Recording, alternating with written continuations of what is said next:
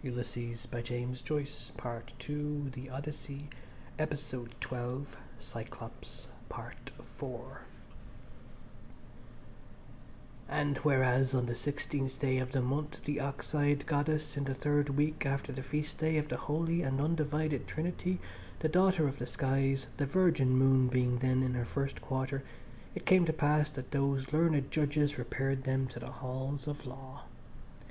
There Master Courtenay, sitting in his own chamber, gave his rede, and Master Justice Andrews, sitting without a jury in the probate court, weighed well and pondered the claim of the first chargeant upon the property in the matter of the well propounded and final testamentary disposition in re the real and personal estate of the late lamented Jacob Halliday, vintner, deceased, versus Livingstone, an infant of unsound mind, and another.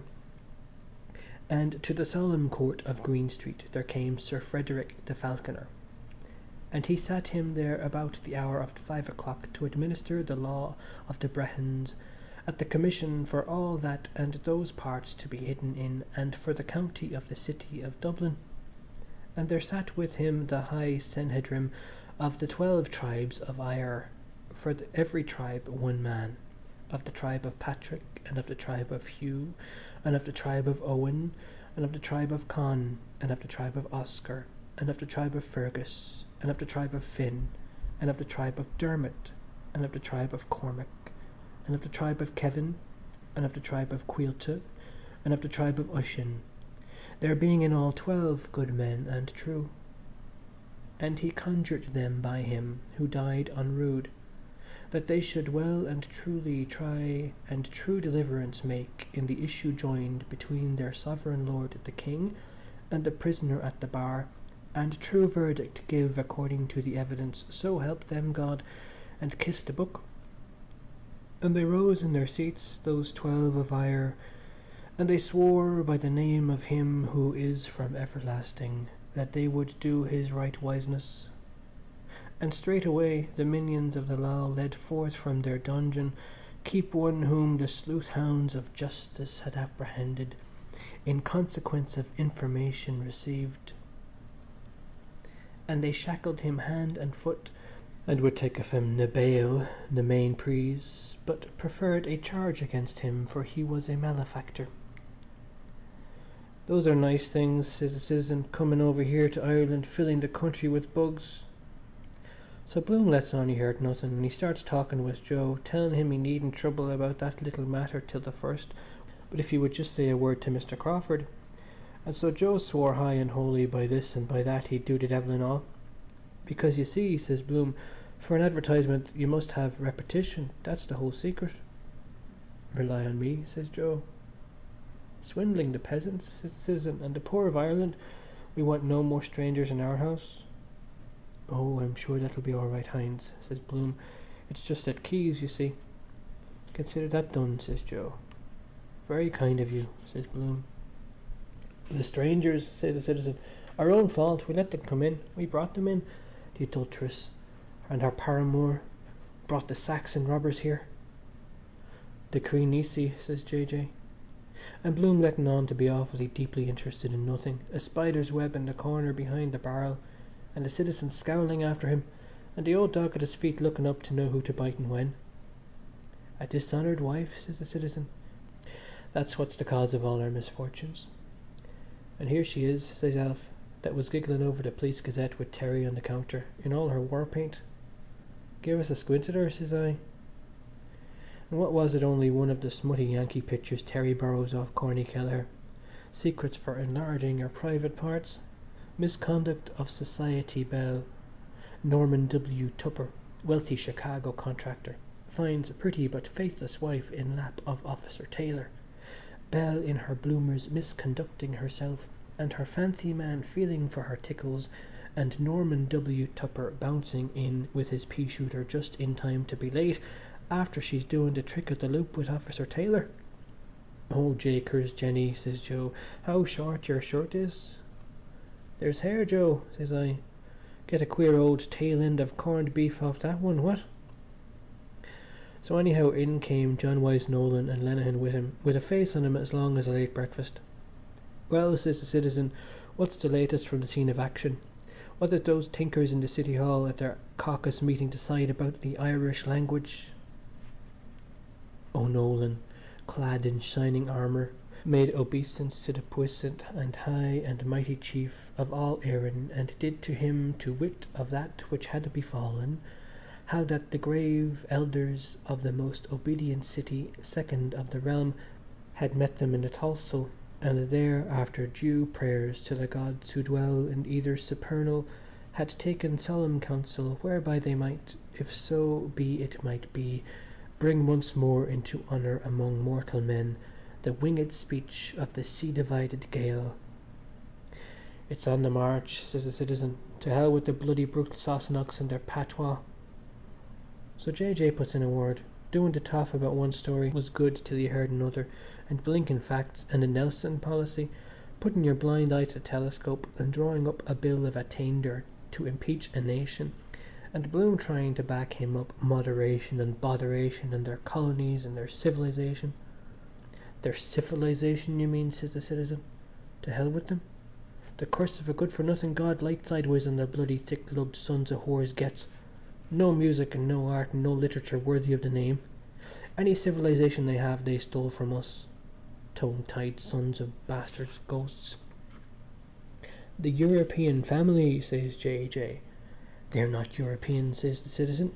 I was in Europe with Kevin Egan of Paris. You wouldn't see a trace of them or their language anywhere in Europe except in a cabinet d'essence.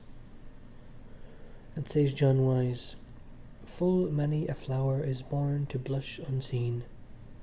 And says Lenehan, that knows a bit of the lingo, conspuer les Anglais, perfide Albion. He said, and then lifted he in his rude, great, brawny, strengthy hands the meader of dark, strong, foamy ale, and, uttering his tribal slogan, L'homme d'arre gabu, he drank to the undoing of his foes, a race of mighty, valorous heroes, rulers of the waves, who sit on thrones of alabaster, silent as the deathless gods. What's up with you? Says I to Lenehan. You look like a fellow that had lost a bob and found a tanner. Gold Cup, says he. Who won, Mr. Lenehan? Says Terry. Throw away, says he, a 20-1, a rank outsider, and the rest nowhere. And Base's mare, says Terry. Still running, says he. We're all in a cart. Boylan plunged £2 on my tip sceptre for himself and a lady friend. I had half a crown myself, says Terry, on Zinfandel that Mr. Flynn gave me. Lord Howard de Walden's. 20-1, says Lenehan. Such is life in an outhouse. Throw away, says he. Takes the biscuit and talking about bunions. Frailty thy name is sceptre. So he went over to the biscuit tin Bob Doran left to see if there was anything he could lift on a nod. The old cur after him, back in his luck with his mangy snout up. Old Mother Hubbard went to the cupboard. Not there, my child, says he. Keep your pecker up, says Joe. She'd have won the money only for the other dog. And J.J. and the citizen arguing about law and history with Bloom sticking in an odd word. Some people, says Bloom, can see the mote in others' eyes, but they can't see the beam in their own. Ramesh, says the citizen, there's no one as blind as the fellow that won't see, if you know what that means. Where are our missing 20 millions of Irish should be here today instead of 4? Our lost tribes, and our potteries and textiles, the finest in the whole world, and our wool that was sold in Rome in the time of Juvenal, and our flax and our damask from the looms of Antrim, and our Limerick lace, our tanneries and our white flint glass down there by Ballybow, and our Huguenot poplane that we have since Jacquard de Leon, and our woven silk and our Foxford tweeds and ivory raised point from the Carmelite convent in New Ross. Nothing like that in the whole wide world. Where are the Greek merchants that came through the Pillars of Hercules, the Gibraltar now grabbed by the foe of mankind, with gold and Tyrian purple to sell in Wexford at the fair of Carmen? Read Tacitus and Ptolemy, even Giraldus Cambrensis, wine, peltries, Connemara marble, silver from Tipperary, second to none. Our far-famed horses even today, the Irish hobbies, with King Philip of Spain offering to pay customs duties for the right to fish in our waters. What do the Yellow Johns of Anglia owe us for our ruined trade and our ruined hearts? And the bed of the Barrow and Shannon they won't deepen with millions of acres of marsh and bog to make us all die of consumption." "As treeless as Portugal will be soon," says John Wyse, "or Heligoland, with its one tree, if something is not done to reafforest the land. Larches, firs, all the trees of the conifer family are going forest. I was reading a report of Lord Castletown's." "Save them," says the citizen, "the giant ash of Galway and the chieftain elm of Kildare with a 40-foot bole and an acre of foliage. Save the trees of Ireland for the future men of Ireland on the fair hills of Eire. Oh, Europe has its eyes on you," says Lenihan.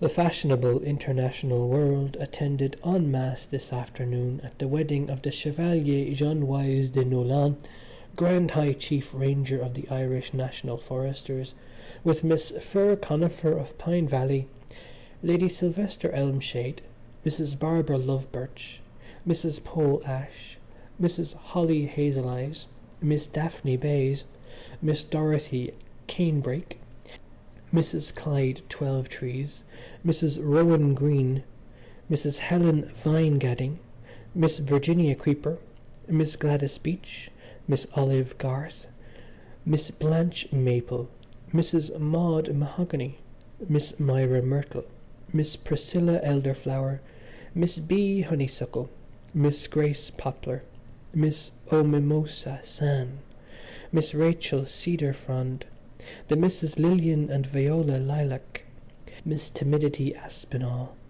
Miss Kitty Dewey Moss, Miss May Hawthorne, Miss Gloriana Palm, Miss Liliana Forrest, Mrs. Arabella Blackwood and Mrs. Norma Hollyoake of Oakhome Regis graced the ceremony by their presence.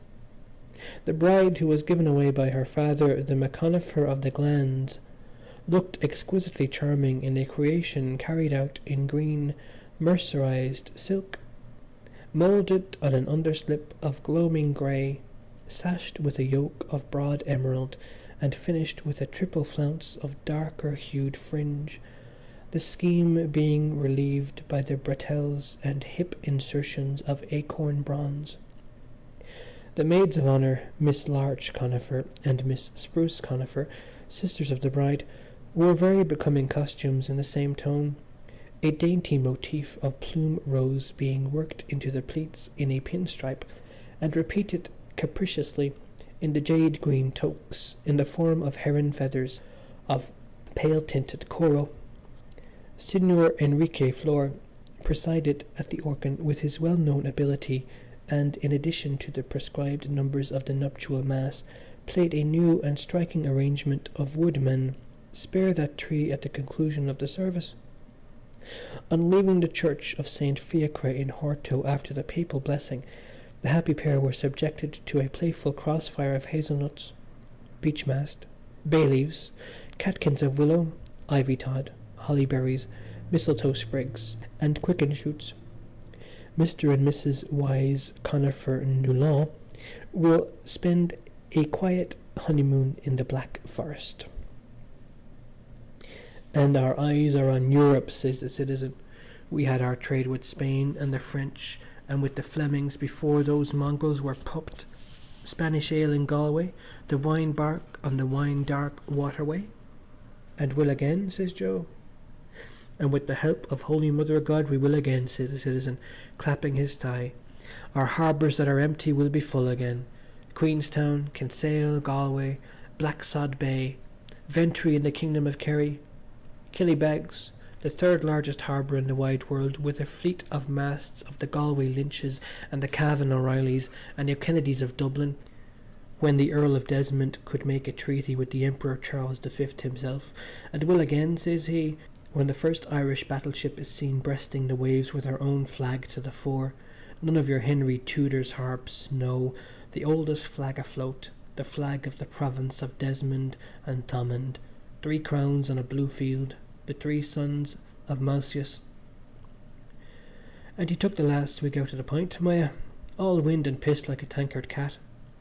"Cows in Connacht have long horns, as much as his bloody life is worth to go down and address his tall talk to the assembled multitude in Shanagolden, where he daren't show his nose with the Molly Maguires looking for him to let daylight through him for grabbing the holding of an evicted tenant. Hear, hear to that, says John Wise. What will you have? An imperial yeomanry, says Lenehan, to celebrate the occasion. Half one, Terry, says John Wise, and a hands up. Terry, are you asleep? Yes, sir, says Terry. Small whisky and a bottle of Allsop. Right, sir. Hanging over the bloody paper with Alf looking for spicy bits instead of attending to the general public. Picture of a butting match, trying to crack their bloody skulls, one chap going for the other with his head down like a bull at a gate, and another one, Black Beast, burned in Omaha, Georgia. A lot of Deadwood dicks in slouch hats and they firing at a sambo strung up at a tree with his tongue out and a bonfire under him. Gob, they ought to drown him in the sea and after and electrocute and crucify him to make sure of their job. But what about the fighting navy, says Ned, that keeps our foes at bay? I'll tell you what about it, says the citizen. Hell upon earth it is. Read the revelations that's going on in the papers about flogging on the training ships at Portsmouth. The fellow writes that calls himself Disgusted One. And he starts telling us about corporal punishment and about the crew of tars and officers and rear admirals drawn up in cocked hats and the parson with his Protestant Bible to witness punishment and the young lad brought out howling for his ma and they tie him down on the butted end of a gun. A rumpant dozen, says the citizen, was what that old ruffian Sir John Beresford called it, but the modern God's Englishman calls it caning on the breech. And says John Wise, 'tis a custom more honoured in the breach than in the observance. Then he was telling us the master-at-arms comes along with a long cane and he draws out and he flogs the bloody backside off of the poor lad till he yells "Meal a murder." That's your glorious British Navy, says the citizen, that bosses the earth. The fellows that never will be slaves, with the only hereditary chamber on the face of God's earth and their land in the hands of a dozen game hogs and cotton ball barons. That's the great empire they boast about of drudges and whipped serfs. On which the sun never rises, says Joe. And the tragedy of it is, says the citizen, they believe it. The unfortunate yahoos believe it.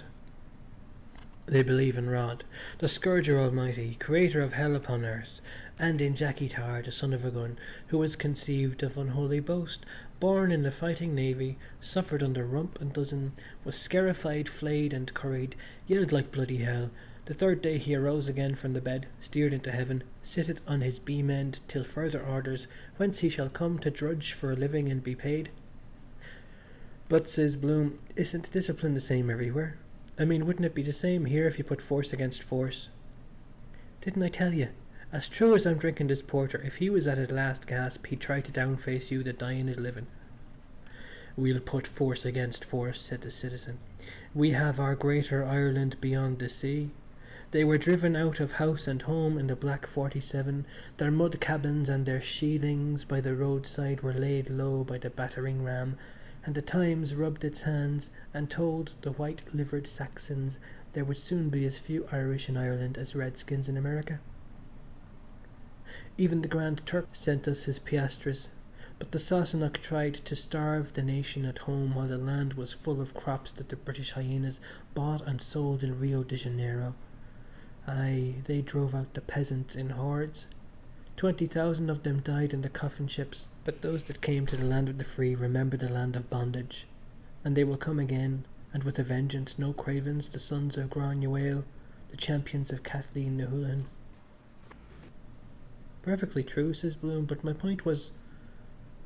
We are a long time waiting for that day, citizen, says Ned, since the poor old woman told us that the French were on the sea and landed at Killala. Aye, says John Wise, we'd fought for the Royal Stuarts that reneged us against the Williamites and they betrayed us. Remember Limerick and the broken treaty stone. We gave our best blood to France and Spain, the wild geese. Fontenoy, and Sarsfield and O'Donnell, the Duke of Tetuan in Spain, and Ulysses Brown of Camus that was Field Marshal to Maria Theresa. But what did we ever get for it? The French, says the citizen. Set of dancing masters. Do you know what it is? They were never worth a roasted fart to Ireland. Aren't they trying to make an andante cordiale now at Taipei's dinner party with perfidious Albion? Firebrands of Europe, and they always were. Conspuez les Français, says Lenehan, nobbling his beer. And as for the Prussians and the Hanoverians, says Joe, haven't we had enough of those sausage-eating bastards on the throne, from George the Elector down to the German lad and the flatulent old bitch that's dead? Jesus, I had to laugh at the way he came out with that about the old one, and the winkers on her, blind drunk in her royal palace every night of God, old Vic, with her jorum of Mountain Dew and her coachman carting her up body and bones to roll her into bed, and she pulling him by the whiskers and singing him old bits of songs about Erin on the Rhine and come where the booze is cheaper. Well, says JJ, we have Edward the Peacemaker now. Tell that to a fool, says the citizen. There's a bloody sight more pox than pax about that boyo. Edward Guelph Wetton. And what do you think, says Joe, of the holy boys, the priests and the bishops of Ireland doing up his room in Maynooth in his satanic majesty's racing colours, and sticking up pictures of all the horses his jockeys rode, the Earl of Dublin no less. They ought to have stuck up all the women he rode himself, says little Alf. And says JJ, considerations of space influenced their lordship's decision. Will you try another, citizen, says Joe. Yes, sir, says he, I will. You, says Joe. Beholden to you, Joe, says I. May your shadow never grow less. Repeat that dose, says Joe. Bloom was talking and talking with John Wyse, and he quite excited, with his dun duckety mud-coloured mug on him and his old plum eyes rolling about. Persecution, says he, all the history of the world is full of it, perpetuating national hatred among nations. But do you know what a nation means, says John Wyse. Yes, says Bloom. What is it, says John Wyse. A nation, says Bloom. A nation is the same people living in the same place. By God, 10, says Ned, laughing. If that's so, I'm a nation, for I'm living in the same place for the past 5 years. So of course everyone had to laugh at Bloom, and says he trying to muck out of it, or also living in different places. That covers my case, says Joe. What is your nation, if I may ask, says the citizen. Ireland, says Bloom. I was born here, Ireland. The citizen said nothing, only cleared the spit out of his gullet, and gob he spat a red bank oyster out of him right in the corner. After you with the push, Joe, says he, taking out his handkerchief to swab himself dry. Here you are, citizen, says Joe. Take that in your right hand and repeat after me the following words. The much treasured and intricately embroidered ancient Irish face cloth attributed to Solomon of Droma and Manus Tamaltach Og MacDonagh, authors of the Book of Ballymote, was then carefully produced and called forth prolonged admiration. No need to dwell on the legendary beauty of the corner pieces, the acme of art, wherein one can distinctly discern each of the four evangelists in turn, presenting to each of the four masters his evangelical symbol, a bog oak sceptre, a North American puma, a far nobler king of beasts than the British article, be it said in passing, a Kerry calf, and a golden eagle from Carrauntoohil. The scenes depicted on the emunctory field, showing our ancient duns and rats, and cromlechs and greenons, and seats of learning, and maledictive stones, are as wonderfully beautiful, and the pigments as delicate as when the Sligo illuminators gave free rein to their artistic fantasy long, long ago, in the time of the Barmecides, Glendalough, the lovely lakes of Killarney, the ruins of Clonmacnoise, Cong Abbey, Glen Ena, and the 12 Pins, Ireland's Eye, the green hills of Tala, Croagh-Patrick, the brewery of Messrs Arthur Guinness, Son and Company Limited, Loch Ness Banks, the Vale of Avoca, Isolde's Tower, the Mappus Obelisk, Sir Patrick Dunn's Hospital, Cape Clear, the Glen of Aherlow, Lynch's Castle, the Scotch House, Rathdown Union Workhouse at Loughlinstown, Tullamore Jail, Castle Conall Rapids, Kilballymacshoonakill, the Cross at Monaster Boyce, Jury's Hotel, St Patrick's Purgatory, the Salmon Leap, Maynooth College Refectory, Curly's Hole, the 3 birthplaces of the first Duke of Wellington, the Rock of Cashel, the Bog of Allen, the Henry Street Warehouse, Fingal's Cave. All these moving scenes are still there for us today, rendered more beautifully still by the waters of sorrow which have passed over them, and by the rich incrustations of time. End of section 26.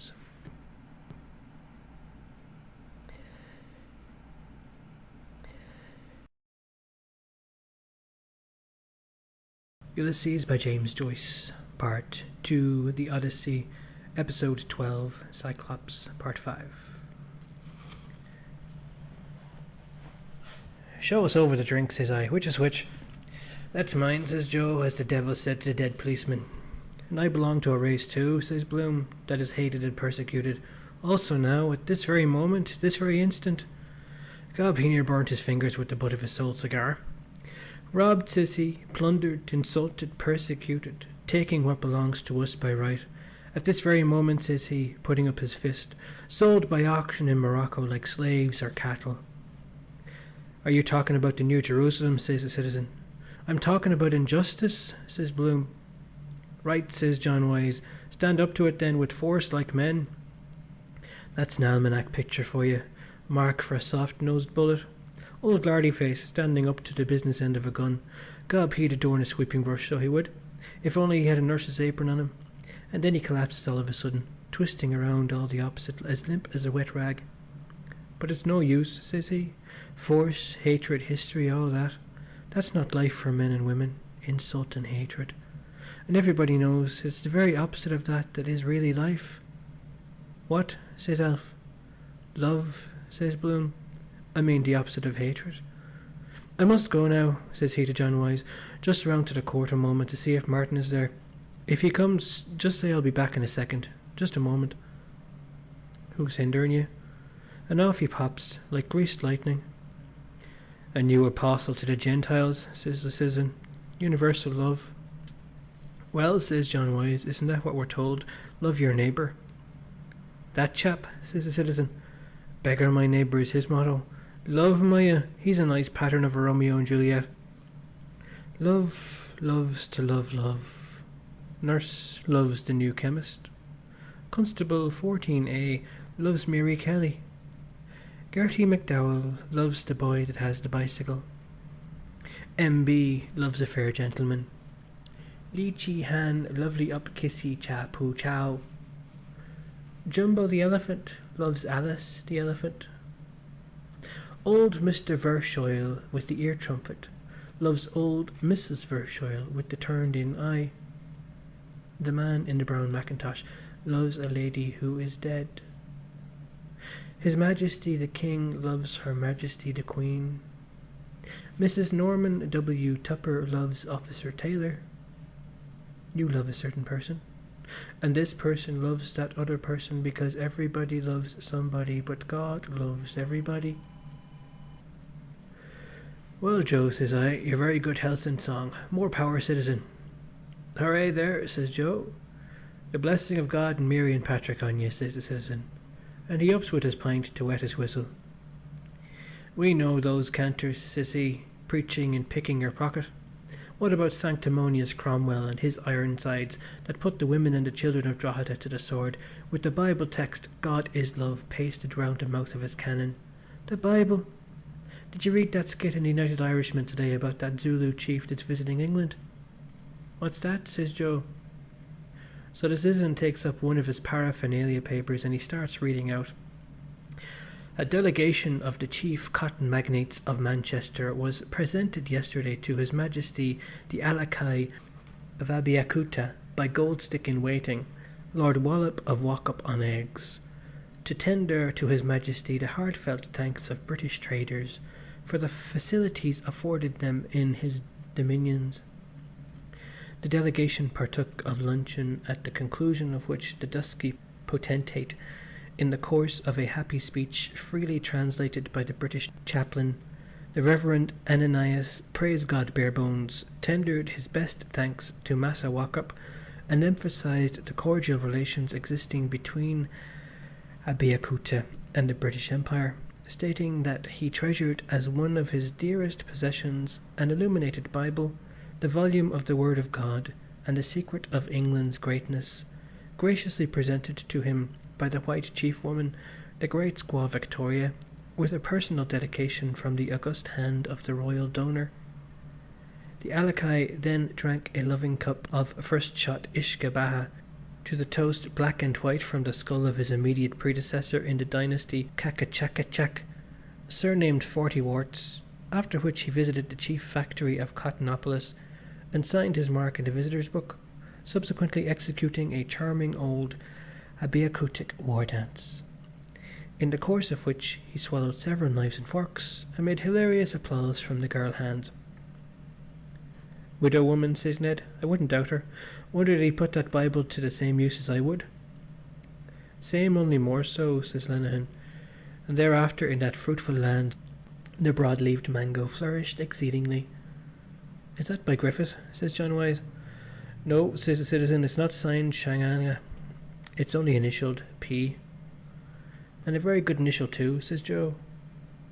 "That's how it's worked," says the citizen. "Trade follows the flag." "Well," says JJ, "if they're any worse than those Belgians in the Congo Free State they must be bad. Did you read that report by the man, what's this his name is?" "Casement," says the citizen. "He's an Irishman." "Yes, that's the man," says JJ. "Raping the women and the girls and flogging the natives on the belly to squeeze all the red rubber they can out of them." "I know where he's gone," says Lillian, cracking his fingers. "Who?" says I. "Bloom," says he. "The courthouses are blind. He had a few bob and throw away and he's gone to gather in the shekels." "Is it that white-eyed Kaffir," says the citizen, "that never backed a horse in anger in his life?" "That's where he's gone," says Lenihan. "I met Bantam Lyons going to back that horse, only I put him off it, and he told me Bloom gave him the tip. Bet you what you like he has 100 shillings to 5 on. He's the only man in Dublin has it. A dark horse." "He's a bloody dark horse himself," says Joe. "Mind, Joe," says I.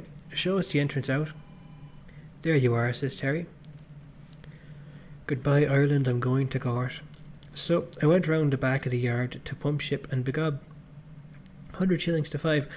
While I was letting off my throwaway 20 to letting off my load, gob, says I to myself. I knew he was uneasy in his 2 pints off of Joe and 1 in Slattery's off, in his mind to get the mark to 100 shillings is 5 quid. And when they were in the dark horse, Pisser Burke was telling me card party and letting on the child was sick. Gob must have done about a gallon. Flabby arse of a wife speaking down the tube. She's better or she's... Ow. All a plan so he could vamoose with the pool if he won or... Jesus, full up I was. Trading without a licence. Ow. Ireland, my nation, says he. Hoik, fstook. Never be up to those bloody... There's the last of it. Jerusalem. Ah, cuckoos. So anyway, when I got back they were at it ding-dong, John Wise saying it was Bloom gave the ideas for Sinn Féin to Griffith to put in his paper, all kinds of gerrymandering, packed juries and swindling the taxes off of the government and appointing consuls all over the world to walk about selling Irish industries, robbing Peter to pay Paul. Gob, that puts the bloody kibosh on it. If old Sloppy Eyes is mucking up the show, give us a bloody chance. God save Ireland from the likes of that bloody mouseabout.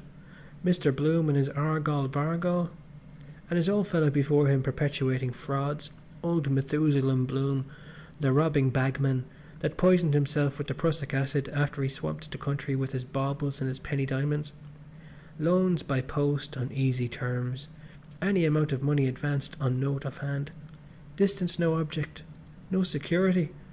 Gob, he's like Lanty McHale's goat that'd go a piece of the road with every one.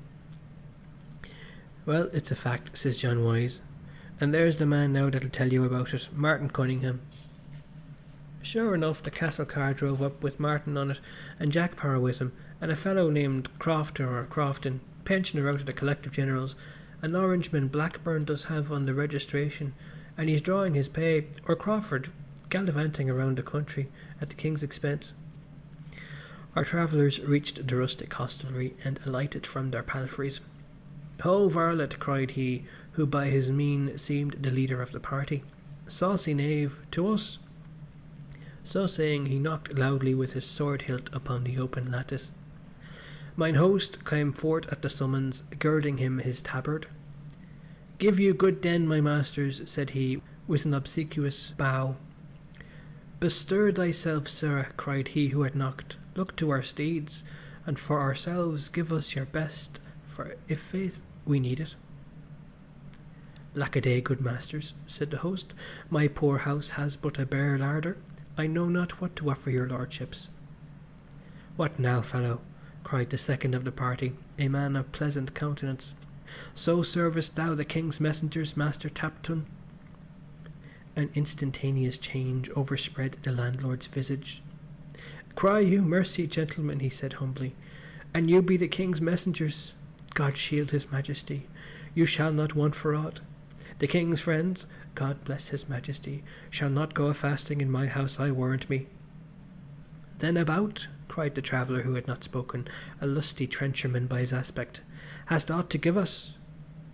Mine host bowed again as he made answer, "What say you, good masters, to a squab pigeon pasty, some collops of venison, a saddle of veal, widgeon with crisp hog's bacon, a boar's head with pistachios, a basin of jolly custard, a medlar tansy, and a flagon of old Rhenish?" "Gadzooks," cried the last speaker, "that likes me well. Pistachios."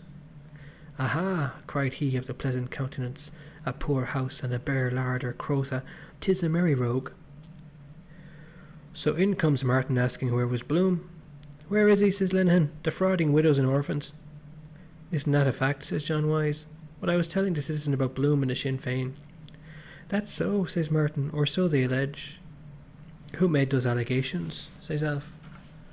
"I," says Joe, "I am the alligator." "And after all," says John Wise, "why can't a Jew love his country like the next fellow?" "Why not?" says JJ, "when he's quite sure which country it is." "Is he a Jew or a Gentile or a Holy Roman or a swaggler or what the hell is he?" says Ned. "Or who is he? No offence, Crofton." "Who is Junius?" says JJ. "We don't want him," says Crofter, the Orangeman or Presbyterian. "He's a perverted Jew," says Martin, "from a place in Hungary, and it was he drew up all the plans according to the Hungarian system. We know that in the castle." "Isn't he a cousin of Bloom the dentist?" says Jack Power. "Not at all," says Martin, "only namesakes. His name was Virag, the father's name that poisoned himself. He changed it by deed poll, the father did." "That's the new Messiah for Ireland," says the citizen. "Ireland of saints and sages." "Well, they're still waiting for their Redeemer," says Martin. "For that matter, so are we." "Yes," says JJ, "and every male that's born they think it may be their Messiah, and every Jew is in a tall state of excitement, I believe, till he knows if he's a father or a mother." "Expecting every moment will be his next," says Lenihan. "Oh, by God," says Ned, "you should have seen Bloom before that son of his that died was born. I met him one day in the South City markets buying a tin of Neve's food 6 weeks before the wife was delivered." "En ventre sa mère," says JJ. "Do you call that a man?" says the citizen. "I wonder did he ever put it out of sight," says Joe. "Well, there were 2 children born anyhow," says Jack Power.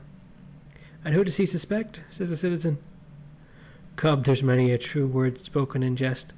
One of those mixed middlings he is. Lying up in the hotel pisser was telling me once a month with a headache like a totty with her courses. Do you know what I'm telling you? It'd be an act of God to take a hold of a fellow the like of that and throw him in the bloody sea. Justifiable homicide, so it would. Then sloping off with his 5 quid without putting up a pint of stuff like a man.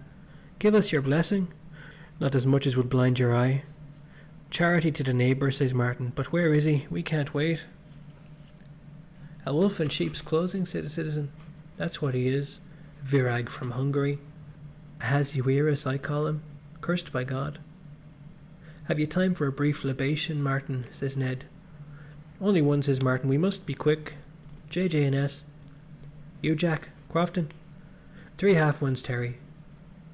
"St. Patrick would want to land again in Ballykinder and convert us," says the citizen, "after allowing things like that to contaminate our shores." "Well," says Martin, rapping for his glass, "God bless all here is my prayer." "Amen," says the citizen. "And I'm sure he will," says Joe.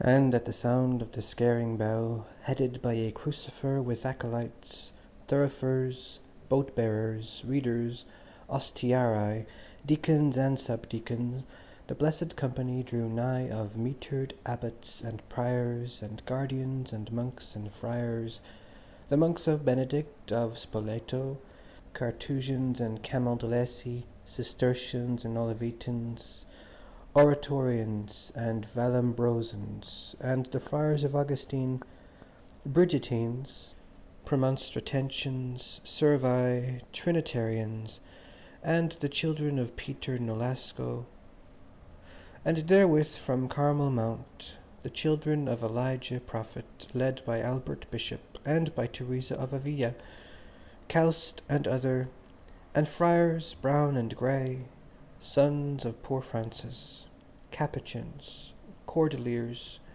Minimies and Observants, and the daughters of Clara, and the sons of Dominic, the friars preachers, and the sons of Vincent, and the monks of St. Wolstan, and Ignatius's children, and the confraternity of all the Christian brothers, led by the Reverend Brother Edmund Ignatius Rice. And after came all the saints and martyrs, virgins and confessors, St. Cyr and St. Isidore Arator, and St. James the Less, and St. Phocas of Sinope, and St. Julian Hospitator, and St. Felix the Cantelese, and St. Simon Stylites, and St. Stephen Protomartyr, and St. John of God, and St. Ferreol, and St. Lugard, and St. Theodotus, and St. Volmar, and St. Richard, and St. Vincent de Paul, and St. Martin of Todi, and St. Martin of Tours, and St. Alfred, and St. Joseph, and St. Denis, and St. Cornelius, and St. Leopold, and St. Bernard, and St. Terence, and St. Edward, and St. Owen Caniculus, and St. Anonymous, and St. Eponymous, and St. Pseudonymous, and St. Homonymus, and St. Paronymus, and St. Synonymous, and St. Lawrence O'Toole, and St. James of Dingle, and Compostela, and St. Columkill, and St. Columba, and St. Celestine, and St. Coleman, and St. Kevin, and St. Brendan, and St. Frigidian, and St. Sinan, and St. Facta, and St. Columbanus, and St. Gall, and St. Fursey, and St. Fintan, and St. Fiacre, and St. John Nepomuc, and St. Thomas Aquinas, and St. Ives of Brittany, and St. Michan, and St. Herman Joseph, and the three patrons of holy youth, St. Aloysius Gonzaga, St. Stanislaus Kostka, and St. John Birchmans, and the saints Gervasius, Servasius, and Bonifacius, and St. Bride, and St. Kiernan, and St. Canis of Kilkenny, and St. Jarlath of Tuam, and St. Finbar, and St. Papin of Ballymun, and Brother Aloysius Pacificus, and Brother Louis Bellicosus, and the saints Rose of Lima, and of Viterbo, and St. Martha of Bethany, and St. Mary of Egypt, and St. Lucy, and St. Bridget, and St. Attracta, and St. Dimpna, and St. Ita, and St. Marian Calpinus, and the blessed Sister Teresa of the Child Jesus, and St. Barbara, and St. Scholastica, and St. Ursula, with 11,000 virgins. And all came with nimbi and areoles and gloriae, bearing palms and harps, and swords and olive crowns, in robes whereon woven the blessed symbols of their efficacies, inkhorns, arrows, loaves, crosses, fetters, axes, trees, bridges, babes in a bathtub, shells, wallets, shears, keys, dragons, lilies, buckshot, beards, hogs, lamps, bellows, beehives, soup ladles, stars, snakes, anvils, boxes of vaseline, bells, crutches, forceps, stag's horns, watertight boots, hawks, millstones, eyes on a dish, wax candles, aspergills, unicorns.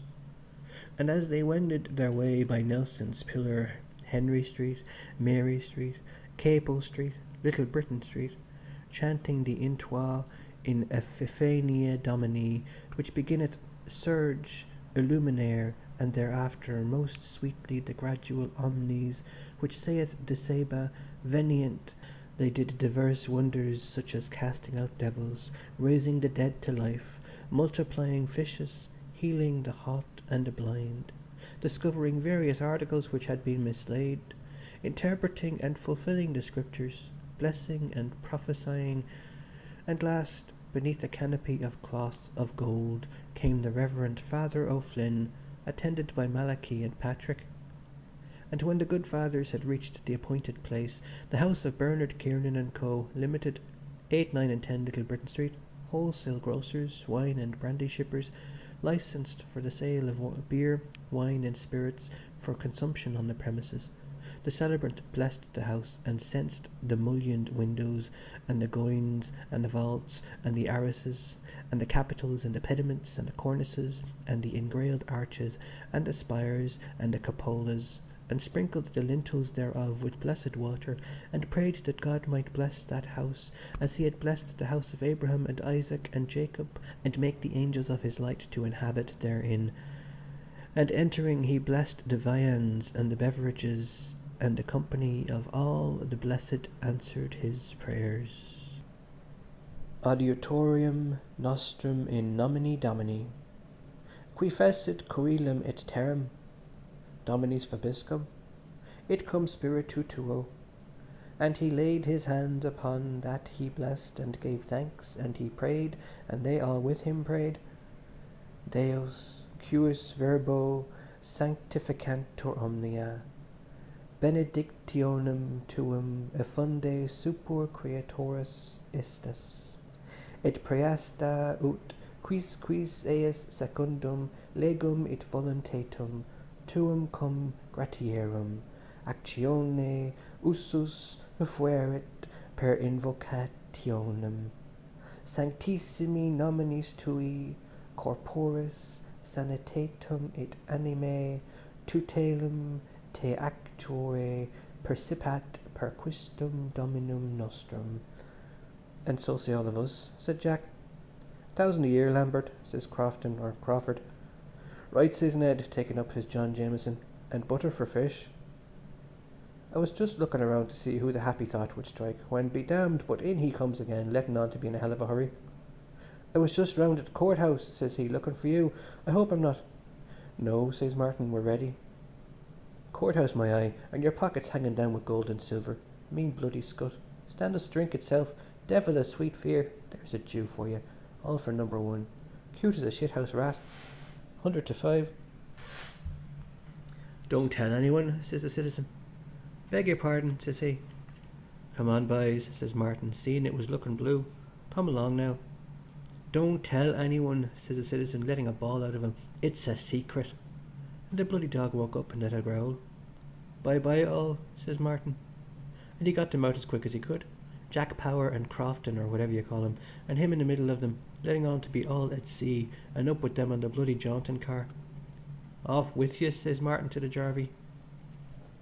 The milk-white dolphin tossed his mane, and, rising in the golden poop, the helmsman spread the bellying sail upon the wind, and stood off forward with all sails set. The spinnaker to larboard, a many comely nymphs drew nigh to starboard and to larboard, and, clinging to the sides of the noble bark, they linked their shining forms as doth the cunning wheelwright when he fashions about the heart of his wheel the equidistant rays whereof each one is sister to another, and he binds them all with an outer ring, and giveth speed to the feet of men whenas they ride to a hosting, or contend for the smile of ladies fair. Even so did they come and set them those willing nymphs, the undying sisters, and they laughed, sporting in a circle of their foam, and the bark clave the waves. But begob, I was just lowering the heel of the summer evening had begun to fold the world in its mysterious embrace.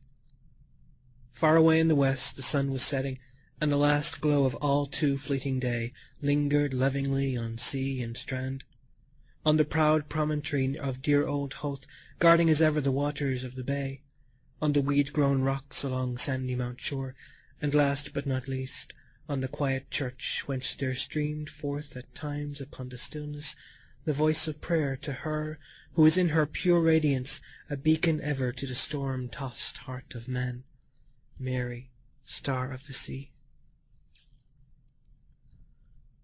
The 3 girl-friends were seated on the rocks, enjoying the evening scene and the air, which was fresh but not too chilly. Many a time and oft were they wont to come there to that favourite nook to have a cosy chat beside the sparkling waves and discuss matters feminine. Cissy Caffrey and Edie Boardman, with the baby in the push-car, and Tommy and Jackie Caffrey, two little curly-headed boys, dressed in sailor suits with caps to match, and the name HMS Belle-Isle printed on both. For Tommy and Jackie Caffrey were twins, scarce 4 years old, and very noisy and spoiled twins sometimes, but for all that darling little fellows with bright, merry faces and endearing ways about them. They were dabbling in the sand with their spades and buckets, building castles as children do, or playing with their big coloured ball, happy as the day was long. And Edie Boardman was rocking the chubby baby to and fro in the push-car, while that young gentleman fairly chuckled with delight. He was but 11 months and 9 days old, and though still a tiny toddler, was just beginning to lisp his first babyish words. Cissy Caffrey bent over to him to tease his fat little plucks and the dainty dimple in his chin. "Now, baby," Cissy Caffrey said, "say out big, big, I want a drink of water." And baby prattled after her, "A jink, a drink, a jobble." Cissy Caffrey cuddled the wee chap, for she was awfully fond of children, so patient with little sufferers, and Tommy Caffrey could never be got to take his castor oil unless it was Cissy Caffrey that held his nose and promised him the scatty heel of the loaf or brown bread with the golden syrup on. What a persuasive power that girl had! But to be sure, baby Boardman was as good as gold, a perfect little dote in his new fancy bib. None of your spoilt beauties, Flora McFlimsy sort, was Cissy Caffrey. A truer hearted lass never drew the breath of life, always with a laugh in her gypsy-like eyes and a frolicsome word on her cherry-ripe red lips, a girl lovable in the extreme. And Edie Boardman laughed too at the quaint language of little brother. But just then there was a slight altercation between Master Tommy and Master Jackie. Boys will be boys, and our two twins were no exception to this golden rule. The apple of discord was a certain castle of sand which Master Jackie had built, and Master Tommy would have it right go wrong that it was to be architecturally improved by a front door like the Mortello Tower had. But if Master Tommy was headstrong, Master Jackie was self-willed too, and true to the maxim that every little Irishman's house is his castle, he fell upon his hated rival, and to such purpose that the would-be assailant came to grief, and alas, to relate the coveted castle too. Needless to say, the cries of discomfited Master Tommy drew the attention of the girl friends. "Come here, Tommy," his sister called imperatively. "At once, and you, Jackie, for shame to throw poor Tommy in the dirty sand. Wait till I catch you for that." His eyes misty with unshed tears, Master Tommy came at her call, for their big sister's word was law with the twins. And in a sad plight he was too after his misadventure. His little man-o'-war top and unmentionables were full of sand, but Cissy was a past mistress in the art of smoothing over life's tiny troubles, and very quickly not one speck of sand was to be seen on his smart little suit. Still the blue eyes were glistening with hot tears that would well up, so she kissed away the hurtness and shook her hand at Master Jackie the culprit, and said if she was near him she wouldn't be far from him, her eyes dancing in admonition. "Nasty, bold Jackie!" she cried. She put an arm round the little mariner and coaxed winningly. "What's your name? Butter and cream?" "Tell us who is your sweetheart," spoke Edie Boardman. "Is Cissy your sweetheart?" "No," tearful Tommy said. "Is Edie Boardman your sweetheart?" Cissy queried. "No," Tommy cried. "I know," Edie Boardman said none too amiably, with an arch glance from her short-sighted eyes. "I know who is Tommy's sweetheart. Gertie is Tommy's sweetheart." "No," Tommy said, on the verge of tears. Cissy's quick mother-wit guessed what was amiss, and she whispered to Edie Boardman to take him there behind the push-car where the gentleman couldn't see, and to mind he didn't wet his new tan shoes. But who was Gertie? Gertie McDowell, who was seated near her companions, lost in thought, gazing far away into the distance, was in very truth as fair a specimen of winsome Irish girlhood as one could wish to see. She was pronounced beautiful by all who knew her, though, as folks often said, she was more a Giltrap than a McDowell. Her figure was slight and graceful, inclining even to fragility, but those iron geloids she had been taking of late had done her a world of good, much better than the Widow Welsh's female pills, and she was much better of those discharges she used to get and that tired feeling. The waxen pallor of her face was almost spiritual in its ivory-like purity, though her rosebud mouth was a genuine Cupid's bow. Greekly perfect. Her hands were of finely veined alabaster, with tapering fingers, and as white as lemon juice and Queen of Ointments could make them, though it was not true that she used to wear kid gloves in bed or take a milk foot bath either. Bertha Supple told that once to Edie Boardman, a deliberate lie, when she was black out at daggers drawn with Gertie. The girl chums had, of course, their little tiffs from time to time, like the rest of mortals, and she told her not to let on, whatever she did, that it was her that told her, or she'd never speak to her again. No, honour where honour is due. There was an innate refinement, a languid, queenly hauteur about Gertie, which was unmistakably evidenced in her delicate hands and high-arched instep. Had kind fate but willed her to be born a gentlewoman of high degree in her own right, and had she only received the benefit of a good education, Gertie MacDowell might easily have held her own beside any lady in the land, and have seen herself exquisitely gowned with jewels on her brow, and patrician suitors at her feet, vying with one another to pay their devoir to her. Mayhap it was this, the love that might have been, that lent to her softly featured face at whiles a look, tense with suppressed meaning, that imparted a strange yearning tendency to the beautiful eyes, a charm few could resist. Why have women such eyes of witchery? Gertie's were of the bluest Irish blue, set off by lustrous lashes and dark, expressive brows. Time was when those brows were not so silkily seductive. It was Madame Vera Verity, dictress of the Woman Beautiful page of the Princess Novelette, who had first advised her to try eyebrow-lin, which gave that haunting expression to the eyes, so becoming in leaders of fashion, and she had never regretted it. Then there was blushing scientifically cured, and how to be tall, increase your height, and you have a beautiful face but your nose. That would suit Mrs. Dignam, because she had a button one. But Gertie's crowning glory was her wealth of wonderful hair. It was dark brown with a natural wave in it. She had cut it that very morning on account of the new moon, and it nestled about her pretty head in a profusion of luxuriant clusters, and pared her nails too, Thursday for wealth. And just now at Edie's words, as a tell-tale flush, delicate as the faintest rose-bloom, crept into her cheeks, she looked so lovely in her sweet girlish shyness that of a surety God's fair land of Ireland did not hold her equal.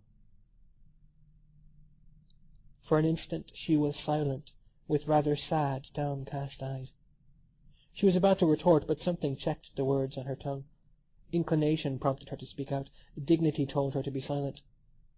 The pretty lips pouted a while, but then she glanced up and broke out into a joyous little laugh, which had in it all the freshness of a young May morning. She knew right well, no one better, what made Squinty Edie say that, because of him cooling in his attentions when it was simply a lover's quarrel. As per usual, someone's nose was out of joint about the boy that had the bicycle off the London Bridge Road, always riding up and down in front of her window. Only now his father kept him in the evenings, studying hard to get an exhibition in the intermediate that was on, and he was going to go to Trinity College to study for a doctor when he left the high school, like his brother W.E. Wiley, who was racing in the bicycle races in Trinity College University. Little recked he, perhaps, for what she felt, the dull aching void in her heart sometimes, piercing to the core. Yet he was young, and perchance he might learn to love her in time. There were Protestants in his family, and of course Gertie knew who came first, and after him the Blessed Virgin, and then Saint Joseph.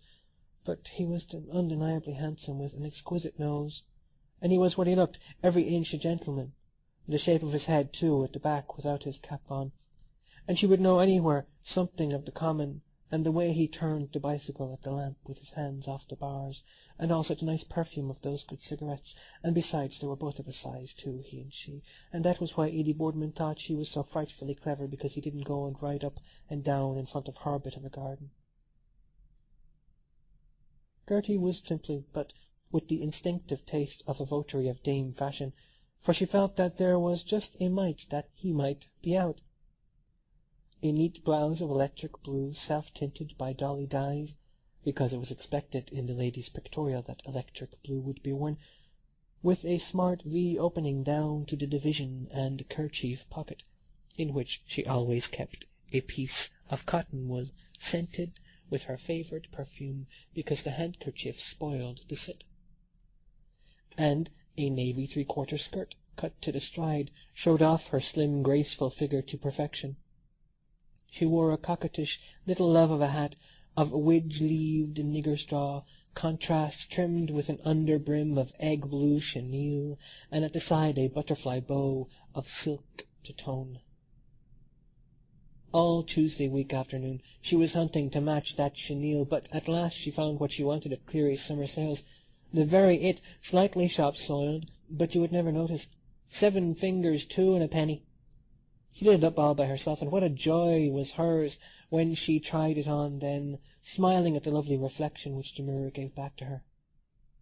And when she put it on the water jug to keep the shape, she knew that that would take the shine out of some people she knew. Her shoes were the newest thing in footwear.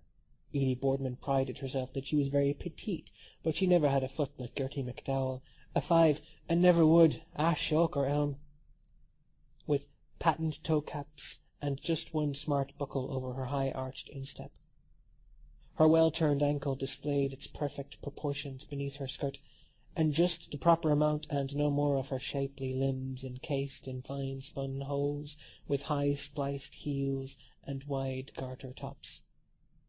As for undies, they were Gertie's chief care, and who that knows the fluttering hopes and fears of sweet 17, though Gertie would never see 17 again, can find it in his heart to blame her?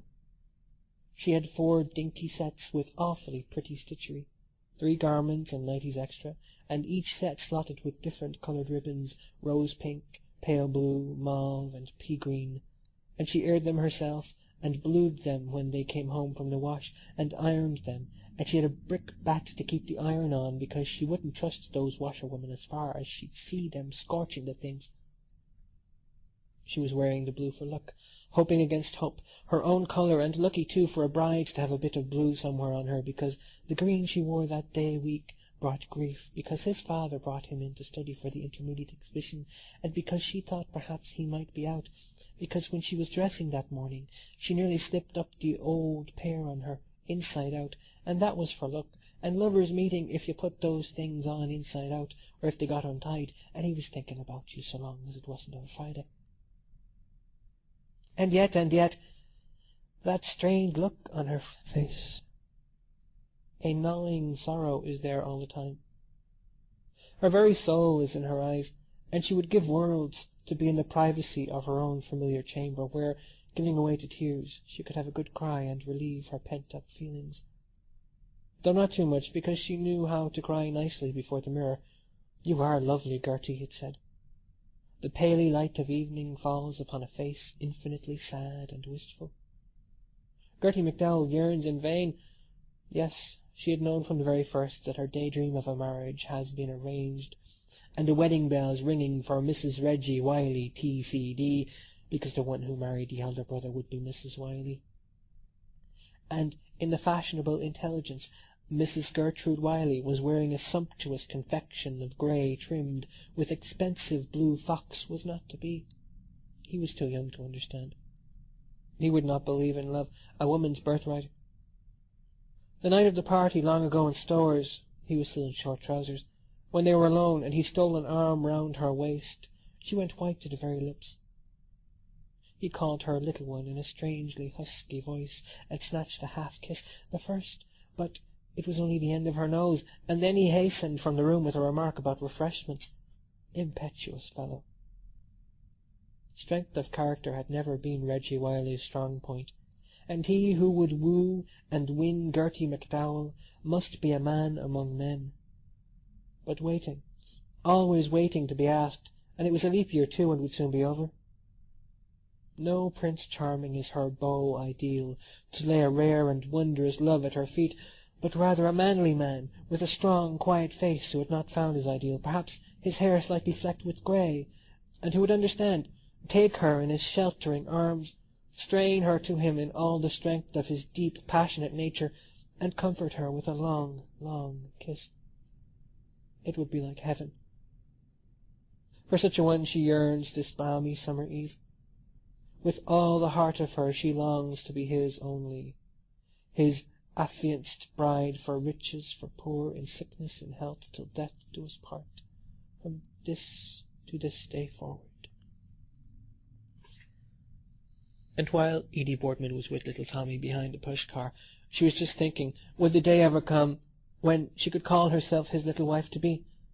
Then they could talk about her till they went blue in the face. Bertha supple too, and Edie, little spitfire, because she would be 22 in November. She would care for him with creature comforts too, for Gertie was womanly wise and knew that a mere man liked that feeling of hominess.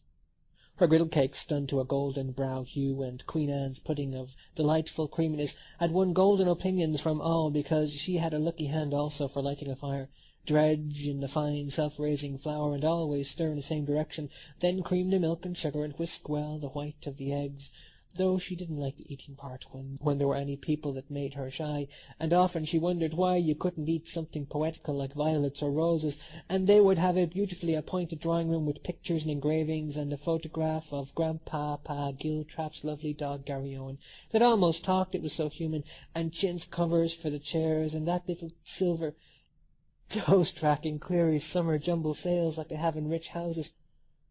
He would be tall, with broad shoulders. She had always admired tall men for a husband, with glistening white teeth under his carefully trimmed, sweeping moustache, and they would go on the continent for their honeymoon, 3 wonderful weeks, and then when they settled down in a nice, snug and cosy little homely house, every morning they would both have brekkie, simple but perfectly served, for their own 2 selves, and before he went out to business he would give his dear little wifey a good hearty hug, and gaze for a moment deep down into her eyes.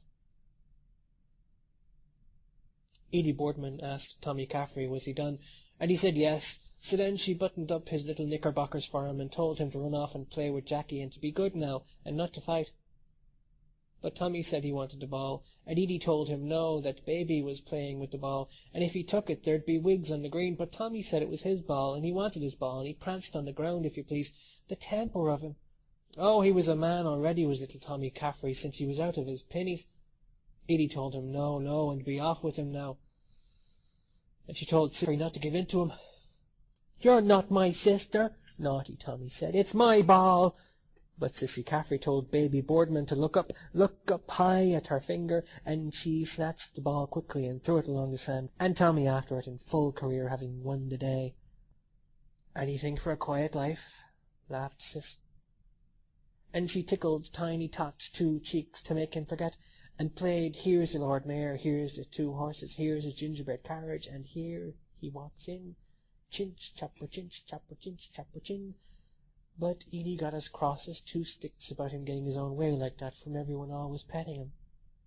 "I'd like to give him something," she said, "so I would, where I won't say." "On the beotty-tum," laughed Sissy merrily. Gertie MacDowell bent down her head and crimsoned at the idea of Sissy saying an unladylike thing like that out loud. She'd be ashamed of her life to say, flushing a deep rosy red, and Edie Boardman said she was sure the gentleman opposite heard what she said, but not a pin cared Sis. "Let him," she said with a pert toss of her head and a piquant tilt of her nose. "Give her to him too in the same place as quick as I'd look at him." End of section 28.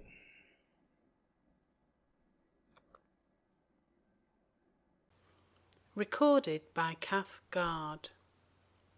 Ulysses by James Joyce, Part 2, The Odyssey, Episode 13, Nausicaa, Part 2. Madcap Sis with the gollywog curls. You had to laugh at her sometimes. For instance, when she asked you would you have some more Chinese tea and jaspberry ram, and when she drew the jugs too, and the men's faces on her nails with red ink make you split your sides, or when she wanted to go where you know she said she wanted to run and pay a visit to the Miss White. That was just like Sissicums. Oh, and will you ever forget her the evening she dressed up in her father's suit and hat, and the burned cork moustache, and walked down Tritonville Road smoking a cigarette? There was none to come up to her for fun. But she was sincerity itself, one of the bravest and truest hearts heaven ever made, not one of your two-faced things, too sweet to be wholesome. And then there came out upon the air the sound of voices and the pealing anthem of the organ. It was the men's temperance retreat, conducted by the missioner, the Reverend John Hughes, S.J., rosary, sermon, and benediction of the most blessed sacrament. They were there gathered together without distinction of social class, and a most edifying spectacle it was to see, in that simple fane beside the waves, after the storms of this weary world, kneeling before the feet of the Immaculate, reciting the litany of Our Lady of Loretto, beseeching her to intercede for them the old familiar words, Holy Mary, Holy Virgin of Virgins. How sad to poor Gertie's ears! Had her father only avoided the clutches of the demon drink by taking the pledge, or those powders the drink habit cured in Pearson's Weekly, she might now be rolling in her carriage second to none.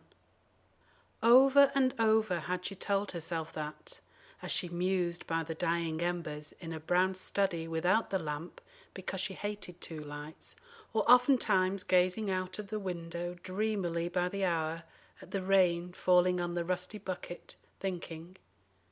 But that vile decoction which has ruined so many hearths and homes had kissed its shadow over her childhood days.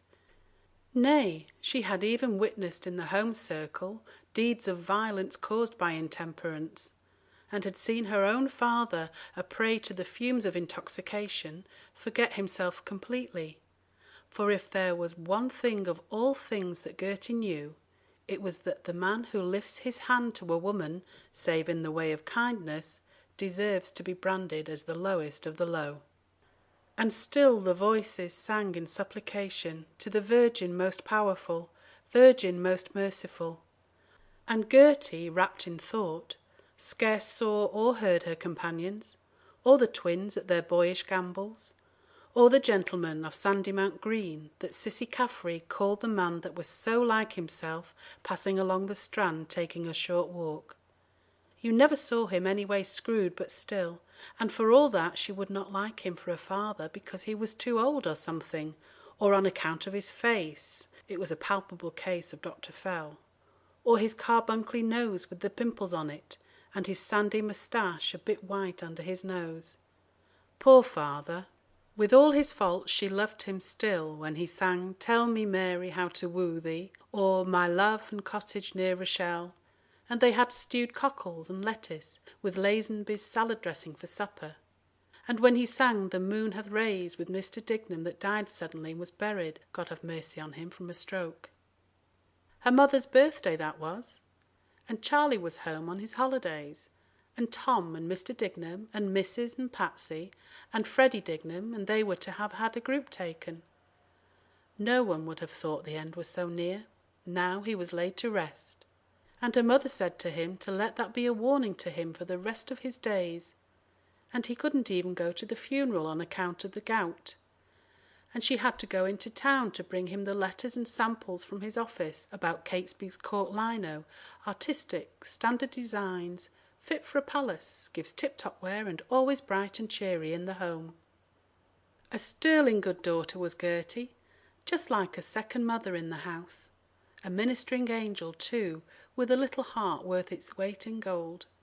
And when her mother had those raging, splitting headaches, who was it rubbed the menthol cone on her forehead but Gertie, though she didn't like her mother's taking pinches of snuff, and that was the only single thing they ever had words about, taking snuff. Everyone thought the world of her for her gentle ways. It was Gertie who turned off the gas at the main every night, and it was Gertie who tacked up on the wall of that place where she never forgot every fortnight the chlorate of lime, Mr. Tanny the grocer's Christmas almanac, the picture of halcyon days, where a young gentleman, in the costume they used to wear then, with a three-cornered hat, was offering a bunch of flowers to his lady-love with old-time chivalry through her lattice window. You could see there was a story behind it. The colours were done something lovely. She was in a soft clinging white, in a studied attitude, and the gentleman was in chocolate, and he looked a thorough aristocrat. She often looked at them dreamily when she went there for a certain purpose, and felt her own arms that were white and soft just like hers, with the sleeves back, and thought about those times, because she had found out in Walker's pronouncing dictionary that belonged to Grandpapa Giltrap about the halcyon days what they meant. The twins were now playing in the most approved brotherly fashion, till at last Master Jacky, who was really as bold as brass, there was no getting behind that, deliberately kicked the ball as hard as ever he could down towards the seaweedy rocks. Needless to say, poor Tommy was not slow to voice his dismay, but luckily the gentleman in black, who was sitting there by himself, came gallantly to the rescue and intercepted the ball. Our two champions claimed their plaything with lusty cries, and to avoid trouble, Cissy Caffrey called to the gentleman to throw it to her, please. The gentleman aimed the ball once or twice, and then threw it up the strand towards Cissy Caffrey, but it rolled down the slope and stopped right under Gertie's skirt near the little pool by the rock. The twins clamoured again for it, and Cissy told her to kick it away and let them fight for it, so Gertie drew back her foot, but she wished their stupid ball hadn't come rolling down to her, and she gave a kick, but she missed, and Edie and Cissy laughed. "If you fail, try again," Edie Boardman said. Gertie smiled assent and bit her lip.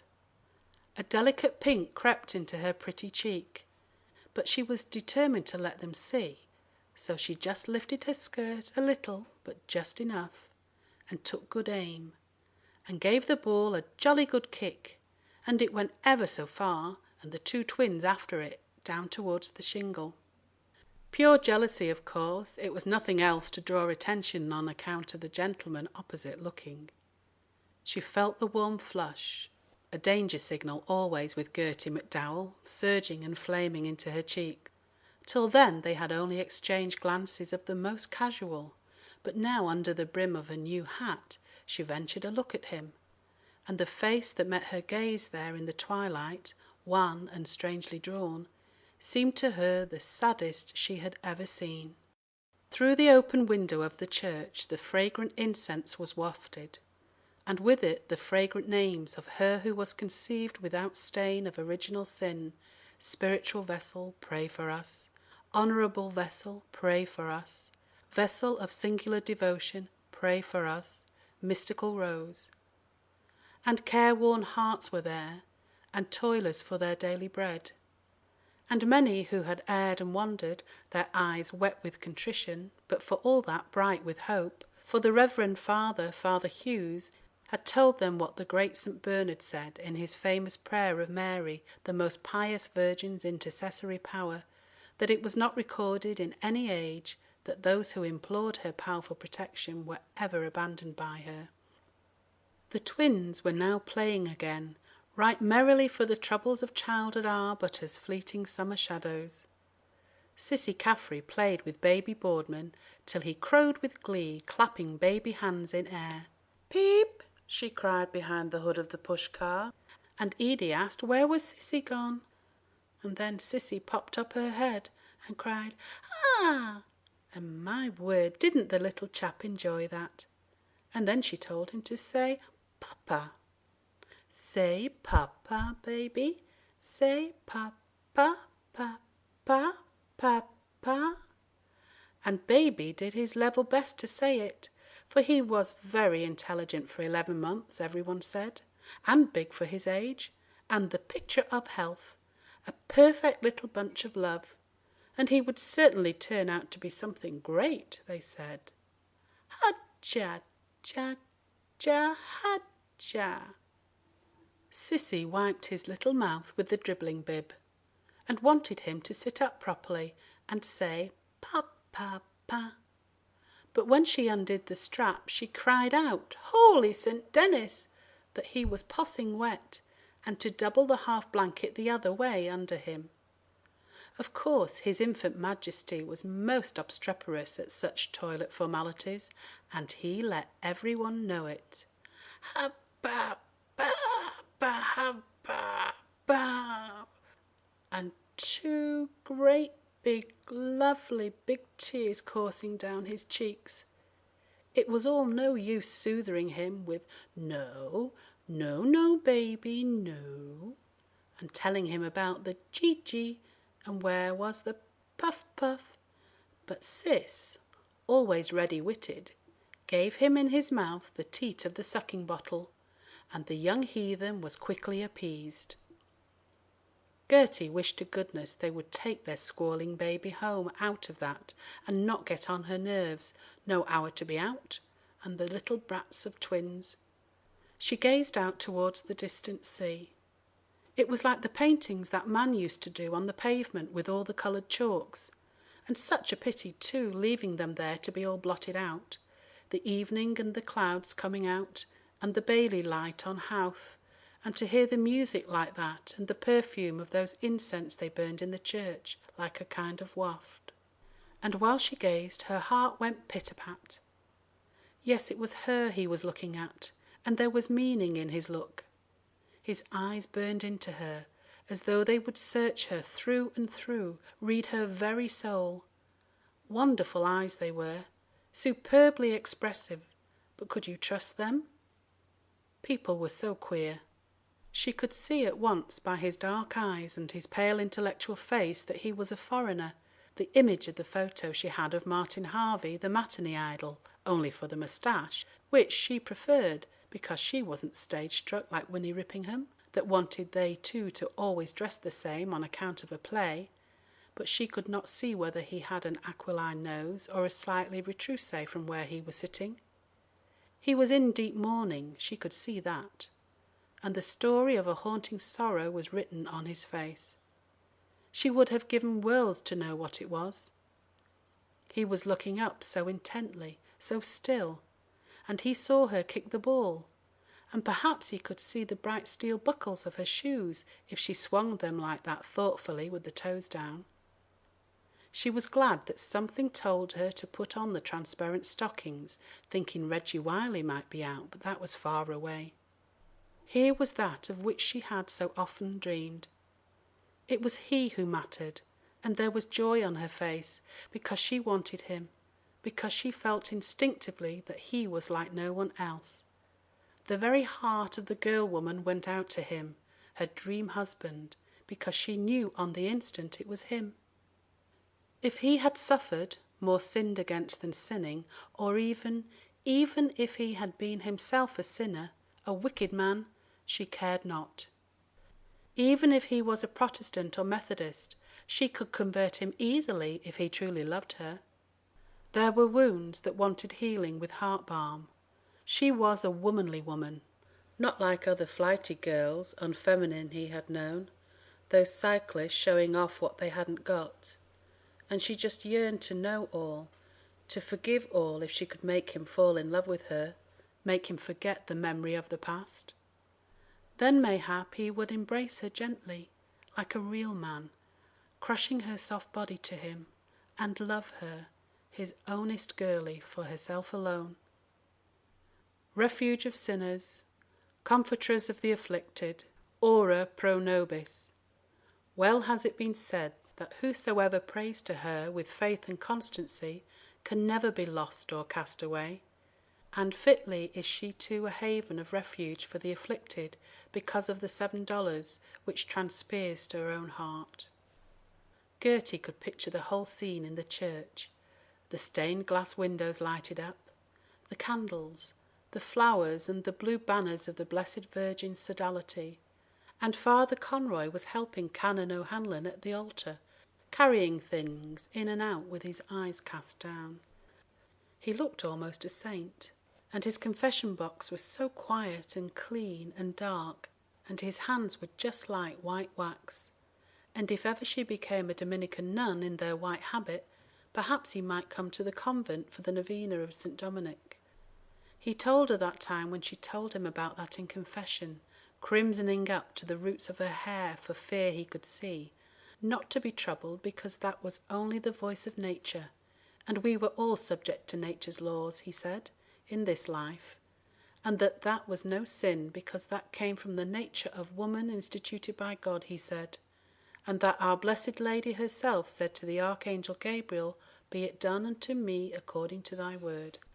He was so kind and holy, and often she thought and thought, could she work a ruche tea cosy with embroidered floral design for him as a present, or a clock? But they had a clock, she noticed, on the mantelpiece, white and gold, with a canary bird that came out of a little house to tell the time the day she went there about the flowers for the 40 hours adoration, because it was hard to know what sort of a present to give, or perhaps an album of illuminated views of Dublin or some place. End of section 29.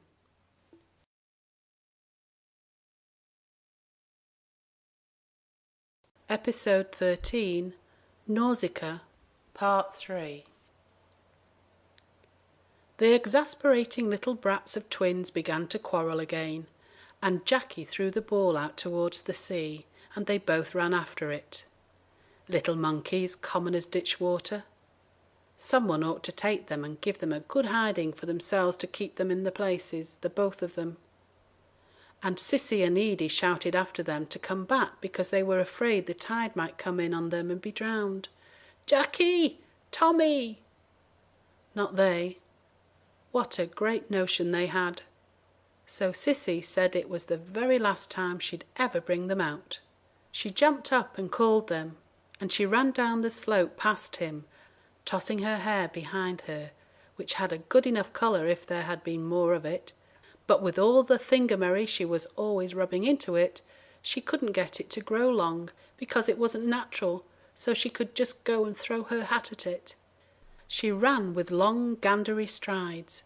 It was a wonder she didn't rip up her skirt at the side that was too tight on her, because there was a lot of the tomboy about Cissy Caffrey, and she was a forward piece whenever she thought she had a good opportunity to show, and just because she was a good runner, she ran like that so that he could see all the end of her petticoat running and her skinny shanks up as far as possible. It would have served her just right if she had tripped up over something accidentally on purpose, with her high crooked French heels on her to make her look tall and got a fine tumble. Tableau. That would have been a very charming exposé for a gentleman like that to witness. Queen of angels, queen of patriarchs, queen of prophets, of all saints, they prayed, queen of the most holy rosary. And then Father Conroy handed the thurible to Canon O'Hanlon, and he put in the incense, and censed the Blessed Sacrament. And Cissy Caffrey caught the two twins, and she was itching to give them a ringing good clip on the ear, but she didn't because she thought he might be watching. But she never made a bigger mistake in all her life, because Gertie could see without looking that he never took his eyes off of her. And then Canon O'Hanlon handed the thurible back to Father Conroy and knelt down looking up at the Blessed Sacrament, and the choir began to sing the Tantum Ergo, and she just swung her foot in and out in time as the music rose and fell to the Tantum Ergo Sacramentum. 3.11 she paid for those stockings in Sparrows of George Street on the Tuesday, no, the Monday before Easter, and there wasn't a brack on them. And that was what he was looking at, transparent, and not at her insignificant ones that had neither shape nor form, at the cheek of her, because he had eyes in his head to see the difference for himself. Cissy came up along the strand with the two twins and their ball, with her hat anyhow on her to one side after her run, and she did look a streel tugging the two kids along, with the flimsy blouse she bought only a fortnight before like a rag on her back, and a bit of a petticoat hanging like a caricature. Gertie just took off her hat for a moment to settle her hair, and a prettier, a daintier head of nut-brown tresses was never seen on a girl's shoulders, a radiant little vision, in sooth almost maddening in its sweetness. You would have to travel many a long mile before you found a head of hair the like of that. She could almost see the swift answering flash of admiration in his eyes that set her tingling in every nerve. She put on her hat so that she could see from underneath the brim, and swung her buckled shoe faster, for her breath caught as she caught the expression in his eyes. He was eyeing her as a snake eyes its prey. Her woman's instinct told her that she had raised the devil in him, and at the thought a burning scarlet swept from throat to brow till the lovely colour of her face became a glorious rose. Edie Boardman was noticing it too, because she was squinting at Gertie, half smiling, with her specs like an old maid, pretending to nurse the baby. Irritable little Nat she was, and always would be, and that was why no one could get on with her poking her nose into what was no concern of hers, and she said to Gertie, "A penny for your thoughts." "What?" replied Gertie, with a smile reinforced by the whitest of teeth. "I was only wondering, was it late?" Because she wished to goodness they'd take the snotty-nosed twins and their babby home, to the mischief out of that, so that was why she just gave a gentle hint about its being late. And when Cissy came up, Edie asked her the time, and Miss Cissy, as glib as you like, said it was 1/2 kissing time, time to kiss again, but Edie wanted to know because they were told to be in early. "Wait," said Cissy, "I'll run ask my Uncle Peter over there what's the time by his conundrum." So over she went, and when he saw her coming, she could see him take his hand out of his pocket, getting nervous, and beginning to play with his watch chain, looking up at the church. Passionate nature though he was, Gertie could see that he had enormous control over himself. One moment he had been there, fascinated by a loveliness that made him gaze, and the next moment it was the quiet, grave-faced gentleman, self-control expressed in every line of his distinguished-looking figure. Cissy said to excuse her, would he mind please telling her what was the right time, and Gertie could see him taking out his watch, listening to it, and looking up and clearing his throat. And he said he was very sorry his watch was stopped, but he thought it must be after 8 because the sun was set. His voice had a cultured ring in it, and though he spoke in measured accents, there was a suspicion of a quiver in the mellow tones. Cissy said thanks, and came back with her tongue out, and said uncle said his waterworks were out of order. Then they sang the second verse of the Tantum Ergo, and Canon O'Hanlon got up again, and sensed the Blessed Sacrament, and knelt down. And he told Father Conroy that one of the candles was just going to set fire to the flowers, and Father Conroy got up and settled it all right, and she could see the gentleman winding his watch and listening to the works, and she swung her leg more in and out in time. It was getting darker, but he could see, and he was looking all the time that he was winding the watch or whatever he was doing to it, and then he put it back and put his hands back into his pockets. She felt a kind of sensation rushing all over her, and she knew by the feel of her scalp and that irritation against her stays that that thing must be coming on, because the last time too was when she clipped her hair on account of the moon. His dark eyes fixed themselves on her again, drinking in her every contour, literally worshipping at her shrine. If ever there was undisguised admiration in a man's passionate gaze, it was there plain to be seen on that man's face. It is for you, Gertrude McDowell, and you know it. Edie began to get ready to go, and it was high time, for her and Gertie noticed that that little hint she gave had had the desired effect, because it was a long way along the Strand to where there was the place to push up the push-car, and Cissy took off the twins' caps and tidied their hair, to make herself attractive, of course, and Canon O'Hanlon stood up with his coat poking up at his neck, and Father Conroy handed him the card to read off, and he read out, Panem de coelo praestatisti eis. And Edie and Cissy were talking about the time all the time, and asking her, but Gertie could pay them back in their own coin, and she just answered with scathing politeness when Edie asked her was she heartbroken about her best boy throwing her over. Gertie winced sharply. A brief cold blaze shone from her eyes that spoke volumes of scorn immeasurable. It hurt, oh yes, it cut deep, because Edie had her own quiet way of saying things like that she knew would wound like the confounded little cat she was.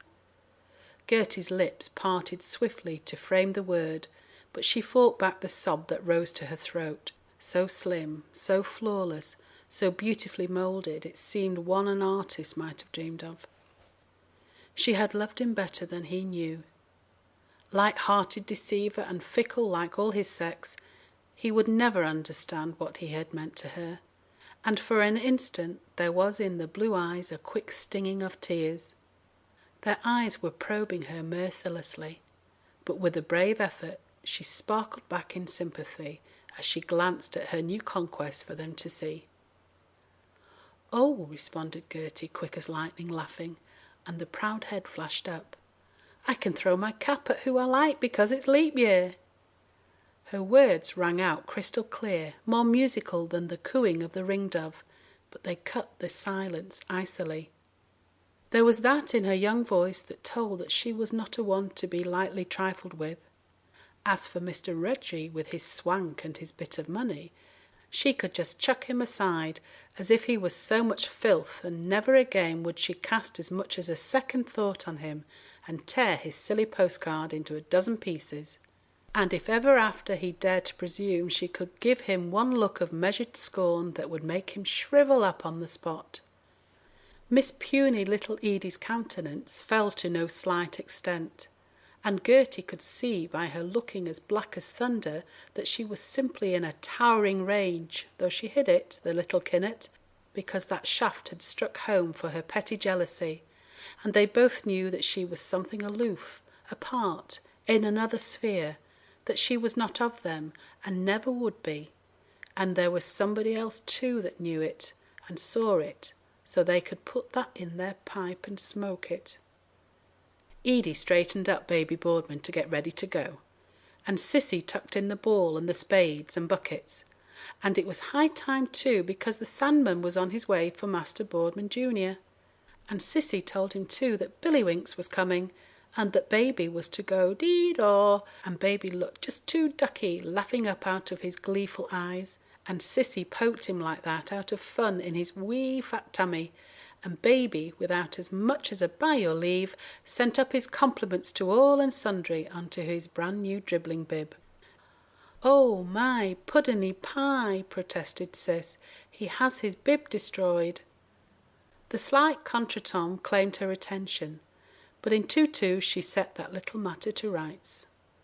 Gertie stifled a smothered exclamation, and gave a nervous cough, and Edie asked what, and she was just going to tell her to catch it while it was flying, but she was ever ladylike in her deportment, so she simply passed it off with consummate tact by saying that that was the benediction, because just then the bell rang out from the steeple over the quiet seashore, because Canon O'Hanlon was up on the altar with the veil that Father Conroy put round his shoulders, giving the benediction with the Blessed Sacrament in his hands.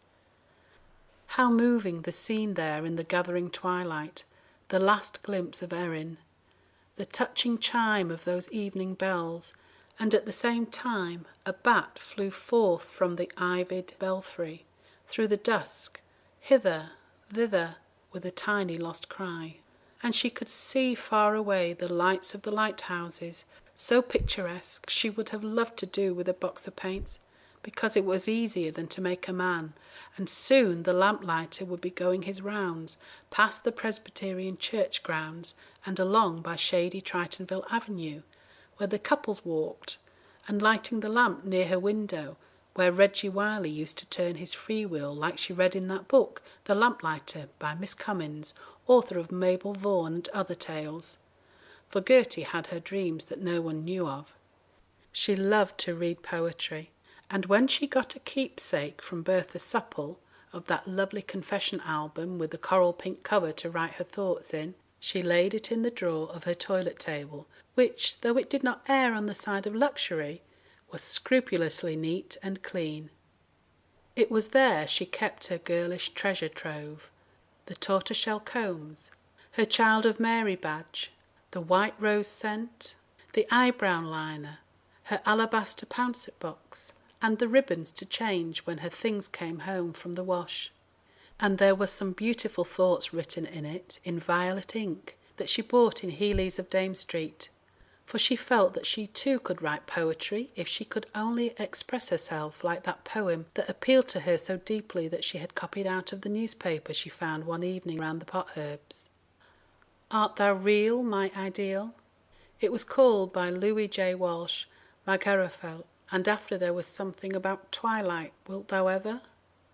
And oft-times the beauty of poetry, so sad in its transient loveliness, had misted her eyes with silent tears, for she felt that the years were slipping by for her, one by one, and but for that one shortcoming, she knew she need fear no competition, and that was an accident coming down Dalkey Hill, and she always tried to conceal it.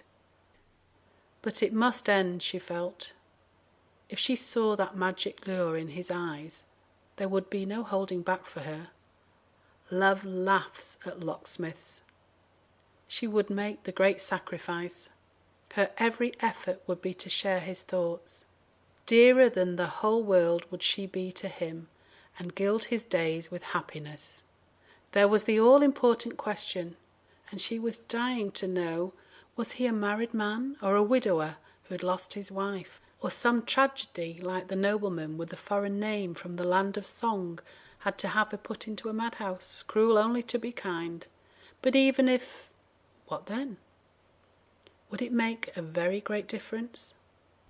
From everything in the least indelicate her fine-bred nature instinctively recoiled. She loathed that sort of person. The fallen women off the accommodation walk beside the Dodder that went with the soldiers and coarse men with no respect for a girl's honour, degrading the sex and being taken up to the police station. No, not that. They would be just good friends, like a big brother and sister, without all that other in spite of the conventions of society with a big S. Perhaps it was an old flame he was in mourning for from the days beyond recall. She thought she understood. She would try to understand him because men were so different. The old love was waiting with little white hands stretched out, with blue appealing eyes. Heart of mine! She would follow her dream of love, the dictates of her heart that told her he was her all in all, the only man in all the world for her, for love was the master guide. Nothing else mattered. Come what might, she would be wild, untrammelled, free. End of section 30.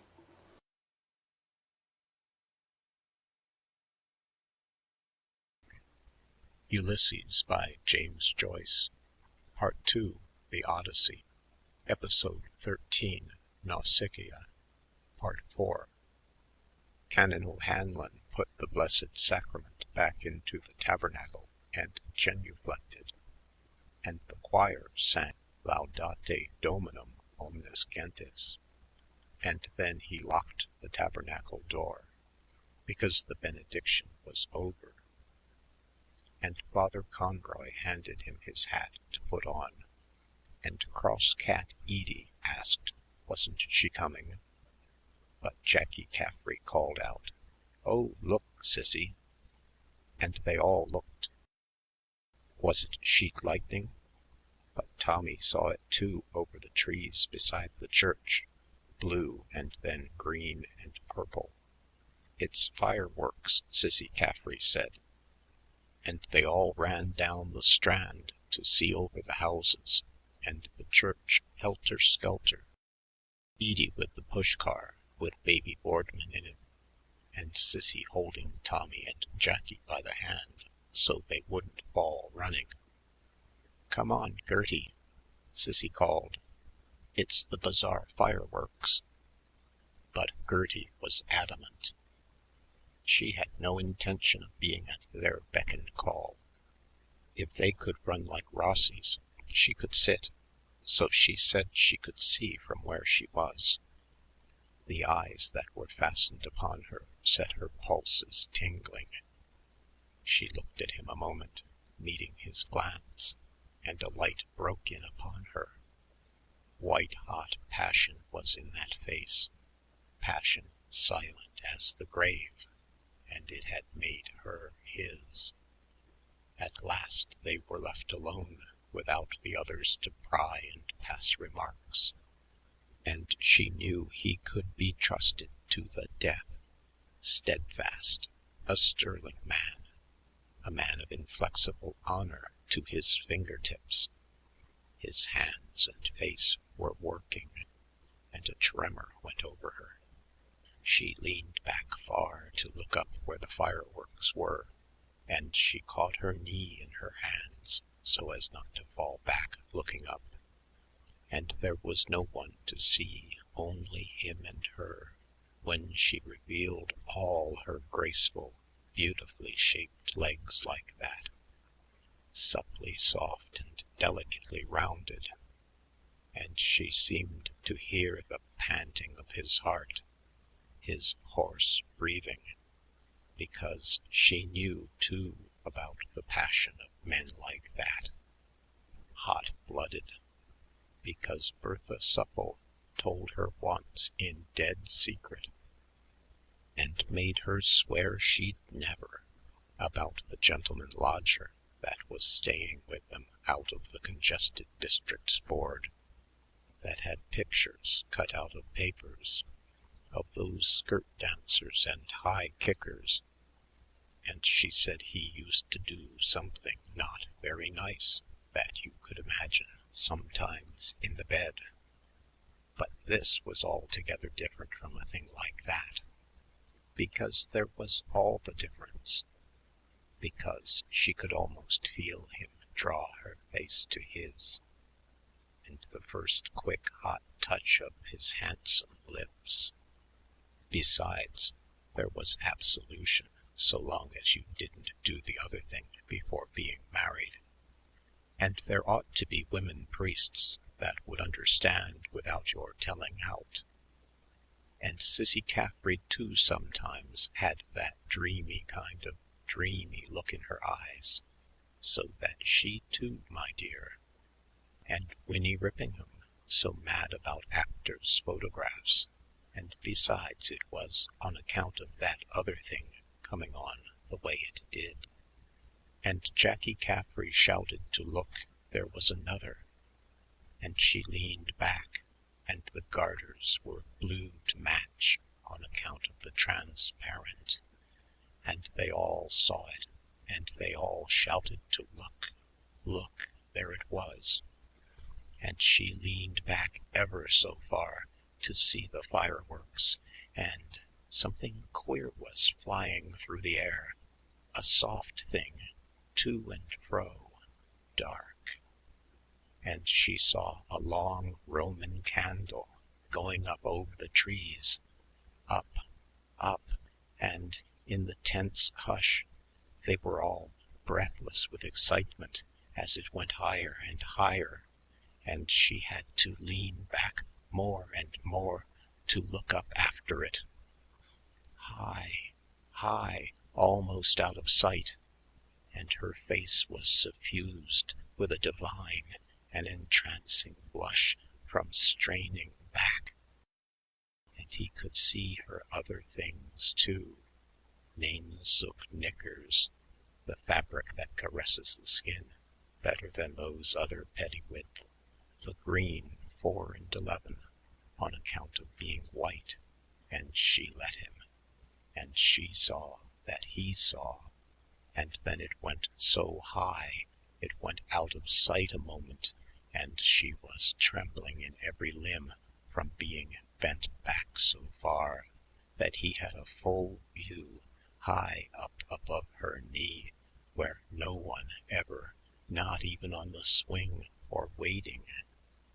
And she wasn't ashamed, and he wasn't either, to look in that immodest way like that, because he couldn't resist the sight of the wondrous revealment, half offered like those skirt dancers, behaving so immodest before gentlemen looking, and he kept on looking.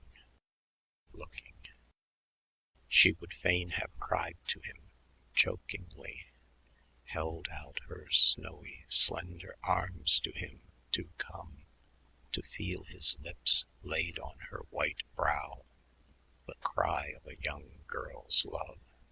a little strangled cry, wrung from her, that cry that has rung through the ages. And then a rocket sprang and bang shot, blind, blank, and oh! Then the Roman candle burst, and it was like a sigh of oh! And everyone cried, oh, oh, in raptures, and it gushed out of it, a stream of rain gold hair threads, and they shed, and ah, they were all greeny, dewy stars falling with golden, oh, so lovely, oh, soft, sweet, soft. Then all melted away dewily in the gray air. All was silent. Ah, she glanced at him as she bent forward quickly, a pathetic little glance of piteous protest, of shy reproach, under which he colored like a girl. He was leaning back against the rock behind. Leopold Bloom, for it is he, stands silent, with bowed head before those young, guileless eyes. What a brute he had been! At it again? A fair, unsullied soul had called to him, and wretch that he was, how had he answered? An utter cad he had been, he of all men, but there was an infinite store of mercy in those eyes.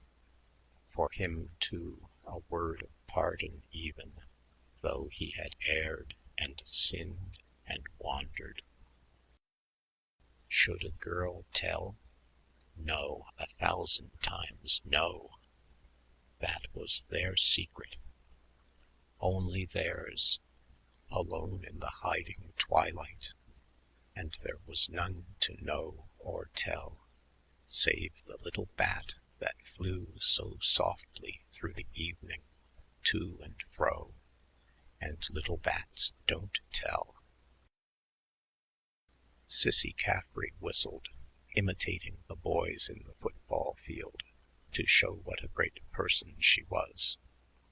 And then she cried, "Gertie, Gertie, we're going. Come on. We can see from farther up." Gertie had an idea, one of Love's little ruses.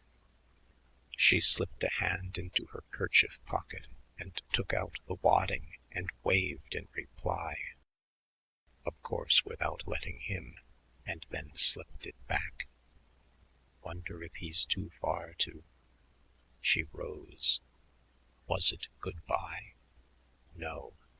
She had to go, but they would meet again, there, and she would dream of that till then, tomorrow, of her dream of yester-eve. She drew herself up to her full height. Their souls met in a last lingering glance, and the eyes that reached her heart, full of a strange shining, hung enraptured on her sweet flower-like face. She half smiled at him wanly, a sweet forgiving smile, a smile that verged on tears, and then they parted. Slowly, without looking back, she went down the uneven strand to Cissy, to Edie, to Jackie and Tommy Caffrey, to little baby Boardman. It was darker now, and there were stones and bits of wood on the strand, and slippy seaweed. She walked with a certain quiet dignity characteristic of her, but with care and very slowly, because Gertie MacDowell was... Tight boots? No, she's lame.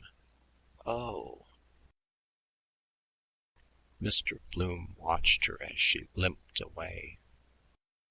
Poor girl. That's why she's left on the shelf, and the others did a sprint. Thought something was wrong, by the cut of her jib, jilted beauty. A defect is 10 times worse in a woman, but makes them polite. Glad I didn't know it when she was on show. Hot little devil all the same. I wouldn't mind. Curiosity like a nun or a negress or a girl with glasses. That squinty one is delicate. Near her monthlies, I expect. Makes them feel ticklish. I have such a bad headache today. Where did I put that letter? Yes, all right. All kinds of crazy longings. Licking pennies. Girl in Tranquilla Convent that nun told me liked to smell rock oil. Virgins go mad in the end, I suppose. Sister? How many women in Dublin have it today? Martha. She. Something in the air. That's the moon. But then why don't all women menstruate at the same time? With the same moon, I mean. Depends on the time they were born, I suppose. Or all start scratch, then get out of step. Sometimes Molly and Millie together. Anyhow, I got the best of that. Damned glad I didn't do it in the bath this morning over her silly "I will punish you" letter. Made up for that tram driver this morning. That gouger McCoy stopping me to say nothing. And his wife, engagement in the country valise, voice like a pickaxe. Thankful for small mercies. Cheap, too. Yours for the asking. Because they want it themselves. Their natural craving. Shoals of them every evening poured out of offices. Reserve better. Don't want it, they throw it at you.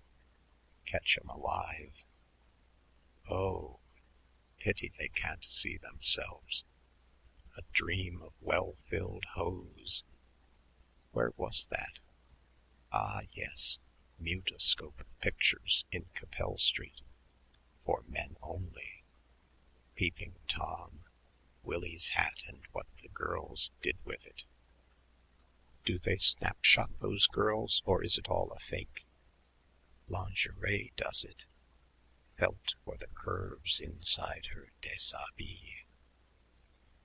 Excites them also when they're "I'm all clean, come and dirty me."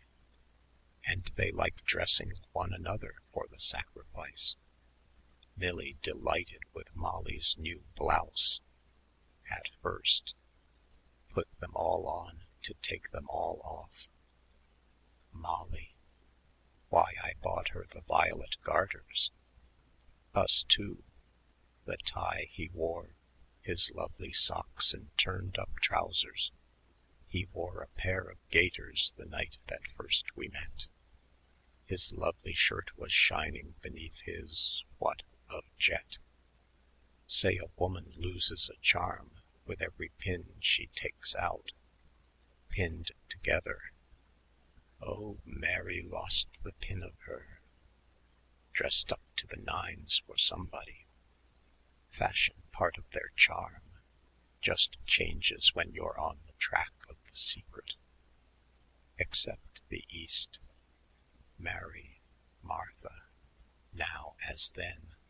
No reasonable offer refused. She wasn't in a hurry either. Always off to a fellow when they are. They never forget an appointment. Out on spec, probably. They believe in chance because like themselves. And the others inclined to give her an odd dig. Girlfriends at school, arms round each other's necks, or with 10 fingers locked, kissing and whispering secrets about nothing in the convent garden. Nuns with whitewashed faces, cool coifs, and their rosaries going up and down. vindictive, too, for what they can't get. Barbed wire. Be sure now and write to me, and I'll write to you. Now won't you? Molly and Josie Powell, till Mr. Wright comes along, then meet once in a blue moon. Tableau. Oh, look, who is it, for the love of God? How are you at all? What have you been doing with yourself? Kiss, and delighted to kiss to see you, picking holes in each other's appearance. You're looking splendid. Sister souls, showing their teeth at one another. How many have you left? Wouldn't lend each other a pinch of salt. Ah, devils they are when that's coming on them. Dark, devilish appearance. Molly often told me feel things a ton way. Scratch the sole of my foot. Oh, that way. Oh, that's exquisite. Feel it myself, too. Good to rest once in a way. Wonder if it's bad to go with them then. Safe in one way. Turns milk, makes fiddle strings snap. Something about withering plants I read in a garden. Besides, they say if the flower withers she wears, she's a flirt. All are. Dare say she felt I. When you feel like that, you often meet what you feel. Like to meet or what? Dress they look at. Always know a fellow courting. Collars and cuffs. Well, cocks and lions do the same. And stags. Same time might prefer a tie undone or something. Trousers? Suppose when I was... No, gently does it. Dislike rough and tumble. Kiss in the dark and never tell. Saw something in me. Wonder what? Sooner have me as I am than some poet chap with bear's grease plastery hair, lovelock over his dexter optic. To aid gentlemen in literary ought to attend to my appearance, my age. Didn't let her see me in profile. Still, you never know. Pretty girls and ugly men marrying. Beauty and the Beast. Besides, I can't be so if Molly took off her hat to show her hair, wide brim, bought to hide her face, meeting someone might know her, bend down or carry a bunch of flowers to smell, hair strong in rut. 10 bob I got for Molly's combings when we were on the rocks in Hollis Street. Why not? Suppose he gave her money. Why not? All a prejudice. She's worth 10, 15, more, a pound. What? I think so. All that for nothing.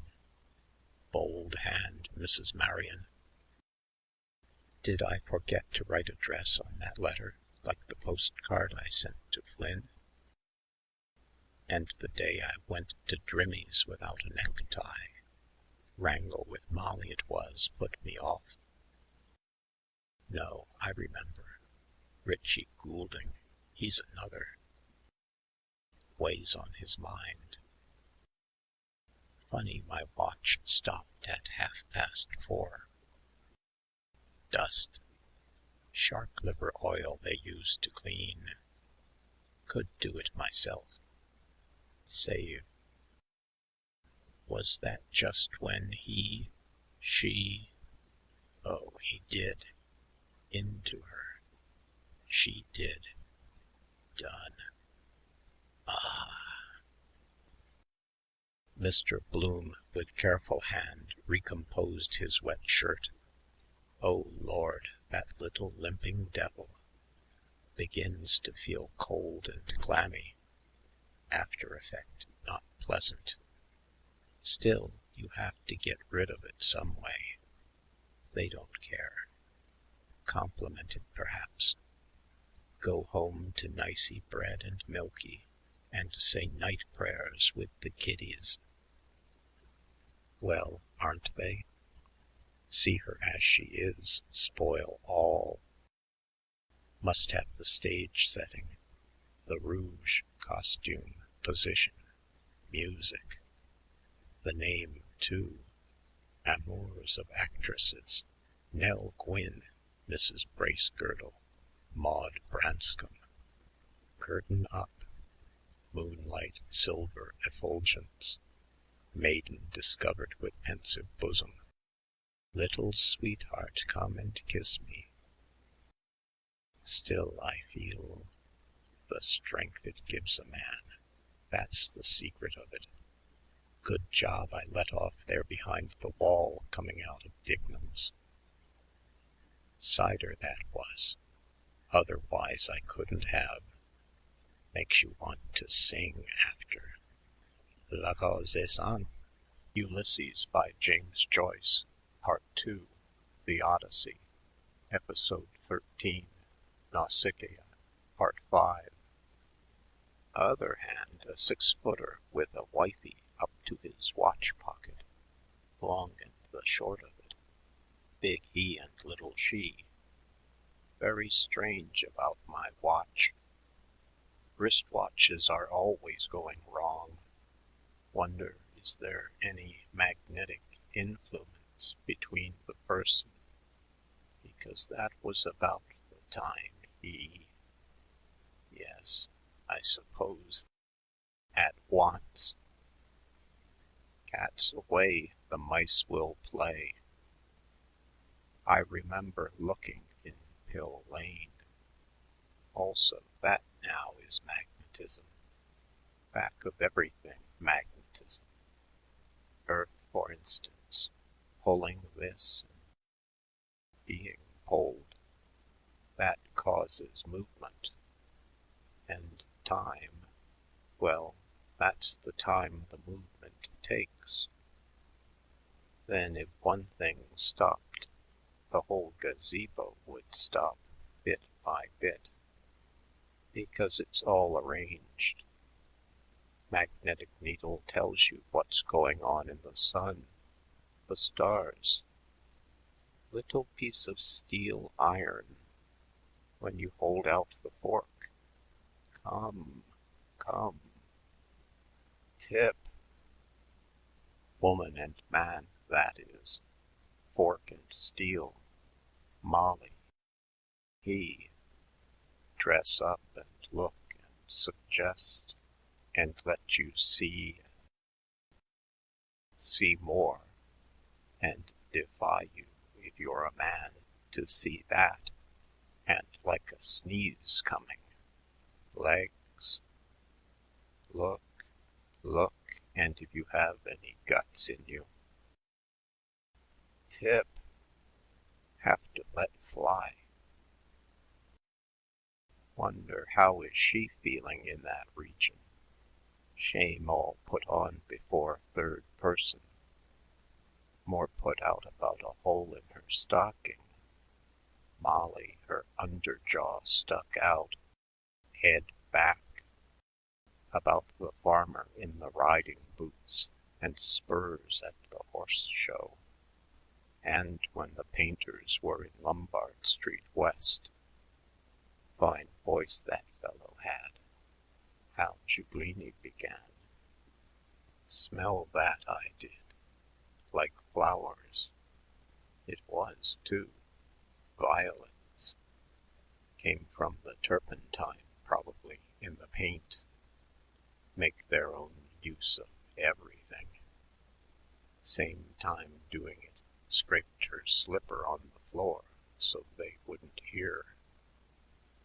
But lots of them can't kick the beam, I think. Keep that thing up for hours. Kind of a general all round over me and half down my back. Wait. Yes, that's her perfume. Why, she waved her hand.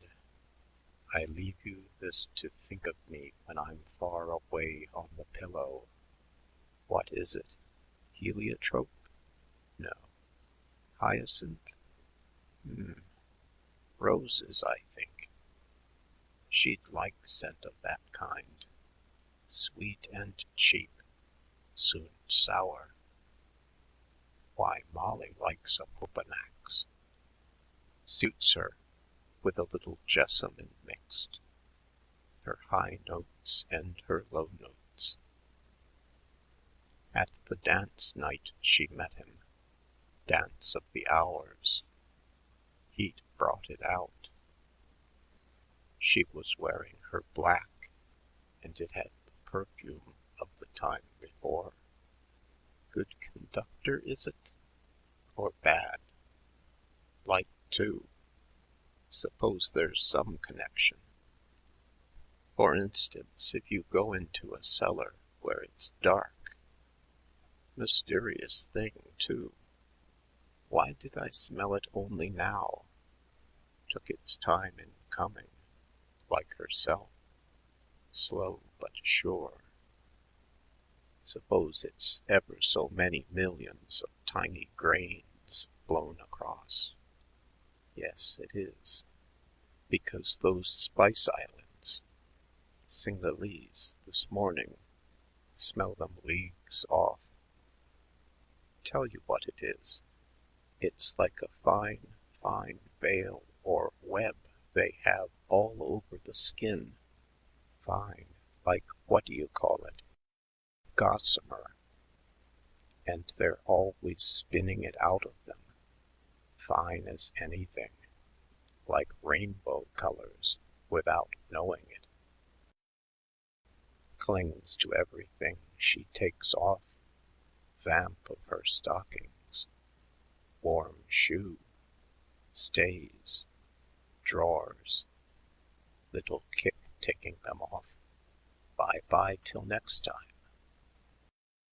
Also, the cat likes to sniff in her shift on the bed. Know her smell in 1,000. Bath water, too. Reminds me of strawberries and cream. Wonder where it is, really. There, or the armpits, or under the neck. Because you get it out of all holes and corners. Hyacinth perfume made of oil of ether or something. Muskrat, bag under their tails. One grain pour off odor for years. Dogs at each other behind. Good evening. Evening. How do you sniff? Very well, thank you. Animals go by that. Yes, now, look at it that way. We're the same. Some women, instance, warn you off when they have their period. Come near, then get a hogo you could hang your hat on. Like what? Potted herrings gone stale. Or, boof, please keep off the grass. Perhaps they get a man smell off us. What though? Cigar-y gloves Long John had on his desk the other day. Breath? What you eat and drink gives that. No, man smell, I mean. Must be connected with that because priests that are supposed to be are different. Women buzz round it like flies round treacle. Railed off the altar, get on to it at any cost. The tree of forbidden priest. Oh, Father, will you let me be the first to... That diffuses itself all through the body, permeates, source of life, and it's extremely curious, the smell. Celery sauce. Let me. Mr. Bloom inserted his nose, into the, opening of his waistcoat. Almonds or no, lemons it is. Ah, no, that's the soap. Oh, by the by, that lotion. I knew there was something on my mind. Never went back, and the soap not paid. Dislike carrying bottles, like that hag this morning. Hines might have paid me that 3 shillings. I could mention Meagher's just to remind him. Still, if he works that paragraph, 2 and 9, bad opinion of me he'll have. Call tomorrow. How much do I owe you? 3 and 9? 2 and 9, sir. Ah, might stop him giving credit another time. Lose your customers that way. Pubs do.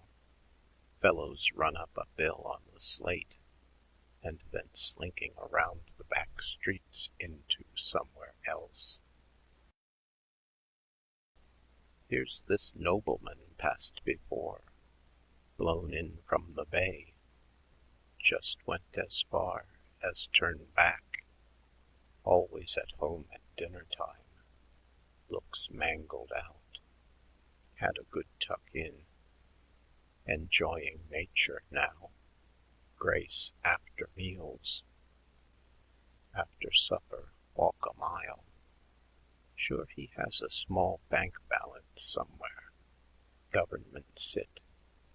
Walk after him now. Make him awkward, like those newsboys, me today. Still, you learn something. See ourselves as others see us. So long as women don't mock, what matter? That's the way to find out. Ask yourself, who is he now?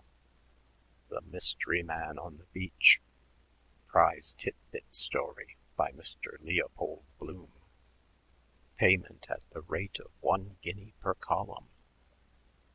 And that fellow today at the graveside in the brown mackintosh. Corns on his kismet, however. Healthy, perhaps, absorb all the whistle brings rain, they say. Must be some somewhere.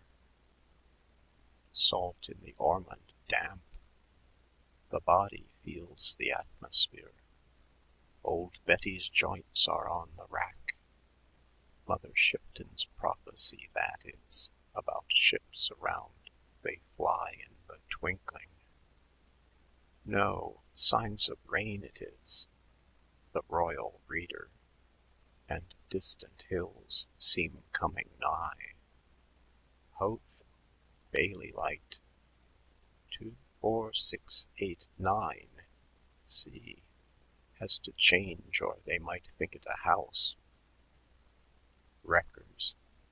Grace Darling. People afraid of the dark.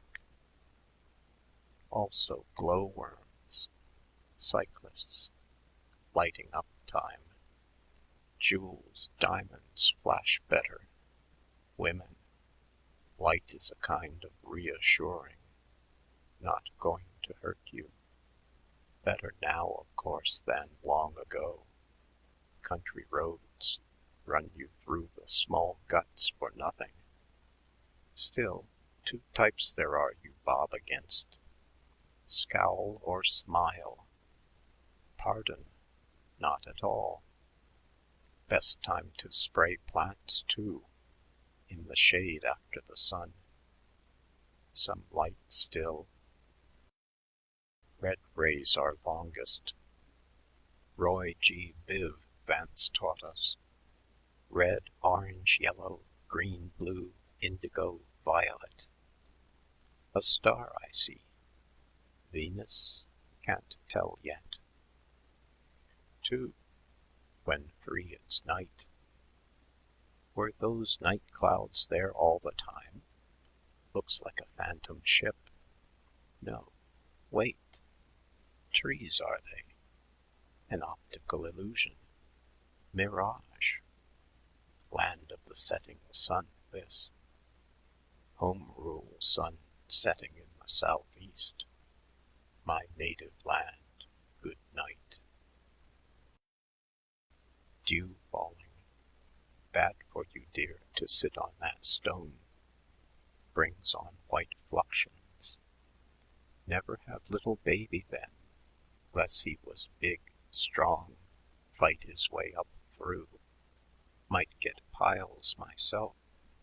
Sticks too, like a summer cold. Sore on the mouth. Cut with grass or paper worst. Friction of the position. Like to be that rock she sat on. Oh, sweet little, you don't know how nice you looked. I begin to like them at that age. Green apples. Grab at all that offer. Suppose it's the only time we cross legs, seated. Also the library today. Those girl graduates. Happy chairs under them. But it's the evening influence. They feel all that. Open like flowers. Know they're ours. Sunflowers. Jerusalem artichokes. In ballrooms, chandeliers. Avenues under the lamps. Night stock in Matt Dillon's garden where I kissed her shoulder. Wish I had a full-length oil painting of her then. June that was, too, I wooed. The year returns. History repeats itself. Ye crags and peaks, I'm with you once again. Life, love, voyage round your own little world. And now? Sad about her lame, of course, but must be on your guard not to feel too much pity. They take advantage. All quiet on Hope now, the distant hills seen, where we, the rhododendrons. I am the fool, perhaps. He gets the plums, and I the plumstones. Where I come in. All that old hill has seen. Names change, that's all. Lovers, yum yum. Tired I feel now. Will I get up? Oh, wait. Drained all the manhood out of me, little wretch. She kissed me. Never again. My youth. Only once it comes. Or hers. Take the train there tomorrow. No. Returning not the same. Like kids, your second visit to a house. The new I want. Nothing new under the sun. Care of P.O. Dolphin's Barn. Are you not happy in your naughty darling? At Dolphin's Barn, charades in Luke Doyle's house. Matt Dillon and his bevy of daughters. Tiny, Attie, Chloe, Mamie, Louie, Hetty, Molly too. 87 that was, year before we. And the old major, partial to his drop of spirits. Curious she an only child, I an only child. So it returns. Think you're escaping and run into yourself. Longest way round is the shortest way home. And just when he and she, circus horse walking in a ring. Rip Van Winkle we played. Rip, tear in Henny Doyle's overcoat. Van, bread van delivering. Winkle, cockles and periwinkles. Then I did Rip Van Winkle coming back. She leaned on the sideboard watching. Moorish eyes. 20 years asleep in Sleepy Hollow. All changed, forgotten. The young are old. His gun rusty from the dew. Bat. What is that flying about? Swallow? Bat, probably. Thinks I'm a tree, so blind. Have birds no smell? Metempsychosis. They believe you could be changed into a tree from grief. Weeping willow. Bah! There he goes. Funny little beggar. Wonder where he lives. Belfry up there, very likely. Hanging by his heels in the odor of sanctity. Bell scared him out, I suppose. Mass seems to be over. Could hear them all at it. Pray for us, and pray for us, and pray for us. Good idea, the repetition. Same thing with ads.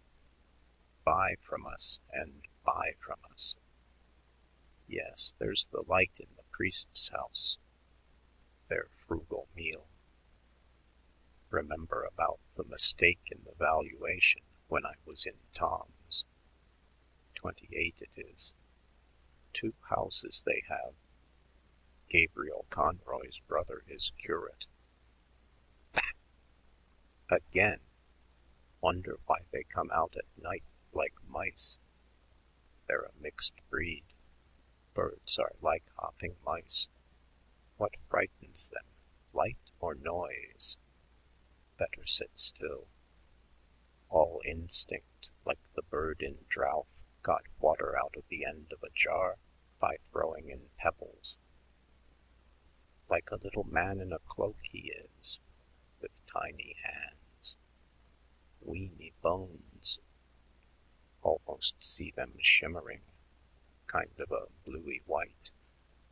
Colors depend on the light you see. Stare the sun, for example, like the eagle, then look at a shoe. See a blotch, blob yellowish. Wants to stamp his trademark on everything. Instance, that cat this morning on the staircase. Color of brown turf. Say you never see them with 3 colors. Not true. That half-tabby white tortoise shell in the city arms with the letter M on her forehead.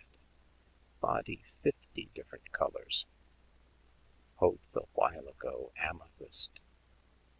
Glass flashing. That's how that wise man, what's his name, with the burning glass. Then the heather goes on fire. It can't be tourists' matches. What? Perhaps the sticks dry, rubbed together in the wind and light. Or broken bottles in the firs act as a burning glass in the sun. Archimedes, I have it. My memory's not so bad. Ah! Who knows what they're always flying for? Insects? That bee last week got into the room, playing with his shadow on the ceiling. Might be the one bit me, come back to see. Birds, too. Never find out. Or what they say, like our small talk. And says she, and says he. Nerve they have to fly over the ocean and back. Lots must be killed in storms. Telegraph wires. Dreadful life sailors have, too. Big brutes of ocean-going steamers floundering along in the dark, blowing out like sea cows. Oh, a bollock! Out of that. bloody curse to you. Others in vessels, bit of a handkerchief sail, pitched about like snuff at a wake when the stormy winds do blow. Married, too, sometimes away for years at the ends of the earth somewhere. No ends, really, because it's round. Wife in every port, they say. She has a good job, if she minds it till Johnny comes marching home again. If ever he does, smelling the tail end of ports. How can they like the sea? Yet they do. The anchor's weighed, off he sails with a scapular or a medal on him for luck. Well, and the tefillin. No, what's this they call it poor papa's father had on his door to touch? That brought us out of the land of Egypt and into the house of bondage. Something in all those superstitions, because when you go out, never know what dangers. Hanging on to a plank or astride of a beam for grim life belt round him, gulping salt water, and that's the last of his nibs till the sharks catch hold of him. Do fish ever get seasick? Then you have a beautiful calm without a cloud, smooth sea, placid, crew and cargo in smithereens, Davy Jones' locker, moon looking down so peaceful. Not my fault, old cockalorum.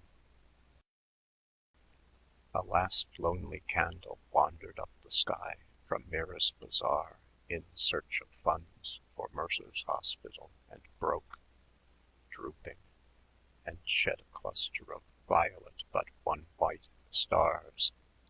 They floated, fell, they faded. The shepherd's hour, the hour of folding, hour of tryst.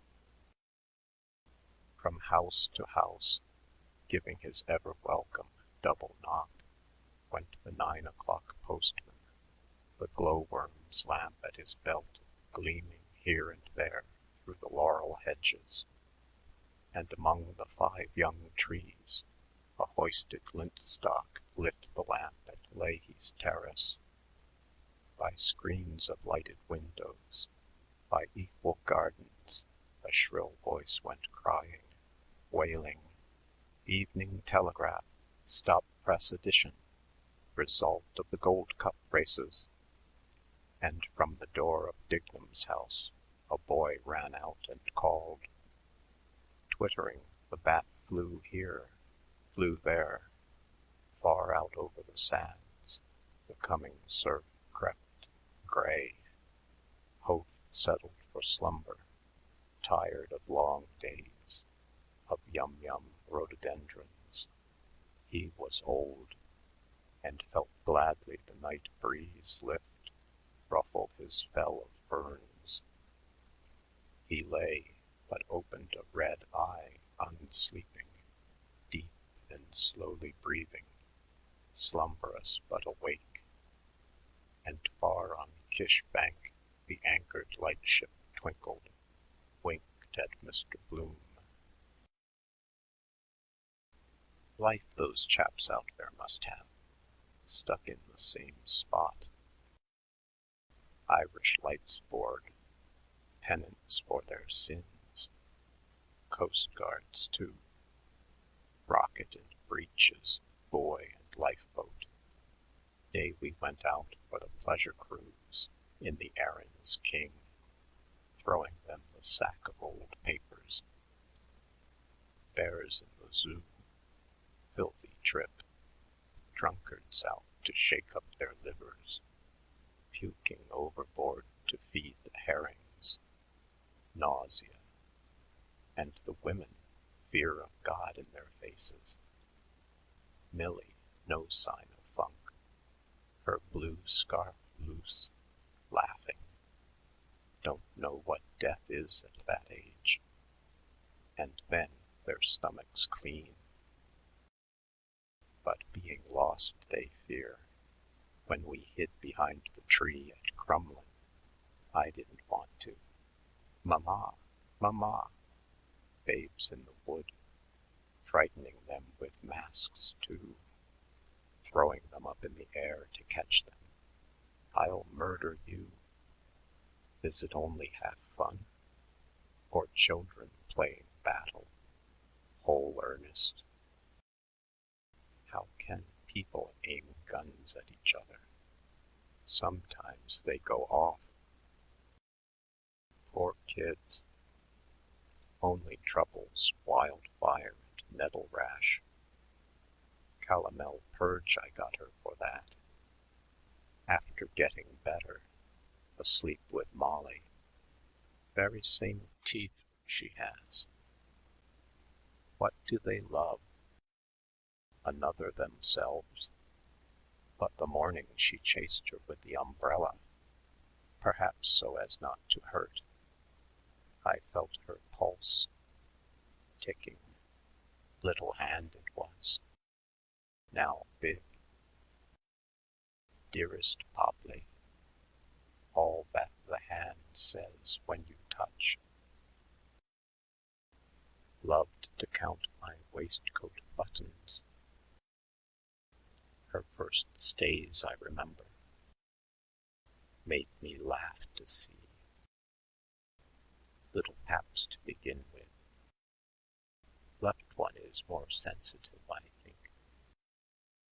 Mine too, nearer the heart.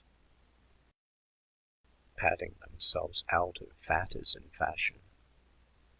Her growing pains at night, calling, wakening me. Frightened she was when her nature came on her first. Poor child. Strange moment for the mother, too.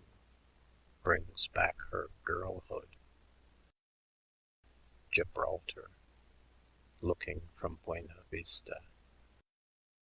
O'Hara's tower, the seabirds screaming. Old Barbary ape that gobbled all his family. Sundown, gunfire for the men to cross the lines. Looking out over the sea, she told me. Evening like this, but clear, no clouds. I always thought I'd marry a lord or a rich gentleman coming with a private yacht. Buenas noches, señorita. El hombre ama la muchacha hermosa. Why me? Because you were so foreign from the others. Better not stick here all night like a limpet. This weather makes you dull. Must be getting on for 9 by the light. Go home. Too late for Leah, Lily of Killarney. No, might be still up. Call to the hospital to see. Hope she's over.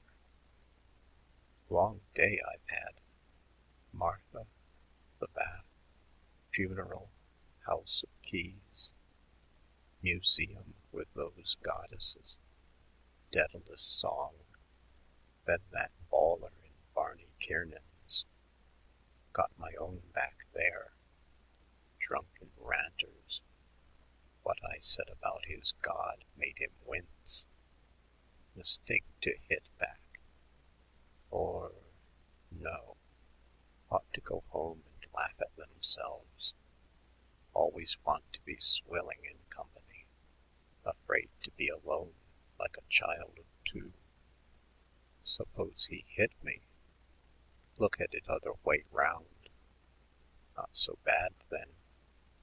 Perhaps not to hurt, he meant. 3 cheers for Israel. 3 cheers for the sister-in-law he hawked about, 3 fangs in her mouth. Same style of beauty. Particularly nice old party for a cup of tea. The sister of the wife of the wild man of Borneo has just come to town. Imagine that in the early morning at close range. Everyone to his taste, as Morris said when he kissed the cow. But Dignam's put the boots on it.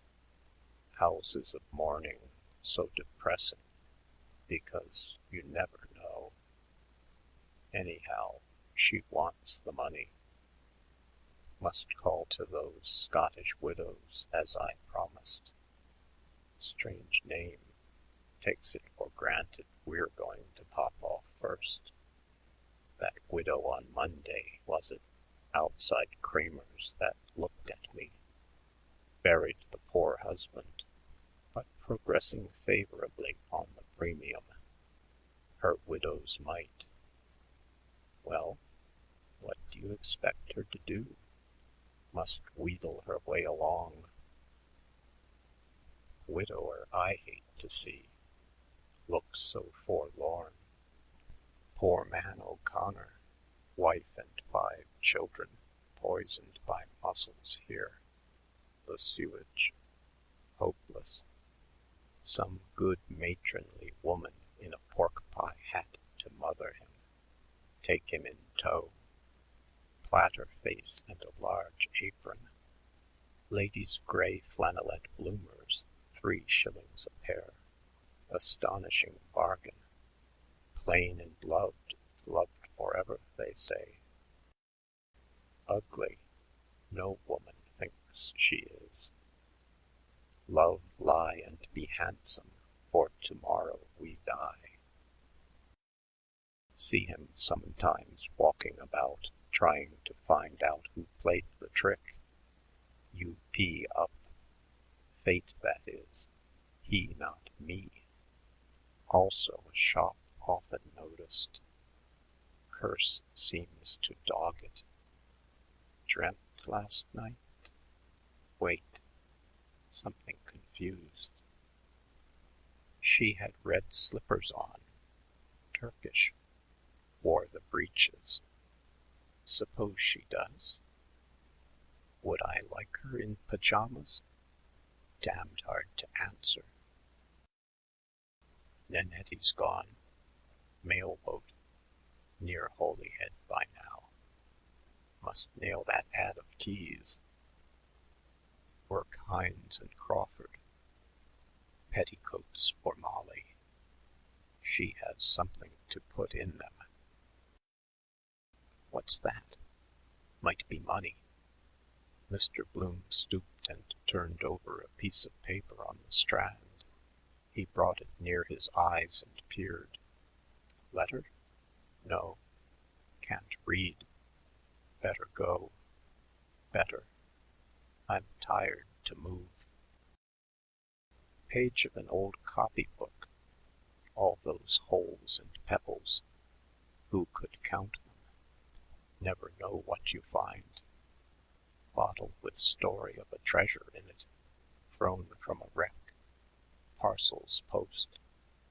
Children always want to throw things in the sea. Trust. Bread cast on the waters. What's this? Bit of stick. Oh, exhausted that female has me. Not so young now. Will she come here tomorrow?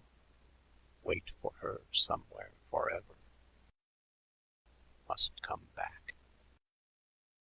Murderers do. Will I? Mr. Bloom with his stick gently vexed the thick sand at his foot. Write a message for her. Might remain. What? I. Some flatfoot tramp on it in the morning. Useless. Washed away. Tide comes here. Saw a pool near her foot. Bend, see my face there. Dark mirror. Breathe on it. Stirs. All these rocks with lines and scars and letters. Oh, those transparent. Besides, they don't know. What is the meaning of that other world? I called you naughty boy because I do not like am no room, let it go. Mr. Bloom effaced the letters with his slow boot. Hopeless thing, sand. Nothing grows in it. All fades. No fear of big vessels coming up here, except Guinness barges. Round the Kish in 80 days. Done half by design. He flung his wooden pen away. The stick fell in silted sand. Stuck. Now if you were trying to do that for a week on end, you couldn't. Chance. We'll never meet again, but it was lovely. Goodbye, dear. Thanks. Made me feel so young. Short snooze now, if I had. Must be near 9. Liverpool boat long gone. Not even the smoke. And she can do the other. Did too. And Belfast. I won't go. Race there, race back to Ennis. Let him. Just close my eyes a moment. Won't sleep, though. Half dream. It never comes the same. Bat again.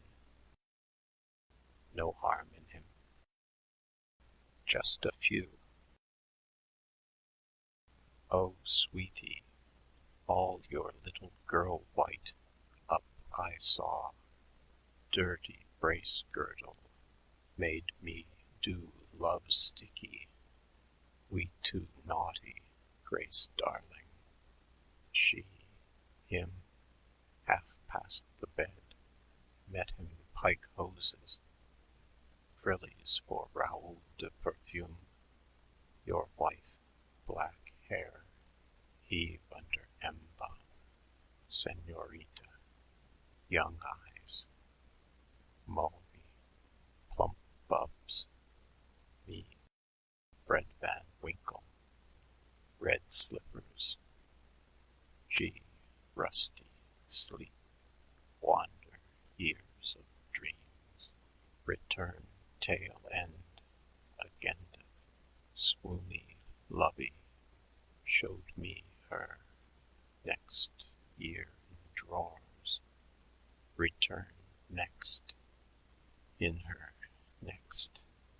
Her next. A bat flew. Here, there, here. Far in the gray, a bell chimed.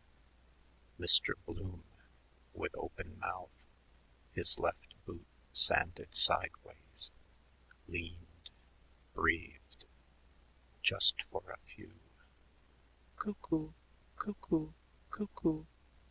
The clock on the mantelpiece in the priest's house cooed where Canon O'Hanlon and Father Conroy and the Reverend John Hughes, S.J., were taking tea and soda bread and butter and fried mutton chops with ketchup and talking about cuckoo, cuckoo, cuckoo, because it was a little canary bird that came out of its little house to tell the time that Gertie MacDowell noticed the time she was there, because she was as quick as anything about a thing like that, was Gertie MacDowell, and she noticed at once that that foreign gentleman that was sitting on the rocks looking was cuckoo, cuckoo, cuckoo. End of section 32.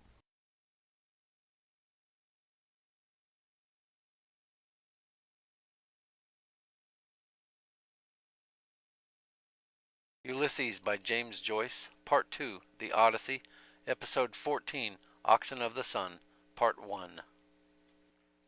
Deschil holes eamus, Desil holes eamus. Desil holes eamus. Send us bright one, light one, hoar-horn, quickening and womb fruit. Send us bright one, light one, hoar-horn, quickening and womb fruit. Send us bright one, light one, hoar-horn, quickening and womb fruit. Hoopsa, boy a boy, hoopsa! Hoopsa, boy a boy, hoopsa! Hoopsa, boy a boy, hoopsa! Universally, that person's acumen is esteemed very little perceptive concerning whatsoever matters are being held as most profitably by mortals with sapience endowed, to be studied who is ignorant of that which the most in doctrine erudite, and certainly by reason of that in them high minds ornament deserving of veneration, constantly maintain, when by general consent they affirm that other circumstances being equal, by no exterior splendor is the prosperity of a nation more efficaciously asserted than by the measure of how far forward may have progressed the tribute of its solicitude for that proliferant continuance which of evils the original, if it be absent when fortunately present, constitutes the certain sign of omnipotent nature's incorrupted benefaction. For who is there who anything of some significance has apprehended, but is conscious that that exterior splendor may be the surface of a downward tending lutulent reality, or on the contrary anyone so is there unilluminated as not to perceive that as no nature's boon can contend against the bounty of increase, so it behooves every most just citizen to become the exhortator and admonisher of his semblables, and to tremble lest what had in the past been by the nation excellently commenced might be in the future not with similar excellence accomplished, if an inverecund habit shall have gradually traduced the honorable by ancestors transmitted customs to that thither of profundity, that one was audacious excessively who would have the hardihood to rise affirming that no more odious offense can for anyone be than to oblivious neglect to consign that evangel simultaneously command and promise, which on all mortals with prophecy of abundance, or with diminution's menace, that exalted of reiteratedly procreating function ever irrevocably enjoined? It is not why, therefore, we shall wonder if, as the best historians relate, among the Celts, who nothing that was not in its nature admirable admired, the art of medicine shall have been highly honored, not to speak of hostels, leper yards, sweating chambers, plague graves. Their greatest doctors, the O'Shiels, the O'Hickeys, the O'Lees, have sedulously set down the diverse methods by which the sick and the relapsed found again health, whether the malady had been the trembling withering or loose boyconal flux. Certainly in every public work which in it anything of gravity contains, preparation should be with importance commensurate, and therefore a plan was by them adopted, whether by having preconsidered or as the maturation of experience, it is difficult in being said, which the discrepant opinions of subsequent inquirers are not up to the present congrued to render manifest, whereby maternity was so far from all accident possibility removed, that whatever care the patient in that all hardest of woman hour chiefly required, and not solely for the copiously opulent, but also for her who, not being sufficiently moneyed, scarcely, and often not even scarcely, could subsist valiantly, and for an inconsiderable emolument was provided. To her nothing already then and thenceforward was any way able to be molestful, for this chiefly felt all citizens, except with proliferant mothers, prosperity at all not to can be, and as they had received eternity, gods, mortals, generation to befit them her beholding, when the case was so hoving itself, parturient in vehicle thereward, carrying desire immense among all one another was impelling on of her to be received into that domicile.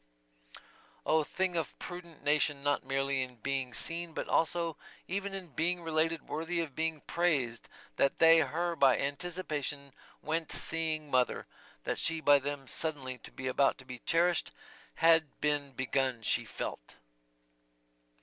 Before born bliss babe had, within womb one he worship, whatever in that one case done commodiously done was. A couch by midwives attended with wholesome food reposeful, cleanest swaddles as though forth-bringing were now done and by wise foresight set.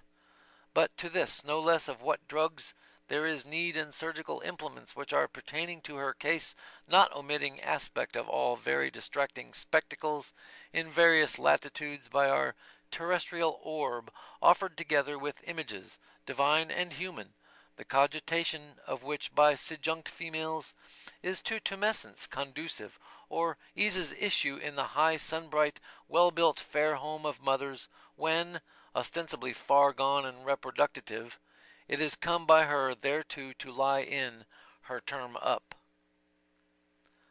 Some man that wayfaring was stood by house door at night's oncoming. Of Israel's folk was that man that on earth wandering far had fared. Stark ruth of man his errand that him lone led till that house. Of that house a horn. And also it was a marvel to see in that castle how by magic they make a compost out of fecund wheat kidneys out of Chaldee, that by aid of certain angry spirits that they do into it swells up wondrously like to a vast mountain. And they teach the serpents there to entwine themselves up on long sticks out of the ground, and of the scales of these serpents they brew out a brewage like to mead. And the learning knight let pour for child Leopold a draught, and halp thereto the while all they that were there drank every each. And child Leopold did up his beaver for to pleasure him, and took apertly somewhat in amity, for he never drank no manner of mead, which he then put by, and anon full privily he voided the more part in his neighbour glass, and his neighbour nist not of this while. And he sat down in that castle with them for to rest him there a while, thanked be Almighty God. This, meanwhile, this good sister stood by the door and begged them at the reverence of Jesu, our altar liege Lord, to leave their wassailing, for there was above one quick with child, a gentle dame, whose time hied fast. Sir Leopold heard on this upfloor cry on high, and he wondered what cry that it was, whether of child or woman, and I marvel, said he, that it be not come or now. Meseems it dureth over long.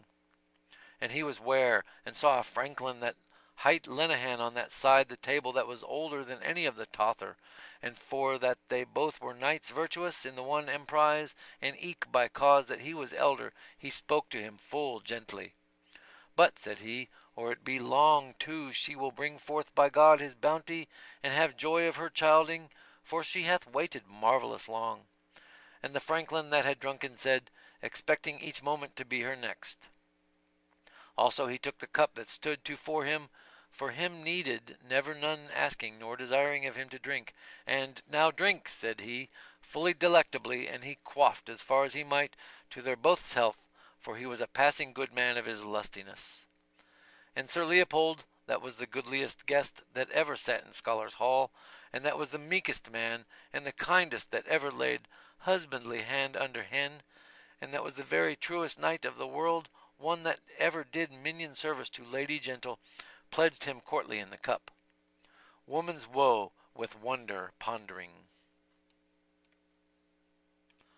Now let us speak of that fellowship that was there, to the intent to be drunken and they might.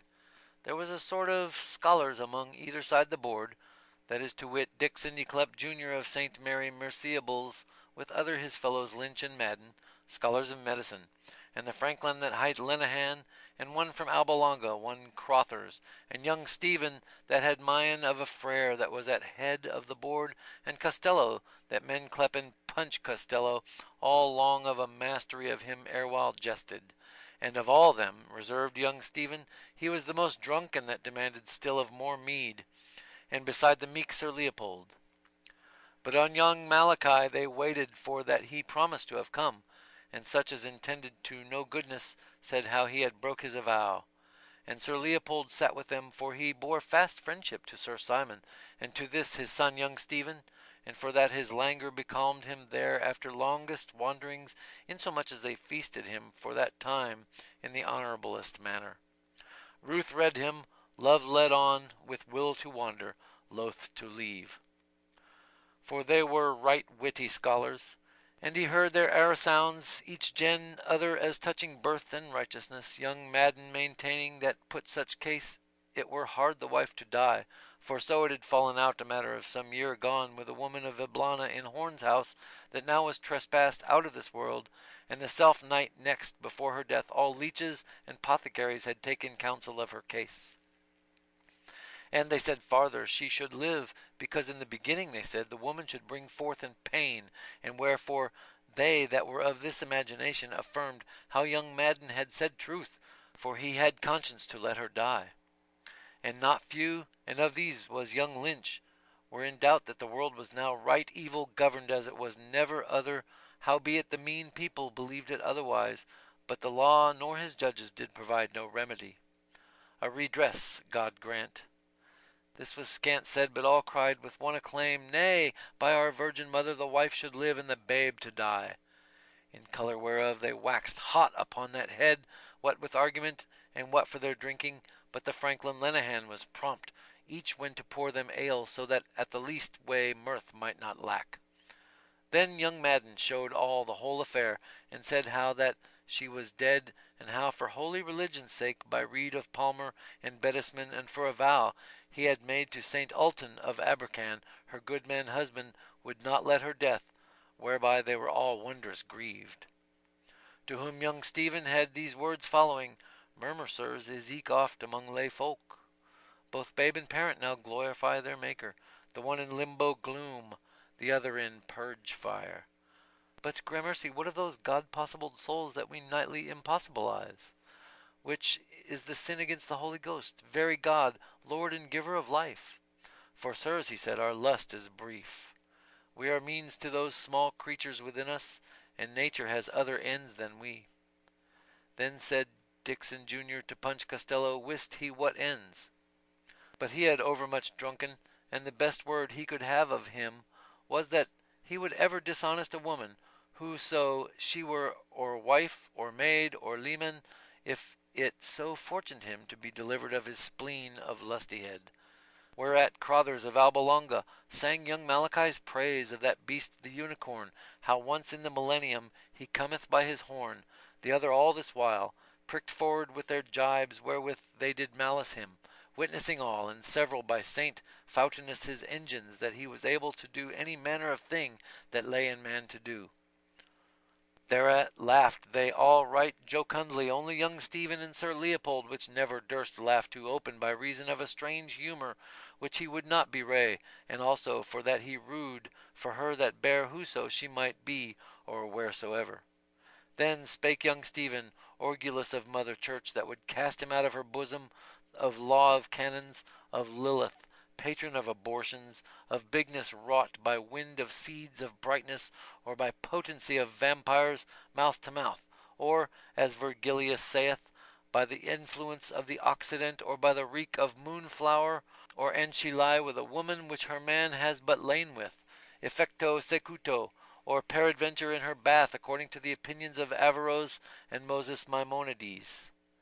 He said also how at the end of the second month a human soul was infused, and how in all our holy mother foldeth ever souls for God's greater glory, whereas that earthly mother, which was but a dam to bear beastly, should die by cannon, for so saith he that holdeth the fisherman's seal, even that blessed Peter, on which rock was holy church for all ages founded. All they bachelors then asked of Sir Leopold, would he in like case so jeopard her person as risk life to save life? A wariness of mind, he would answer as fitted all, and, laying hand to jaw, he said dissembling, as his wont was, that, as it was informed him, who had ever loved the art of physic as might a layman, and agreeing also with his experience of so seldom seen an accident, it was good for that Mother Church belike at one blow had birth and death, pence, and in such sort delivery he scaped their questions. That is truth, party, said Dixon, and, or I err, a pregnant word. which hearing young Stephen was a marvellous glad man, and he averred that he who stealeth from the poor lendeth to the Lord, for he was of a wild manner when he was drunken, and that he was now, in that taking it appeared eftsoons. But Sir Leopold was passing grave, maugre his word, by cause he still had pity of the terror-causing shrieking of shrill women in their labour, and as he was minded of his good lady Marian, that had borne him an only man-child, which on his 11th day on live had died, and no man of art could save, so dark is destiny. And she was wondrous stricken of heart for that evil hap, and for his burial did him on a fair corslet of lamb's wool, the flower of the flock, lest he might perish utterly and lie akeeled, for it was then about the midst of the winter. And now Sir Leopold, that had of his body no man-child for an heir, looked upon him his friend's son, and was shut up in sorrow for his forepast happiness, and as sad as he was that him failed a son of such gentle courage, for all accounted him of real parts, so grieved he also in no less measure for young Stephen, for that he lived riotously with these wastrels, and murdered his goods with whores. About that present time young Stephen filled all cups that stood empty, so as there remained but little moe, if the prudenter had not shadowed their approach from him that still plied it very busily, who, praying for the intentions of the sovereign pontiff, he gave them for a pledge the vicar of Christ, which also, as he said, is vicar of Bray. Now drink we, quod he, of this mazer, and quaff ye this mead, which is not indeed parcel of my body, but my soul's bodiment. Leave ye fraction of bread to them that live by bread alone. Be not afeard neither for any want, for this will comfort more than the other will dismay. See ye here, and he showed them glistening coins of the tribute, and goldsmith notes, the worth of £2 19 that he had, he said, for a song which he writ. They all admired to see the foresaid riches in such dearth of money as was here before. And his words were then these as followeth. Know all men, he said, time's ruins build eternity's mansions. What means this? Desire's wind blasts the thorn tree, but after it becomes from a bramble bush to be a rose upon the rood of time. Mark me now, in woman's womb word is made flesh, but in the spirit of the Maker all flesh that passes becomes the word that shall not pass away. This is the post-creation. Omnis caro ad te veniet. No question but her name is Puissant, who aventried the dear course of our Agenbuyer, healer and herd, our mighty mother and mother most venerable, and Bernardus saith aptly that she hath an omnipotentium Dei pari supplicum, that is to wit, an almightiness of petition, because she is the second Eve, and she won us, saith Augustine too, whereas that other, our grandam, which we are linked up with by successive anastomosis of navel cords, sold us all, seed, breed, and generation, for a penny pippin. But here is the matter now, or she knew him, that second I say, and was but creature of her creature, vergine madre, filia di tua filio, or she knew him not, and then stands she in the one denial or ignorancy which Peter Piscator, who lives in the house that Jack built, and with Joseph the joiner, patron of the happy Demise, all unhappy marriages, parce que Monsieur Leo Taxil nous a dit que qu'il avait mise dans cette fichue position, c'était le sacre pigeon, ventre de Dieu. Entweder transubstantiality oder consubstantiality, but in no case subsubstantiality. And all cried out upon it for a very scurvy word. A pregnancy without joy, he said, a birth without pangs, a body without blemish, a belly without bigness. Let the lewd with faith and fervor worship. With will we withstand, with say. End of section 33. Recording by Richard Wallace, Liberty, Missouri, 12 October 2010.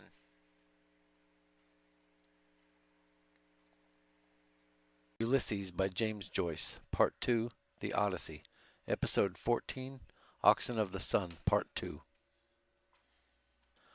Hereupon Punch Costello dinged with his fist upon the board, and would sing a bawdy catch, staboo stabella, about a wench that was put in pod of a jolly swashbuckler in Almany, which he did straightways now attack.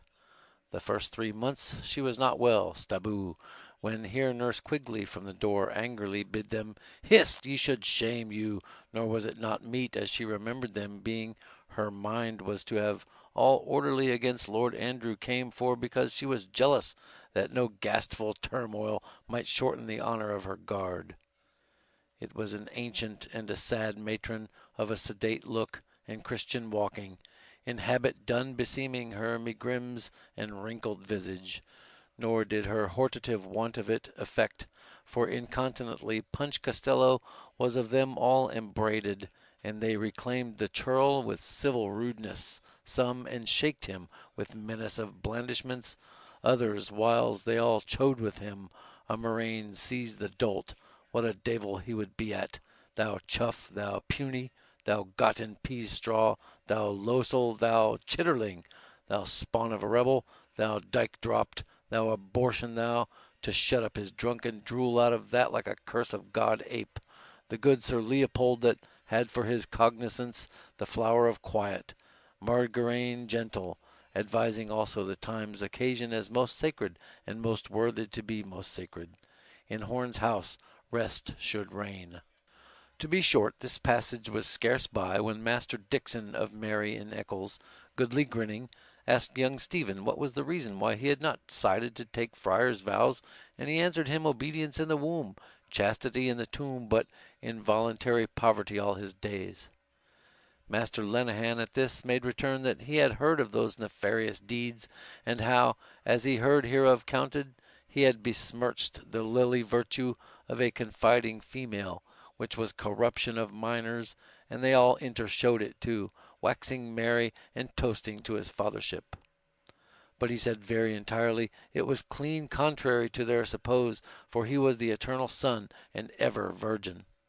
Thereat mirth grew in them the more, and they rehearsed to him his curious rite of wedlock for the disrobing and deflowering of spouses, as the priests use in Madagascar Island, she to be in guise of white and saffron, her groom in white and grain, with burning of nard and tapers on a bride bed, while clerks sung Kyries and the anthem Ut noviter sexis omnis corporis mysterium, till she was there unmaided.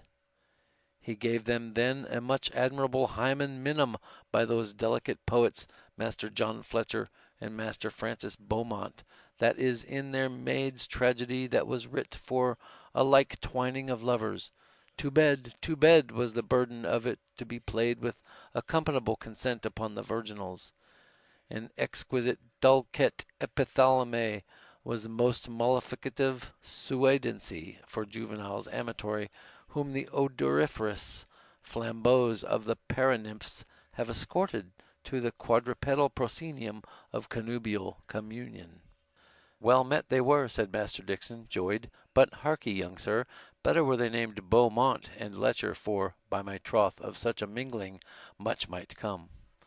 Young Stephen said, indeed, to his best remembrance, they had but the one doxy between them, and she of the stews to make shift with in delights amorous, for life ran very high in those days, and the custom of the country approved with it.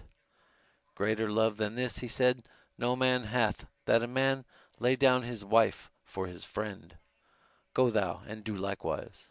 Thus, or words to that effect, saith Zarathustra, sometimes Regius Professor of French letters to the University of Oxtail, nor breathed there ever that man to whom mankind was more beholden. Bring a stranger within thy power, it will go hard, but thou wilt have the second best bed. Orate fratres pro meme tipso, and all the people shall say, Amen. Remember, Aaron, thy generations and thy days of old, how thou settedst little by me, and by my word, and broughtedst in a stranger to my gates, to commit fornication in my sight, and to wax fat, and kick like Jeshurun. Therefore hast thou sinned against my light, and hast made me, thy lord, to be the slave of servants. Return, return, Clan Millie. Forget me not, O Milesian. Why hast thou done this abomination before me, that thou didst spurn me for a merchant of jallops, and didst deny me to the Roman and to the Indian of dark speech, with whom thy daughters did lie luxuriously? Look forth now, my people, upon the land of behest, even from Horeb, and from Nebo, and from Pisgah, and from the horns of Hattin, unto a land flowing with milk and money. But thou hast suckled me with a bitter milk. My moon and my sun thou hast quenched for ever. And thou hast left me alone for ever in the dark ways of my bitterness, and with a kiss of ashes hast thou kissed my mouth. This tenebrosity of the interior, he proceeded to say, hath not been illumined by the wit of the Septuagint, nor so much as mentioned for the Orient from on high, which brake hell's gates visited a darkness that was foraneous. Asue faction monerates atrocitias, as Tully saith of his darling Stoics, and Hamlet his father showeth the prince no blister of combustion. This adiaphony in the noon of life is an Egypt's plague, which in the nights of prenativity and postmortemity is their most proper ubi and quomodo. And as the ends and ultimates of all things accord in some mean and measure with their inceptions and originals, that same multiplicit concordance which leads forth growth from birth, accomplishing by a retrogressive metamorphosis that minishing and ablation towards the final, which is agreeable unto nature, so is it with our subsolar being. The aged sisters draw us into life. We wail, batten, sport, clip, clasp, sunder, dwindle, die. Over us dead they bend. First, saved from waters of old Nile, among bulrushes, a bed of fasciated wattles. At last the cavity of a mountain, an occulted sepulchre amid the conclamation of the hillcat and the ossifrage. And as no man knows the ubicity of his tumulus, nor to what processes we shall thereby be ushered, nor whether to Tophet or to Edenville in the like way is all hidden, when we would backward see from what region of remoteness the whatness of our who-ness hath fetched his whenceness.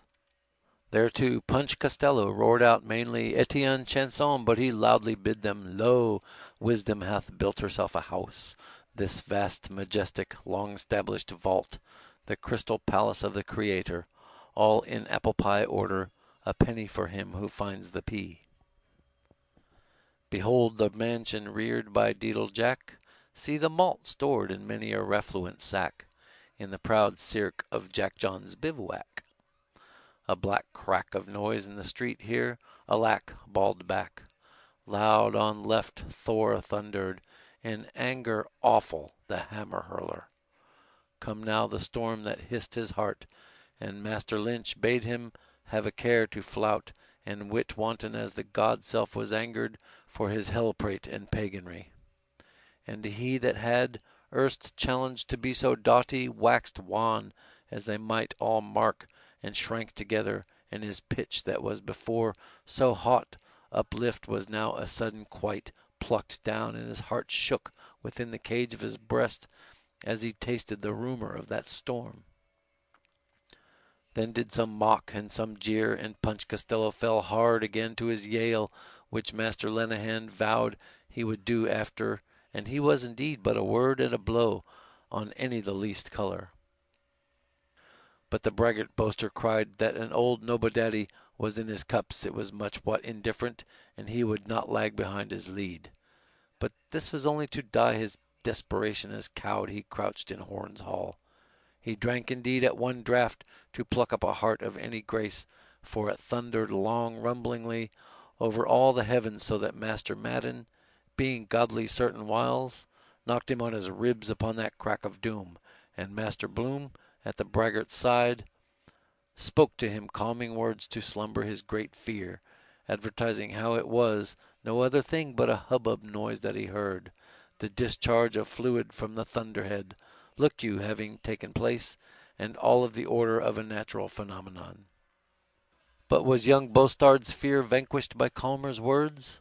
No, for he had in his bosom a spike named bitterness, which could not by words be done away.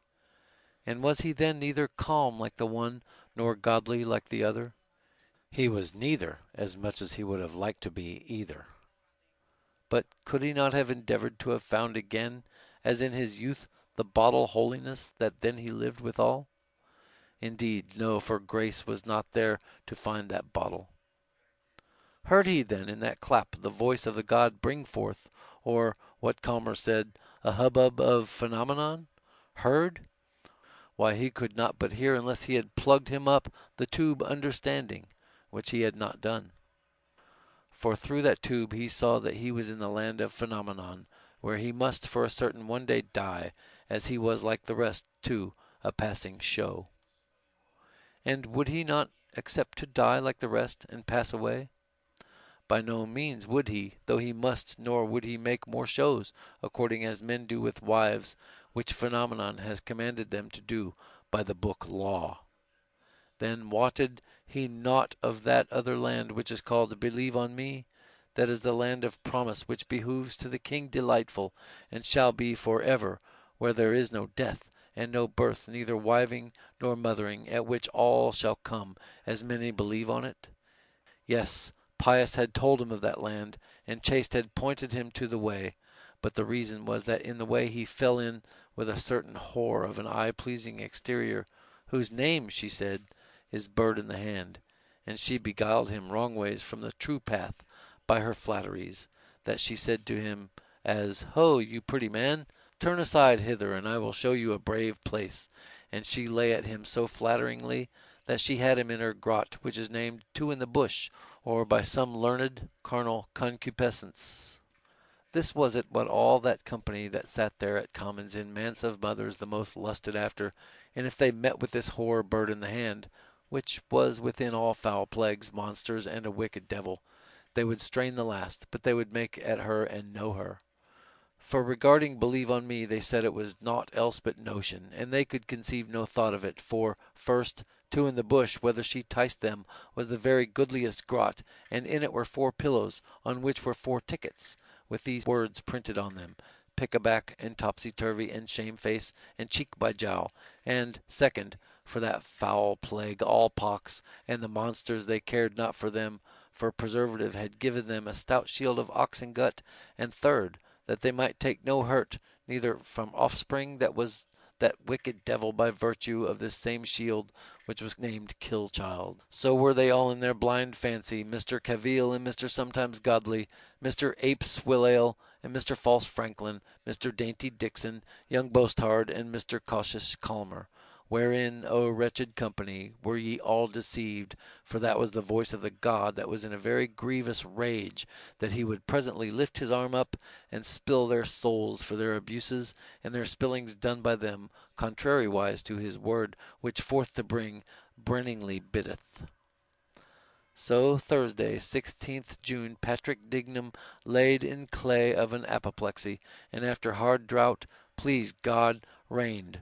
A bargeman coming in by water a 50-mile or thereabout with turf, saying the seed won't sprout, fields athirst, very sad-colored, and stunk mightily, the quags and tofts too.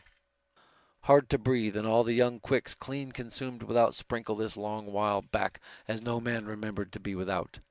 The rosy buds all gone brown, and spread out blobs, and on the hills naught but dry flag and faggots that would catch at first fire. All the world saying, for aught they knew, the big wind of last February year, that did havoc the land so pitifully, a small thing beside this barrenness. But by and by, as said, this evening after sundown, the wind sitting in the west, biggish swollen clouds to be seen as the night increased, and the weatherwise pouring up at them, and some sheet lightnings at first and after, past 10 of the clock, one great stroke, with a long thunder, and in a brace of shakes, all scamper pell-mell within door for the smoking shower. The men making shelter for their straws with a clout or kerchief, women folk skipping off with kirtles catched up soon as the pour came.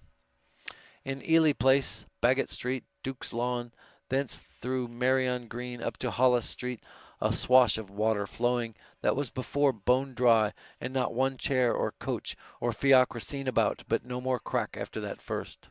over against the Right Honourable Mr. Justice Fitzgibbon's door, that is, to sit with Mr. Healy the lawyer upon the college lands, Mal Mulligan, a gentleman's gentleman that had but come from Mr. Moore's the writer's, that was a Papish, but is now, folk say, a good Williamite, chanced against Alec Bannon in a cut bob, which are now in with dance cloaks of Kendal Green, that was new got to town from Mullingar with the stage, where his coz and Mal M's brother will stay a month yet till St. Swithin, and asks what in the earth he does there. He bound home, and he to Andrew Horne's being stayed for to crush a cup of wine, so he said, but would tell him of a skittish heifer, big of her age, and beef to the heel, and all this while poured with rain, and so both together on to Horne's.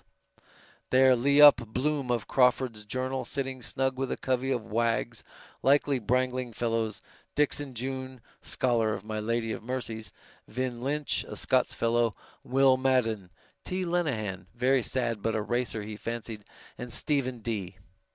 Lee up Bloom there for a languor he had, but was now better, be having dreamed to-night and a fancy strange of his dame Mrs. Mole, with red slippers on, in a pair of turkey trunks, which is thought by those in ken to be for a change, and Mistress Purefoy there, that got in through pleading her belly, and now on the stools, poor body, 2 days past her term, the midwives sore put to it and can't deliver, she queasy for a bowl of rice slop, that is a shrewd dryer up of the insides, and her breath very heavy more than good, and should be a bully boy from the knocks, they say, but God give her soon issue.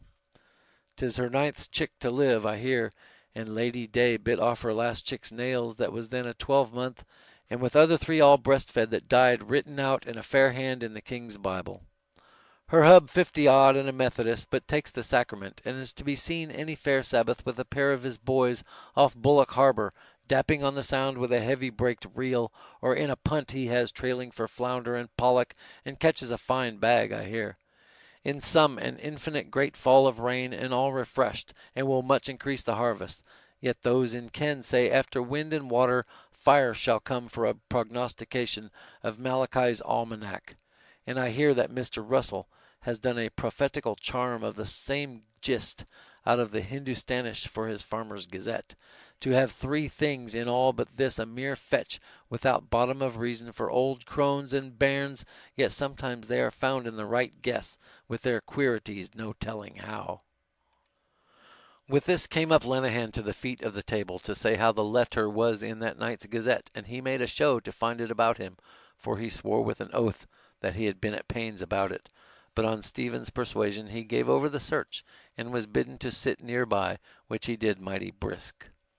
He was a kind of sport gentleman that went for a merry Andrew or honest pickle, and what belonged of women, horseflesh, or hot scandal, he had it pat. To tell the truth, he was mean in fortunes, and for the most part hankered about the coffee-houses and low taverns with crimps, ostlers, bookies, Paul's men, runners, flat caps, waistcoateers, ladies of the bagnio, and other rogues of the game, or with a chanceable catchpole or a tipstaff, often at nights till broad day, of whom he picked up between his sack-possets much loose gossip. He took his ordinary at a boiling cook's, and if he had but gotten into him a mess of broken victuals, or a platter of tripes, with a bare tester in his purse, he could always bring himself off with his tongue, some randy quip he had from a punk or what not, that every mother's son of them would burst their sides. The other, Costello that is, hearing this talk, asked was it poetry or a tale.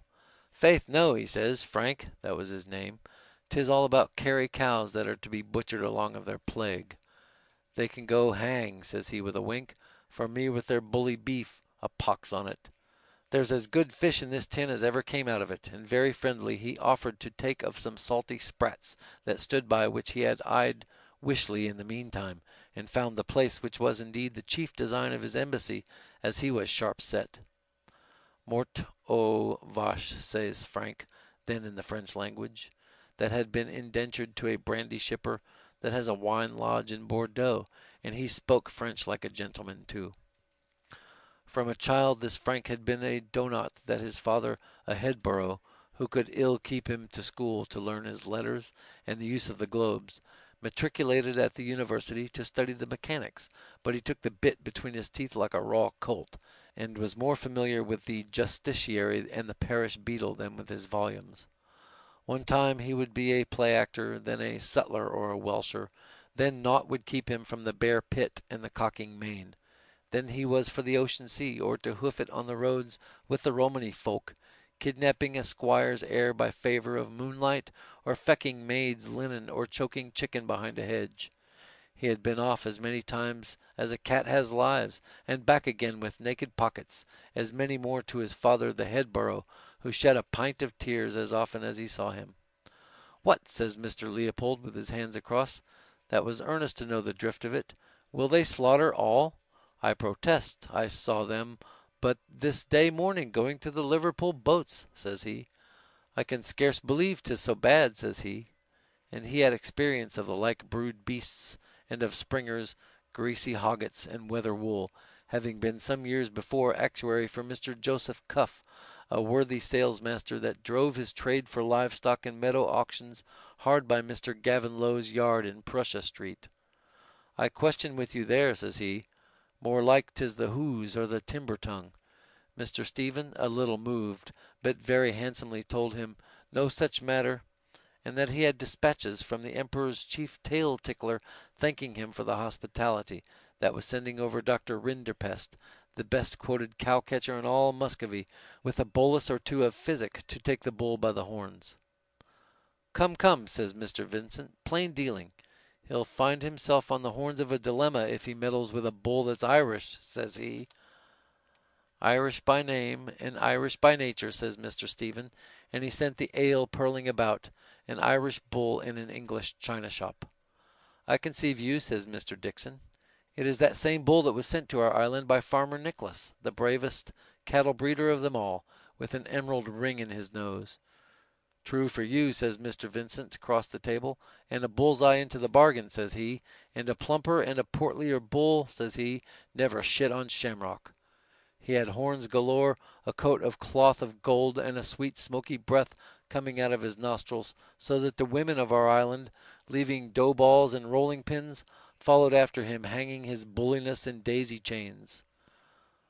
"What for that?" says Mr. Dixon, but before he came over, Farmer Nicholas, that was a eunuch, had him properly gelded by a college of doctors who were no better off than himself.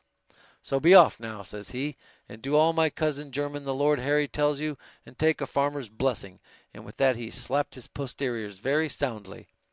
"But the slap and the blessing stood him friend," says Mr. Vincent, "for to make up he taught him a trick worth two of the other, so that maid, wife, abbess, and widow to this day affirm that they would rather any time of the month whisper in his ear in the dark of a cow-house, or get a lick on the nape from his long holy tongue, than lie with the finest strapping young ravisher in the 4 fields of all Ireland."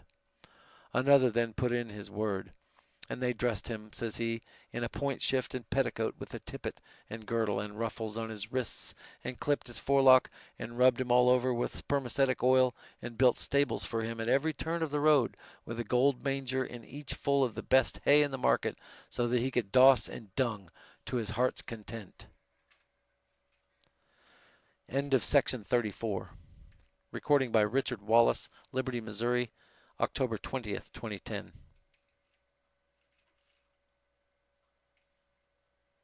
Ulysses by James Joyce, Part 2, The Odyssey, Episode 14, Oxen of the Sun, Part 3. By this time the father of the faithful, for so they called him, was grown so heavy that he could scarce walk to pasture. To remedy which our cozening dames and damsels brought him his fodder in their apron laps, and as soon as his belly was full, he would rear up on his hind quarters to show their ladyships a mystery, and roar and bellow out of him in bull's language, and they all after him. "Ay," says another, "and so pampered was he that he would suffer naught to grow in all the land but green grass for himself, for that was the only color to his mind. And there was a board put up on a hillock in the middle of the island, with a printed notice, saying, 'By the Lord Harry, green is the grass that grows on the ground.' And," says Mr. Dixon, "if ever he got scent of a cattle raider in Roscommon, or the wilds of Connemara, or a husbandman in Sligo that was sowing as much as a handful of mustard or a bag of rapeseed, out he'd run amuck over half the countryside, rooting up with his horns whatever was planted, and all by Lord Harry's orders. There was bad blood between them at first, says Mr. Vincent, and the Lord Harry called Farmer Nicholas all the old Nicks in the world, and an old whoremaster that kept 7 trulls in his house, and I'll meddle in his matters, says he. I'll make that animal smell hell, says he, with the help of that good pizzle my father left me. But one evening, says Mr. Dixon, when the Lord Harry was cleaning his royal pelt to go to dinner, after winning a boat race, he had spade oars for himself, but the first rule of the course was that the others were to row with pitchforks. He discovered in himself a wonderful likeness to a bull, and on picking up a black-thumbed chapbook that he kept in the pantry, he found sure enough that he was a left-handed descendant of the famous champion bull of the Romans, Bos Bovum, which is good bog Latin for boss of the show. After that, says Mr. Vincent, the Lord Harry put his head into a cow's drinking trough in the presence of all his courtiers, and pulling it out again told them all his new name.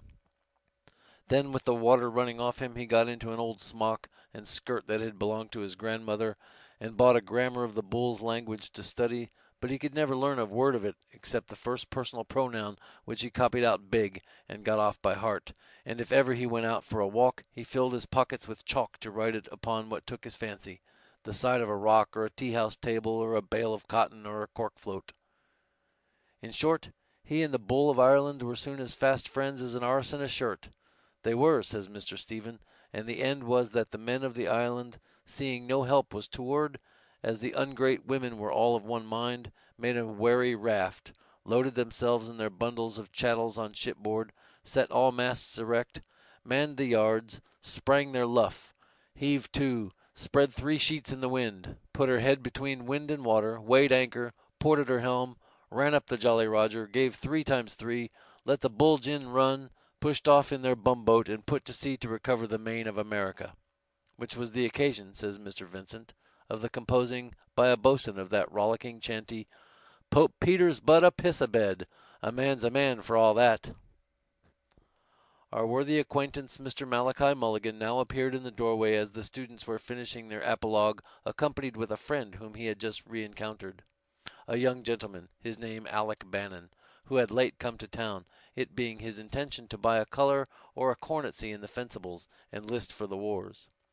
Mr. Mulligan was civil enough to express some relish of it, all the more as it jumped with a project of his own for the cure of the very evil that had been touched on. Whereat he handed round to the company a set of pasteboard cards which he had printed that day at Mr. Quinnell's, bearing a legend printed in fair italics, Mr. Malachi Mulligan, Fertilizer and Incubator, Lambay Island.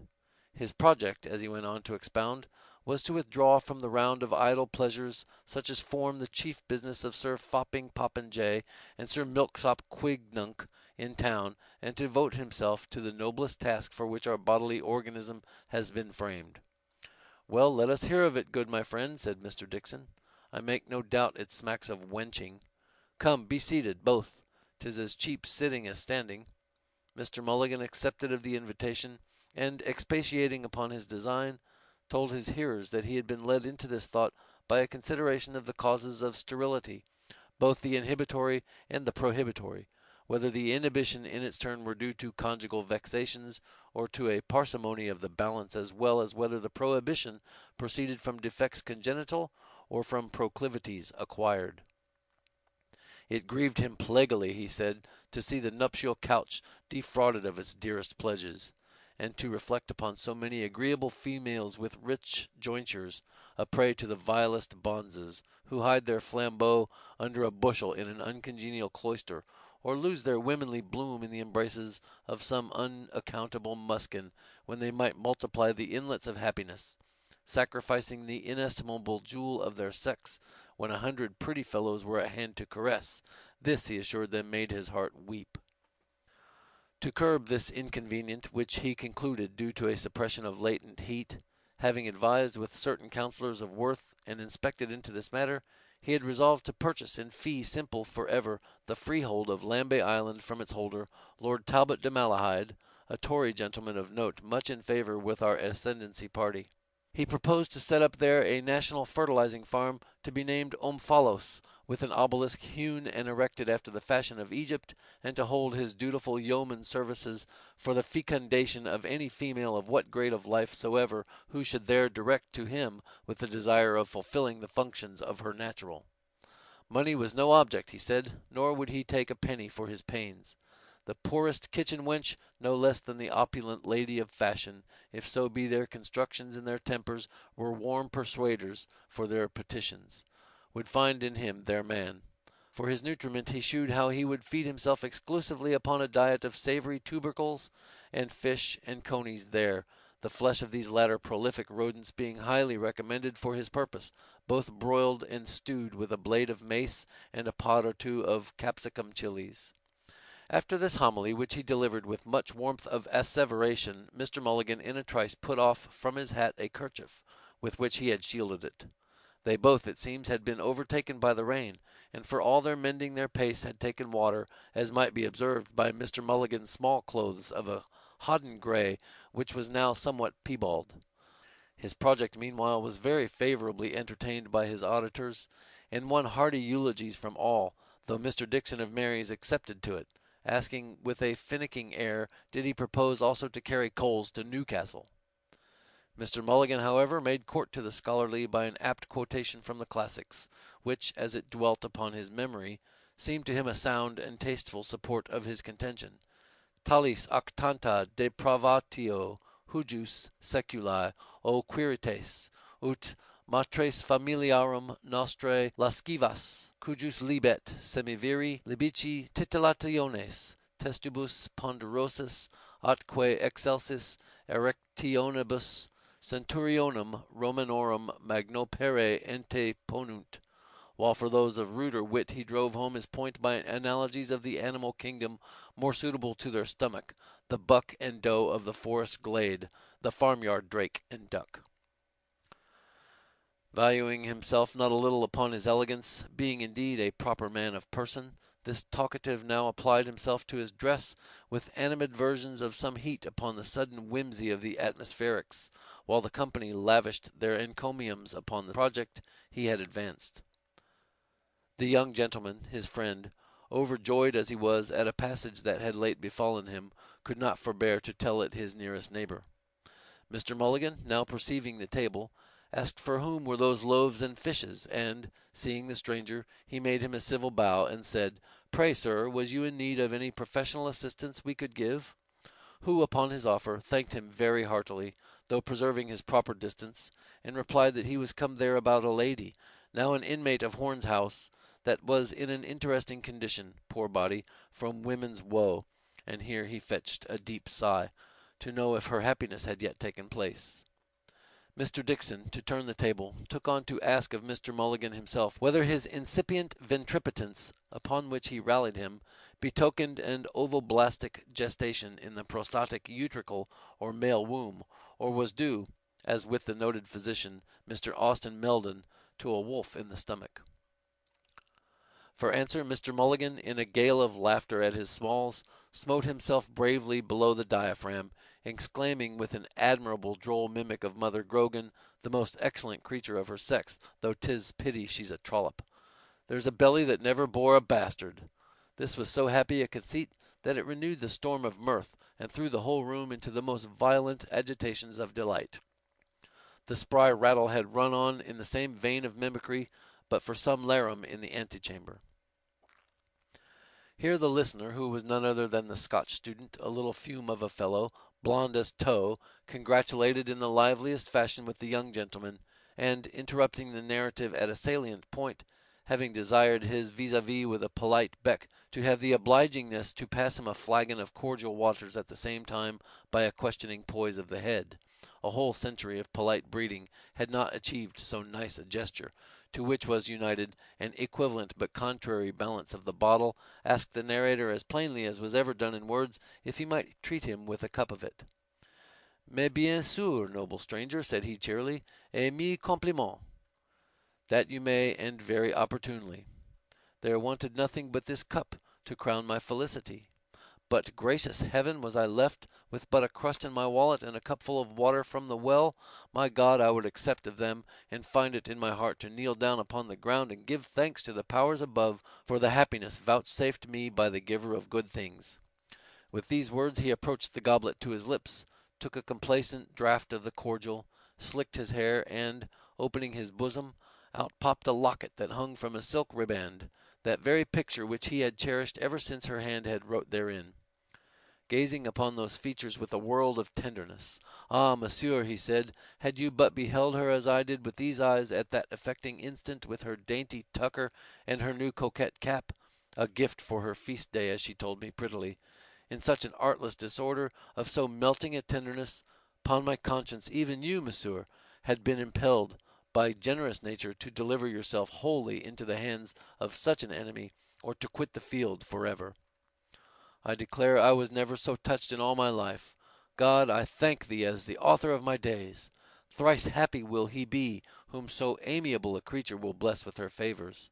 A sigh of affection gave eloquence to these words, and, having replaced the locket in his bosom, he wiped his eye and sighed again.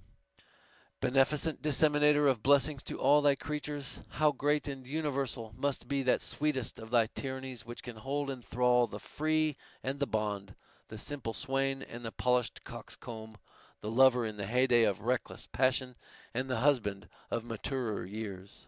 But indeed, sir, I wander from the point. How mingled and imperfect are all our sublunary joys! Maledicity!" he exclaimed in anguish. "Would to God that foresight had but remembered me to take my cloak along! I could weep to think of it.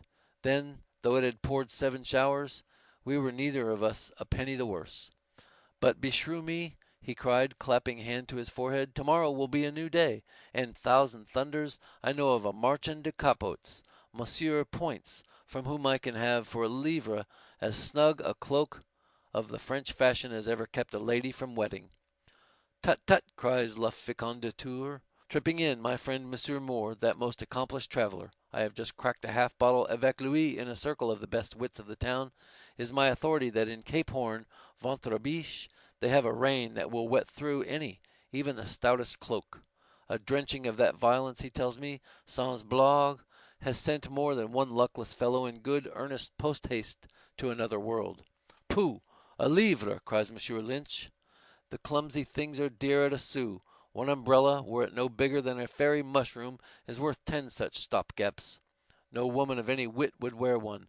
My dear Kitty told me today that she would dance in a deluge before ever she would starve in such an ark of salvation, for, as she reminded me, blushing piquantly and whispering in my ear, though there was none to snap her words but giddy butterflies, Dame Nature, by the divine blessing, has implanted it in our hearts, and it has become a household word, that il y a deux choses, for which the innocence of our original garb, in other circumstances a breach of the proprieties, is the fittest, nay, the only garment. The first," said she, and here my pretty philosopher, as I handed her to the tilbury to fix my attention, gently tipped with her tongue the outer chamber of my ear, "the first is a bath." But at this point a bell tinkling in the hall cut short a discourse which promised so bravely for the enrichment of our store of knowledge. Amid the general vacant hilarity of the assembly a bell rang, and, while all were conjecturing what might be the cause, Miss Callan entered, and, having spoken a few words in a low tone to young Mr. Dixon, retired with a profound bow to the company. The presence even for a moment among a party of debauchees of a woman endued with every quality of modesty and not less severe than beautiful refrained the humorous sallies even of the most licentious, but her departure was the signal for an outbreak of ribaldry. "Strike me silly," said Costello, a low fellow who was fuddled, "a monstrous fine bit of cow flesh. I'll be sworn she has rendezvoused you. What, you dog? Have you a way with them?" "Gad's bud, immensely so," said Mr. Lynch. "The bedside manner it is that they use in the Mater Hospice. Demi, does not Dr. O'Gargle chuck the nuns there under the chin? As I look to be saved, I had it from my Kitty, who has been ward maid there any time these 7 months. "Lawks a mercy, doctor," cried the young blood in the primrose vest, feigning a womanish simper, and with immodest squirmings of his body, "how you do tease a body! Drat the man! Bless me, I am all of a wibbly wobbly. Why, you're as bad as dear little Father Canty Kiss'em, that you are. May this pot of 4 half choke me, cried Costello, if she ain't in the family way. I knows a lady what's got a white swelling quick as I claps eyes on her. The young surgeon, however, rose and begged the company to excuse his retreat, as the nurse had just then informed him that he was needed in the ward. Merciful Providence had been pleased to put a period to the sufferings of the lady who was enceinte, which she had borne with a laudable fortitude, and she had given birth to a bouncing boy. I want patience, said he, with those who, without wit to enliven or learning to instruct, revile an ennobling profession, which, saving the reverence due to the Deity, is the greatest power for happiness upon the earth. I am positive when I say that if need were I could produce a cloud of witnesses to the excellence of her noble exercitations, which, so far from being a byword, should be a glorious incentive in the human breast. I cannot away with them. What? Malign such an one, the amiable Miss Callan, who is the lustre of her own sex, and the astonishment of ours? And at an instant the most momentous that can befall a puny child of clay? Perish the thought! I shudder to think of the future of a race where the seeds of such malice have been sown, and where no right reverence is rendered to mother and maid in house of horn. Having delivered himself of this rebuke, he saluted those present on the by, and repaired to the door. A murmur of approval arose from all, and some were for ejecting the low soaker without more ado, a design which would have been effected, nor would he have received more than his bare deserts, had he not abridged his transgression by affirming, with a horrid imprecation, for he swore a round hand, that he was as good a son of the true fold as ever drew breath. Stap my vitals, said he, them was always the sentiments of honest Frank Costello, which I was bred up most particular to honour thy father, and thy mother, that had the best hand to a roly-poly or a hasty pudding as you ever see, what I always looks back on with a loving heart. End of section 35. Recording by Richard Wallace, Liberty, Missouri, October 21st, 2010.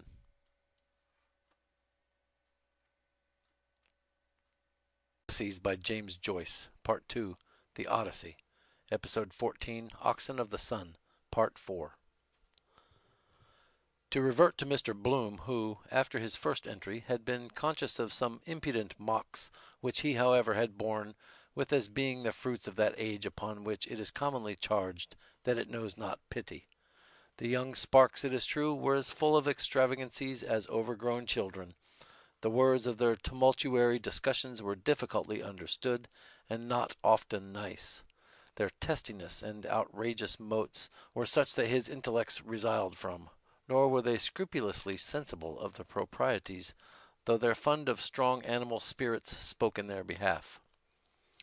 But the word of Mr. Costello was an unwelcome language for him, for he nauseated the wretch that seemed to him a crop-eared creature of a misshapen gibbosity, born out of wedlock, and thrust like a crookback, toothed and feet first, into the world, which the dint of the surgeon's pliers in his skull lent indeed a colour to, so as to put him in thought of that missing link of creation's chain, desiderated by the late ingenious Mr. Darwin.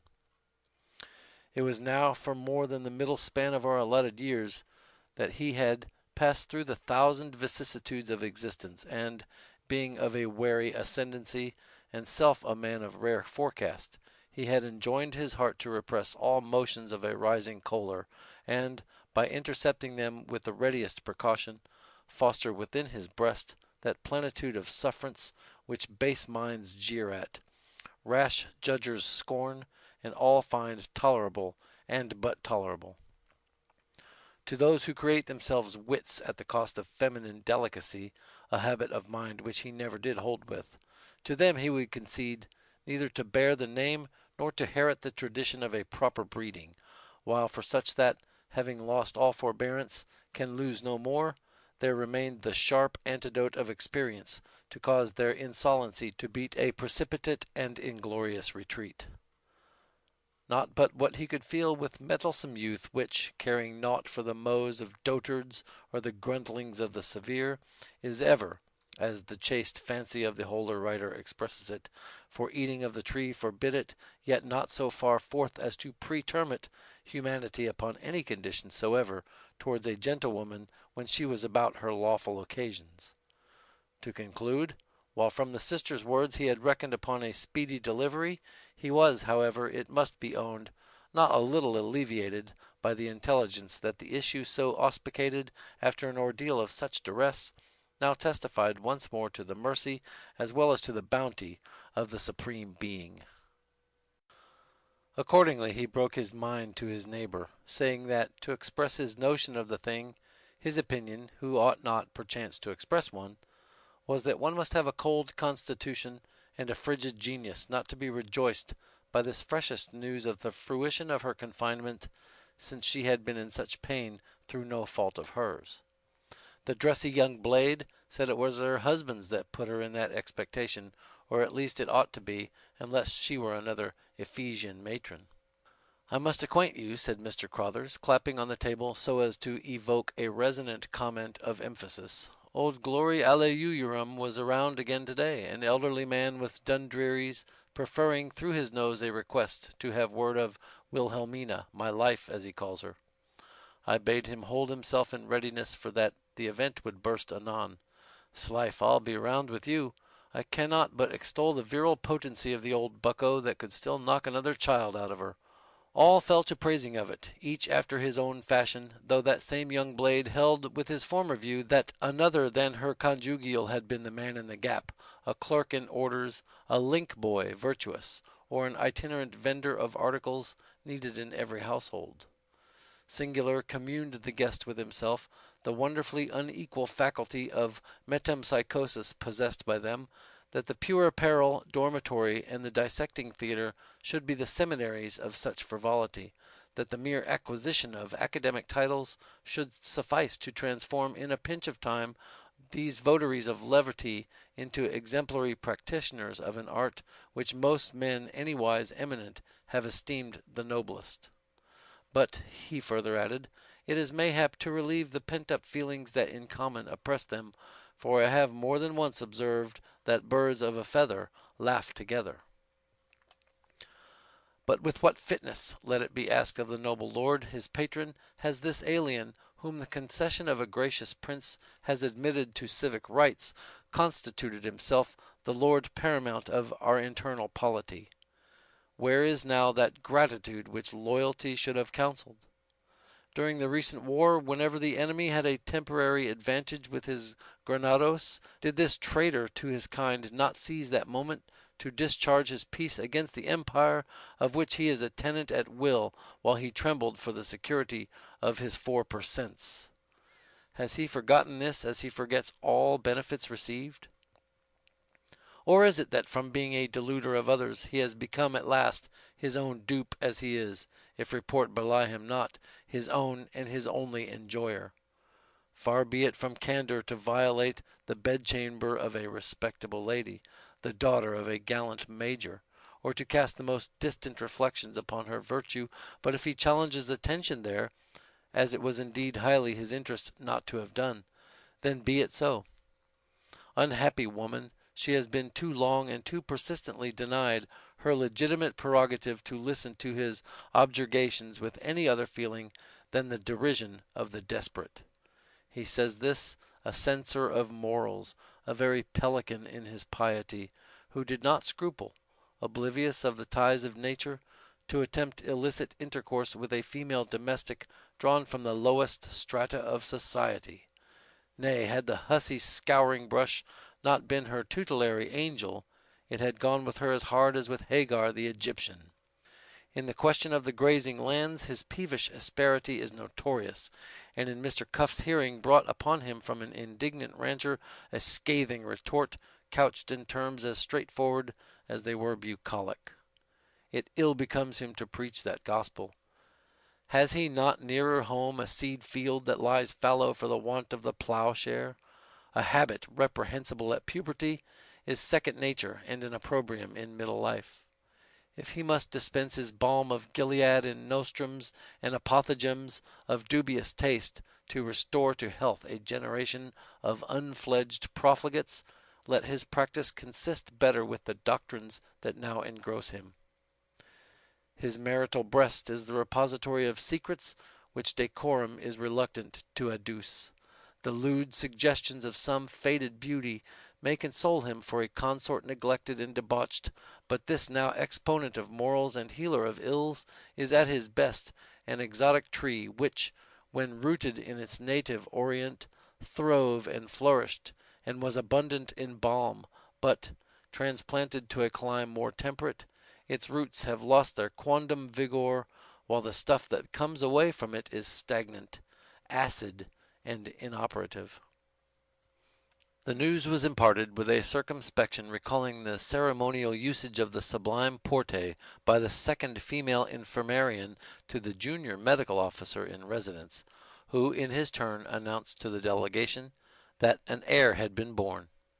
When he had betaken himself to the women's apartment to assist at the prescribed ceremony of the afterbirth, in the presence of the Secretary of State for Domestic Affairs and the members of the Privy Council, silent in unanimous exhaustion and approbation, the delegates, chafing under the length and solemnity of their vigil, and hoping that the joyful occurrence would palliate a license which the simultaneous absence of Abigail and obstetrician rendered the easier, broke out at once into a strife of tongues. In vain the voice of Mr. Canvasser Bloom was heard endeavoring to urge, to mollify, to refrain. The moment was too propitious for the display of that discursiveness which seemed the only bond of union among tempers so divergent. Every phase of the situation was successively eviscerated.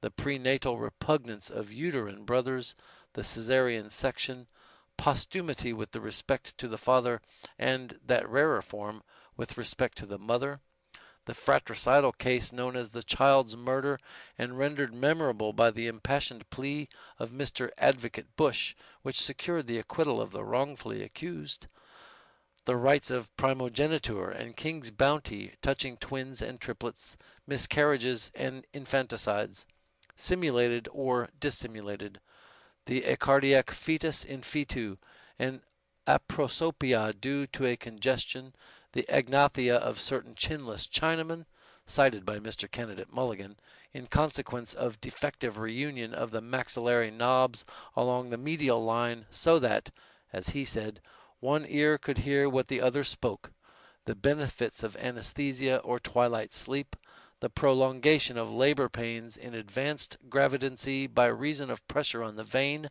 the premature relentment of the amniotic fluid, as exemplified in the actual case, with consequent peril of sepsis to the matrix, artificial insemination by means of syringes, involution of the womb consequent upon the menopause, the problem of the perpetration of the species in the case of females impregnated by delinquent rape, that distressing manner of delivery called by the Brandenburgers Sturzgeburt, the recorded instances of multiseminal, twi-kindled, and monstrous births conceived during the catamenic period, or of consanguineous parents; in a word, all the cases of human nativity which Aristotle has classified in his masterpiece with chromolithographic illustrations. The gravest problems of obstetrics and forensic medicine were examined with as much animation as the most popular beliefs on the state of pregnancy, such as the forbidding to a gravid woman to step over a country stile lest, by her movement, the navel cord should strangle her creature, and the injunction upon her in the event of a yearning, ardently and ineffectually entertained, to place her hand against that part of her person which long usage has consecrated as the seat of castigation.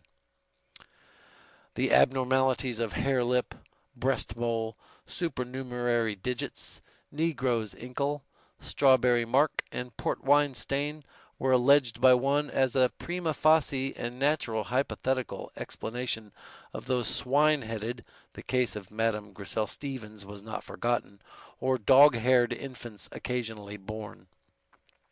The hypothesis of a plasmic memory, advanced by the Caledonian envoy, and worthy of the metaphysical traditions of the land he stood for, envisaged in such cases an arrest of embryonic development at some stage antecedent to the human.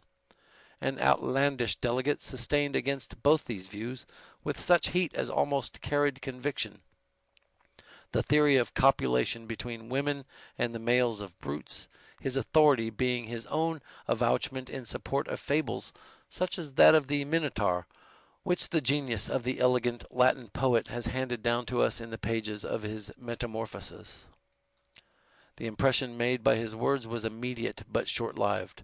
It was effaced as easily as it had been evoked by an allocution from Mr. Candidate Mulligan in that vein of pleasantry which none better than he knew how to effect, postulating as the supremest object of desire a nice clean old man. Contemporaneously, a heated argument having arisen between Mr. Delegate Madden and Mr. Candidate Lynch regarding the juridical and theological dilemma created in the event of one Siamese twin predeceasing the other, the difficulty by mutual consent was referred to Mr. Canvasser Bloom for instant submittal to Mr. Coadjutor Deacon Daedalus. Hitherto silent, whether the better to show by preternatural gravity that curious dignity of the garb with which he was invested, or in obedience to an inward voice, he delivered briefly and, as some thought, perfunctorily, the ecclesiastical ordinance forbidding man to put asunder what God has joined. But Malachias' tale began to freeze them with horror. He conjured up the scene before them. The secret panel beside the chimney slid back, and in the recess appeared Haines. Which of us did not feel his flesh creep? He had a portfolio of Celtic literature in one hand, in the other a file marked poison. Surprise, horror, loathing were depicted on all faces, while he eyed them with a ghostly grin. I anticipated some such reception, he began, with an eldritch laugh, for which it seems history is to blame. Yes, it is true. I am the murderer of Samuel Childs, and how I am punished! The Inferno has no terrors for me. This is the appearances on me. Tear and ages, what way would I be resting at all? He muttered thickly, and I tramping Dublin this while back with my share of songs, and himself after me, the like of a Solth or a Bulawurus. My hell and Ireland's is in this life. It is what I tried to obliterate my crime. Distractions, rook shooting, the Erse language, he recited some. Laudanum, he raised the file to his lips. Camping out, in vain, his spectre stalks me, dope is my only hope. Ah, destruction, the Black Panther! With a cry he suddenly vanished, and the panel slid back.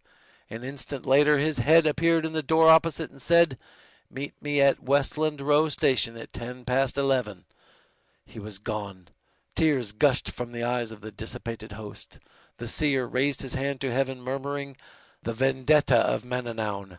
The sage repeated, "Lex talionis." The sentimentalist is he who would enjoy without incurring the immense debtorship for a thing done. Malachias, overcome by emotion, ceased. The mystery was unveiled. Haines was the third brother. His real name was Childs. The Black Panther was himself the ghost of his own father. He drank drugs to obliterate. For this relief, much thanks. The lonely house by the graveyard is uninhabited. No soul will live there. The spider pitches her web in the solitude. The nocturnal rat peers from his hole. A curse is on it. It is haunted. Murderer's ground. What is the age of the soul of man? As she hath the virtue of the chameleon to change her hue at every new approach, to be gay with the merry and mournful with the downcast, so too is her age changeable as her mood. No longer is Leopold, as he sits there ruminating, chewing the cud of reminiscence, that staid agent of publicity and holder of a modest substance in the funds. A score of years are blown away. He is young Leopold. There, as in a retrospective arrangement, a mirror within a mirror, hey, presto! He beholdeth himself.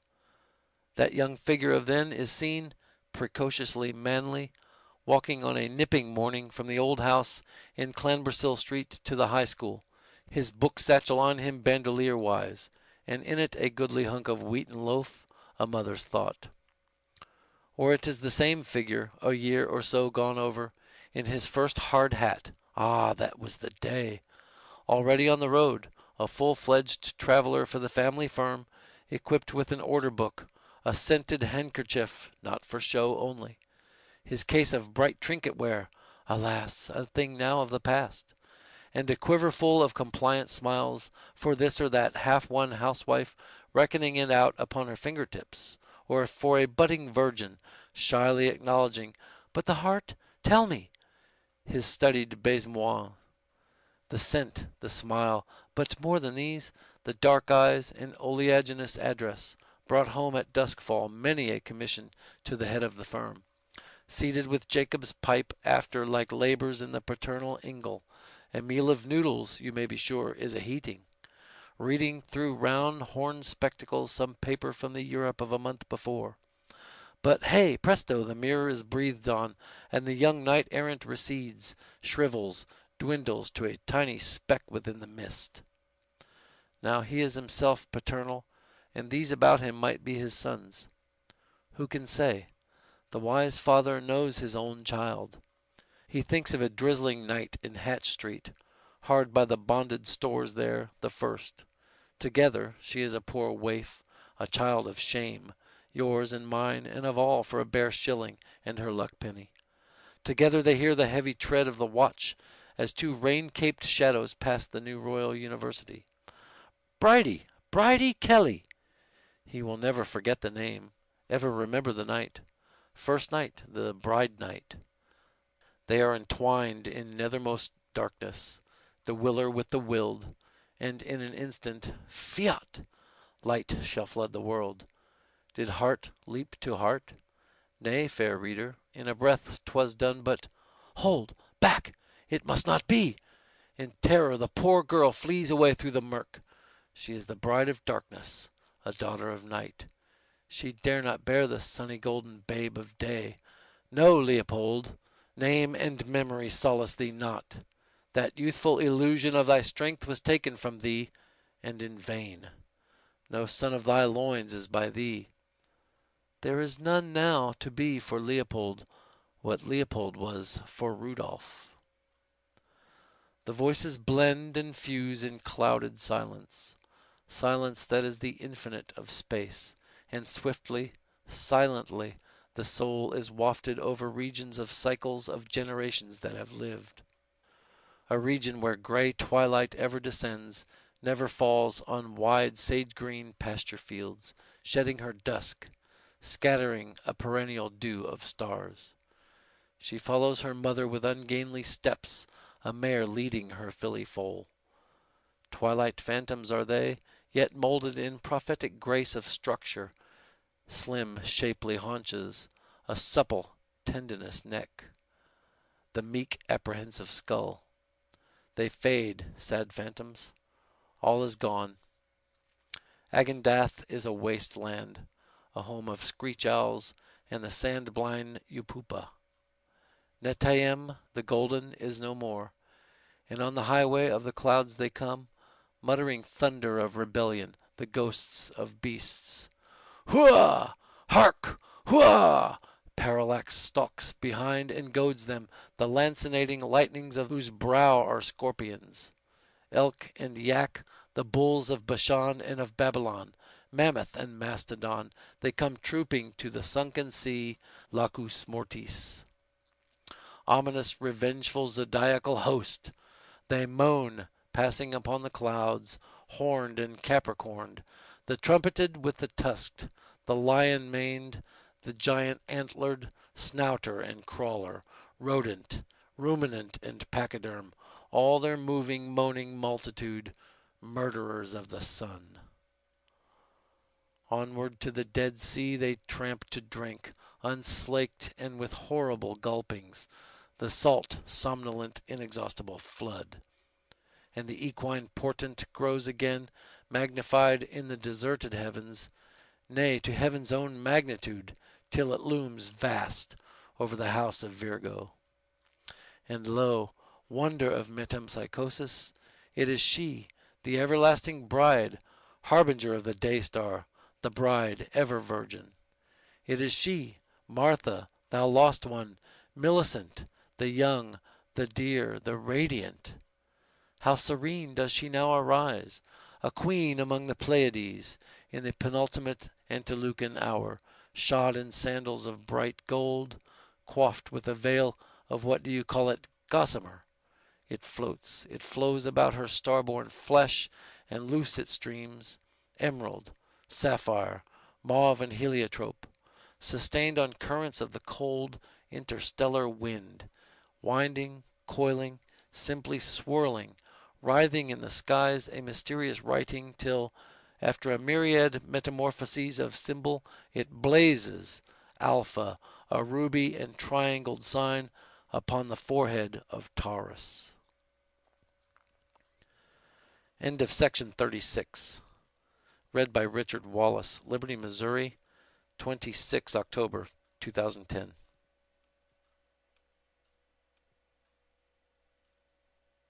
Ulysses by James Joyce, Part 2, The Odyssey, Episode 14, Oxen of the Sun, Part 5. Francis was reminding Stephen of years before when they had been at school together in Conmee's time. He asked about Glaucon and Alcibiades and Pisistratus. Where were they now? Neither knew. You have spoken of the past and its phantoms, Stephen said. Why think of them? If I call them into life across the waters of Lethe, will not the poor ghosts troop to my call? Who supposes it? I, Bus Stephanamenos, bullock-befriending bard, am lord and giver of their life. He encircled his gadding hair with a coronal of vine leaves, smiling at Vincent. That answer and those leaves, Vincent said to him, will adorn you more fitly when something more, and greatly more, than a capful of light odes can call your genius father. All who wish you well hope this for you. All desire to see you bring forth the work you meditate, to acclaim you Stephanophoros. I heartily wish you may not fail them. Oh no, Vincent Lenehan said, laying a hand on the shoulder near him. Have no fear. He could not leave his mother an orphan. The young man's face grew dark. All could see how hard it was for him to be reminded of his promise and of his recent loss. He would have withdrawn from the feast had not the noise of voices allayed the smart. Madden had lost 5 drachmas on scepter for a whim of the rider's name. Lenehan as much more. He told them of the race. The flag fell, and off, scamper, the mare ran out freshly with "Oh, Madden" up. She was leading the field. All hearts were beating. Even Phyllis could not contain herself. She waved her scarf and cried, "Huzzah! Scepter wins!" But in the straight, on the run home, when all were in close order, the dark horse Throwaway drew level, reached, outstripped her. All was lost now. Phyllis was silent. Her eyes were sad anemones. "Juno," she cried, "I am undone." But her lover consoled her, and brought her a bright casket of gold, in which lay some oval sugar plums, which she partook. A tear fell, one only. "A whacking fine whip," said Lenehan, "is W. Lane. 4 winners yesterday, and 3 today. What rider is like him? Mount him on the camel or the boisterous buffalo, the victory in a hack canter is still his. But let us bear it as was the ancient wont. Mercy on the luckless. Poor Scepter," he said with a light sigh. "She is not the filly that she was. Never by this hand shall we behold such another. By gad, sir, a queen of them. Do you remember her, Vincent?" "I wish you could have seen my queen today," Vincent said. "How young she was and radiant. Lalage was scarce fair beside her, in her yellow shoes and frock of muslin. I do not know the right name of it. The chestnuts that shaded us were in bloom. The air drooped with their persuasive odor and with pollen floating by us. In the sunny patches one might easily have cooked on a stone a batch of those buns with Corinth fruit in them that Periplipopenes sells in his booth near the bridge. But she had naught for her teeth but the arm with which I held her, and in that she nibbled mischievously when I pressed too close. A week ago she lay ill, 4 days on the couch, but today she was free, blithe, mocked at peril. She is more taking then. Her posies, tool, mad romp that she is, she had pulled her fill as we reclined together. And in your ear, my friend, you will not think who met us as we left the field. Conmee himself. He was walking by the hedge, reading, I think, a brevier book, with, I doubt not, a witty letter in it from Glycera or Chloe to keep the page. The sweet creature turned all colors in her confusion, feigning to reprove a slight disorder in her dress. A slip of underwood clung there, for the very trees adore her. When Conmee had passed, she glanced at her lovely echo in that little mirror she carries. But he had been kind. In going by, he had blessed us. The gods, too, are ever kind, Lenehan said.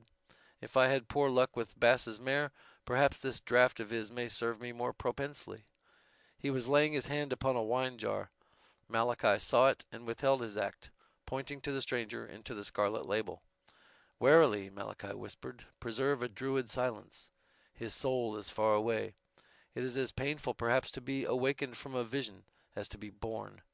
Any object insensely regarded may be a gate of access to the incorruptible aeon of the gods. Do you not think it, Stephen? Theosophus told me so, Stephen answered, whom in a previous existence Egyptian priests initiated into the mysteries of karmic law. The lords of the moon, Theosophus told me, an orange fiery shipload from planet Alpha of the lunar chain would not assume the etheric doubles, and these were therefore incarnated by the ruby-colored egos from the second constellation. However, as a matter of fact, though, the preposterous surmise about him being in some description of a doldrums or other or mesmerized, which was entirely due to a misconception of the shallowest character, was not the case at all. The individual whose visual organs while the above caliber of the race. Calipedia, he prophesied, would soon be generally adopted, and all the graces of life, genuinely good music, agreeable literature, light philosophy, instructive pictures, plaster-cast reproductions of the classical statues such as Venus and Apollo, artistic colored photographs of prize babies, all these little attentions would enable ladies who were in a particular condition to pass the intervening months in a most enjoyable manner. Mr. J. Crothers, disc back, attributes some of these demises to abdominal trauma in the case of women workers subjected to heavy labors in the workshop and to marital discipline in the home, but by far the vast majority to neglect, private or official, culminating in the exposure of newborn infants, the practice of criminal abortion, or in the atrocious crime of infanticide. Although the former, we are thinking of neglect, is undoubtedly only too true, the case he cites of nurses forgetting to count the sponges in the peritoneal cavity is too rare to be normative. In fact, when one comes to look into it, the wonder is that so many pregnancies and deliveries go off so well as they do, all things considered and in spite of our human shortcomings, which often balk nature in her intentions. An ingenious suggestion is that thrown out by Mr. V. Lynch, back Arith, that both natality and mortality, as well as other phenomena of evolution, tidal movements, lunar phases, blood temperatures, diseases in general, everything, in fine, in nature's vast workshop, from the extinction of some remote sun to the blossoming of one of the countless flowers which beautify our public parks, is subject to a law of numeration as yet unascertained.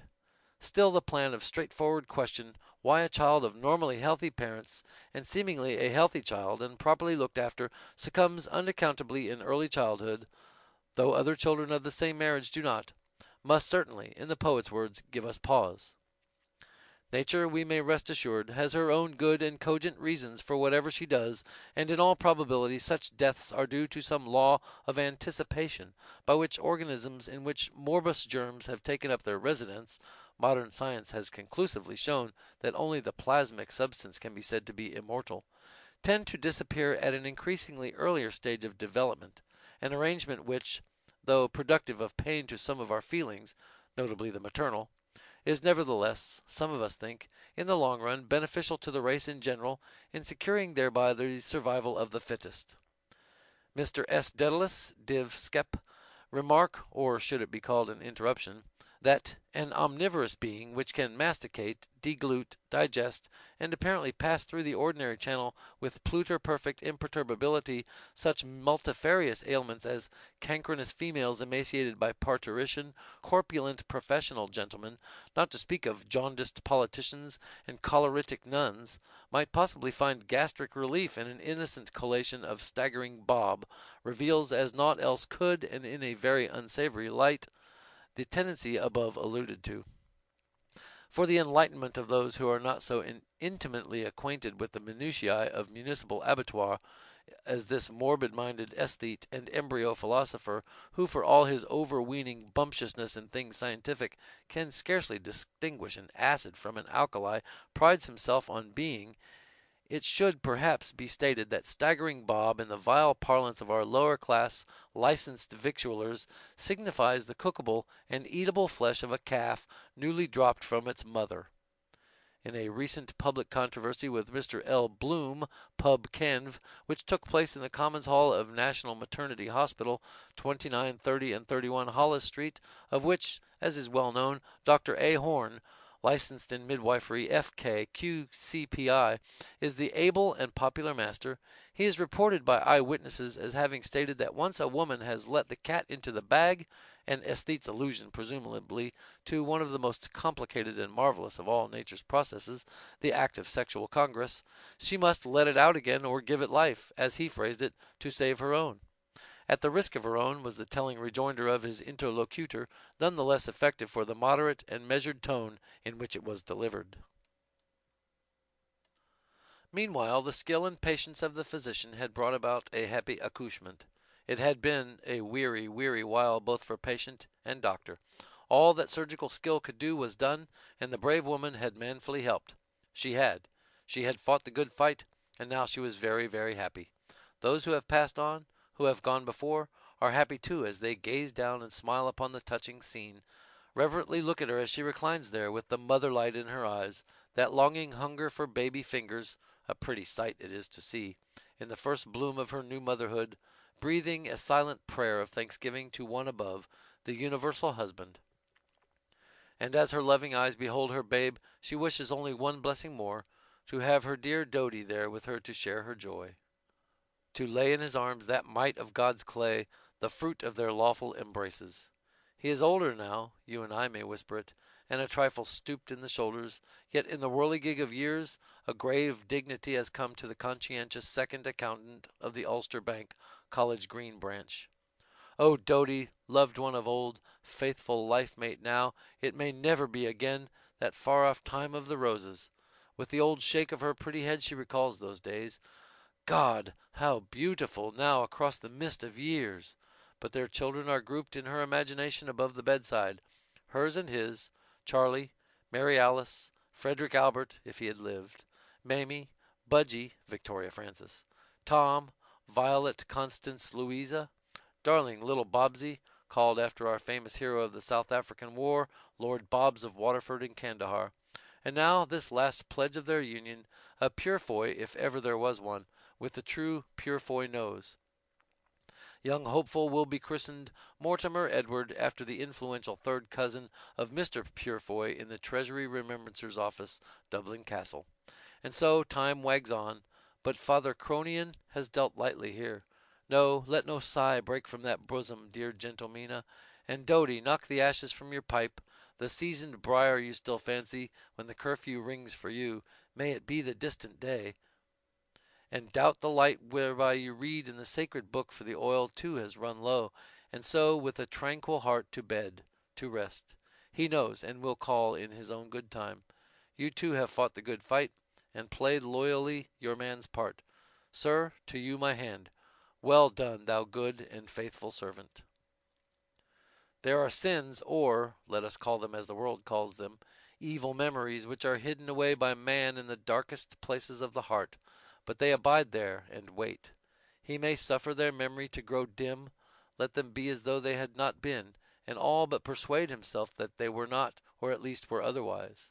Yet a chance word will call them forth suddenly, and they will rise up to confront him in the most various circumstances, a vision or a dream, or while timbrel and harp soothe his senses, or amid the cool silver tranquillity of the evening, or at the feast, at midnight, when he is now filled with wine.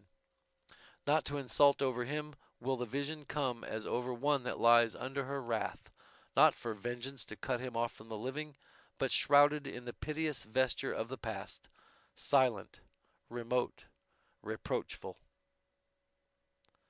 End of section 37. Read by Richard Wallace, Liberty, Missouri, 12 January 2011.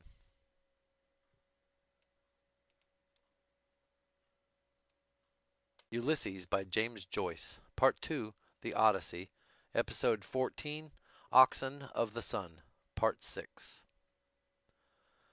The stranger still regarded on the face before him a slow recession of that false calm there, imposed, as it seemed, by habit or some studied trick, upon words so embittered as to accuse in their speaker an unhealthiness, a flair for the cruder things of life.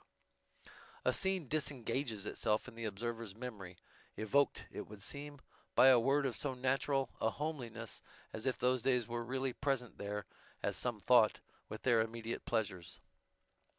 A shaven space of lawn one soft May evening, the well-remembered grove of lilacs at Roundtown, purple and white, fragrant, slender spectators of the game, but with much real interest in the pellets as they run slowly forward over the sward, or collide and stop, one by its fellow, with a brief, alert shock.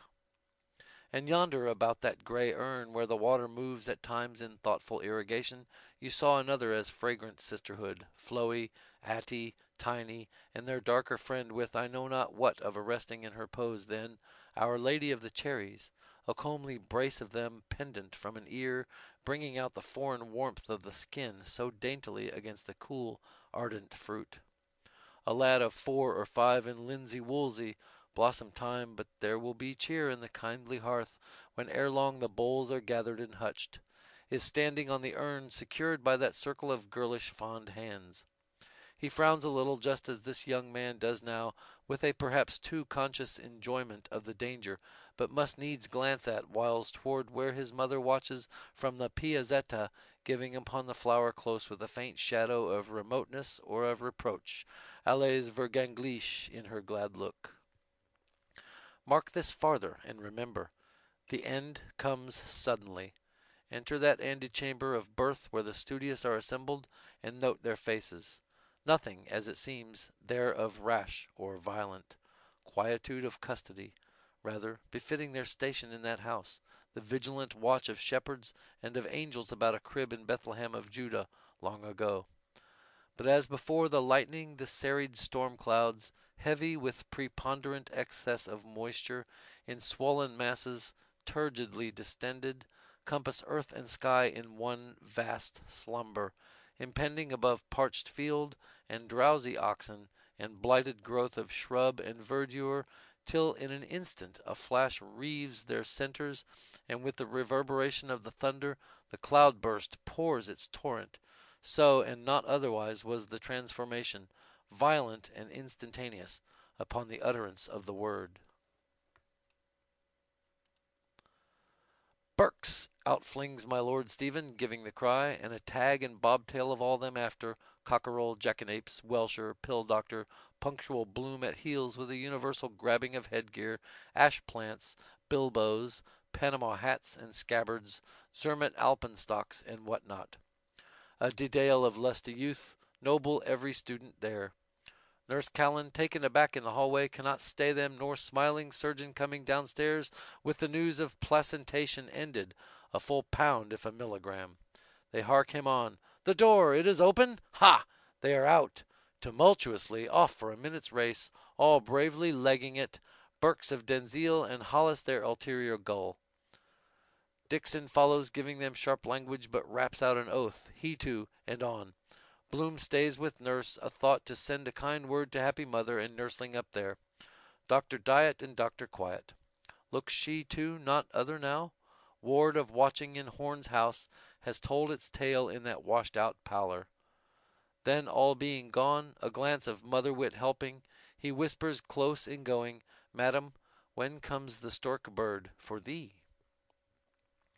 The air without is impregnated with rain-dew moisture, life essence celestial, glistening on Dublin stone there under starshiny Quelum. God's air, the All-Father's air, a scintillant, circumambient, sessile air. Breathe it deep into thee. By heaven, Theodore Purefoy, thou hast done a doughty deed and no botch. Thou art, I vow, the remarkablest progenitor, barring none, in this chaffering, all-including, most farraginous chronicle. Astounding! In her lay a God-framed, God-given, preformed possibility which thou hast fructified with thy modicum of man's work. Cleave to her, serve, toil on, labor like a very bandog, and let scholarment and all Malthusiasts go hang. Thou art all their daddies, Theodore. Art drooping under thy load, bemoiled with butcher's bills at home, and ingots, not thine, in the counting house? Head up! For every new begotten thou shalt gather thy homer of ripe wheat. See, thy fleece is drenched. Dost envy Darby Dullman there with his Joan? A canting jay and a rheum-eyed cur-dog is all their progeny. Pshaw, I tell thee, he is a mule, a dead gastropod, without vim or stamina, not worth a cracked kreutzer. Copulation without population. No, say I, Herod's slaughter of the innocents were the truer name. Vegetables, forsooth, and sterile cohabitation. Give her beefsteaks, red, raw, bleeding. She is a hoary pandemonium of ills, enlarged glands, mumps, quinsy, bunions, hay fever, bed sores, ringworm, floating kidney, Derbyshire neck, warts, bilious attacks, gallstones, cold feet, varicose veins. A truce to Threens and Trentals and Jeremies and all such congenital defunctive music. 20 years of it regret them not. With thee it was not as with many that will and would and wait and never do.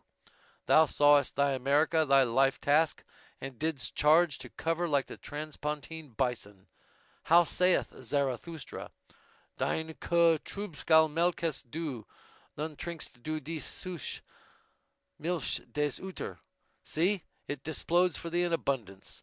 Drink, man, and utter full. Mother's milk, Purefoy, the milk of human kin.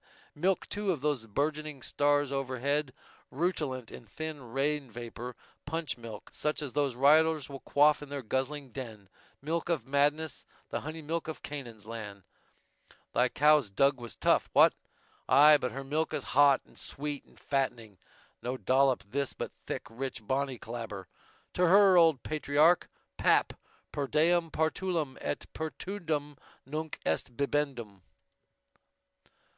All off for a buster, Armstrong hollering down the street. Bona fides. Where you slept last night, Timothy of the battered naggin? Like old Billio.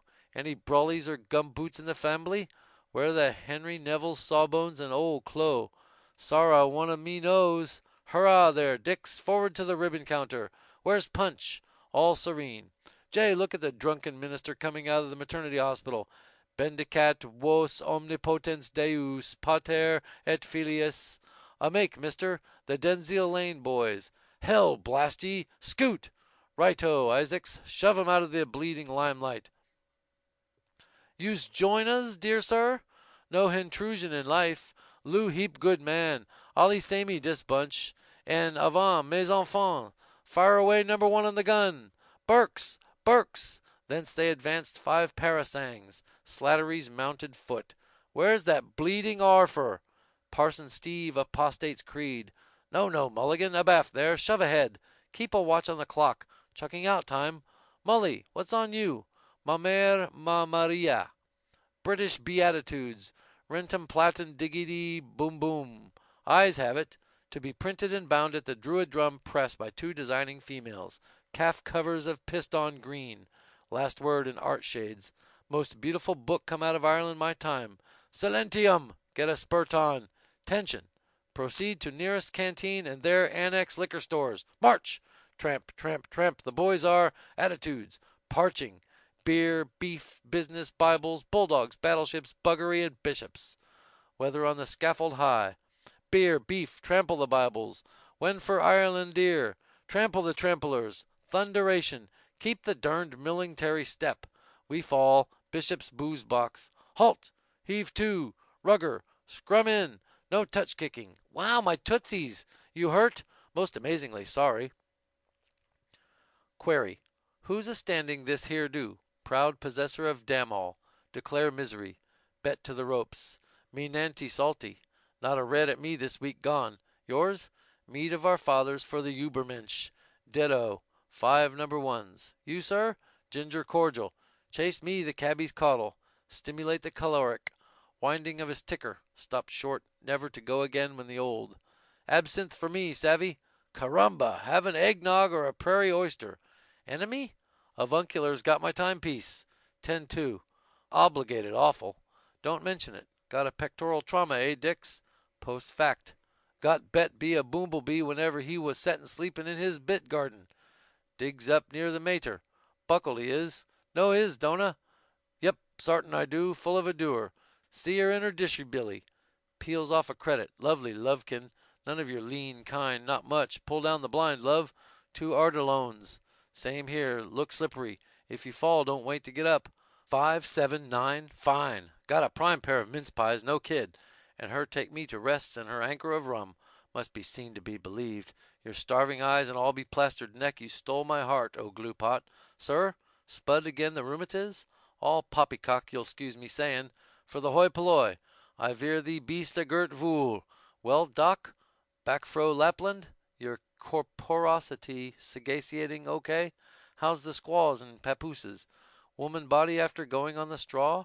Stand and deliver. Password. There's hair. Ours the white death and the ruddy birth. Hi! Spit in your own eye, boss. Mummer's wire. Cribbed out of Meredith. Jessified, orchidized, polychemical Jesuit. Anti-Minds writing Pa Kinch. Batty bad Stephen. Lead astray goody good Malachi. Hurroo! Collar the leather, young'un. Round with a nappy. Here, Jock Braw, Heintelman's your barley brie. Lang may your lum reek and your kale pot boil. My tipple. Merci. Here's to us. How's that? Leg before wicket. Don't stain my brand new sittin'ums. Gives a shake of peppy, you there. Catch a holt. Caraway seed to carry away. Twig?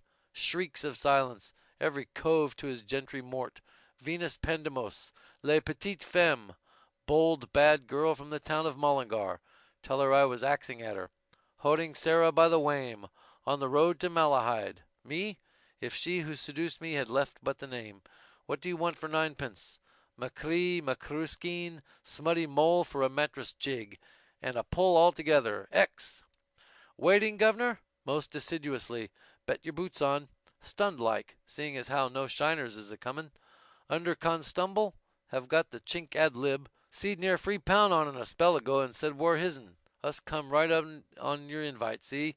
Up to you, matey. Out with the oof. 2 bar and a wing. You larn that go off of there them Frenchy bilks? Won't wash here for nuts nohow. Lil child velly solly. I's the cutest color coon down outside. Gods to Ruth, Charlie. We are nae foo. We are nae the foo. Our reservoir, Mousou. Thanks you. 'Tis sure, what say? In the speakeasy. Tight. I see you sure. Bantam, 2 days TT. Boasting nout but clare twine. Garn, have a glint, do. Come, I'm jiggered. And been to barber he have. Too full for words. With a railway bloke. How come you so? Opera he'd like? Rose of Castile. Rose of Cast. Police! Some H2O for a gent fainted. Look at Bantam's flowers. Gemini. He's going to holler. The Colleen Bawn. My Colleen Bawn. Oh, cheese it. Shut his blurry Dutch oven with a firm hand. Had the winner today till I tipped him a dead cert. The ruffin cly the nab of Stephen Hand as give me the jaddy coppeline. He strike a telegram boy paddock wire big bug bass to the depot. Shove him a Joey and Gramwise. Mare on form hot order. Guinea to a goose gog. Telegram that. Gospel true. Criminal diversion? I think that, yes. Sure thing. Land him in chokey if the harm back cop the game. Madden back Madden's a maddening back. Oh, lust our refuge and our strength. Decamping. Must you go? Off to mammy. Stand by. Hide my blushes, someone. All in if he spots me. Come home, our bantam. Horivar, mong vieux. Dinna forget the cowslips for her cell. Cornfied. Wha give ye thun colt? Pal to pal. Janek, of John Thomas, her spouse. No fake, old man Leo. S'help me, honest Injun. Shiver my timbers if I had. There's a great big holy friar. Why for you no tell me? Well, I sees. If that ain't a sheeny Natchez, well, I will get Misha Mishina. Thought you'd our Lord. Amen. You move a motion? Steve, boy, you're going at some. More bluggy drunkables? Well, immensely splendiferous standard permit, 1 stooder of most extreme poverty, and 1 large-sized grandacious thirst to terminate 1 expensive inaugurated libation? Give us a breather. Landlord, have you good wine, Staboo? Hoots, man, a wee drop to pree. Cut and come again. Right. Boniface, absinthe a lot. nos omnes biberimus viridum toxicum diabolus capiat posterioria nostria. Closing time, gents, eh? Rome boost for the Bloomtoff. I hear you say onions? Blue? Cadge's ads. Photos papally by all that's gorgeous. Play low, partner. Slide. Bonsoir la campagne. And snares of the pox fiend. Where's the buck in namby-amby? Skunked? Leg bail. A wheel, ye mon Ian gang your gates. Checkmate. King to tower. Kind Christiane, will you help young man whose friend took bungalow key to find please where to lay crown of his head tonight? Crikey, I'm about sprung. Tarnally doggone my shins if this bean't the bestest, puttiest long break yet. Item, curate, couple of cookies for this child, cuts plued and prandypalls, none, not a pint of cheeses. Thrust syphilis down to hell, and with him those other licensed spirits. Time, gents, who wander through the world. Health all, a la vôtre. Golly, what in tunket's yon guy in the Macintosh? Dusty roads. Peep at his wearables. By mighty, what's he got? Jubilee mutton. Bovril, by James, wants it real bad. D'ye ken bear socks? Seedy cussin' the Richmond? Raw there. Thought he had a deposit of lead in his penis. Trumpery insanity. Bartle the bread, we calls him. That, sir, was once a prosperous cit. Man all tattered and torn that married a maiden all forlorn. Slung her hook, she did. Here see lost love, walking Macintosh of Lonely Canyon. Tuck and turn in. Schedule time. Nix for the hornies. Pardon? Seen him today at a runafal? Chum of yourn passed in his checks? Lud a massy. Poor pickaninnies. There'll be no telling me that, Poldveg. Did ums blubble blig splash cry tears cause from pen he was took off in black bag? Of all the darkies, Massa Pat was the very best. I never see the like since I was born. Tien, but it is well sad. That, my faith, yes. Oh, get, rev on a gradient 1 in 9. Live axle drives are souped. Lay you 2 to 1, Janatzi licks him ruddy well hollow. Jappies? High angle fire, nya. Sunk by war specials. Be worse for him, says he, nor any Rooshian. Time all, there's 11 of them. Get ye gone. Forward, woozy wobblers. Night, night. May Allah the Excellent One your soul this very night ever tremendously conserve. Your attention, we're nae the foo. The Leith police dismisseth us. The Leith tholice wear hawks for the chap puking, unwell in his abominable regions. Yucca. Night. Mona, my true love. Uke. Mona, my own love. Ook. Hark! Shut your obstropolis. Flap, flap. Blaze on, there she goes. Brigade. Bout ship. Mount Street way. Cut up. Flap.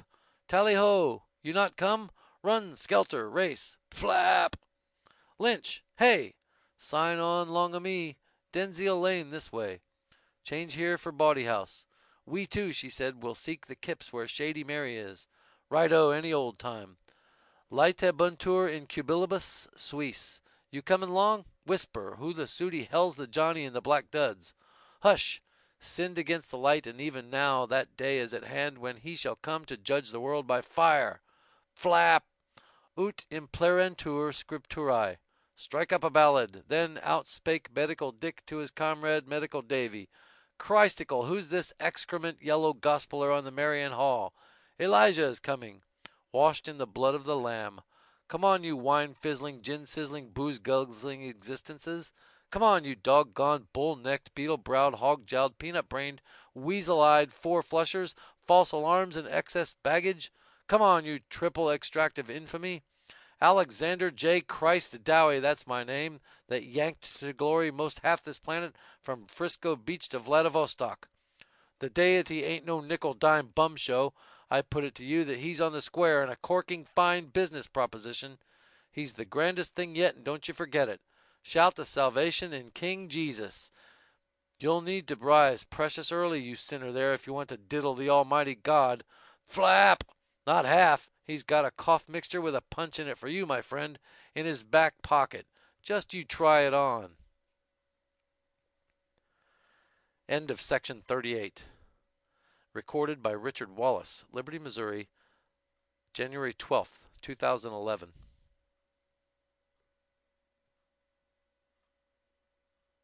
Ulysses by James Joyce, Episode 15, Circe, Part 1.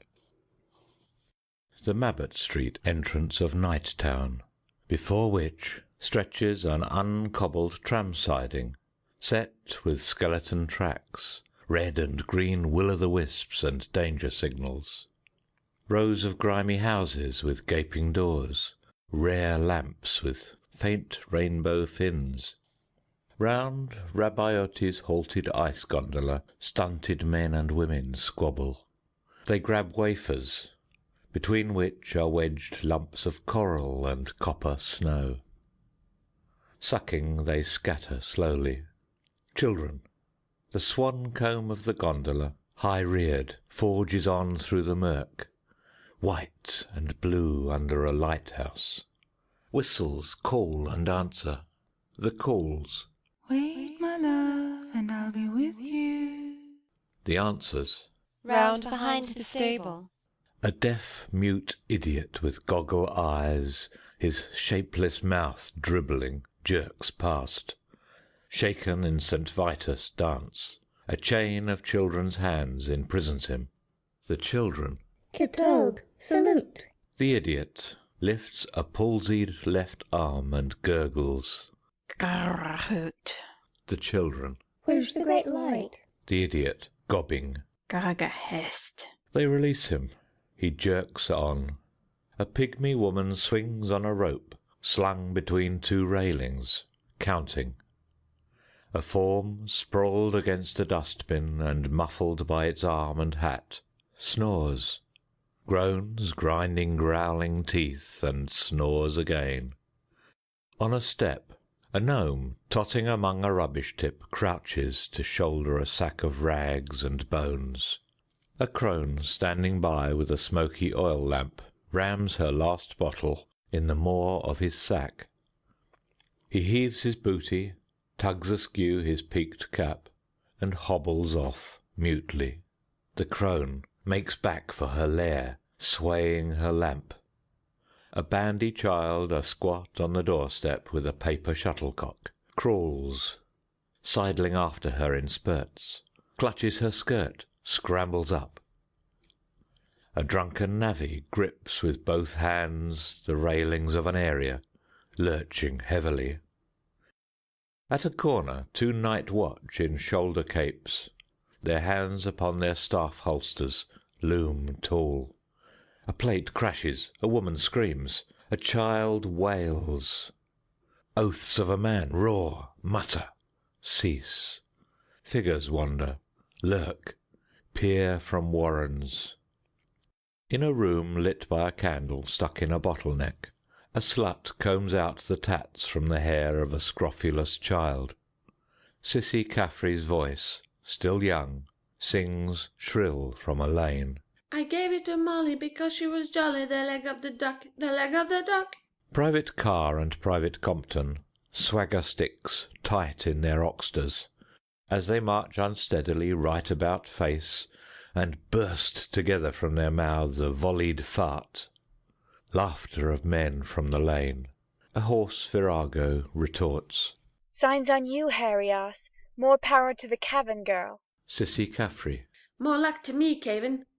Coot Hill and Beltobet. She sings. I gave it to Nelly to stick in her belly, the leg of the duck, the leg of the duck.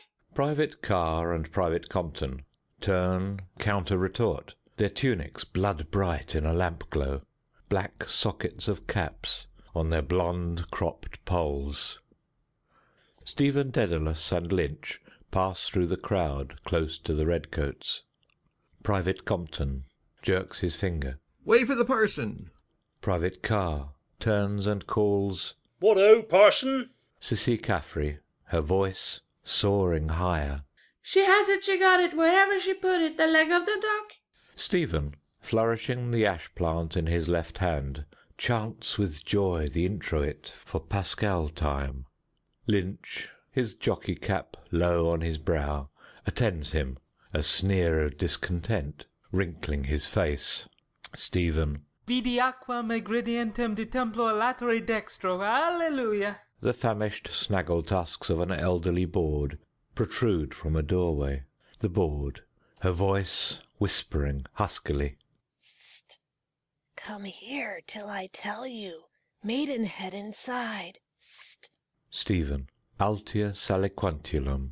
Et omnis ad quos pervenit aqua ista. The board spits in their trail her jet of venom. Trinity medicals. Fallopian tube. I'll prick and no pence. Edie Boardman, sniffling, crouched with Bertha supple, draws her shawl across her nostrils. Edie Boardman, bickering. And says the one, I seen you at Faithful Place with your square pusher, the greaser off the railway, in his come-to-bed hat. Did you, says I. That's not for you to say, says I. You never seen me in the man-trap with a married islander, says I.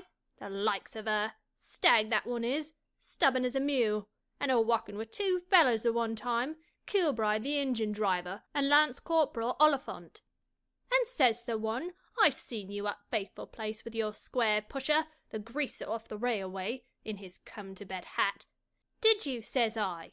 That's not for you to say, says I. You never seen me in the man-trap with a married islander, says I. The likes of her. Stag that one is, stubborn as a mule, and her walking with two fellers at one time, Kilbride the engine driver, and Lance Corporal Oliphant. Stephen, triumphaliter. Salvi facti sunt. He flourishes his ash plant, shivering the lamp image, shattering light over the world. A liver and white spaniel on the prowl slinks after him, growling. Lynch scares it with a kick. So that? Stephen looks behind. So that gesture, not music, not odour, would be a universal language, the gifted tongues rendering visible not the lay sense, but the first entelechy, the structural rhythm. Lynch. Pornosophical philotheology, metaphysics in Mecklenburg Street. We have true written Shakespeare and henpecked Socrates. Even the all-wisest Stagirite was bitted, bridled, and mounted by a light of love. Bah. Anyway, who wants two gestures to illustrate a loaf and a jug? This movement illustrates the loaf and jug of bread or wine in Omar. Hold my stick. Damn your yellow stick. Where are we going? Lecherous links to La Belle Dame sans merci, Georgina Johnson. Adem qui latificat juventutem meam. Stephen thrusts the ash plant on him and slowly holds out his hands, his head going back till both hands are a span from his breast, down-turned in planes intersecting, the fingers about to part, the left being higher. Which is the jug of bread? It skills not. That or the custom house. Illustrate thou. Here, take your crutch and walk. They pass. Tommy Caffrey scrambles to a gas lamp and, clasping, climbs in spasms. From the top spur he slides down. Jackie Caffrey clasps to climb. The navvy lurches against the lamp. The twins scuttle off in the dark. The navvy, swaying, presses a forefinger against a wing of his nose and ejects from the farther nostril a long liquid jet of snot. Shouldering the lamp, he staggers away through the crowd with his flaring cresset. Snakes of river fog creep slowly. From drains, clefts, cesspools, middens, arise on all sides stagnant fumes. A glow leaps in the south beyond the seaward reaches of the river. The navvy, staggering forward, cleaves the crowd and lurches towards the tram siding. On the farther side, under the railway bridge, Bloom appears, flushed, panting, cramming bread and chocolate into a side pocket. From Gillen's hairdresser's window a composite portrait shows him gallant Nelson's image. A concave mirror at the side presents to him Lovelorn, long-lost, lugubru burluhum. Grave Gladstone sees him level. Bloom for Bloom he passes, struck by the stare of truculent Wellington. But in the convex mirror grin, unstruck, the bonham eyes and fat chuck cheek chops of Jolly Poldy, the Rixdix Doldy. At Antonio Pabaiotti's door, Bloom halts, sweated under the bright arc lamp. He disappears. In a moment he reappears and hurries on. Bloom Fish and taters. N.G. Ah. He disappears into Olhausen's, the pork butcher's, under the downcoming roll shutter. A few moments later he emerges from under the shutter, puffing poldy, blowing blue-hoom. In each hand he holds a parcel, one containing a lukewarm pig's crubeen, the other a cold sheep's trotter, sprinkled with whole pepper. He gasps, standing upright. Then, bending to one side, he presses a parcel against his ribs, and groans. Stitch in my side. Why did I run? He takes breath with care, and goes forward slowly towards the lamp-set siding. The glow leaps again. What is that? A flasher? Searchlight. He stands at Cormac's corner, watching. Aurora Borealis or a steel foundry? Ah, the brigade, of course. South side, anyhow. Big blaze. Might be his house.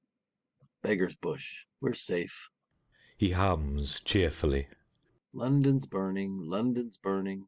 On fire, on fire. He catches sight of the navvy, lurching through the crowd at the farther side of Talbot Street. I'll miss him. Run, quick. Better cross here.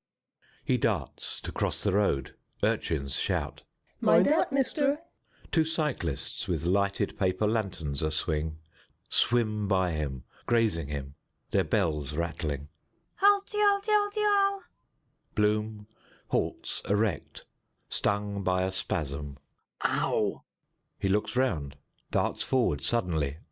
Through rising fog, a dragon sand-strewer, travelling at caution, slews heavily down upon him, its huge red headlight winking, its trolley hissing on the wire. The motorman bangs his foot-gong. Bang, bang, blah, back, blood, bug, blue. The brake cracks violently. Bloom, raising a policeman's white-gloved hand, blunders stiff-legged out of the track. The motorman, thrown forward, pug-nosed on the guide-wheel, yells as he slides past over chains and keys. Hey, shed breechers, are you doing the hat trick? Bloom trick-leaps to the curbstone and halts again. He brushes a mud-flake from his cheek with a parcelled hand. No thoroughfare. Close shave that, but cured the stitch. Must take up Sandow's exercises again. On the hands down, insure against street accident, too. The providential. He feels his trouser pocket. Poor mama's panacea. He'll easily catch and track or bootlace in a cog. Day the wheel of the Black Maria peeled off my shoe at Leonard's Corner. Third time is the charm. Shoe trick. Insolent driver. I ought to report him. Tension makes him nervous. Might be the fellow balked me this morning with that horsey woman. Same style of beauty.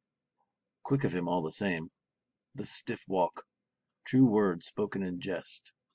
That awful cramp in Lad Lane. Something poisonous I ate. Emblem of luck. Why? Probably lost cattle. Mark of the beast.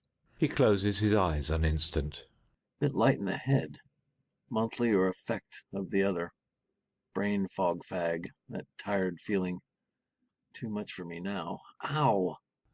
A sinister figure leans on plaited legs against Auburn's wall. A visage unknown, injected with dark mercury. From under a wide-leaved sombrero, the figure regards him with evil eye. Bloom. Buenas noches, señorita Blanca. ¿Qué calle es esta? The figure, impassive, raises a signal arm. Password. Sraid Mabot. Haha. Merci. Esperanto. Slan lieth. He mutters, Gaelic League spy sent by that fire-eater. He steps forward. A sack-shouldered ragman bars his path. He steps left. Ragsack man left. I beg. He swerves, sidles, step aside, slips past and on. Keep to the right, right, right. If there is a signpost planted by the touring club at Step Aside, who procured that public boon? I, who lost my way and contributed to the columns of the Irish Cyclist, The letter headed in darkest step aside. Keep, keep, keep to the right.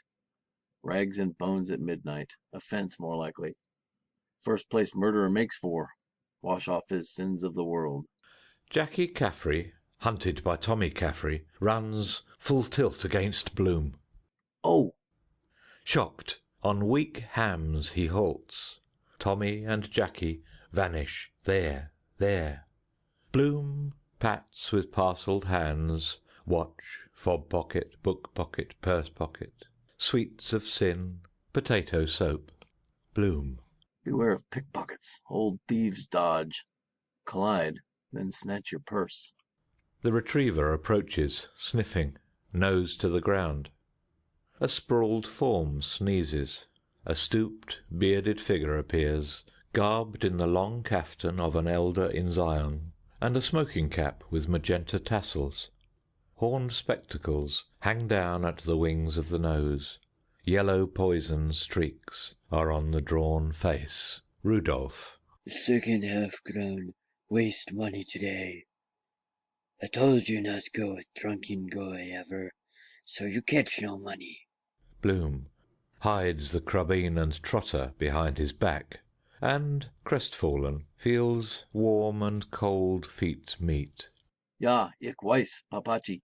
What you making down this place? Have you no soul? With feeble vulture talons, he feels the silent face of Bloom. Are you not my son, Leopold, the grandson of Leopold? Are you not my dear son, Leopold, who left the house of his father and left the God of his fathers, Abraham and Jacob? Bloom, with precaution. I suppose so, father.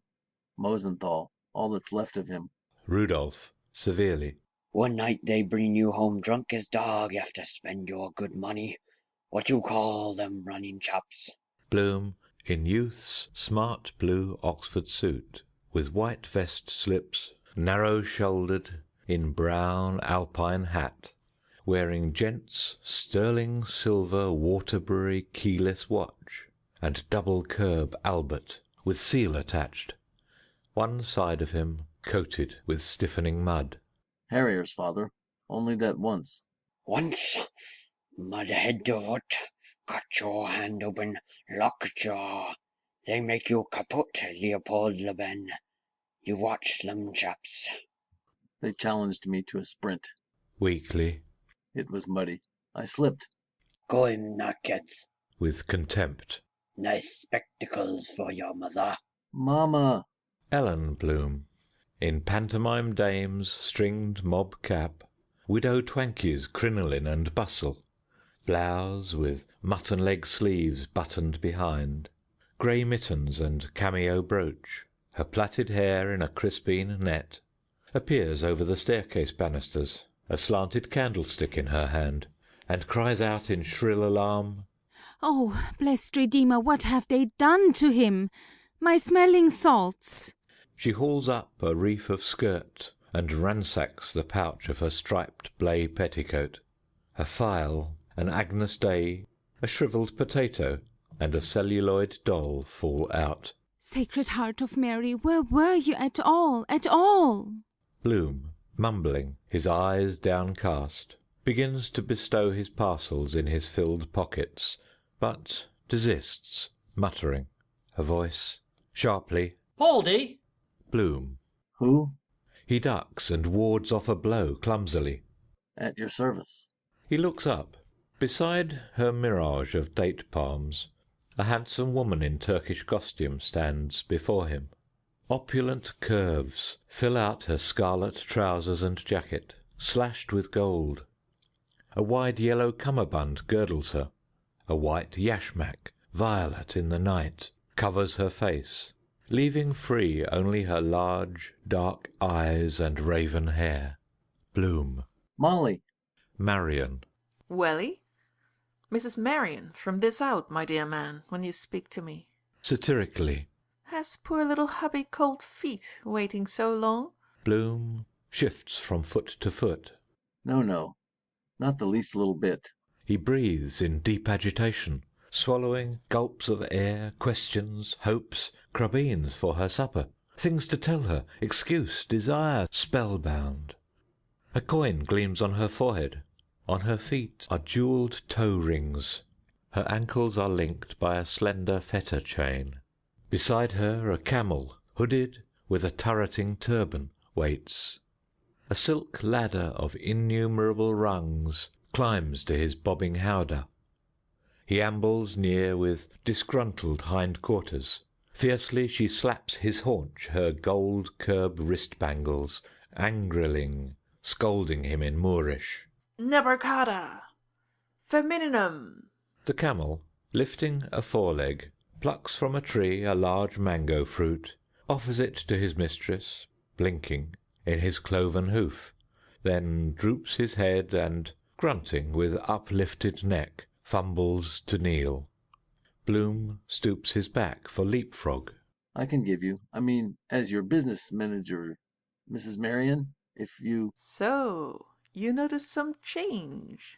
Her hands passing slowly over her trinketed stomacher, a slow friendly mockery in her eyes. Oh, Polly, you're a poor old stick in the mud. Go and see life. See the wide world. I was just going back for that lotion white wax, orange flower water. Shop closes early on Thursday, but the first thing in the morning... He pats diverse pockets. This moving kidney. Ah! He points to the south, then to the east. A cake of new clean lemon soap arises, diffusing light and perfume. We're a capital couple, our Bloom and I. He brightens the earth, I polish the sky.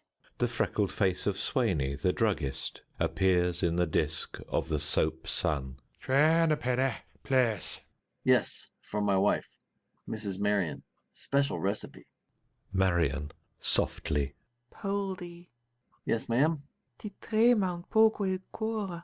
In disdain she saunters away, plump as a pampered pouter pigeon, humming the duet from Don Giovanni. Are you sure about that volio? The pronunciation. He follows, followed by the sniffing terrier. The elderly board seizes his sleeve, the bristles of her chin mole glittering. The board. 10 shillings a maidenhead. Fresh thing was never touched. 15. There's no one in it, only her old father that's dead drunk. She points. In the gap of her dark den, furtive, rain-bedraggled Bridie Kelly stands. Bridie. Hatch Street. Any good in your mind? With a squeak she flaps her bat shawl and runs. A burly rough pursues with booted strides. He stumbles on the steps, recovers, plunges into gloom. Weak squeaks of laughter are heard. Weaker, the board, her wolf eyes shining. He's getting his pleasure. You won't get a virgin in the flash houses. 10 shillings. Don't be all night before the police in plain clothes sees us. 67 is a bitch. Leering, Gertie MacDowell limps forward. She draws from behind, ogling, and shows coyly her bloodied clout. With all my worldly goods, I, thee, and thou, she murmurs. You did that. I hate you. Bloom. I? When? You're dreaming. I never saw you. The board. Leave the gentleman alone, you cheat. Writing the gentleman false letters. Street walking and soliciting. Better for your mother take the strap to you at the bedpost, hussy like you. Gertie to Bloom. When you saw all the secrets of my bottom drawer. She paws his sleeve, slobbering. Dirty married man. I love you for doing that to me. She glides away, crookedly. Mrs. Breen, in man's frieze overcoat, with loose bellows pockets, stands in the causeway, her roguish eyes wide open, smiling in all her herbivorous buck teeth. Mrs. Breen. Mister. Madam, when we last had this pleasure by letter dated the 16th instant... Mr. Bloom, you down here in the haunted sin? I caught you nicely. Scamp. Not so loud, my name. Whatever do you think of me? Don't give me away. Walls have ears. How do you do? It's ages since You're looking splendid. Absolutely it. Seasonable weather we are having this time of year. Black refracts heat. Shortcut home here. Interesting quarter. Rescue of fallen women. Magdalene Asylum. I am the secretary. Now don't tell a big fib. Holds up a finger. I know somebody won't like that.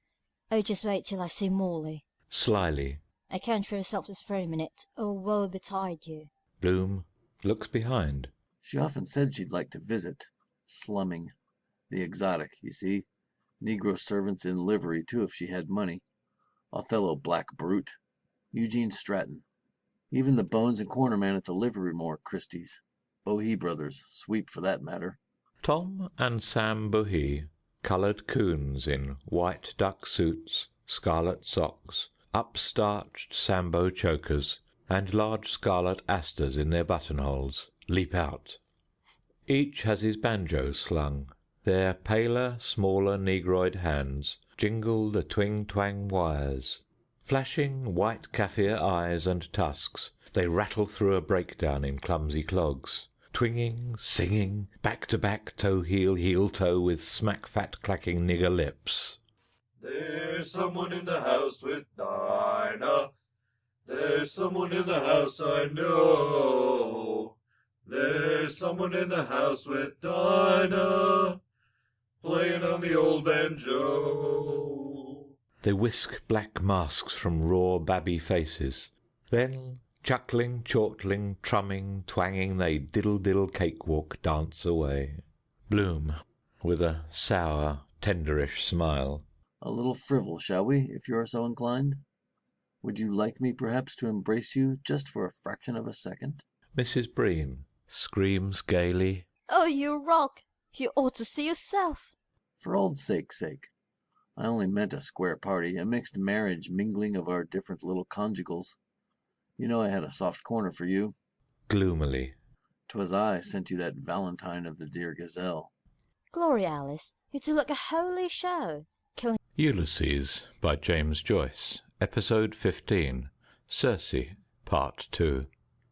She fades from his side. Followed by the whining dog, he walks on towards Hell's Gates. In an archway a standing woman, bent forward, her feet apart, pisses cowily.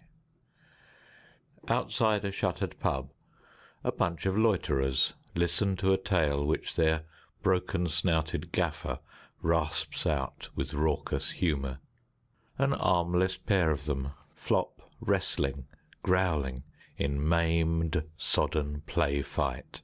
The gaffer crouches, his voice twisted in his snout. And when Carnes came down from the scaffolding in Beaver Street, what was he doing it into only the bucket of porter that was waiting on the shavings for dear one's plasterers? The loiterers guffaw with cleft palates. Oh, jays. Their paint-speckled hats wag. Spattered with size and lime of their lodges, they frisk limblessly about him. Bloom. Coincidence, too. They think it funny. Anything but that. Broad daylight, trying to walk. Lucky no woman. The loiterers. Jays, that's a good un. Gobbler salts, or jays into the men's porter. Bloom passes.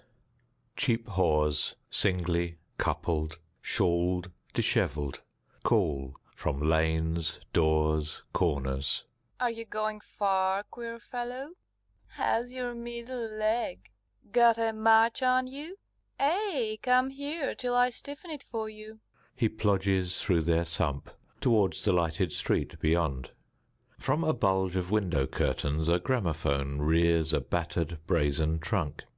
In the shadow a shebeen keeper haggles with the navvy and the two redcoats. The navvy belching. Where's the bloody house? The shebeen keeper. Purden Street. Shilling a bottle of stout. Respectable woman. The navvy, gripping the two redcoats, staggers forward with them. Come on, you British Army. Private Carr, behind his back. He ain't half balmy. Private Compton laughs. Ho, what ho? Private Carr to the navvy. Portobello Barracks Canteen. You asked for Carr. Just Carr. The navvy, Shouts. We are the boys of Wexford. Private Compton. Say, what price the sergeant major? Private Car. Bennett, he's my pal. I love old Bennett. The navvy. Shouts. The galling chain and free our native land. He staggers forward, dragging them with him. Bloom stops, at fault. The dog approaches, his tongue out lolling, panting. Bloom. Wild goose chase this. Disorderly houses. Lord knows where they are gone. Drunks cover distance double quick. Nice mix-up. Scene at Westland Row. Then jump in first class with third ticket. Then too far. Train with engine behind. Might have taken me to Malahide or a siding for the night or collision. Second drink does it. Once is a dose. What am I following him for? Still, he's the best of that lot. If I hadn't heard about Mrs. Beaufoy, Purefoy, I wouldn't have gone and wouldn't have met. Kismet. He'll lose that cash. Relieving office here. Good biz for cheapjacks, organs. What do ye lack? Soon got, soon gone. Might have lost my life too with that man, gong, wheel, track, trolley, glare, juggernaut, only for presence of mind. Can't always save you, though. If I had passed Trulock's window that day, 2 minutes later, would have been shot. Absence of body. Still, if bullet only went through my coat, get damages for shock. 500 pounds. What was he? Kildare Street Club toff. God help his gamekeeper. He gazes ahead, reading on the wall a scrawled chalk legend, Wet Dream, and a phallic design. Odd. Molly drawing on the frosted carriage pane at Kingstown. What's that like? Gaudy doll women loll in the lighted doorways, in window embrasures, smoking bird's-eye cigarettes. The odour of the sick sweet weed floats toward him in slow round ovaling wreaths. The wreaths. Sweet are the sweets, sweets of sin. My spine's a bit limp. Go or turn? And this food? Eat it and get all pig sticky. Absurd I am. Waste of money. 1 and 8pence too much. The retriever drives a cold, snivelling muzzle against his hand, wagging his tail. Strange how they take to me. Even that brute today.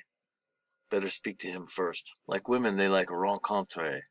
Stinks like a polecat. Chacun son gout. He might be mad. Dog days. Uncertain in his movements. Good fellow, Fido. Good fellow, Gary Owen. The wolf dog sprawls on his back, wriggling obscenely with begging paws, his long black tongue lolling out. Influence of his surroundings. Given have done with it. Provided nobody. Calling encouraging words, he shambles back, with a furtive poacher's tread, dogged by the setter into a dark, stale-stunk corner. He unrolls one parcel, and goes to dump the crabine softly, but holds back and feels the trotter. Sizable for 3pence. But then I have it in my left hand. Calls for more effort. Why? Smaller from want of use. Oh, let it slide. 2 and 6. With regret, he lets the unrolled crabine and trotter slide. The mastiff mauls the bundle clumsily and gluts himself with growling greed, crunching the bones. 2 rain-caped watch approach, silent, vigilant. They murmur together. Bloom, of Bloom, for Bloom, Bloom. Each lays hand on Bloom's shoulder. First watch. Caught in the act. Commit no nuisance. Bloom stammers. I am doing good to others. A covey of gulls, storm petrels, rises hungrily from liffey slime with Banbury cakes in their beaks. Contrary cave. Bloom. The friend of man, trained by kindness. He points. Bob Doran, toppling from a high bar stool, sways over the munching spaniel. Towser, give us the paw! Give the paw! The bulldog growls, his scruff standing, a gobbet of pig's knuckle between his molars, through which rabid scum-spittle dribbles. Bob Doran fills silently into an area. Second watch.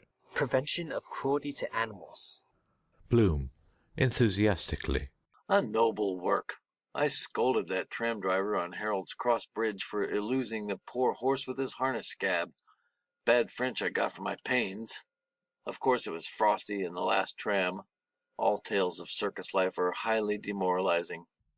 Signor Maffei, passion pale in lion tamer's costume, with diamond studs in his shirt front, steps forward, holding a circus paper hoop, a curling carriage whip, and a revolver with which he covers the gorging boarhound.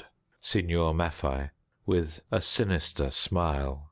Ladies and gentlemen, my educated greyhound! It was I broke in the bucking broncho Ajax with my patient spiked saddle for carnivores. Lash under the belly with a knotted thong. Block tackle and a strangling pulley will bring your lion to heel, no matter how fractious. Even Leo Ferox there, the Libyan man-eater. A red-hot crowbar and some liniment rubbing on the burning part produced Fritz of Amsterdam, the thinking hyena. He glares. I possess the Indian sign. The glint of my eye does it with these breast sparklers. With a bewitching smile. I now introduce Mademoiselle Ruby, the pride of the ring. First watch. Come, name and address. Bloom. I have forgotten for the moment. Ah, yes. He takes off his high-grade hat, saluting. Dr. Bloom, Leopold, dental surgeon. You have heard of von Bloom Pasha? Umpteen millions. Donnerwetter. Owns half Austria. Egypt. Cousin. First watch. Proof. A card falls from inside the leather headband of Bloom's hat.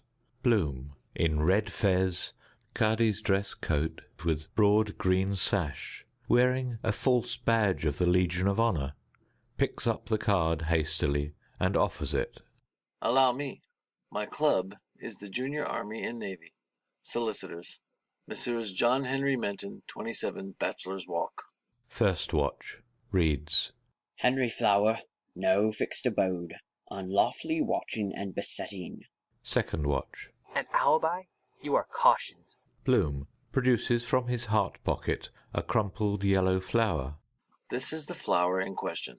It was given me by a man I don't know his name. Plausibly. You know that old joke, Rose of Castile? Bloom. The change of name. Virag. He murmurs privately and confidentially. We are engaged, you see, Sergeant. Lady in the case. Love entanglement. He shoulders the second watch gently. Dash it all, it's a way we gallants have in the Navy. Uniform that does it. He turns gravely to the first watch. Still, of course, you do get your Waterloo sometimes. Drop in some evening and have a glass of old Burgundy. To the second watch, gaily. I'll introduce you, Inspector. She's game. Do it in the shake of a lamb's tail.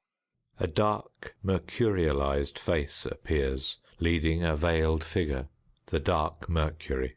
The castle is looking for him. He was drummed out of the army. Martha, thick-veiled, a crimson halter round her neck, a copy of the Irish Times in her hand. In tone of reproach, pointing. Henry, Leopold, Lionel, thou lost one. Clear my name. First watch, sternly. Come to the station.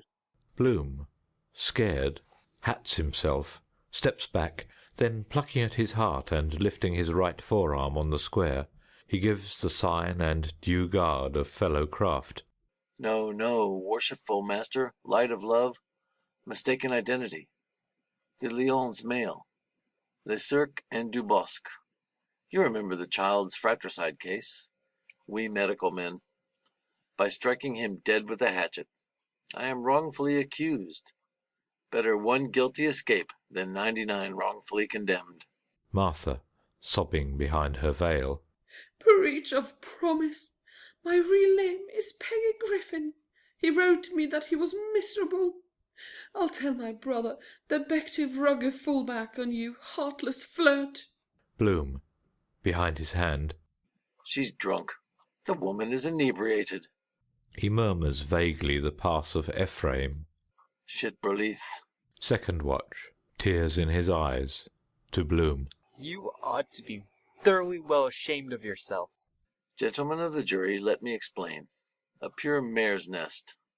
I am a man misunderstood. I am being made a scapegoat of. I am a respectable married man, without a stain on my character. I live in Eccles Street.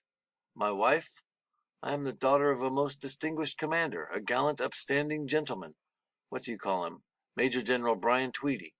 One of Britain's fighting men who helped to win our battles. Got his majority for the heroic defense of Rorke's Drift. First watch. Regiment. Bloom turns to the gallery. The Royal Dublins, boys, the salt of the earth, known the world over. I think I see some old comrades in arms up there among you. The RDF, with our own Metropolitan Police, guardians of our homes, the pluckiest lads and the finest body of men, as physique, in the service of our sovereign. A voice. Turncoat, up the boars! Who booed Joe Chamberlain? Bloom, his hand on the shoulder of the first watch. My old dad, too, was a JP. I'm as staunch a Britisher as you are, sir. I fought with the colours, for king and country in the absent-minded war under General Gow in the Park, and was disabled at Spion Kop and Bloemfontein, was mentioned in dispatches. I did all a white man could. With quiet feeling. Jim Bludso, holder nozzle again the bank. First watch. Profession or trade? Well, I follow a literary occupation, author, journalist. In fact, we are just bringing out a collection of prize stories of which I am the inventor, something that is an entirely new departure. I am connected with the British and Irish press. If you ring up... Miles Crawford strides out jerkily, a quill between his teeth. His scarlet beak blazes within the aureole of his straw hat. He dangles a hank of Spanish onions in one hand, and holds, with the other hand, a telephone receiver nozzle to his ear. Miles Crawford, his cock's wattles wagging. Hello. 7784. Hello. Freeman's Urinal and Weekly Oswipe here. Paralyze Europe. You which? Blue bags? Well, who writes? Is it Bloom? Mr. Philip Beaufoy, pale-faced, stands in the witness box, in accurate morning dress, out breast pocket with peak of handkerchief showing, creased lavender trousers, and patent boots. He carries a large portfolio labelled Matcham's Masterstrokes. Beaufoy drawls, No, you aren't. Not by a long shot if I know it. I don't see it, that's all. No born gentleman, no one with the most rudimentary promptings of a gentleman, would stoop to such particularly loathsome conduct. One of those, my lord, a plagiarist, a soapy sneak masquerading as literature. It's perfectly obvious that with most inherent baseness, he has scribbled some of my best-selling copy. Really gorgeous stuff, a perfect gem. The love passages which are beneath suspicion, the Beaufoy books of love and great possessions, with which your lordship is doubtless familiar, are a household word throughout the kingdom. Bloom murmurs with hangdog meekness glum. That bit about the laughing witch, hand in hand, I take exception to, if I may. Beaufoy, his lip up-curled, smiles superciliously on the court. You funny ass, you. You're too beastly awful weird for words. I don't think you need to over-excessively disincommodate yourself in that regard. My literary agent, Mr. J.B. Pinker, is in attendance. I presume, my lord, we shall have the usual witnesses fee, shan't we? We are considerably out of pocket over this bally pressman Johnny, this jackdaw of Reims, who has not even been to university. Bloom, indistinctly. University of Life. Bad art. Beaufoy shouts. It's a damnably foul lie, showing the moral rottenness of the man. He extends his portfolio. We have here damning evidence. The corpus delicti, my lord. A specimen of my maturer work disfigured by the hallmark of the beast. A voice from the gallery. Moses, Moses, King of the Jews, wiped his arse in the Daily News. Bloom, bravely. Overdrawn. Beaufoy. You low clad. You ought to be ducked in the horse pond, you rotter. To the court. Why look at the man's private life, leading a quadruple existence? Street angel and house devil, not fit to be mentioned in mixed society. The arch conspirator of the age. Bloom, to the court. And he, a bachelor. How? First watch. The Keene versus Bloom. Call the woman Driscoll. The crier. Mary Driscoll, scullery maid. Mary Driscoll, a slipshod servant girl, approaches. She has a bucket on the crook of her arm and a scouring brush in her hand. Second watch. Another? Are you of the unfortunate class? Mary Driscoll indignantly. I'm not a bad one. I bear a respectable character, and was 4 months in my last place. I was in a situation, £6 a year, and my chances with Fridays out, and I had to leave owing to his carryings on. First watch. What do you tax him with? He made a certain suggestion, but I thought more of myself, as poor as I am. Bloom, in a house jacket of ripple cloth, flannel trousers, heelless slippers, unshaven, his hair rumpled, softly. I treated you white. I gave you mementos, smart emerald garters far above your station. Incautiously I took your part when you were accused of pilfering. There's a medium in all things. Play cricket. As God is looking down on me this night, if ever I laid my hand on them oysters. The offence complained of? Did something happen? He surprised me in the rear of the premises, your honour, when the missus was out shopping one morning with a request for a safety pin. He held me, and I was discoloured in 4 places as a result. And he interfered, twixt my clothing. She counter-assaulted. I had more respect for the scouring brush, so I had. I remonstrated with him, your lord, and he remarked, "Keep it quiet." General laughter. George Fottrell, Clerk of the Crown and Peace, resonantly. Order in the court. The accused will now make a bogus statement. Bloom, pleading not guilty and holding a full-blown water-lily, begins a long, unintelligible speech. They would hear what counsel had to say in his stirring address to the grand jury. He was down and out, but though branded as a black sheep, if he might say so, he meant to reform, to retrieve the memory of the past in a purely sisterly way, and return to nature as a purely domestic animal. A 7-month child, he had been carefully brought up and nurtured by an aged, bedridden parent. There might have been lapses of an erring father, but he wanted to turn over a new leaf, and now, when at long last in sight of the whipping-post, to lead a homely life in the evening of his days, permeated by the affectionate surroundings of the heaving bosom of the family. An acclimatized Britisher, he had seen that summer eve from the footplate of an engine-cab of the Loop Line Railway Company, while the rain refrained from falling glimpses, as it were, through the windows of loveful households in Dublin City. An urban district of scenes truly rural, of happiness of the better land, with Dockrell's wallpaper at 1 9d a dozen. Innocent British-born bairns lisping prayers to the sacred infant, youthful scholars grappling with their pen-sums, or model young ladies playing on the pianoforte or anon, all with fervour reciting the family rosary round the crackling Yule log, while in the boreens and green lanes the colleens with their swains strolled, what times, the strains of the organ-toned melodeon Britannia, metal-bound with 4 acting stops and 12-fold bellows, a sacrifice, greatest bargain ever. Renewed laughter. He mumbles incoherently. Reporters complain that they cannot hear.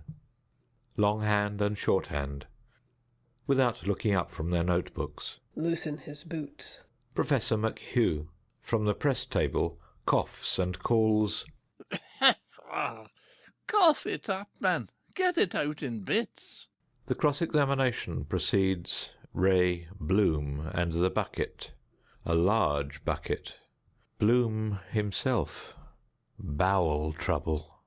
In Beaver Street gripe, yes. Quite bad. A plasterer's bucket. By walking stiff-legged. Suffered untold misery. Deadly agony. About noon. Love or burgundy. Yes, some spinach. Crucial moment. He did not look in the bucket. Nobody. Rather a mess. Not completely. A Titbits back number. Uproar and catcalls. Bloom, in a torn frock-coat, stained with whitewash, dinged silk hat sideways on his head, a strip of sticking-plaster across his nose, talks inaudibly. J. O'Molloy, in barrister's grey wig and stuff gown, speaking with a voice of pained protest. This is no place for indecent levity at the expense of an erring mortal disguised in liquor. We are not in a beer garden, nor at an Oxford rag, nor is this a travesty of justice. My client is an infant, a poor foreign immigrant who started scratch as a stowaway and is now trying to turn an honest penny. The trumped-up misdemeanour was due to a momentary aberration of heredity, brought on by hallucination, such familiarities as the alleged guilty occurrence being quite permitted in my client's native place, the land of the Pharaoh. Prima facie, I put it to you that there was no attempt at carnally knowing. Intimacy did not occur, and the offence complained of by Driscoll, that her virtue was solicited, was not repeated. I would deal in especial with atavism. There have been cases of shipwreck and somnambulism in my client's family. If the accused could speak, he could a tale unfold, one of the strangest that have ever been narrated between the covers of a book. He himself, my lord, is a physical wreck from cobbler's weak chest. His submission is that he is of Mongolian extraction and irresponsible for his actions. Not all there, in fact. Bloom, barefoot, pigeon-breasted, in Lascar's vest and trousers, apologetic toes turned in, opens his tiny mole's eyes, and looks about him dazedly, passing a slow hand across his forehead. Then he hitches his belt sailor fashion, and with a shrug of oriental obeisance salutes the court, pointing one thumb heavenward. Him makey very muchy fine night. He begins to lilt simply. Lily poo lil child, blingy pigfoot every night, pay to shilly. He is howled down. J. O'Molloy, hotly, to the populace. This is a long-hand fight. By Hades, I will not have any client of mine gagged and badgered in this fashion by a pack of curs and laughing hyenas. The Mosaic Code has superseded the law of the jungle. I say it, and I say it emphatically, without wishing for one moment to defeat the ends of justice. Accused was not accessory before the act, and prosecutrix has not been tampered with. The young person was treated by defendant as if she were his very own daughter. Bloom takes J. O'Molloy's hand and raises it to his lips. I shall call rebutting evidence to prove up to the hilt that the hidden hand is again at its old game. When in doubt, persecute Bloom. My client, an innately bashful man, would be the last man in the world to do anything ungentlemanly which injured modesty could object to or cast a stone at a girl who took the wrong turning when some dastard responsible for her condition had worked his own sweet will on her. He wants to go straight. I regard him as the whitest man I know. He is down on his luck at present owing to the mortgaging of his extensive property at Agendath Netheum in faraway Asia Minor, slides of which will now be shown. To Bloom. I suggest you will do the handsome thing. Bloom. A penny in the pound. The image of the Lake of Kinnereth, with blurred cattle cropping in silver haze, is projected on the wall. Moses Dlugach, ferret-eyed albino, in blue dungarees, stands up in the gallery, holding in each hand an orange citron and a pork kidney. Dlugach, hoarsely.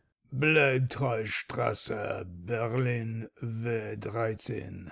J. O'Malloy steps onto a low plinth and holds the lapel of his coat with solemnity. His face lengthens, grows pale and bearded, with sunken eyes, the blotches of phthisis and hectic cheekbones of John F. Taylor. He applies his handkerchief to his mouth and scrutinizes the galloping tide of rose-pink blood. J. O'Malloy, almost voicelessly. Excuse me, I am suffering from a severe chill, have recently come from a sick bed. A few well-chosen words. He assumes the avine head, foxy moustache, and proboscidal eloquence of Seymour Bushe. When the angel's book comes to be opened, if aught that the pensive bosom has inaugurated of so transfigured and of so transfiguring deserves to live, I say accord the prisoner at the bar the sacred benefit of the doubt. A paper with something written on it is handed into court. Bloom, in court dress. Can give best references.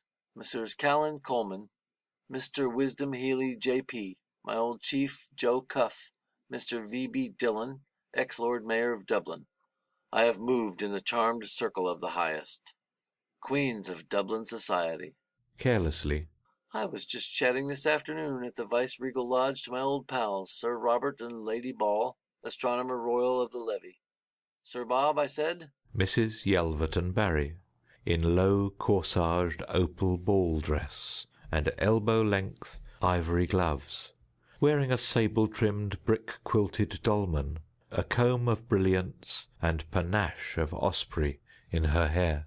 Arrest him, constable. He wrote me an anonymous letter in Prentice backhand when my husband was in the North Riding of Tipperary on the Munster circuit, signed James Lovebirch. He said that he had seen from the gods my peerless globes as I sat in a box in the Theatre Royal at a command performance of La Cigale.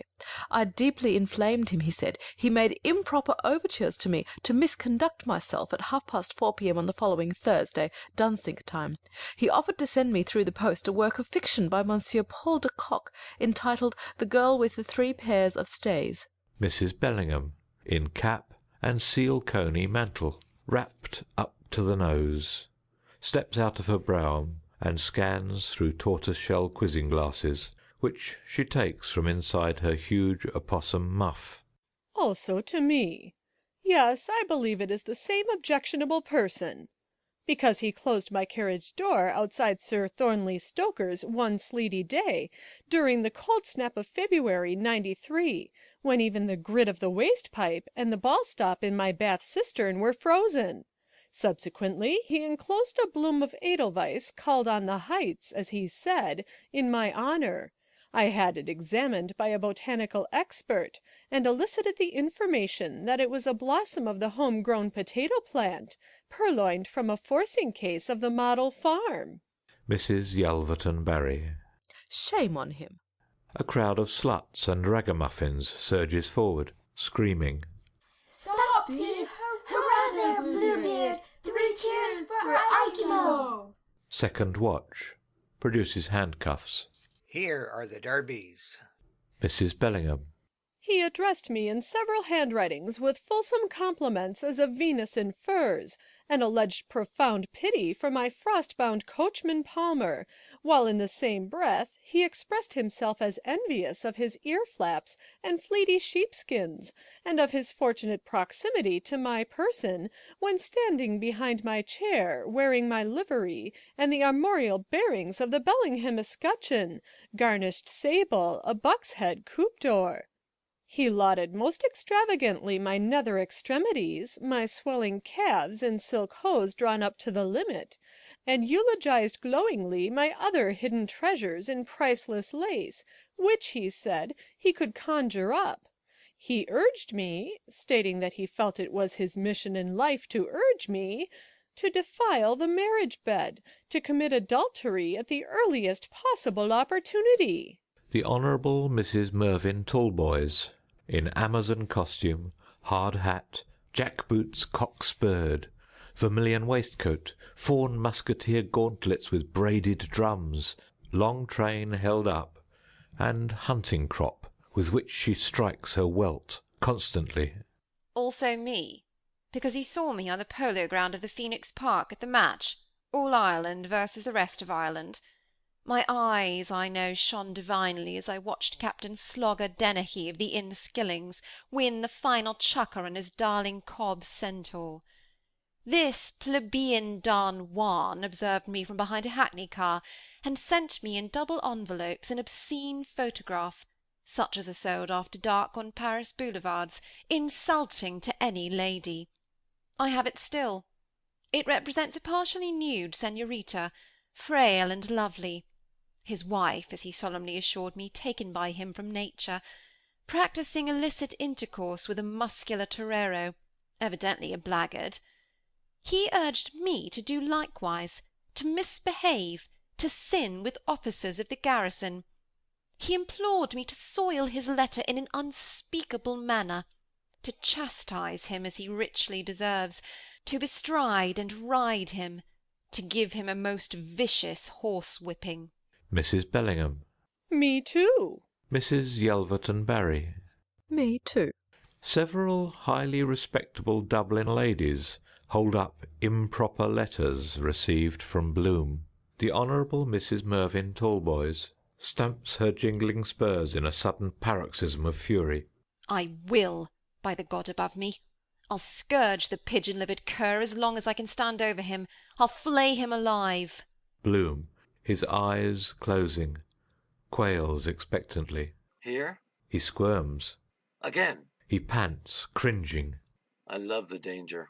The Honourable Mrs. Mervyn Tallboys. Very much so. I'll make it hot for you. I'll make you dance Jack Latten for that. Mrs. Bellingham. Tan his breech well, the upstart. Write the stars and stripes on it. Mrs. Yelverton Barry. Disgraceful. There's no excuse for him. A married man. Bloom. All these people. I meant only the spanking idea. A warm, tingling glow without effusion. Refined birching to stimulate the circulation. The Honourable Mrs. Mervyn Tallboys laughs derisively. Oh, did you, my fine fellow? Well, by the living God, you'll get the surprise of your life now, believe me. The most unmerciful hiding a man ever bargained for. You have lashed the dormant tigress in my nature into fury. Mrs. Bellingham shakes her muff and quizzing glasses vindictively. Make him smart, Hannah dear. Give him ginger. Thrash the mongrel within an inch of his life. The cat-o'-nine-tails. Geld him. Vivisect him. Bloom, shuddering, shrinking, joins his hands with hang-dog mien. Oh, cold. Oh, shivery. It was your ambrosial beauty. Forget, forgive. Kismet. Let me off this once. He offers the other cheek. Mrs. Yelverton Barry, severely. Don't do so on any account, Mrs. Tallboys. He should be soundly trounced. The Honourable Mrs. Mervyn Tallboys, unbuttoning her gauntlet violently. I'll do no such thing. Pig dog, and always was ever since he was pupped. To dare address me! I'll flog him black and blue in the public streets. I'll dig my spurs in him up to the rowel. He is a well-known cuckold. She swishes her hunting crop savagely in the air. Take down his trousers without loss of time. Come here, sir. Quick! Ready? Bloom, trembling, beginning to obey. The weather has been so warm. Davy Stevens, ringlitted, passes with a bevy of barefoot newsboys. Messenger of the Sacred Heart, an evening telegraph with St. Patrick's Day supplement, containing the new addresses of all the cuckolds in Dublin. The very Reverend Canon O'Hanlon, in cloth of gold cope, elevates and exposes a marble timepiece. Before him, Father Conroy and the Reverend John Hughes, S.J., bend low. The timepiece, unportaling. Cuckoo, cuckoo, cuckoo.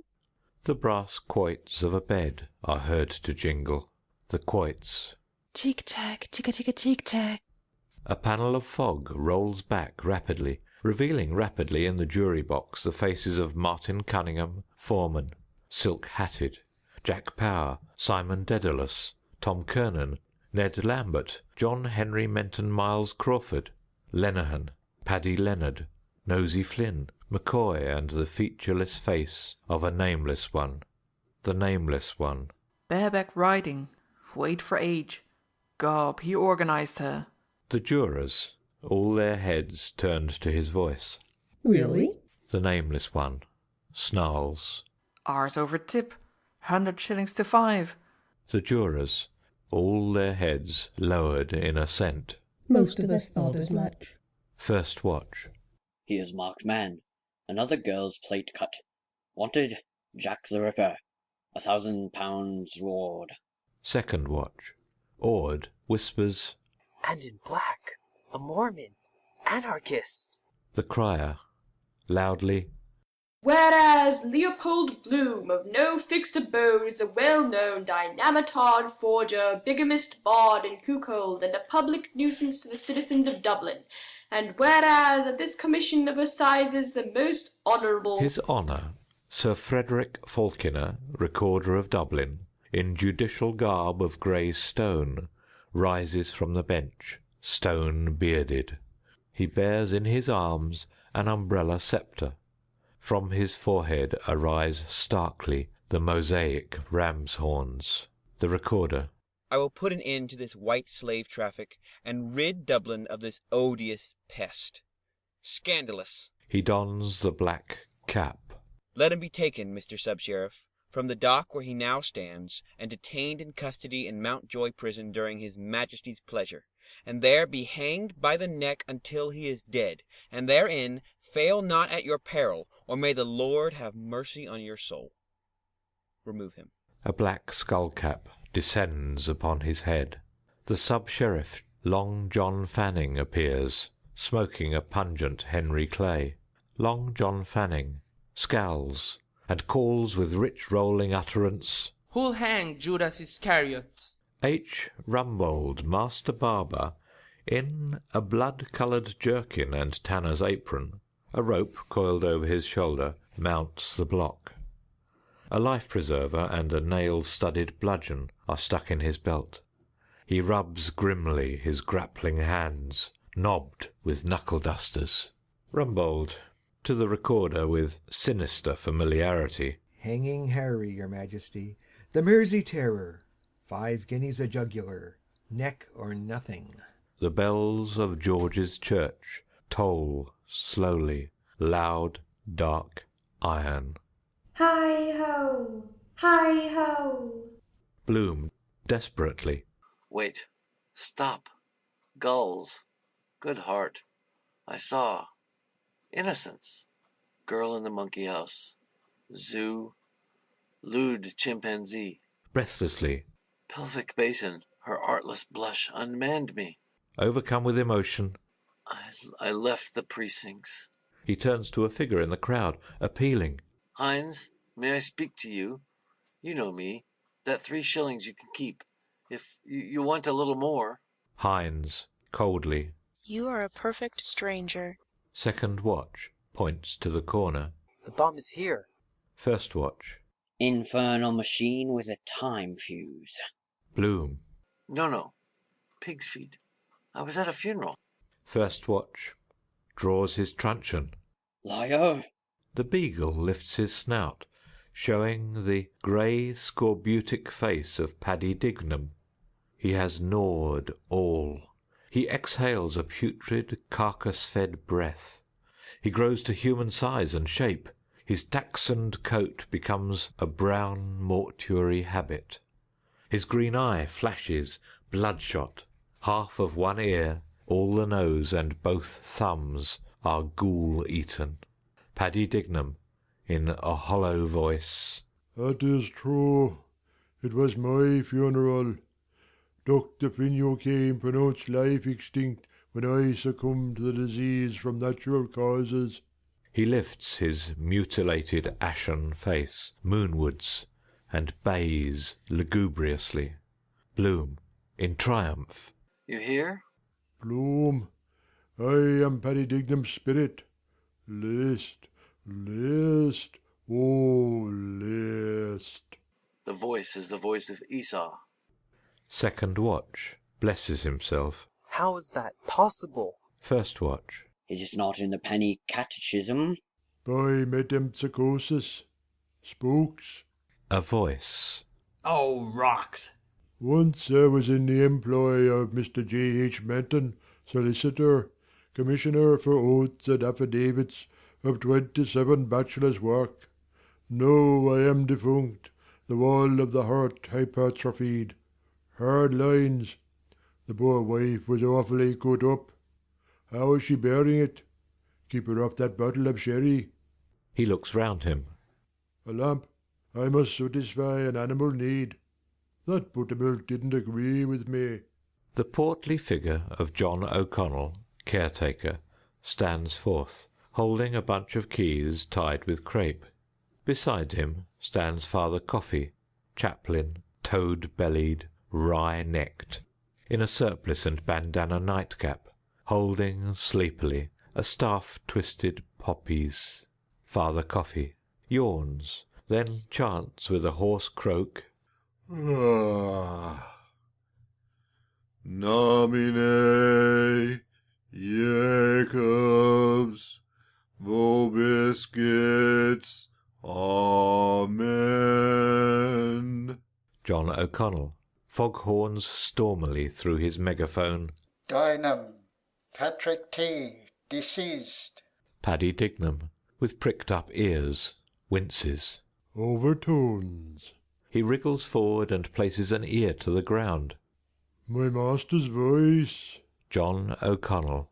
Burial docket letter number UP 85,000, Field 17, House of Keys, Plot 101. Paddy Dignam listens with visible effort, thinking, his tail stiff-pointed, his ears cocked. Pray for the repose of his soul. He worms down through a coal-hole, his brown habit trailing its tether over rattling pebbles. After him toddles an obese grandfather rat on fungus turtle paws under a grey carapace. Dignam's voice, muffled, is heard baying underground. Dignam's dead and gone below. Tom Rochford, robin-breasted, in cap and breeches, jumps from his two-columned machine. Tom Rochford, a hand to his breastbone, bows. Reuben J. Aflorin, I find him. He fixes the manhole with a resolute stare. My turn now on. Follow me up to Carlo. He executes a daredevil salmon leap in the air, and is engulfed in the coal-hole. Two discs on the columns wobble, eyes of naught. All recedes. Bloom plodges forward again through the sump. Kisses chirp. Amid the rifts of fog a piano sounds. He stands before a lighted house, listening. The kisses, winging from their bowers, fly about him, twittering, warbling, cooing. The kisses, warbling, Leo, twittering. Ukele Kimi Kistuki Oh, cooing. Leo. Yum, yum, wum, wum. Warbling, Big come big. Pirouette. Leopold. twittering, Lily. warbling. Oh, Leo. They rustle, flutter upon his garments, alight, bright, giddy flecks, silvery sequins, bloom. A man's touch. Sad music. Church music. Perhaps here. End of section 40.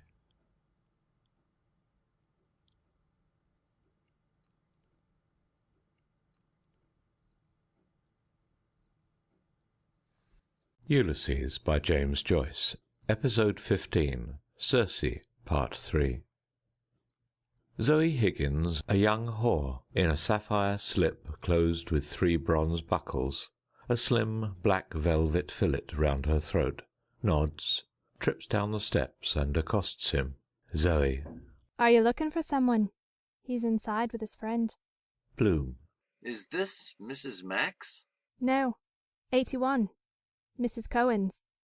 You might go farther and fare worse. Mother Slipper Slapper. Familiarly. She's on the job herself tonight, with the vet, her tipster that gives her all the winners and pays for her son in Oxford. Working overtime, but her luck's turned today. Suspiciously. You're not his father, are you? Not I. You both in black. Has little Mousie any tickles tonight? His skin, alert, feels her fingertips approach. A hand glides over his left thigh. How's the nuts? Offside. Curiously, they are on the right. Heavier, I suppose.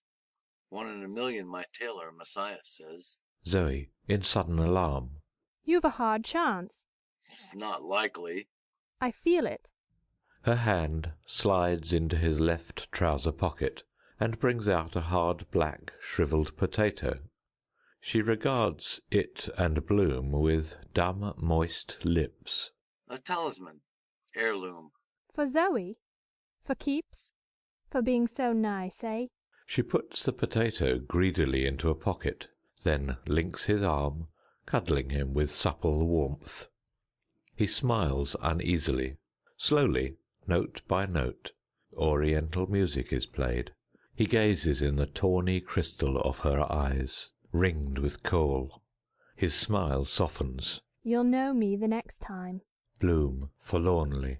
I never loved a dear gazelle, but it was sure to. Gazelles are leaping, feeding on the mountains. Near are lakes. Round their shores file shadows black of cedar groves. Aroma rises, a strong hair-growth of resin. It burns. The Orient, a sky of sapphire cleft by the bronze flight of eagles. Under it lies the woman city, nude, white, still, cool in luxury. A fountain murmurs among damask roses. Mammoth roses murmur of scarlet wine grapes. A wine of shame, lust, blood, exudes, strangely murmuring. Zoe, murmuring, sings song with the music, her odalisque lips lusciously smeared with salve of swine fat and rose-water. Shorak ani wenowak. Benoit Yerushalayim. Bloom, fascinated. I thought you were of good stock by your accent. And you know what thought did? She bites his ear gently with little gold-stopped teeth, sending on him a cloying breath of stale garlic.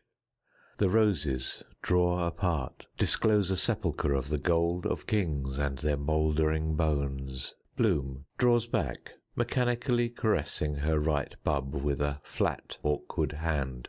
Are you a Dublin girl? Zoe catches a stray hair deftly and twists it to her coil. No bloody fear. I'm English. Have you a swagger root? Bloom, as before. Rarely smoke, dear. Cigar now and then. Childish device. Lewdly. The mouth can be better engaged than with a cylinder of rank weed. Go on, make a stump speech out of it. Bloom, in Workman's corduroy overalls, black gansey with red floating tie and a patchy cap. Mankind is incorrigible. Sir Walter Raleigh brought from the New World that potato and that weed, the one a killer of pestilence by absorption, the other a poisoner of the ear, eye, heart, memory, will, understanding, all. That is to say, he brought the poison 100 years before another person, whose name I forget, brought the food. Suicide, lies, all our habits. Why, look at our public life.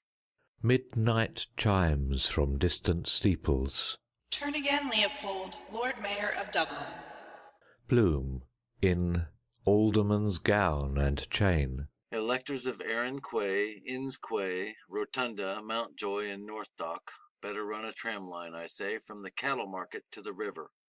That's the music of the future. That's my program. Cui bono? But our buccaneering Vanderdeckens in their phantom ship of finance. An elector. 3 times 3 for our future Chief Magistrate. The aurora borealis of the torchlight procession leaps. The torchbearers. Hooray! Several well-known burgesses, city magnates and freemen of the city, shake hands with Bloom and congratulate him. Timothy Harrington, late thrice Lord Mayor of Dublin, imposing in mayoral scarlet, gold chain, and white silk tie, confers with Councillor Lorcan Sherlock, locum tenens. They nod vigorously in agreement. Late Lord Mayor Harrington, in scarlet robe, with mace, gold mayoral chain, and large white silk scarf. That Alderman Sir Leo Bloom's speech be printed at the expense of the ratepayers. That the house in which he was born be ornamented with a commemorative tablet.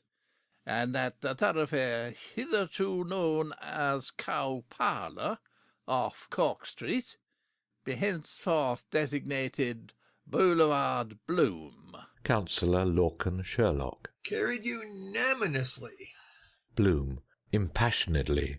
These Flying Dutchmen, or Lying Dutchmen, as they recline in their upholstered poop, casting dice, what reck they? Machines is their cry, their chimera, their panacea, labor-saving apparatuses, supplanters, bugbears, manufactured monsters for mutual murder, hideous hobgoblins produced by a horde of capitalistic lusts upon our prostituted labor. The poor man starves while they are grassing their royal mountain stags or shooting pheasants and partridges in their purblind pomp of pelf and power. But their reign is rover forever and ever and ev. Prolonged applause. Venetian masts, maypoles, and festal arches spring up. A streamer bearing the legends Cade Mila Folche and Ma Tob Melech Israel spans the street. All the windows are thronged with sightseers, chiefly ladies. Along the route the regiments of the Royal Dublin Fusiliers, the King's Own Scottish Borderers, the Cameron Highlanders, and the Welsh Fusiliers, standing to attention, keep back the crowd. Boys from high school are perched on the lamp-posts, telegraph poles, window-sills, cornices, gutters, chimney-pots, railings, rain-spouts. Whistling and cheering, the pillar of the cloud appears. A fife and drum band is heard in the distance, playing the Col Nidre.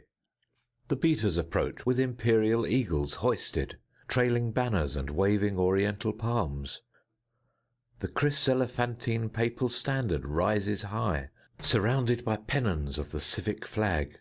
The van of the procession appears, headed by John Howard Parnell, City Marshal, in a chessboard tabard, the Athlone Pursuivant and Ulster King of Arms. They are followed by the Right Honourable Joseph Hutchinson, Lord Mayor of Dublin, his Lordship the Lord Mayor of Cork, their worships the Mayors of Limerick, Galway, Sligo, and Waterford. 28 Irish representative peers, sirdars, grandees, and maharajas bearing the cloth of estate. The Dublin Metropolitan Fire Brigade, the chapter of the Saints of Finance in their plutocratic order of precedence, the Bishop of Down and Connor, His Eminence Michael Cardinal Logue, Archbishop of Armagh, Primate of all Ireland, His Grace the Most Reverend Dr. William Alexander, Archbishop of Armagh, Primate of all Ireland, the Chief Rabbi, the Presbyterian Moderator, the heads of the Baptist, Anabaptist, Methodist, and Moravian chapels, and the Honorary Secretary of the Society of Friends. After them march the guilds and trades and train bands with flying colours, coopers, bird fanciers, millwrights, newspaper canvassers, law scriveners, masseurs, vintners, truss makers, chimney sweeps, lard refiners, tabernet and poplin weavers, farriers, Italian warehousemen, church decorators, boot-jack manufacturers, undertakers, silk mercers, lapidaries, salesmasters, cork-cutters, assessors of fire losses, dyers and cleaners, export bottlers, fellmongerers, ticket-writers, heraldic seal engravers, horse repository hands, bullion brokers, cricket and archery outfitters, riddle makers, egg and potato factors, hosiers and glovers, plumbing contractors. After them march gentlemen of the bedchamber, black rod, deputy garter, gold stick, the master of horse, the Lord Great Chamberlain, the Earl Marshal, the High Constable, carrying the sword of state, St. Stephen's iron crown, the chalice and Bible. 4 buglers on foot blow a sennet. Beef-eaters reply, winding clarions of welcome. Under an arch of triumph Bloom appears, bareheaded, in a crimson velvet mantle trimmed with ermine, bearing St. Edward's staff, the orb and sceptre with the dove, the katana. He is seated on a milk-white horse with long, flowing crimson tail, richly caparisoned, with golden headstall. Wild excitement. The ladies from their balconies throw down rose petals. The air is perfumed with essences. The men cheer. Bloom's boys run amid the bystanders with branches of hawthorn and wren bushes. Bloom's boys. The wren, the king of all birds, St. Stephen's day was caught in the furs. A blacksmith murmurs, For the honour of God, and is that Bloom? He scarcely looks 31. A pavior and flagger. That's the famous Bloom now, the world's greatest reformer. Hats off. All uncover their heads. Women whisper eagerly. A millionairess, richly. Isn't he simply wonderful? A noblewoman, nobly. All that man has seen. A feminist, masculinely. And done. A bell-hanger. A classic face. He has the forehead of a thinker. Bloom's weather. A sunburst appears in the northwest. The Bishop of Down and Connor. I here present your undoubted Emperor-President and King-Chairman, the most serene and potent and very puissant ruler of this realm. God save Leopold the First! God save Leopold the First! Bloom, in dalmatic and purple mantle. To the Bishop of Down and Connor, with dignity. Thanks, somewhat eminent sir. William, Archbishop of Armagh, in purple stock and shovel hat. Will you to your power cause law and mercy to be executed in all your judgments in Ireland and territories thereunto belonging? Bloom, placing his right hand on his testicles, swears, So may the Creator deal with me. All this I promise to do. Michael, Archbishop of Armagh, pours a cruse of hair oil over Bloom's head. Gaudium magnum annuntio vobis. Habemus conficepem. Leopold, Patrick, Andrew, David, George, be thou anointed. Bloom assumes a mantle of cloth of gold and puts on a ruby ring. He ascends and stands on the stone of destiny. The representative peers put on at the same time their 28 crowns. Joy bells ring in Christ Church, St. Patrick's, George's, and gay Malahide. Mirus bazaar fireworks go up from all sides, with symbolical phallopyrotechnic designs. The peers do homage one by one, approaching and genuflecting. The The peers. I do become your liege, man of life, and limb to earthly worship. Bloom holds up his right hand, on which sparkles the Koh-i-Noor diamond. His palfrey neighs immediate silence, while its intercontinental and interplanetary transmitters are set for reception of message. My subjects, we hereby nominate our faithful charger Copula Felix, hereditary Grand Vizier, and announce that we have this day repudiated our former spouse and have bestowed our royal hand upon the Princess Selene, the splendor of night. The former morganatic spouse of Bloom is hastily removed in the Black Maria. The Princess Selene, in moon-blue robes, a silver crescent on her head, descends from a sedan chair, borne by two giants. An outburst of cheering. John Howard Parnell raises the royal standard. Illustrious Bloom, successor to my famous brother. Bloom embraces John Howard Parnell. We thank you from our heart, John, for this right royal welcome to Green Erin, the promised land of our common ancestors. The freedom of the city is presented to him, embodied in a charter. The keys of Dublin, crossed on a crimson cushion, are given to him. He shows all that he is wearing green socks. Tom Kernan. You deserve it, Your Honor. On this day, 20 years ago, we overcame their hereditary enemy at Ladysmith. Our howitzers and camel swivel guns played on his lines with telling effect. Half a league onward, they charge. All is lost now. Do we yield? No! We drive them headlong. Lo! We charge! Deploying to the left, our light horse swept across the heights of Plevna, and uttering their war cry, Bona fide Sabaoth, sabred the Saracen gunners to a man. The Chapel of Freeman Typesetters. Hear, hear.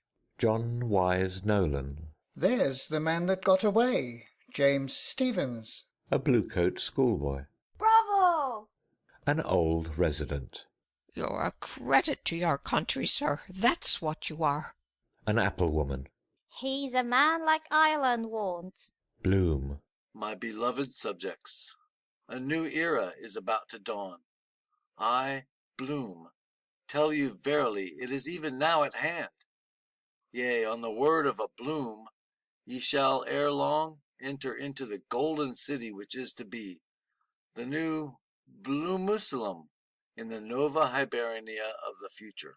32 workmen wearing rosettes from all the counties of Ireland, under the guidance of Derwin the Builder, construct the new Bloomusalem.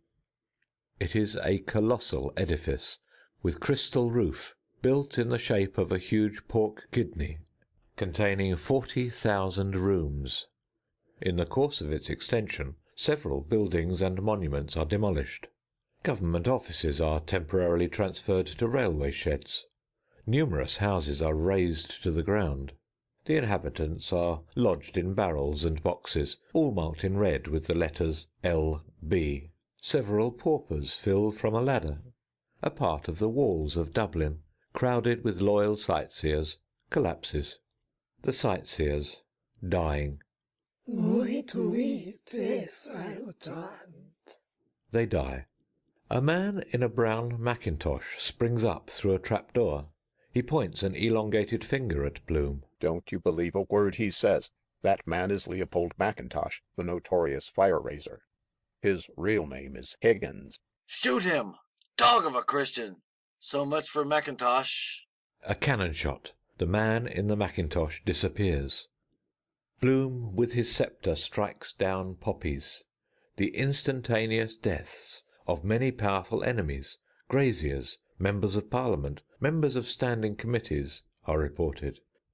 Bloom's bodyguard distribute Maundy money, commemoration medals, loaves and fishes, temperance badges, expensive Henry Clay cigars, free cow bones for soup, rubber preservatives in sealed envelopes tied with gold thread, butterscotch, pineapple rock, billet doux in the form of cocked hats, ready-made suits, Porringers of Toad in the Hole, bottles of Jay's fluid, purchase stamps, 40 days indulgences, spurious coins, dairy-fed pork sausages, theatre passes, season tickets available for all tram lines, coupons of the Royal and Privileged Hungarian Lottery, penny dinner counters, cheap reprints of The World's 12 Worst Books, Froggy and Fritz, Politic, Care of the Baby, Infantilic, 50 Meals for 7 and 6, Culinic, Was Jesus a Sun Myth, Historic, Expel That Pain, Medic, Infant's Compendium of the Universe, Cosmic, Let's All Chortle, Hilaric, Canvassers Vade Mecum, Journalic, Love Letters of Mother Assistant, Erotic, Who's Who in Space, Astric, Songs That Reached Our Heart, Melodic, Pennywise's Way to Wealth, Parsimonic. A general rush and scramble. Women press forward to touch the hem of Bloom's robe. The Lady Gwendolen Dubedat bursts through the throng, leaps on his horse and kisses him on both cheeks amid great acclamation. A magnesium flashlight photograph is taken. Babes and sucklings are held up. The women. Little father, little father. The babes and sucklings. Clap, clap hands till Polly comes home. Cakes in his pocket for Leo alone. Bloom, bending down, pokes baby Boardman gently in the stomach. Baby Boardman hiccups, curdled milk flowing from his mouth. Bloom, shaking hands with a blind stripling. My more than brother. Placing his arms round the shoulders of an old couple. Dear old friends. He plays Pussy Four Corners with ragged boys and girls. Beep, bo peep. He wheels twins in a perambulator. Tic-tac-toe, would you set a shoe? He performs juggler's tricks, draws red, orange, yellow, green, blue, indigo, and violet silk handkerchiefs from his mouth. Roig biv, 32 feet per second. He consoles a widow. Absence makes the heart grow younger. He dances the Highland fling with grotesque antics. Leg it, ye devils! He kisses the bed sores of a palsied veteran. Honourable wounds. He trips up a fit policeman. UP, up. UP, up. He whispers in the ear of a blushing waitress and laughs kindly. Ah, naughty, naughty. He eats a raw turnip offered him by Morris Butterley, farmer. Fine, splendid. He refuses to accept 3 shillings offered him by Joseph Hines, journalist. My dear fellow, not at all. He gives his coat to a beggar. Please accept. He takes part in a stomach race with elderly male and female cripples. Come on, boys! Wriggle it, girls! The citizen, choked with emotion, brushes aside a tear in his emerald muffler. May the good God bless him. The ram's horns sound for silence. The standard of Zion is hoisted. Bloom uncloaks impressively, revealing obesity.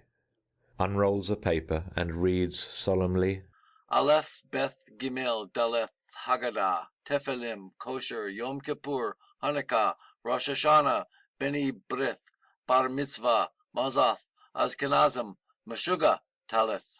An official translation is read by Jimmy Henry, Assistant Town Clerk. The Court of Conscience is now open.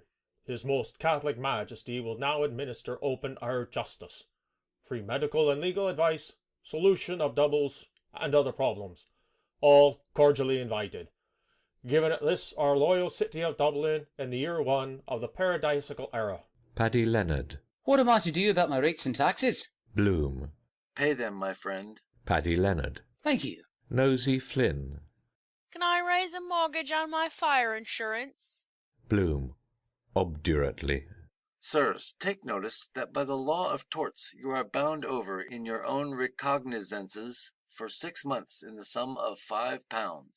J. J. O'Malloy. A Daniel, did I say? Nay, a Peter O'Brien. Nosy Flynn. Where do I draw the £5?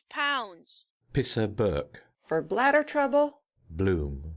Acid nit hydrochlor dill, 20 minims. Tinct nux vom, 5 minims. Extra Taraxel lick, 30 minims. Ac dis ter indi. Chris Callinan. What is the parallax of the subsolar elliptic of Aldebaran? Pleased to hear from you, Chris. K2. Joe Hines. Why aren't you in uniform? When my progenitor of sainted memory wore the uniform of the Austrian despot in a dank prison, where was yours? Ben Dollard. Pansies? Embellish, beautify suburban gardens. When twins arrive? Father, pater, dad, starts thinking. Larry O'Rourke. An 8-day license for my new premises. You remember me, Sir Leo, when you were in number 7. I'm sending around a dozen of stout for the missus. Bloom, coldly. You have the advantage of me. Lady Bloom accepts no presents. Crofton. This is indeed a festivity. Bloom, solemnly. You call it a festivity. I call it a sacrament. Alexander Keyes. When will we have our own house of keys? I stand for the reform of municipal morals and the plain 10 Commandments. New worlds for old. Union of all, Jew, Moslem, and Gentile. 3 acres and a cow for all children of nature. Saloon motor hearses. Compulsory manual labor for all. All parks open to the public day and night. Electric dish scrubbers. Tuberculosis, lunacy, war, and mendicancy now must cease. General amnesty, weekly carnival with masked license, bonuses for all, Esperanto the universal language, with universal brotherhood. No more patriotism of bar spongers and dropsical impostors. Free money, free rent, free love, and a free lay church in a free lay state. O'Madden Burke. Free fox in a free hen roost. Davy Byrne, yawning. Mixed races and mixed marriage. Lenihan. What about mixed bathing? Bloom explains to those near him his schemes for social regeneration. All agree with him. The keeper of the Kildare Street Museum appears, dragging a lorry on which are the shaking statues of several naked goddesses.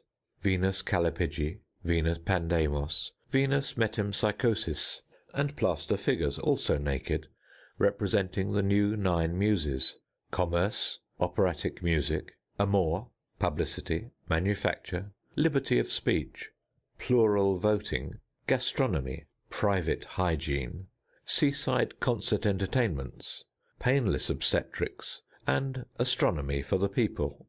Father Farley. He's an Episcopalian, an agnostic, and anything Hungarian, seeking to overthrow our holy faith. Mrs. Riordan tears up her will. I'm disappointed in you, you bad man. Mother Grogan removes her boot to throw it at Bloom.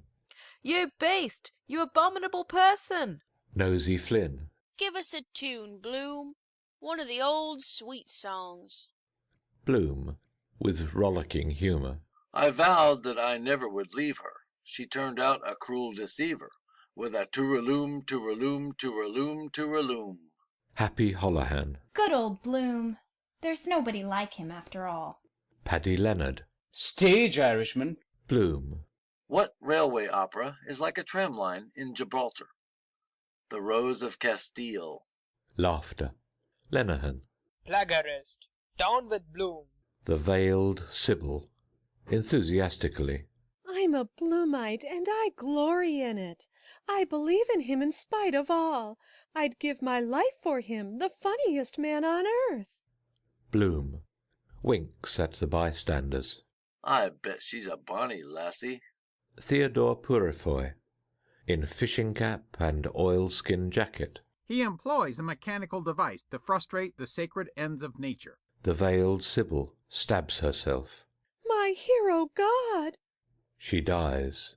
Many most attractive and enthusiastic women also commit suicide by stabbing, drowning, drinking prussic acid, aconite, arsenic, opening their veins, refusing food, casting themselves under steamrollers from the top of Nelson's Pillar into the great vat of Guinness's brewery, asphyxiating themselves by placing their heads in gas ovens, hanging themselves in stylish garters, leaping from windows of different stories.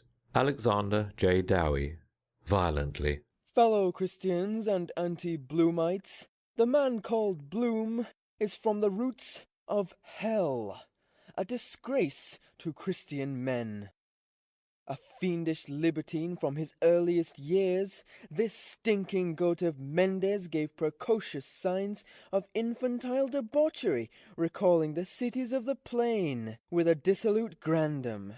This vile hypocrite, bronzed with infamy, is the white bull mentioned in the Apocalypse. A worshipper of the Scarlet Woman, intrigue is the very breath of his nostrils. The stake faggots and the cauldron of boiling oil are for him. Caliban! The mob. Lynch him! Roast him! He's as bad as Parnell was. Mr. Fox!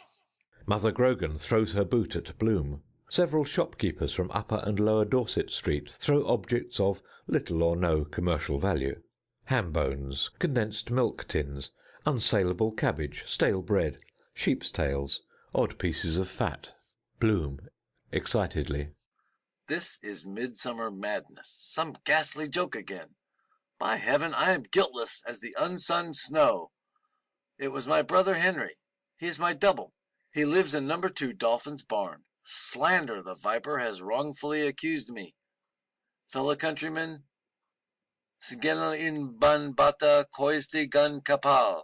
I call on my old friend, Dr. Malachi Mulligan, sex specialist, to give medical testimony on my behalf. Dr. Mulligan, in motor jerkin, green motor goggles on his brow. Dr. Bloom is bisexually abnormal. He has recently escaped from Dr. Eustace's private asylum for demented gentlemen. Born out of bedrock hereditary epilepsy is present, the consequence of unbridled lust. Traces of elephantitis have been discovered among his ascendants. There are marked symptoms of chronic exhibitionism. Ambidexterity is also latent. He is prematurely bald from self-abuse, perversely idealistic in consequence, a reformed rake, and has metal teeth. In consequence of a family complex, he has temporarily lost his memory, and I believe him to be more sinned against than sinning. I have made a pervaginal examination, and after application of the acid test to 5,427 anal, axillary, pectoral, and pubic hairs, I declare him to be Virgo intacta. Bloom holds his high-grade hat over his genital organs. Dr. Madden. Hypospadia is also marked. In the interest of coming generations, I suggest that the parts affected should be preserved in spirits of wine in the National Teratological Museum. Dr. Crothers. I have examined the patient's urine. It is albuminoid. Salivation is insufficient. The patellar reflex intermittent. Dr. Punch Costello. The fedor judaicus is most perceptible. Dr. Dixon reads a bill of health. Professor Bloom is a finished example of the new womanly man. His moral nature is simple and lovable. Many have found him a dear man, a dear person. He is a rather quaint fellow on the whole, coy, though not feeble-minded in the medical sense. He has written a really beautiful letter, a poem in itself, to the court missionary of the Reformed Priests' Protection Society, which clears up everything. He is practically a total abstainer, and I can affirm that he sleeps on a straw litter and eats the most Spartan food, cold dried grocer's peas. He wears a hair shirt of pure Irish manufacture, winter and summer, and scourges himself every Saturday. He was, I understand, at one time a first-class misdemeanant in Glencree Reformatory. Another report states that he was a very posthumous child. I appeal for clemency in the name of the most sacred word our vocal organs have ever been called upon to speak. He is about to have a baby. General commotion and compassion. Women faint. A wealthy American makes a street collection for Bloom. Gold and silver coins, blank checks, banknotes, jewels, treasury bonds, maturing bills of exchange, IOUs, wedding rings, watch chains, lockets, necklaces, and bracelets are rapidly collected. Bloom. Oh, I so want to be a mother. Mrs. Thornton, in nurse tender's gown. Embrace me tight, dear. You'll be soon over it. Tight, dear. Bloom embraces her tightly, and bears 8 male yellow and white children. They appear on a red-carpeted staircase adorned with expensive plants. All the octuplets are handsome, with valuable metallic faces, well made, respectably dressed, and well conducted, speaking 5 modern languages fluently, and interested in various arts and sciences. Each has his name printed in legible letters on his shirt front: Nazadoro, Goldfinger, Chrysostomos, Main Doree, Silver Smile, Silber Selber, Vifagent, Panargyros. They are immediately appointed to positions of high public trust in several different countries, as managing directors of banks, traffic managers of railways, chairmen of limited liability companies, vice-chairman of hotel syndicates. A voice. Bloom, are you the Messiah Ben Joseph or Ben David? Bloom, darkly. You have said it. Brother Buzz. Then perform a miracle like Father Charles. Bantam Lions. Prophesy who will win the St. Leger. Bloom walks on a net, covers his left eye with his left ear, passes through several walls, climbs Nelson's pillar, hangs from the top ledge by his eyelids, eats 12 dozen oysters, shells included, heals several sufferers from King's Evil, contracts his face so as to resemble many historical personages: Lord Beaconsfield, Lord Byron, Wat Tyler, Moses of Egypt, Moses Maimonides, Moses Mendelssohn, Henry Irving, Rip Van Winkle, Kossuth, Jean-Jacques Rousseau, Baron Leopold Rothschild, Robinson Crusoe, Sherlock Holmes, Pasteur.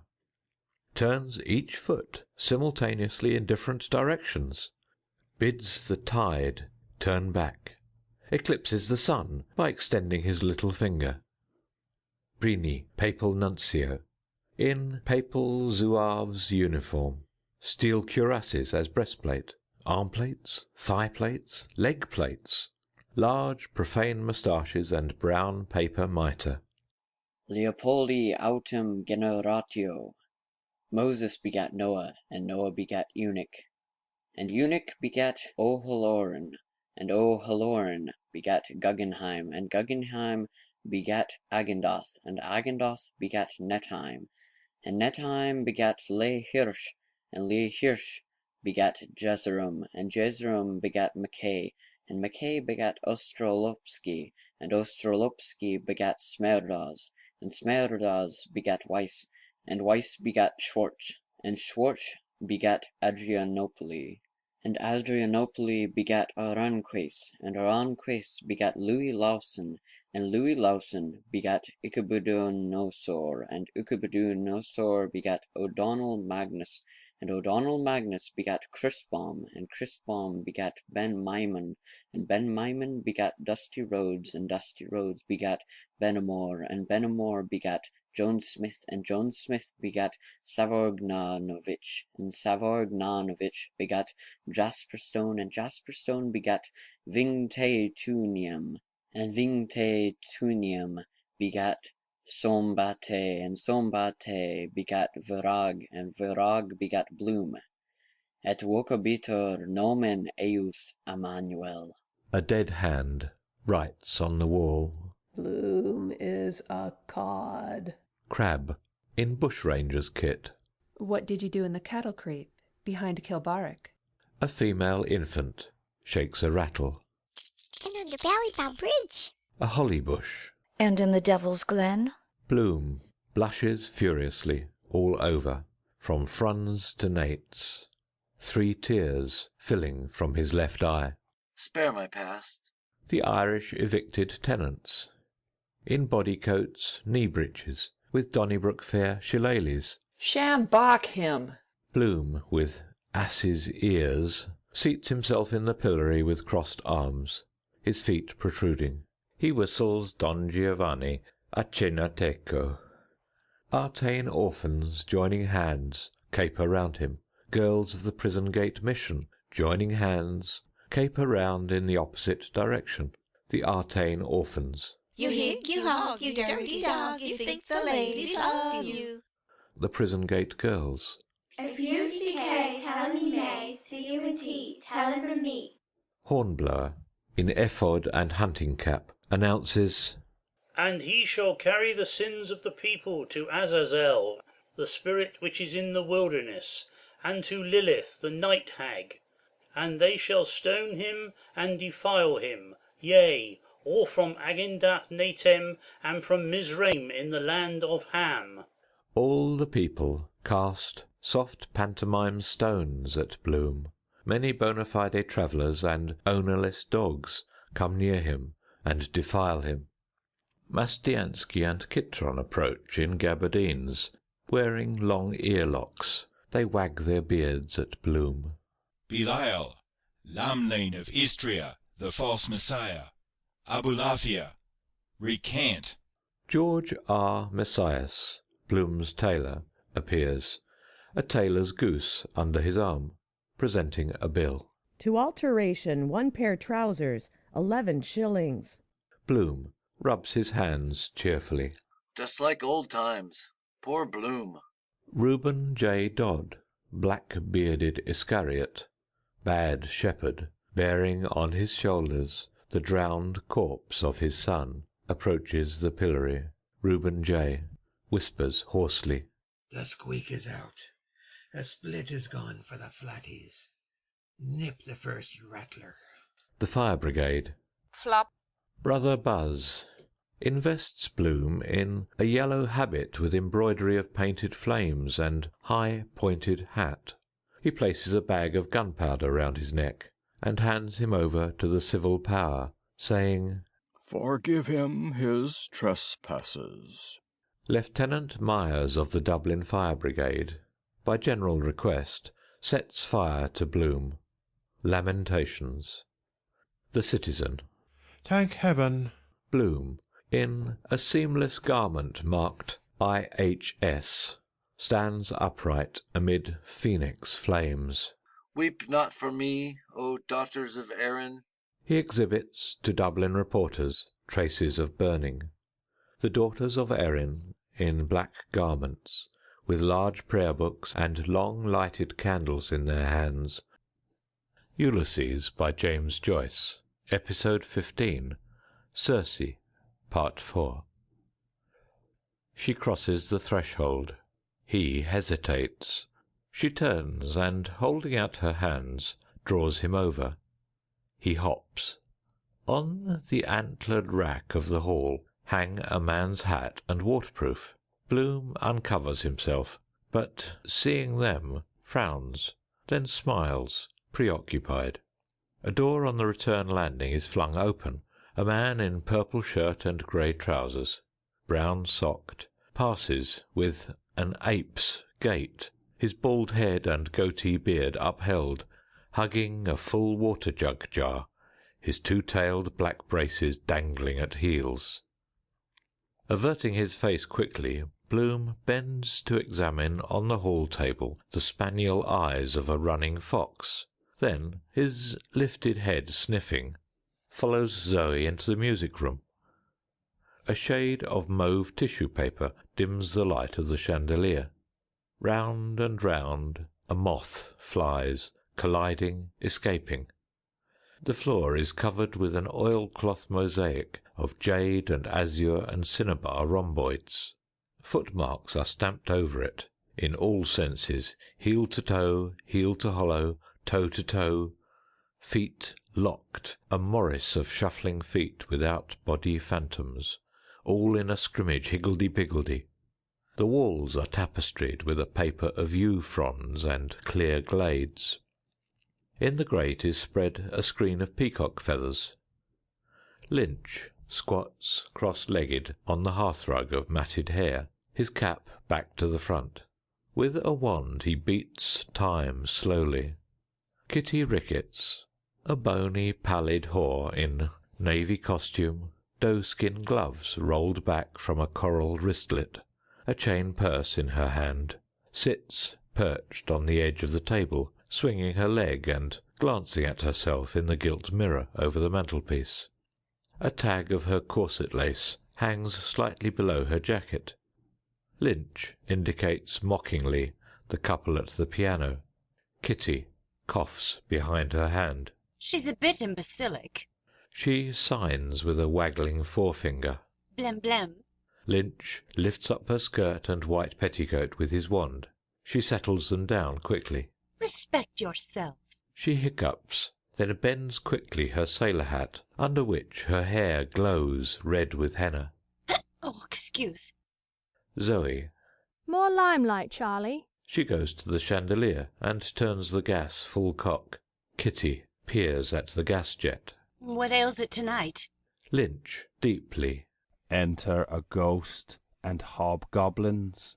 Zoe. Clap on the back for Zoe. The wand in Lynch's hand flashes, a brass poker. Stephen stands at the pianola, on which sprawl his hat and ash plant. With 2 fingers he repeats once more the series of empty fifths. Florrie Talbot, a blonde, feeble, goose-fat whore, in a tatterdemalion gown of mildewed strawberry, lolls spread-eagle in the sofa corner, her limp forearm pendant over the bolster, listening. A heavy sty droops over her sleepy eyelid. Kitty hiccups again with a kick of her horsed foot. Oh, excuse. Zoe promptly. Your boy's thinking of you. Tie a knot on your shift. Kitty Ricketts bends her head. Her boa uncoils, slides, glides over her shoulder, back, arm, chair, to the ground. Lynch lifts the curled caterpillar on his wand. She snakes her neck, nestling. Stephen glances behind at the squatted figure, with its cap back to the front. Stephen. As a matter of fact, it is of no importance whether Benedetto Marcello found it or made it. The right is the poet's rest. It may be an old hymn to Demeter, or also illustrate Coela inerant gloriam Domini. It is susceptible of nodes or modes as far apart as Hyperphrygian and Mixolydian, and of texts so divergent as priests high-hooping round David's, that is, Circe's, or what am I saying, Ceres' altar, and David's tip from the stable to his chief bassoonist about the all-rightness of his almightiness. Mais nom de nom, that is another pair of trousers. Jetez la gomme. Faut que jeunesse se passe. He stops, points at Lynch's cap, smiles, laughs. Which side is your knowledge, Bump? The cap, with saturnine spleen. Bah! It is because it is. Woman's reason. Jew-Greek is Greek-Jew. Extremes meet. Death is the highest form of life. Bah! You remember fairly accurately all my errors, boasts, mistakes. How long shall I continue to close my eyes to disloyalty? Whetstone. Bah! Here's another for you. He frowns. The reason is because the fundamental and the dominant are separated by the greatest possible interval which... Which? Finish. You can't. Interval which... With an effort. Is the greatest possible ellipse consistent with the ultimate return, the octave, which... Which? Outside, the gramophone begins to blare The Holy City. What went forth to the ends of the world to traverse not itself, God, the sun, Shakespeare, a commercial traveller, having itself traversed in reality, itself becomes that self. Wait a moment. Wait a second. Damn that fellow's noise in the street. Self which in itself was ineluctably preconditioned to become. Echo. Lynch, with a mocking whinny of laughter, grins at Bloom and Zoe Higgins. What a learned speech, eh? Zoe, briskly. God help your head. He knows more than you have forgotten. With obese stupidity, Florrie Talbot regards Stephen. Florrie. They say the last day is coming this summer. Kitty. No. Zoe explodes in laughter. Great unjust God! Florrie, offended. Well, it was in the papers about Antichrist. Oh, my foot's tickling. Ragged, barefoot newsboys jogging a wagtail kite patter past, yelling. Stop press edition. Result of the rocking horse races. Sea serpent in the Royal Canal. Safe arrival of the Antichrist. Stephen turns and sees Bloom. A time, times, and half a time. Reuben I. Antichrist, wandering Jew, a clutching hand open on his spine, stumps forward. Across his loins is slung a pilgrim's wallet, from which protrude promissory notes and dishonoured bills. Aloft over his shoulder he bears a long boat-pole, from the hook of which the sodden huddled mass of his only son, saved from Liffey waters, hangs from the slack of its breeches. A hobgoblin in the image of Punch Costello, hip-shot, crook-backed, hydrocephalic, pronathic, with receding forehead and alley sloper nose, tumbles in somersaults through the gathering darkness. All. What? The hobgoblin, his jaws chattering, capers to and fro, goggling his eyes, squeaking, kangaroo-hopping, with outstretched clutching arms, then all at once thrusts his lipless face through the fork of his thighs. Il vient, c'est moi, l'homme qui rit, l'homme primigène. He whirls round and round with dervish howls. Sieurs et dames, faites vos jeux. He crouches juggling. Tiny roulette planets fly from his hands. Les jeux sont faits. The planets rush together, uttering crepitant cracks. Rien ne va plus. The planets, buoyant balloons, sail, swollen, up and away. He springs off into vacuum. Florrie, sinking into torpor, crossing herself secretly. The end of the world. A female, tepid effluvium leaks out from her. Nebulous obscurity occupies space. Through the drifting fog without, the gramophone blares over coughs and feet shuffling. Jerusalem, open your gates and sing, Hosanna. A rocket rushes up the sky and bursts. A white star fills from it, proclaiming the consummation of all things, and second coming of Elijah. A long and infinite invisible tightrope, taut from zenith to nadir, the end of the world. A two-headed octopus in gillies, kilts, busby and tartan fillybegs, whirls through the murk, head over heels, in the form of the three legs of man. The end of the world, with a Scotch accent. While dance the Kilro, the Kilro, the Kilro. Over the possing drift and choking breath coughs, Elijah's voice, harsh as a corncrake's, jars on high. Perspiring in a loose lawn surplice with funnel sleeves, he is seen, verger-faced, above a rostrum, about which the banner of Old Glory is draped. He thumps the parapet. No yapping, if you please, in this booth. Jake Crane, Creole Sue, Dove Campbell, Abe Kirshner, do your coughing with your mouths shut. Say, I am operating all this trunk line. Boys, do it now. God's time is 12:25. Tell mother you'll be there. Rush your order and you play a slick ace. Join on right here. Book through to Eternity Junction, the non-stop run. Just one word more. Are you a god or a doggone clod? If the second advent came to Coney Island, are we ready?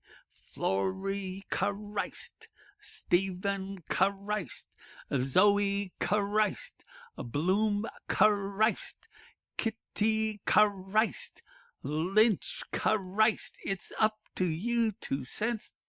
It's up to you to sense that cosmic force. Have we cold feet about the cosmos? No. Beyond the side of the angels, be a prism. You have that something within, the higher self. You can rub shoulders with a Jesus, a Gautama, an Ingersoll. Are you all in this vibration? I say you are.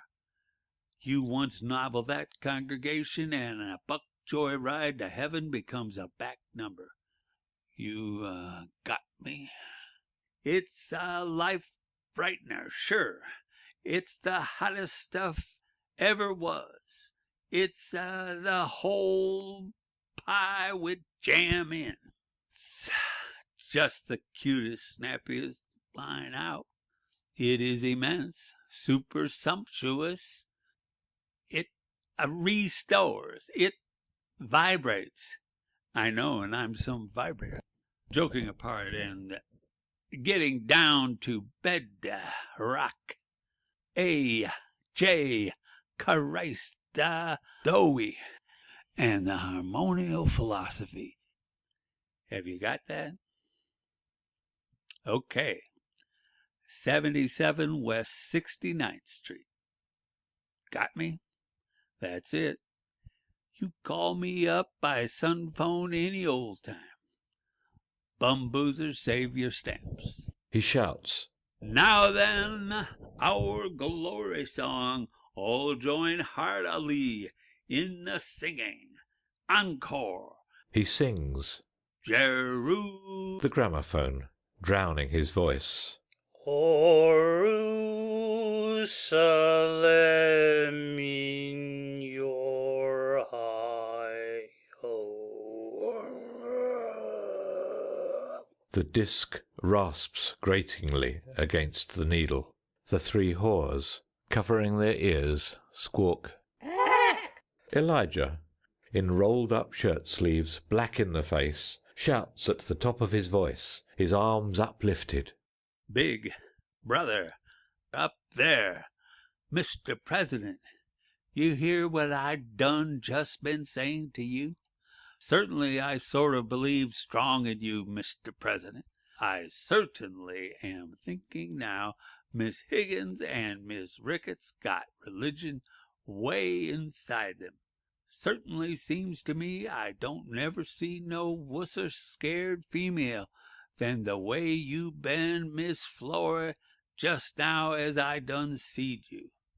Mr. President, you come along and help me save our sisters dear. He winks at his audience. Our Mr. President, he twigged the whole lot, and he ain't saying nothing. Kitty Kate. I forgot myself. In a weak moment I erred and did what I did on Constitution Hill.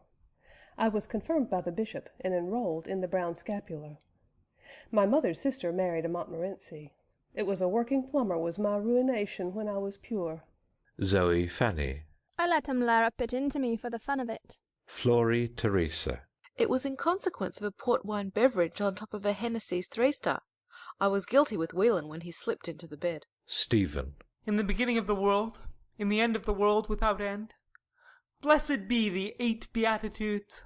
The Beatitudes, Dixon, Madden, Crothers, Costello, Lenihan, Bannon, Mulligan and Lynch, in white surgical students' gowns, 4 abreast, goose-stepping, tramp, fist passed in noisy marching. The Beatitudes, incoherently. Beer, beef, battle-dog, Bible, Buzzenham, Barnum, Buggerum, Bishop. Leicester, in Quaker grey knee-breeches and broad-rimmed hat, says discreetly, "Here's our friend. I need not mention names. Seek thou the light." He corantos by. Best enters in hairdresser's attire, shinily laundered, his locks in curl-papers. He leads John Eglinton, who wears a mandarin's kimono of nankeen yellow, lizard-lettered, and a high pagoda hat. Best, smiling, lifts the hat and displays a shaven poll, from the crown of which bristles a pigtail toupee tied with an orange top knot. I was just beautifying him, don't you know? A thing of beauty, don't you know, Yeats says. Or I mean, Kate says. John Eglinton produces a green-capped dark lantern and flashes it towards a corner, with carping accent. Aesthetics and cosmetics are for the boudoir. I'm out for truth, plain truth for a plain man. Tandragee wants the facts and means to get them.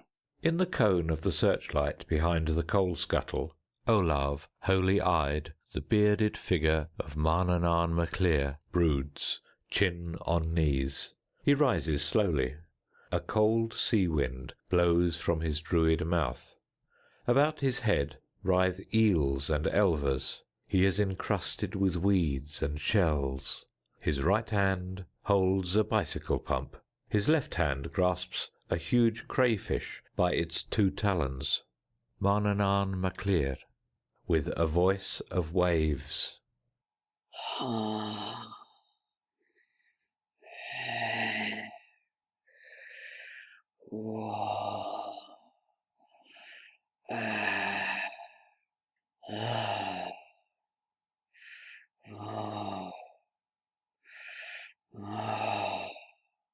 White guardian of the gods, occult pomander of Hermes Trismegistos. With a voice of whistling sea wind. Punarjanam Pasye Punja. I won't have my leg pulled. 'Tis been said by one, beware the left, the cult of Shakti. With a cry of storm birds. Shakti, Shiva, dark hidden father. He smites with his bicycle pump the crayfish in his left hand. On its cooperative dial glow the 12 signs of the zodiac. He wails with the vehemence of the ocean. Bam, Pyajam. I am the light of the homestead. I am the dreamery, creamery, butter. A skeleton Judas hand strangles the light. The green light wanes to mauve. The gas jet wails whistling. Zoe runs to the chandelier and, crooking her leg, adjusts the mantle. Who has a fag as I'm here? Lynch, tossing a cigarette onto the table. Here. Zoe, her head perched aside in mock pride. Is that the way to hand the pot to a lady? She stretches up to light the cigarette over the flame, twirling it slowly, showing the brown tufts of her armpits. Lynch, with his poker, lifts boldly a side of her slip. Bare from her garters up, her flesh appears under the sapphire a nixie's green. She puffs calmly at her cigarette. Can you see the beauty spot of my behind? I'm not looking. No. Makes tea. And Mary Shortall, that was in the lock with the pox she got from Jimmy Pigeon in the blue caps, had a child off him that couldn't swallow and was smothered with the convulsions in the mattress. And we all subscribed for the funeral. Philip drunk, gravely. Qui vous a mis dans cette fichue position, Philippe? Philip sober, gaily. C'était la sacrée pigeon, Philippe. Kitty unpins her hat and sets it down calmly, patting her henna hair. And a prettier, a daintier head of winsome curls was never seen on a whore's shoulders. Lynch puts on her hat. She whips it off. Lynch laughs. And to such delights as Metchnikoff inoculated anthropoid apes. Florrie nods. Locomotor a taxi. Zoe gaily. Oh, my dictionary. Lynch. 3 wise virgins. Virag, ague shaken, profuse yellow spawn foaming over his bony epileptic lips. She sold love philters, white wax, orange flower. Panther, the Roman centurion, polluted her with his genitories. He sticks out a flickering, phosphorescent scorpion tongue, his hand on his fork. Messiah, he burst her tympanum. With gibbering baboon's cries, he jerks his hips in the cynical spasm.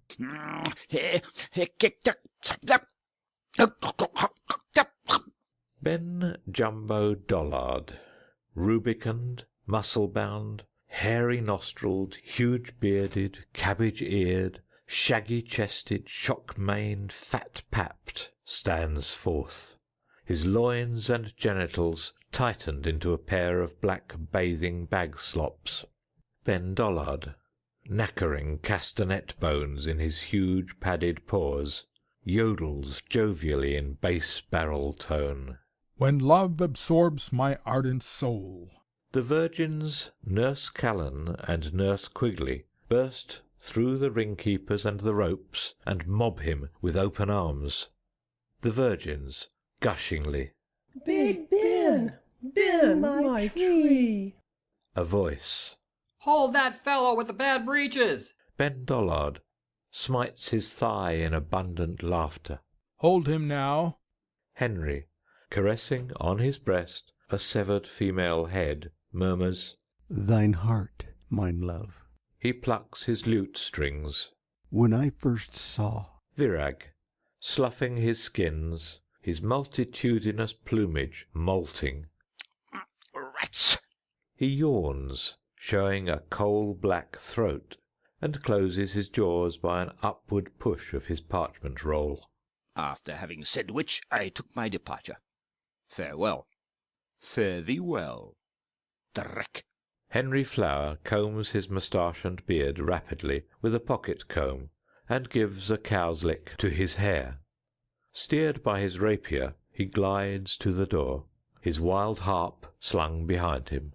Virag reaches the door in 2 ungainly stilt hops, his tail cocked, and deftly claps sideways on the wall a pus-yellow fly-bill, butting it with his head. The fly-bill. K11. Post no bills. Strictly confidential. Dr. High Franks. Henry. All is lost now. Virag unscrews his head in a trice and holds it under his arm. Virag's head. Quack! Exeunt severally. Stephen, over his shoulder to Zoe. You would have preferred the fighting parson who founded the Protestant error. But beware Antisthenes, the dog sage, and the last end of Arius Heresiarchus, the agony in the closet. Lynch. All one and the same God to her. Stephen, devoutly. And sovereign lord of all things. Florrie, to Stephen. I'm sure you're a spoiled priest, or a monk. Lynch. He is, a cardinal's son. Stephen. Cardinal Sin, monks of the screw. His Eminence, Simon Stephen Cardinal Daedalus, primate of all Ireland, appears in the doorway, dressed in red soutane, sandals, and socks. 7 dwarf Simeon acolytes, also in red, cardinal sins, uphold his train, peeping under it. He wears a battered silk hat sideways on his head. His thumbs are stuck in his armpits, and his palms outspread. Round his neck hangs a rosary of corks, ending on his breast in a corkscrew cross. Releasing his thumbs, he invokes grace from on high with large wave gestures, and proclaims with bloated pomp, Conservios lies captured.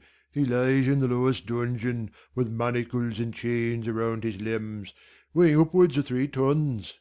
He looks at all for a moment, his right eye closed tight, his left cheek puffed out. Then, unable to repress his merriment, he rocks to and fro, arms akimbo, and sings with broad, rollicking humour. Oh, the poor little fellow! His legs, they were yellow. He was plump, fat, and heavy, and brisk as a snake. But some bloody savage, to grease his white cabbage, he murdered an old fly-teased, duck-loving drake.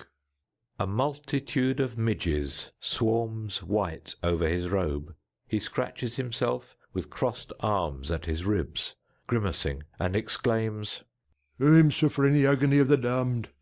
By the hokey fiddle, thanks be to Jesus, those funny little chaps are not unanimous. If they were, they'd whack me off the face of the bloody globe. His head aslant, he blesses curtly with fore and middle fingers, imparts the Easter kiss, and double shuffles off comically, swaying his hat from side to side, shrinking quickly to the size of his train-bearers. The dwarf acolytes, giggling, peeping, nudging, ogling, Easter-kissing, zigzag behind him. His voice is heard mellow from afar, merciful male melodious. Shall carry my heart to thee, shall carry my heart to thee, and the breath of the balmy night shall carry my heart to thee. The trick door-handle turns. Zoe. The devil is in that door. A male form passes down the creaking staircase, and is heard taking the waterproof and hat from the rack. Bloom starts forward involuntarily, and, half closing the door as he passes, takes the chocolate from his pocket and offers it nervously to Zoe. Zoe sniffs his hair briskly. Thank your mother for the rabbits. I'm very fond of what I like. Bloom, hearing a male voice in talk with the whores on the doorstep, pricks his ears. If it were he, after? Or because not? Or the double event? Zoe tears open the silver foil. Fingers was made before forks. She breaks off and nibbles a piece, gives a piece to Kitty Ricketts, and then turns kittenishly to Lynch. No objection to French lozenges? He nods. She taunts him. Have it now, or wait till you get it. He opens his mouth, his head cocked. She whirls the prize in left circle. His head follows. She whirls it back in right circle. He eyes her. Catch. She tosses a piece. With an adroit snap he catches it and bites it through with a crack. Kitty, chewing. The engineer I was with at the bazaar does have lovely ones, full of the best liqueurs. And the viceroy was there with his lady. The gas we had on the Toff's hobby horses. I'm giddy still. Bloom, in Svengali's fur overcoat, with folded arms and Napoleonic forelock, frowns in ventriloquial exorcism, with piercing eagle glance towards the door. Then, rigid, with left foot advanced, he makes a swift pass with impelling fingers, and gives the sign of past master, drawing his right arm downwards from his left shoulder. Go, go, go, I conjure you, whoever you are. A male cough and tread are heard passing through the mist outside. Bloom's features relax. He places a hand in his waistcoat, posing calmly. Zoe offers him chocolate. Bloom, solemnly. Thanks. Zoe. Do as you're bid. Here. A firm, heel-clacking tread is heard on the stairs. Bloom takes the chocolate. Aphrodisiac? Tansy and pennyroyal. But I bought it. Vanilla, calms, or mnemo. Confused light confuses memory. Red influences lupus. Colors affect women's characters, any they have. This black makes me sad. Eat and be merry for tomorrow. He eats. Influence taste too, mauve. But it is so long since seems new. Afro, that priest, must come. Better late than never. Try truffles at Andrew's. End of section 42.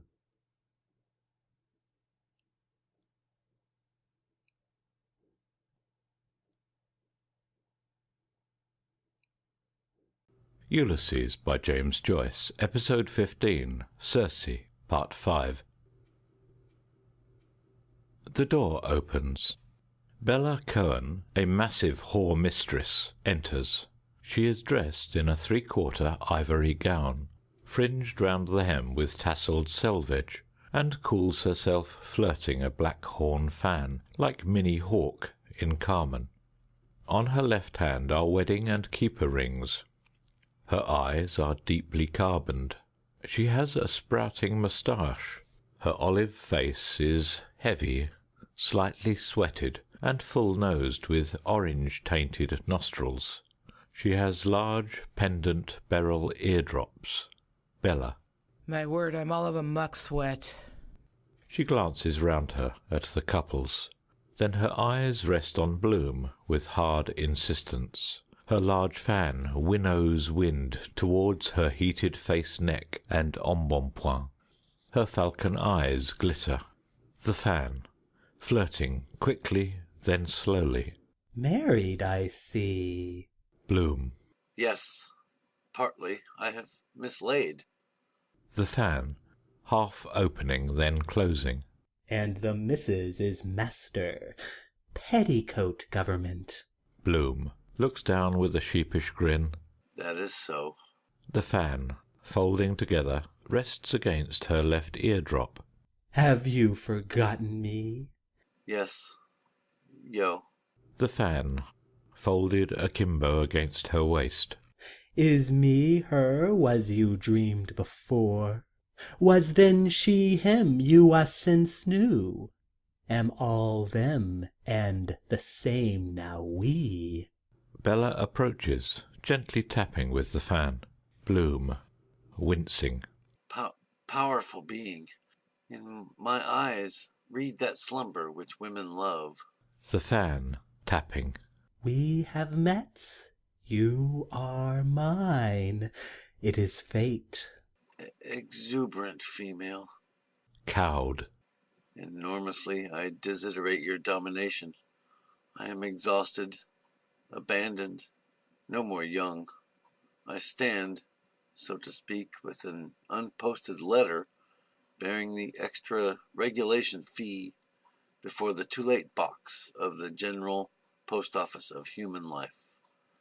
The door and window open at a right angle, cause a draft of 32 feet per second, according to the law of falling bodies. I have felt this instant a twinge of sciatica in my left gluteal muscle. It runs in our family. Poor dear papa, a widower, was a regular barometer from it. He believed in animal heat. A skin of tabby lined his winter waistcoat. Near the end, remembering King David and the Sunamite, he shared his bed with Athos, faithful after death. A dog's spittle, as you probably... He winces. Richie Golding, bag-weighted, passes the door. Marking as catch, best value in dub, fat for princess, liver and kidney. The fan, tapping. All things end. Be mine, now. Bloom, undecided. All now? I should not have parted with my talisman. Rain, exposure at dewfall on the sea rocks, a peccadillo at my time of life. Every phenomenon has a natural cause. The fan points downwards slowly. You may. Bloom looks downwards and perceives her unfastened bootlace. We are observed. The fan points downwards quickly. You must. Bloom, with desire, with reluctance. I can make a true black knot. Learned when I served my time and worked the mail order line for Kellett's. Experienced hand. Every knot says a lot. Let me, in courtesy, I knelt once before today. Ah! Bella raises her gown slightly, and, steadying her pose, lifts to the edge of a chair a plump buskined hoof and a full pastern, silk-socked. Bloom, stiff-legged, aging, bends over her hoof, and with gentle fingers draws out and in her laces. murmurs lovingly, To be a shoe-fitter in Manfields was my love's young dream, the darling joys of sweet button-hooking. To lace up, criss-crossed to knee-length, the dressy kid footwear, satin-lined, so incredibly, impossibly small, of Clyde Road ladies. Even their Wex model Raymond I visited daily to admire her cobweb hose and stick of rhubarb toe, as worn in Paris. the hoof, Smell my hot goat hide, feel my royal weight. Bloom, cross-lacing, Too tight? the hoof, If you bungle, Handy Andy, I'll kick your football in. Not to lace the wrong eyelet as I did the night of the bazaar dance. Bad luck. Hooked in wrong tash of her, person you mentioned.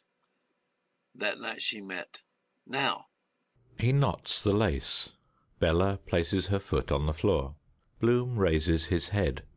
Her heavy face, her eyes strike him in mid-brow. His eyes grow dull, darker, and pouched. His nose thickens. Bloom mumbles, Awaiting your further orders, we remain, gentlemen. Bellow, with a hard basilisk stare, in a baritone voice. Hound of dishonor. Bloom, infatuated. Empress. Bellow, his heavy cheek-chops sagging. Adorer of the adulterous rump. Bloom, plaintively. Hugeness. Dung devourer. Bloom, with sinews semi-flexed. Magnificence. Bellow. Down. He taps her on the shoulder with his fan. Incline feet forward. Slide left foot 1 pace back. You will fall. You are falling. On the hands. Down. Bloom, her eyes upturned in the sign of admiration, closing, yaps. Truffles. With a piercing epileptic cry, she sinks on all fours, grunting, snuffling, rooting at his feet, then lies shamming dead, with eyes shut tight, trembling eyelids, bowed upon the ground in the attitude of most excellent master. Bellow, with bobbed hair, purple gills, fit moustache rings round his shaven mouth, in mountaineer's puttees, green silver-buttoned coat, sports skirt, and alpine hat, with moorcock's feather, his hands stuck deep in his breeches pockets, places his heel on her neck and grinds it in. Footstool, feel my entire weight. Bow, bond slave, before the throne of your despot's glorious heels, so glistening in their proud erectness. Bloom, enthralled, bleats. I promise never to disobey. Bellow, laughs loudly. Holy smoke! You little know what's in store for you. I'm the Tartar, to settle your little lot and break you in. I'll bet Kentucky cocktails all around I shame it out of you, old son. Cheek me, I dare you, if you do tremble in anticipation of heel discipline to be inflicted in gym costume. Bloom creeps under the sofa and peeps out through the fringe. Zoe, widening her slip to screen her. She's not here. Bloom, closing her eyes. She's not here. Florrie, hiding her with her gown. She didn't mean it, Mr. Bellow. She'll be good, sir. Kitty. Don't be too hard on her, Mr. Bellow. Sure you won't, ma'am, sir. Bellow, coaxingly. Come, ducky dear, I want a word with you, darling, just to administer correction. Just a little heart-to-heart talk, sweetie. Bloom puts out her timid head. There's a good girlie now. Bellow grabs her hair violently and drags her forward. I only want to correct you for your own good on a soft, safe spot. How's that tender behind? Oh, ever so gently, pet. Begin to get ready. Bloom, fainting. Don't tear my... Bellow, savagely. The nose ring, the pliers, the bastinado, the hanging hook, the knout I'll make out of you. Kiss while the flutes play, like the Nubian slave of old. You're in for it this time. I'll make you remember me for the balance of your natural life. His forehead veins swollen, his face congested. I shall sit on your ottoman saddleback every morning after my thumping good breakfast of Masterson's fat ham rashers and a bottle of Guinness's porter. and suck the thumping good stock exchange cigar while I read the licensed victualler's gazette. Very possibly I shall have you slaughtered and skewered in my stables and enjoy a slice of you, with crisp crackling from the baking tin, basted and baked, like suckling pig, with rice and lemon or currant sauce. It will hurt you. He twists her arm. Bloom squeals, turning turtle. Don't be cruel, nurse. Don't. Bellow, twisting. Another. Oh, it's hell itself. Every nerve in my body aches like mad. Goodbye, the rumping, jumping general. That's the best bit of news I've heard these 6 weeks. Here, don't keep me waiting, damn you. He slaps her face. You're after hitting me. I'll tell. Hold him down, girls, till I squat on him. Zoe. Yes, walk on him. I will. Florrie. I will. Don't be greedy. Kitty. No, me. Lend him to me. The brothel cook, Mrs. Keogh, wrinkled, grey-bearded, in a greasy bib, men's grey and green socks and brogues, flour smeared, a rolling-pin stuck with raw pastry in her bare red arm and hand, appears at the door. Mrs. Keogh, ferociously. Can I help? They hold and pinion Bloom. Bellow squats with a grunt on Bloom's upturned face, puffing cigar smoke, nursing a fat leg. I see Keating Clay is elected vice chairman of the Richmond Asylum. And by the by, Guinness's preference shares are at 16.75. Curse me for a fool that didn't buy that lot Craig and Gardner told me about. Just my infernal luck, curse it. And that goddamn outsider throwaway at 20-1. He quenches his cigar angrily on Bloom's ear. Where's that goddamn cursed ashtray? Bloom, goaded, buttock smothered. Oh, monsters! Cruel one! Ask for that every 10 minutes. Beg. Pray for it as you never prayed before. He thrusts out a figged fist and foul cigar. Here, kiss that. Both. Kiss. He throws a leg astride, and, pressing with horseman's knees, calls in a hard voice, Gee up a cock-horse to Banbury Cross. I'll ride him for the Eclipse Stakes. He bends sideways and squeezes his mount's testicles roughly, shouting, Ho! Off we pop. I'll nurse you in proper fashion. He horse rides cock-horse, leaping in the saddle. The lady goes a pace, and the coachman goes a trot, and the gentleman goes a gallop, a gallop. Florrie pulls at Bellow. Let me on him now. You had enough. I asked before you. Zoe pulling at Florrie. Me! Are you not finished with him yet, succoress? Bloom, stifling. Can't. Well, I'm not. Wait. He holds in his breath. Curse it, here. This bung's about to burst. He uncorks himself behind, then, contorting his features, farts loudly. Take that. He recorks himself. Yes, by jingo, 16.75. Bloom, a sweat breaking out over him. Not man. He sniffs. Woman. Bellow stands up. No more blow hot and cold. What you longed for has come to pass. Henceforth you are unmanned and mine in earnest, a thing under the yoke. Now for your punishment frock. You will shed your male garments. You understand, Ruby Cohen, and don that shot silk luxuriously rustling over head and shoulders. And quickly, too. Silk, mistress said. Shrinks. Oh, crinkly, scrapey. Must I tip-touch it with my nails? As they are now, so will you be. Points to his whores.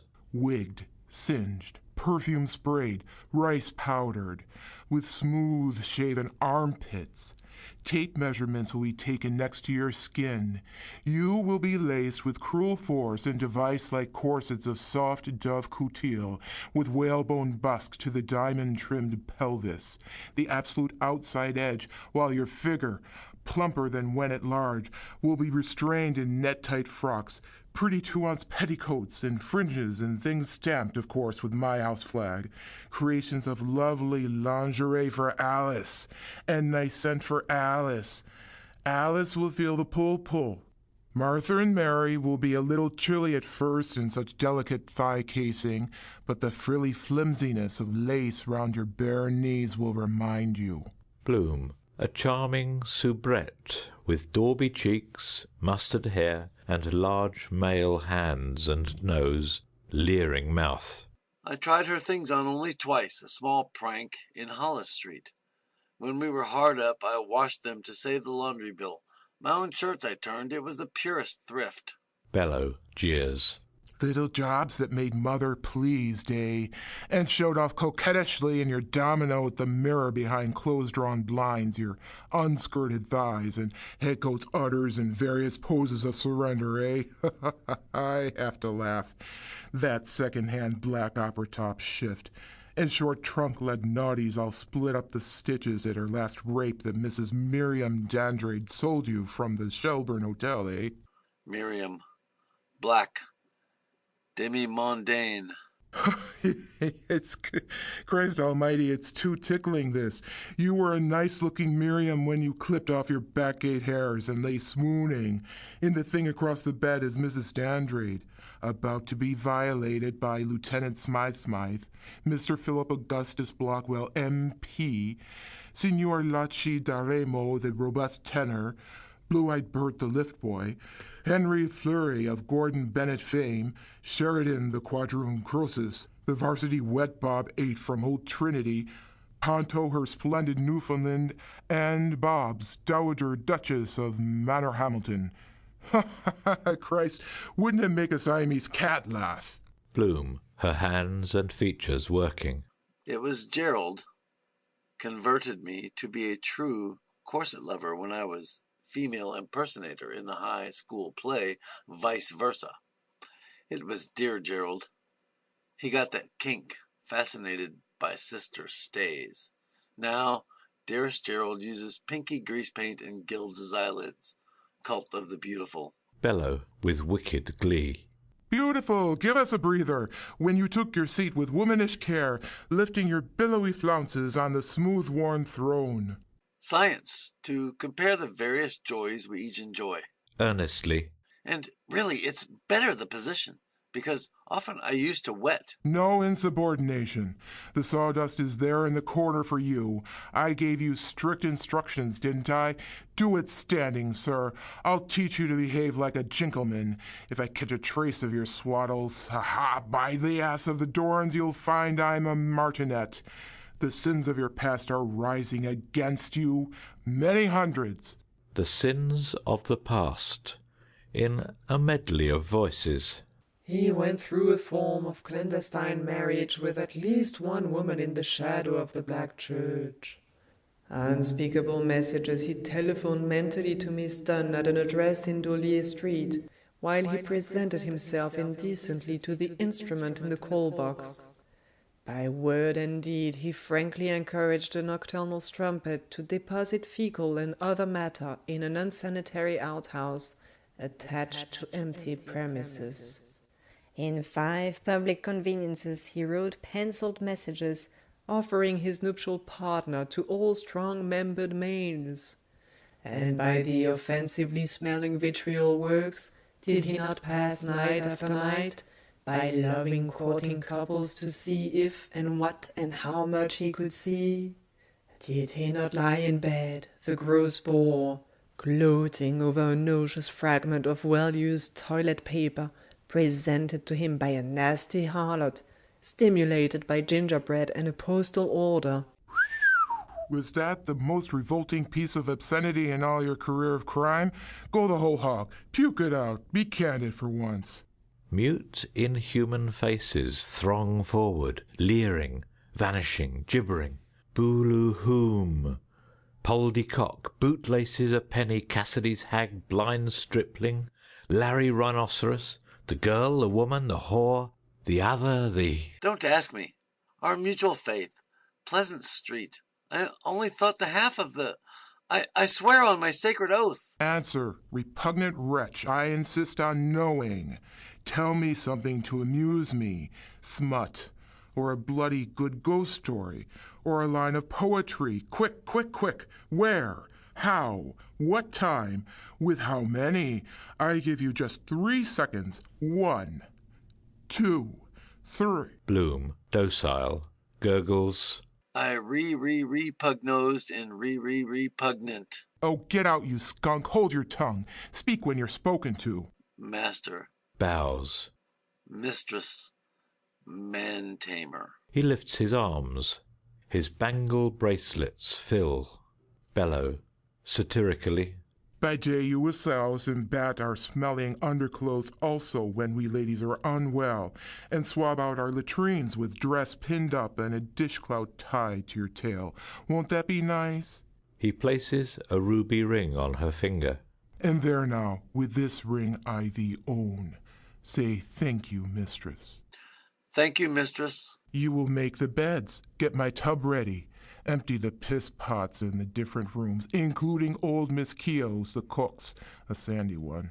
Aye, and rinse the 7 of them well, mind her, lap it up like champagne.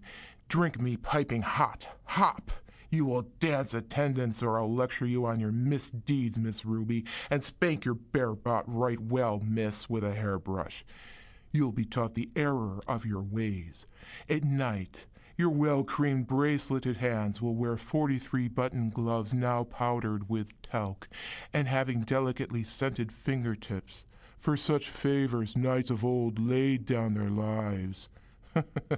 My boys will be no end charmed to see you so ladylike, the colonel above all, when they come here the night before the wedding to fondle my new attraction in gilded heels. First I'll have a go at you myself. A man I know on the turf named Charles Alberta Marsh. I was in bed with him just now, and another gentleman out of the Hanover and Pettibag office is on the lookout for a maid of all work and a short knock. Swell the bust, smile, droop shoulders. What offers? He points. For that lot, trained by owner to fetch and carry, basket in mouth. He bares his arm and plunges it, elbow deep, in Bloom's vulva. There's fine depth for you. What, boys, that give you a hard-on? He shoves his arm in a bidder's face. Here, wet the deck and wipe it round. A bidder. A florin? Dillon's lackey rings his handbell. Brang! A voice. 1 and 8 too much. Charles Alberta Marsh. Must be virgin. Good breath. Clean. Bellow gives a rap with his gavel. 2 bar. Rock-bottom figure and cheap at the price. 14 hands high. Touch and examine his points. Handle him. This downy skin, these soft muscles, these tender flesh. And if I had only my gold piercer here, and quite easy to milk. 3 new-laid gallons a day. A pure stock-getter. Due to lay within the hour. His sire's milk record was 1,000 gallons of whole milk in 40 weeks. Whoa, my jewel. Beg up. Whoa! He brands his initial C on Bloom's croup. So, warranted Cohen. What advance on 2 bob, gentlemen? A dark-visaged man, in disguised accent.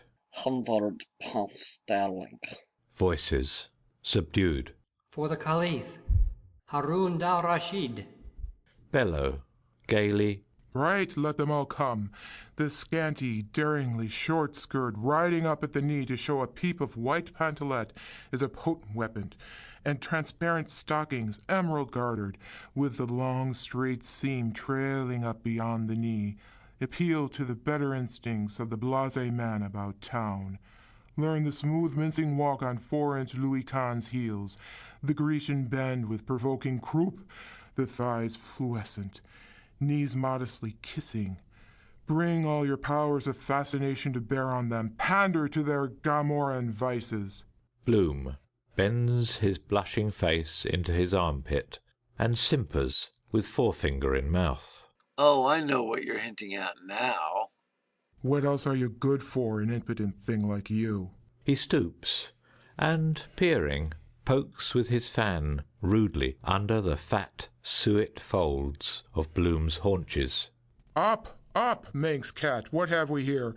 Where's your curly teapot gone to, or who docked it on you, cocky Ollie? Sing, birdie, sing. It's as limp as a boy of 6's doing his poolie behind a cart. Buy a bucket or sell your pump. Can you do a man's job? Eccles Street. Bellow, sarcastically. I wouldn't hurt your feelings for the world, but there's a man of brawn in possession there. The tables are turned, my gay young fellow. He is something like a full-grown outdoor man. Well for you, you muff, if you had that weapon with knobs and lumps and warts all over it. He's shot as bolt, I can tell you. Foot to foot, knee to knee, belly to belly, bubs to breasts. He's no eunuch. A shock of red hair he has sticking out of him behind him like a furze bush. Wait for 9 months, my lad. Holy ginger, it's kicking and coughing up and down in her guts already. That makes you wild, don't it? Touches the spot. He spits in contempt. Spittoon! I was indecently treated. I informed the police. £100, unmentionable. Would if you could, lame duck. A downpour we want, not your drizzle. To drive me mad. Moll, I forgot. Forgive. Moll, we, still... No, Leopold Bloom, all is changed by women's will since you slept horizontal in Sleepy Hollow, your night of 20 years. Return and see. Old Sleepy Hollow calls over the wold. Rip Van Wink! Rip Van Winkle! Bloom, in tattered moccasins with a rusty fowling piece, tiptoeing, finger-tipping, his haggard, bony, bearded face peering through the diamond panes, cries out, I see her. It's she. The first night at Matt Dillon's. But that dress, the green. And her hair is dyed gold, and he... Ho, ho, ho, that's your daughter, you owl, with a Mullinger student. Millie Bloom, fair-haired, green-vested, slim-sandalled, her blue scarf in the sea-wind simply swirling, breaks from the arms of her lover and calls, her young eyes wonder-wide. My, it's Papli. But, oh, Papli, how old you've grown. Changed, eh? Our whatnot, our writing table where we never wrote, Aunt Haggerty's armchair, our classic reprints of old masters. A man and his men friends are living there in clover. The Cuckoo's Rest, why not? How many women had you, eh, following them up dark streets, flat foot, exciting them by your smothered grunts? What, you male prostitute? Blameless dames with parcels of groceries, turnabout, sauce for the goose, my gander-o. Bellow, cuttingly. Their heel marks will stamp the brusselet carpet you bought at Wren's auction. In their horseplay with Moll, the romp to find the buck flea in their breeches, they will deface your little statue you carried home in the rain for art's sake. They will violate the secrets of your bottom drawer. Pages will be torn from your handbook of astronomy to make them pipe spills. And they will spit in your 10-shilling brass fender from Hampton Leadham's. 10 and 6. The act of low scoundrels. Let me go. I will return. I will prove. A voice. Swear! Bloom clenches his fists and crawls forward, a bowie knife between his teeth. As a paying guest or a kept man, too late. You have made your second-best bed, and others must lie in it. Your epitaph is written. You are down and out, and don't you forget it, old bean. Justice! All Ireland versus one. Has nobody... He bites his thumb. Die and be damned to you if you have any sense of decency or grace about you. I can give you a rare old wine that'll send you skipping to hell and back. Sign a will and leave us any coin you have. If you have none, see you damn well get it, steal it, rob it. We'll bury you in our shrubbery jakes where you'll be dead and dirty with old Chuck Corn, my step-nephew I married, the bloody old gouty procurator and sodomite with a crick in his neck, and my mother 10 or 11 husbands, whatever the buggers' names were, suffocated in the one cesspool. He explodes in a loud, phlegmy laugh. We'll manure you, Mr. Flower. He pipes scoffingly. Bye-bye, Poldy. Bye-bye, Popley. Bloom clasps his head. My willpower, memory, I have sinned, I have He weeps tearlessly. Bello sneers. Cry, baby, crocodile tears. Bloom, broken, closely veiled for the sacrifice, sobs, his face to the earth. The passing bell is heard. Dark, shawled figures of the circumcised, in sackcloth and ashes, stand by the wailing wall. M. Shalomowitz, Joseph Goldwater, Moses Herzog, Harris Rosenberg, M. Moisel, J. Gitron, Minnie Watchman, P. Mastiansky, the Reverend Leopold Abramovich, Chazen. With swaying arms they wail in pneuma over the recreant Bloom. The circumcised, in dark guttural chant, as they cast dead sea-fruit upon him, no flowers. Shema Israel, Adonai Eloheinu, Adonai Echad. Voices, sighing. So he's gone. Ah, yes. Yes, indeed. Bloom? Never heard of him. No. Queer kind of chap. There's the widow. That so? Ah, yes. From the sooty pyre the flame of gum camphire ascends. The pall of incense smoke screens and disperses.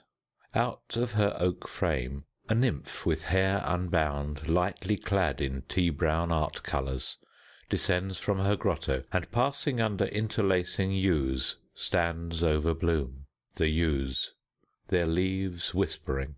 Sister, our sister, shh. The nymph, softly. Mortal. Kindly. Nay, dost not weepest? Bloom crawls jellily forward under the boughs streaked by sunlight, with dignity. This position, I felt it was expected of me. Force of habit. The nymph. Mortal, you found me in evil company. High kickers, coasters, picnic makers, pugilists, popular generals, immoral panto boys in flesh tights and the nifty shimmy dancers, La Aurora and Carini, musical act, the hit of the century. I was hidden in cheap pink paper that smelt of rock oil. I was surrounded by the stale smut of clubmen, stories to disturb callow youth, ads for transparency, chewed-up dice and bust pads, proprietary articles, and why wear a toss with testimonial from raptured gentlemen? Useful hints to the married. Bloom lifts a turtle head towards her lap. We have met before, on another star. The nymph, sadly. Rubber goods. Never rip brand as applied to the aristocracy. Corsets for men, IKEA fits or money refounded. Unsolicited testimonials for Professor Waldman's wonderful chest exuber. My bust development 4 inches in 3 weeks, reports Mrs. Gus Rublin with photo. You mean photo bits? I do. You bore me away, framed me in oak and tinsel, set me above your marriage couch. Unseen one summer eve, you kissed me in 4 places, and with loving pencil you shaded my eyes, my bosom, and my shame. Bloom humbly kisses her long hair. Your classic curves, beautiful, immortal. I was glad to look on you, to praise you, a thing of beauty, almost to pray. During dark nights I heard your praise. Yes, yes. You mean that sleep reveals the worst side of everyone, children perhaps excepted. I know I fell out of bed, or rather was pushed. Steel wine is said to cure snoring. For the rest, there is that English invention, pamphlet of which I received some days ago, incorrectly addressed. It claims to afford a noiseless, inoffensive vent. He sighs. Ah, 'twas ever thus. Frailty, thy name is marriage. The nymph, her fingers in her ears. Any words? They are not in my dictionary. You understood them? The ewes. Shh. The nymph covers her face with her hands. What have I not seen in that chamber? What must my eyes look down on? I know. Apologetically. Soiled personal linen, wrong side up with care. The quoits are loose. From Gibraltar by long sea long ago. The nymph bends her head. Worse, worse. Bloom reflects precautiously. That antiquated commode. It wasn't her weight. She scaled just 11 stone 9. She put on 9 pounds after weaning. It was a crack and want of glue. Eh? And that absurd orange-keyed utensil, which has only one handle. The sound of a waterfall is heard in bright cascade. The ewes mingling their boughs. Listen. Whisper. She's right, our sister. We grew by Paulifuka waterfall. We give shade on languorous summer days.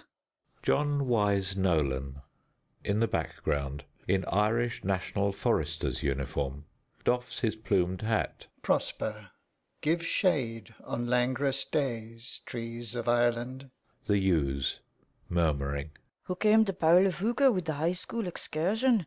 Who left his nut-questing classmates to seek our shade? Bloom, scared. High School of Pula? Nemno? Not in full possession of faculties. Concussion. Run over by tram. The echo. Sam. Bloom, pigeon-breasted, bottle-shouldered, padded, in nondescript, juvenile, grey and black striped suit, too small for him. White tennis shoes, bordered stockings with turnover tops, and a red school cap with badge.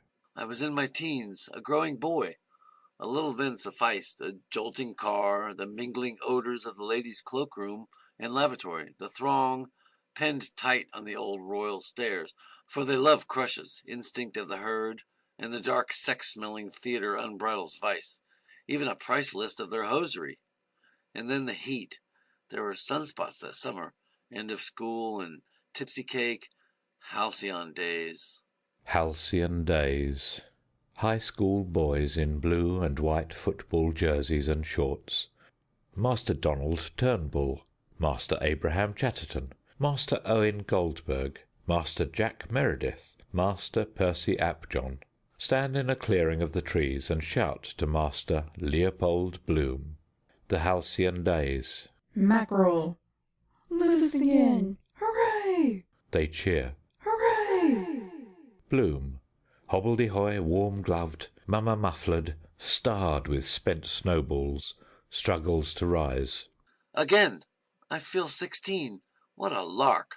Let ring all the bells in Montague Street. He cheers feebly. Hurrah for the high school! The echo. Fool! The ewes, rustling. She's right, our sister. Whisper. Whispered kisses are heard in all the wood. Faces of hamadryads peep out from the boles and among the leaves, and break, blossoming into bloom. Who profaned our silent shade? The nymph, coyly, through parting fingers. There? In the open air? The ewes, sweeping downward. Sister, yes, and on our virgin sward. The waterfall. The nymph, with wide fingers. Oh, infamy! Bloom. I was precocious. Youth, the fauna. I sacrificed to the god of the forest. The flowers that bloom in the spring. It was pairing time. Capillary attraction is a natural phenomenon. Lottie Clark, flaxen-haired. I saw at her night toilette through ill-closed curtains with poor Popper's opera glasses. The wanton ate grass wildly. She rolled downhill at Rialto Bridge to tempt me with her flow of animal spirits. She climbed their crooked tree, and a saint couldn't resist it. The demon possessed me. Besides, who saw? Staggering Bob, a white-polled calf, thrusts a ruminating head with humid nostrils through the foliage. large teardrops rolling from his prominent eyes, snivels. Me, see? Simply satisfying a need, with pathos. No girl would when I went girling. Too ugly, they wouldn't play. High on Ben Howth, through rhododendrons, a nanny goat passes, plump-uddered, butty-tailed, dropping currants. The nanny goat bleats. Nanny. Bloom, hatless, flushed, covered with burrs of thistledown and gorse-spine. Regularly engaged. Circumstances alter cases. He gazes intently downwards on the water. 32 head over heels per second. Press nightmare. Giddy Elijah. Fall from cliff.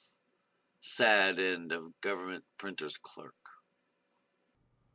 Through silver silent summer air the dummy of Bloom, rolled in a mummy, rolls rotatingly from the Lion's Head cliff into the purple waiting waters. The dummy mummy. Far out in the bay between Bailey and Kish lights, the Erin's king sails, sending a broadening plume of coal smoke from her funnel towards the land. Councillor Nanetti, alone on deck, in dark alpaca, yellow kite-faced, his hand in his waistcoat opening, declaims, "When my country takes her place among the nations of the earth, then, and not till then, let my epitaph be written. I have—" Done. The nymph, loftily. We immortals, as you saw today, have not such place and no here there either. We are stone cold and pure. We eat electric light. She arches her body in lascivious crispation, placing her forefinger in her mouth. Spoke to me, heard from behind. How then could you— Bloom, pawing the heather abjectly. Oh, I have been a perfect pig. Enemas, too, I have administered. 1/3 of a pint of quassia, to which add a tablespoonful of rock salt. Up the fundament, ha! With Hamilton Long's syringe, the lady's friend. In my presence, the powder puff. She blushes and makes a knee. And the rest? Bloom, dejected. Yes, Peccavi, I have paid homage to that living altar where the back changes name. With sudden fervour. For why should the dainty scented jewelled hand, the hand that rules— Figures wind serpenting in slow woodland pattern around the tree stems, cooeeing. The voice of Kitty in the thicket. Show us one of them cushions. The voice of Florrie. Here. A grouse wings clumsily through the underwood. The voice of Lynch in the thicket. Phew, piping hot. The voice of Zoe from the thicket. Came from a hot place. The voice of Virag, a bird chief, blue-streaked and feathered in war panoply, with his assegai, striding through a crackling canebrake over beech-mast and acorns. Hot! Hot! Where's Sitting Bull? Bloom. It overpowers me, the warm impress of her warm form. Even to sit where a woman has sat, especially with divaricated thighs, as though to grant the last favors, most especially with previously well uplifted white sateen coat pans. So womanly, full, it fills me full. The waterfall. The ewes. Shh! Sister, speak! The nymph, eyeless, in nun's white habit, coif, and huge winged wimple, softly with remote eyes. Tranquilla Convent, Sister Agatha, Mount Carmel, the apparitions of Knock and Lourdes, no more desire. She reclines her head, sighing. Only the ethereal, where dreamy, creamy gull waves o'er the water stall. Bloom half rises. His back trouser button snaps. The button. Beep. Two sluts of the coombe dance rainily by, shawled, yelling flatly. Oh, Leopold lost the pit of his drawers. He didn't know what to do to keep it up, to keep it up. Bloom, coldly. You have broken the spell, the last straw. If there were only ethereal, Where would you all be? Postulants and novices, shy but willing like an ass pissing. The yews, their silver foil of leaves precipitating, their skinny arms aging and swaying. Deciduously. The nymph, her features hardening, gropes in the folds of her habit. Sacrilege! To attempt my virtue!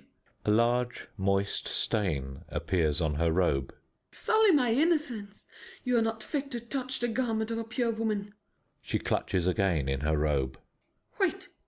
Satan, you'll sing no more love songs. Amen, amen, amen, amen!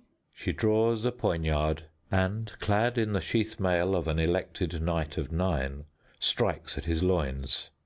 Nicum! Bloom starts up, seizes her hand. Hoy, Nimbercata, cat o' 9 lives. Fair play, madam. No pruning knife. The fox and the grapes, is it? What do you lack with your barbed wire? Crucifix not thick enough? He clutches her veil. A holy abbot you want, or Brophy, the lame gardener, or the spoutless statue of the water carrier, or good mother Alphonsus, eh, Reynard? The nymph, with a cry, flees from him unveiled, her plaster cast cracking, a cloud of stench escaping from the cracks. Polly! Bloom calls after her. As if you didn't get it on the double yourselves. No jerks and multiple mucosities all over you. I tried it. Your strength, our weakness. What's our stud fee? What will you pay on the nail?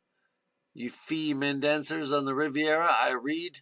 The fleeing nymph raises a keen. Eh? I have 16 years of black slave labor behind me, and would a jury give me 5 shillings alimony tomorrow, eh?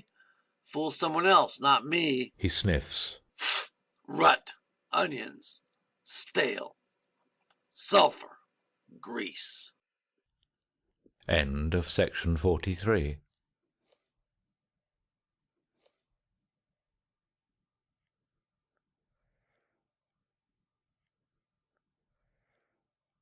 Ulysses by James Joyce. Episode 15. Circe, Part 6. The figure of Bella Cohen stands before him. Bella. You'll know me the next time. Bloom, composed, regards her. Passe, mutton dressed as lamb, long in the tooth and superfluous hair. A raw onion the last thing at night would benefit your complexion. And take some double chin drill. Your eyes are as vapid as the glass eyes of your stuffed fox. They have the dimensions of your other features, that's all. I'm not a triple screw propeller.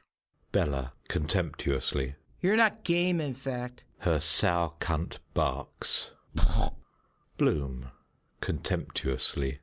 Clean your nailless middle finger first. Your bully's cold spunk is dripping from your coxcomb. Take a handful of hay and wipe yourself. I know you, canvasser, dead cod. I saw him, kip keeper, pox and gleet vendor. Bella turns to the piano. Which of you was playing the Dead March from Saul? Zoe. Me? Mind your cornflowers. She darts to the piano and bangs chords on it with crossed arms. The cats ramble through the slag. She glances back. Eh? Who's making love to my sweeties? She darts back to the table. What's yours is mine, and what's mine is my own. Kitty, disconcerted, coats her teeth with the silver paper. Bloom approaches Zoe. Gently. Give me back that potato, will you? Zoe. Forfeits, a fine thing and a superfine thing. Bloom, with feeling. It is nothing but still a relic of poor mamma. Give a thing and take it back. God'll ask you where is that. You'll say you don't know. God'll send you down below. There is a memory attached to it. I should like to have it. Stephen. To have or not to have, that is the question. Zoe. Here. She hauls up a reef of her slip, revealing her bare thigh, and unrolls the potato from the top of her stocking. Those that hides knows where to find. Bella frowns. Here, this isn't a musical peep show. And don't you smash that piano. Who's paying here? She goes to the pianola. Stephen fumbles in his pocket and, Taking out a banknote by its corner, hands it to her. Stephen, with exaggerated politeness. This silken purse I made out of the sow's ear of the public. Madam, excuse me, if you allow me. He indicates vaguely Lynch and Bloom. We are all in the same sweepstake, Kinch and Lynch. Dans ce bordel où tenons notre état. Lynch calls from the hearth. Daedalus, give her your blessing for me. Stephen hands Bella a coin. Gold. She has it. Bella looks at the money, then at Stephen, then at Zoe, Florrie, and Kitty. Do you want 3 girls? It's 10 shillings here. Stephen, delightedly. 100,000. Apologies. He fumbles again and takes out and hands her 2 crowns. Pardon me, Bravey Manu, my sight is somewhat troubled. Bella goes to the table to count the money, while Stephen talks to himself in monosyllables. Zoe bends over the table. Kitty leans over Zoe's neck. Lynch gets up, rights his cap, and, clasping Kitty's waist, adds his head to the group. Florrie strives heavily to rise. Ow, my foot's asleep. She limps over to the table. Bloom approaches. Bella, Zoe, Kitty, Lynch, Bloom, chattering and squabbling. The gentleman. 10 shillings. Pay for the 3. Allow me a moment. This gentleman pays separate. Who's touching it? Ow! Mind who you're pinching. Are you staying the night or a short time? Who did? You're a liar, excuse me. The gentleman paid down like a gentleman. Drink. It's long after 11. Stephen, at the pianola, making a gesture of abhorrence. No bottles. What, 11? A riddle. Zoe, lifting up her petty-gown and folding a half-sovereign into the top of her stocking. Hard earned on the flat of my back. Lynch, lifting Kitty from the table. Come. Kitty. Wait. She clutches the 2 crowns. Florrie. And me? Lynch. Hoopla! He lifts her, carries her, and bumps her down on the sofa. Stephen. The fox crew, the cocks flew, the bells in heaven were striking 11. 'Tis time for her poor soul to get out of heaven. Bloom quietly lays a half-sovereign on the table between Bella and Florrie. So, allow me. He takes up the pound note. 3 times 10. We're square. Bella, admiringly. You're such a sly boots, old cocky. I could kiss you. Zoe points. Him? Deep as a draw well. Lynch bends Kitty back over the sofa and kisses her. Bloom goes with the pound note to Stephen. This is yours. Stephen. How's that? Lady Stray or absent-minded beggar? He fumbles again in his pocket and draws out a handful of coins. An object falls. That fell. Bloom, stooping, picks up and hands a box of matches. This. Lucifer. Thanks. Bloom, quietly. You had better hand over that cash to me to take care of. Why pay more? Stephen hands him all his coins. Be just before you are generous. I will, but is it wise? He counts. 1, 7, 11, and 5. 6, 11. I don't answer for what you may have lost. Why striking 11? Prepare Occitan. Moment before the next lesson says, thirsty fox. Burying his grandmother probably killed her. That is £1, 6, and 11. £1, 7, say. Oh, it doesn't matter a rambling dam. No, but... Stephen comes to the table. Cigarette, please. Lynch tosses a cigarette from the sofa to the table. And so Georgina Johnson is dead and married. A cigarette appears on the table. Stephen looks at it. Wonder. Parlour magic. Married. He strikes a match and proceeds to light the cigarette with enigmatic melancholy. Lynch, watching him. You would have a better chance of lighting it if you held the match nearer. Stephen brings the match near his eye. Lynx eye. Must get glasses. Broke them yesterday. 16 years ago. Distance. The eye sees all flat. He draws the match away. It goes out. Brain thinks. Near?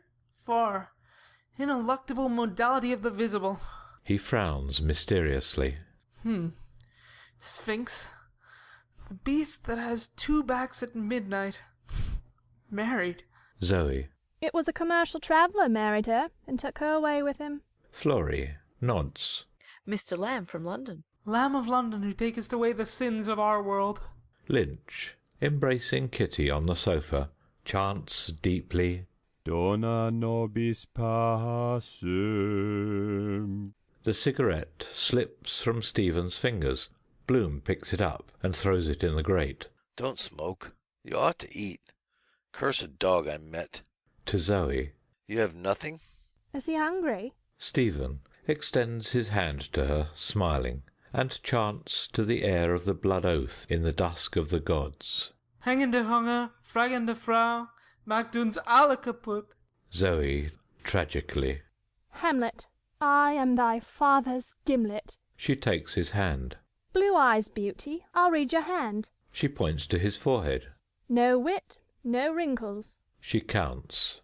2, 3, Mars, that's courage. Stephen shakes his head. No kid. Lynch. Sheet lightning courage, the youth who could not shiver and shake. To Zoe. Who taught you palmistry? Zoe turns. Ask my bullocks that I haven't got. To Stephen. I see it in your face. The eye, like that. She frowns with lowered head. Lynch, laughing, slaps Kitty behind twice. Like that, pandy bat. Twice, loudly, a pandy bat cracks. The coffin of the pianola flies open. The bald, little, round jack-in-the-box head of Father Dolan springs up. Any boy want flogging? Broke his glasses? Lazy, idle little schemer? See it in your eye. Mild, benign, rectorial, reproving. The head of Don John Conmee rises from the pianola coffin. Now, Father Dolan, now I am sure that Stephen is a very good little boy. Zoe, examining Stephen's palm. Woman's hand. Stephen murmurs. Continue. Lie. Hold me. Caress. I never could read his handwriting except his criminal thumbprint on the haddock. What day were you born? Thursday. Today? Thursday's child has far to go. She traces lines on his hand. Line of fate. Influential friends. Florrie, pointing. Imagination. Mount of the moon. You'll meet with a... She peers at his hands abruptly. I won't tell you what's not good for you. Or do you want to know? Bloom detaches her fingers and offers his palm. More harm than good. Here, read mine. Bella. Show. She turns up Bloom's hand. I thought so. Knobby knuckles for the women. Zoe, peering at Bloom's palm. Gridiron. He points about him with grotesque gestures, which Lynch and the whores reply to. Caoutchouc statue woman, reversible, or life-size Tom-Peep-Tom. Now. Oh! Magini. Les truards, chant des dames, la courbette, dos à dos. Arabesquing wearily, they weave a pattern on the floor, weaving, unweaving, curtsying, twirling, simply swirling. I'm giddy. She frees herself, droops on a chair. Stephen seizes Florrie and turns with her. Magini. Boulanger, les ronds, les points, chevaux de bois, escargot. Twining, receding, with interchanging hands, the night hours link each with arching arms in a mosaic of movements. Stephen and Florrie turn cumbrously. Magini. Dansez avec vos dames, changez de dame. Donnez le petit beaucoup à votre dame. Remerciez. The pianola. Best, best of all. Bam! Kitty jumps up. Oh, they played that on the hobby horses at the nearest bazaar. She runs to Stephen. He leaves Florrie brusquely and seizes Kitty. A screaming bitten's harsh high whistle shrieks. Groan grouse gurgling Toft's cumbersome whirligig turns slowly the room right about the room. The pianola. My girl's a Yorkshire girl. Zoe. Yorkshire through and through. Come on, all. She seizes Florrie and waltzes her. Stephen. Puzzle! He wheels Kitty into Lynch's arms, snatches up his ash plant from the table, and takes the floor. All wheel, whirl, waltz, twirl. Bloom, Bella, Kitty, Lynch, Florrie, Zoe, Jujubee, women. Stephen with hat, ash plant, frog splits in middle, high kicks with sky-kicking mouth, shut hand, clasp, part under thigh. With clang, tinkle, boom, hammer, tally-ho, horn-blower, blue, green, yellow, flashes, tofts, cumbersome, turns with hobby-horse riders, from gilded snakes dangled, bowels fandango, leaping, spurn, soil, foot, and fall again. The pianola. No, she is a factory lass and wears no fancy clothes. Close clutched, swift, swifter, with glare, blare, flare, scudding they scoot, loot, shoot, lumbering by. Barra boom. Tutti. Encore! Bis! Bravo! Encore! Simon. Think of your mother's people. Stephen. Dance of death. Bang, fresh barang bang of lackey's bell. Horse, nag, steer, piglings, con me on Christ ass, lame crutch and leg sailor in cock boat, arm folded, rope pulling, hitching, stamp hornpipe through and through. Barabum! On nags, hogs, bell, horses, Gadarene swine, corny in coffin, steel shark stone, one-handled Nelson, two trickies, Frauenzimmer plum-stained from pram-filling, balling gum. He's a champion. Fuse blue pier from barrel rev evensong. Love on hackney jaunt, blazes, blind cod double bicyclers. Dilly with snow cake, no fancy clothes. Then in last, switchback lumbering up and down, bump, mash tub, sort of viceroy, and rain relish, for tub lumber bumpshire rose. Barra-boom!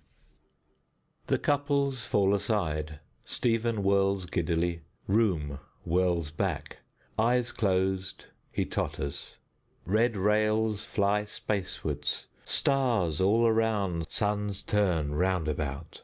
Bright midges dance on walls. He stops dead. Ho!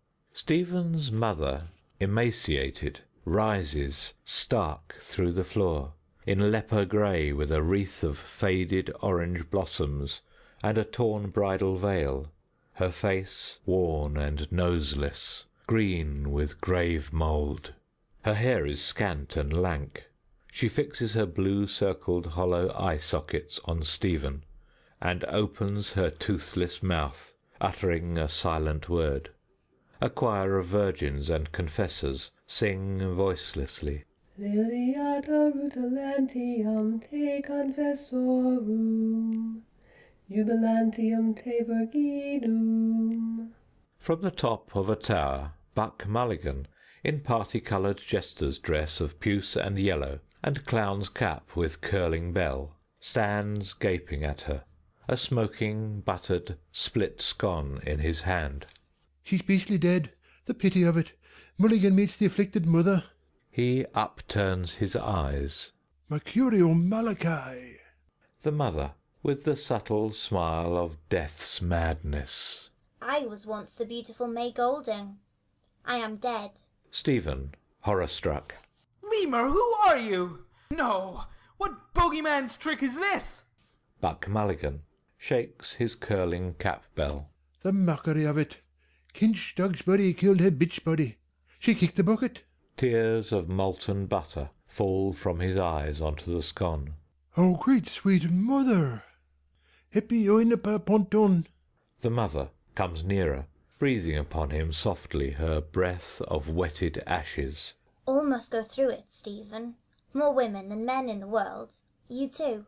Time will come. Stephen, choking with fright, remorse, and horror. They say I killed you, Mother. He offended your memory. Cancer did it, not I. Destiny! The mother, a green rill of bile trickling from a side of her mouth. You sang that song to me. Love's bitter mystery. Tell me, mother, if you know now. The word known to all men. Who saved you the night you jumped on the train at Dorky with Paddy Lee? Who had pity for you when you were sad amongst strangers? Prayer is all-powerful. Prayer for the suffering souls of the Ulysses manual. And 40 days indulgence. Repent, Stephen. The ghoul! Hyena! I pray for you in my other world. Get Dilly to make you that boiled rice every night after your brain work. Years and years I loved you. Oh, my son, my firstborn, when you lay in my womb. Zoe, fanning herself with the great fan. I'm melting. Florrie points to Stephen. Look, he's white. Bloom goes to the window to open it more. Giddy. The mother, with smouldering eyes. Repent, oh the fire of hell. His non-corrosive sublimate, the corpse chewer, raw head and bloody bones. The mother, her face drawing near and nearer, sending out an ashen breath. Beware. She raises her blackened, withered right arm slowly towards Stephen's breast with outstretched finger. Beware God's hand. A green crab with malignant red eyes sticks deep its grinning claws in Stephen's heart. Stephen, strangled with rage. Shite! His features grow drawn grey and old. Bloom, at the window. What? No, par exemple. The intellectual imagination. With me all or not at all. Non serviam. Florrie. Give him some cold water. Wait. She rushes out. The mother wrings her hands slowly, moaning desperately. O Sacred Heart of Jesus, have mercy on him, save him from hell, O divine Sacred Heart! No, no, no, break my spirit, all of you if you can. I'll bring you all to heel. The mother, in the agony of her death rattle. Have mercy on Stephen, Lord, for my sake. Inexpressible was my anguish when expired with love and grief and agony on Mount Calvary. Nothing! He lifts his ash plant high with both hands and smashes the chandelier.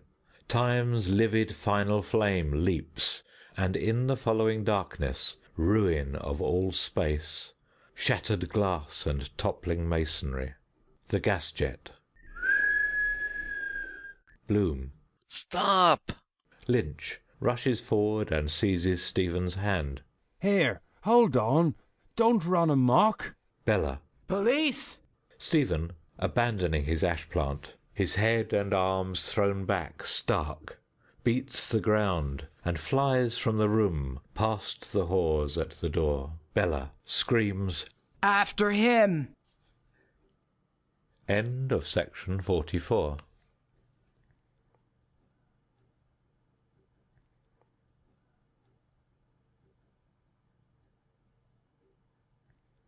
Episode 15. Circe, Part 7. The two whores rush to the hall door. Lynch and Kitty and Zoe stampede from the room. They talk excitedly. Bloom follows. Returns. The whores, jammed in the doorway, pointing. Down there. Zoe, pointing. There, there's something up. Bella. Who pays for the lamp? She seizes Bloom's coat tail. Here, you were with him. The lamp's broken. Bloom rushes to the hall, rushes back. What lamp, woman? A whore. He tore his coat. Bella, her eyes hard with anger and cupidity, points. Who's to pay for that? 10 shillings. You're a witness. Bloom snatches up Stephen's ash plant. Me? 10 shillings? Haven't you lifted enough off him? Didn't he? Here, none of your tall talk. This isn't a brothel. A 10-shilling house. Bloom, his head under the lamp, pulls the chain. Puling, the gas jet lights up a crushed mauve-purple shade. He raises the ash plant. Only the chimney's broken. Here is all he... Bella shrinks back and screams. Jesus, don't! Bloom, warding off a blow. To show you how he hit the paper. There's not 6p worth of damage done. 10 shillings? Florrie, with a glass of water, enters. Where is he? Bella. Do you want me to call the police? Oh, I know. Bulldog on the premises. But he's a Trinity student. Patrons of your establishment. Gentlemen that pay the rent. He makes a Masonic sign. Know what I mean? Nephew of the Vice-Chancellor. You don't want a scandal. Trinity, Angrily. coming down here ragging after the boat races and paying nothing. Are you my commander here? Or where is he? I'll charge him. Disgrace him I will. Zoe! Zoe! And if it were your own son in Oxford? Warningly. I know. Bella, almost speechless. Who are? Incog. Zoe, in the doorway. There's a row on. What? Where? He throws a shilling on the table and starts. That's for the chimney. Where? I need mountain air. He hurries out through the hall.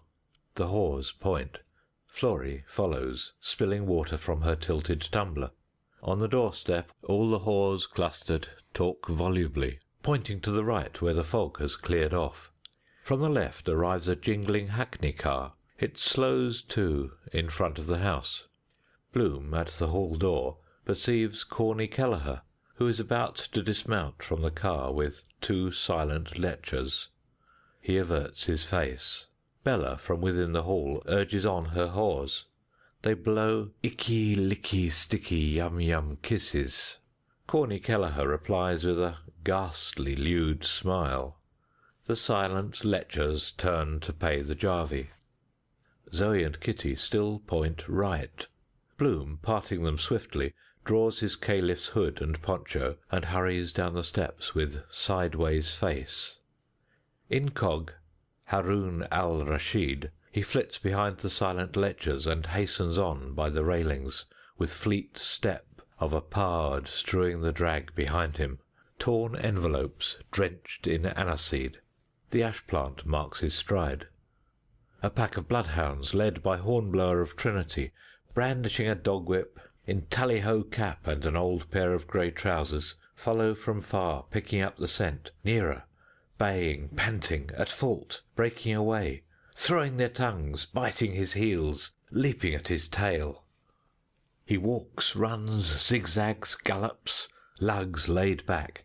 He is pelted with gravel, cabbage stumps, biscuit boxes, eggs, potatoes, dead codfish, women's slipper-slappers.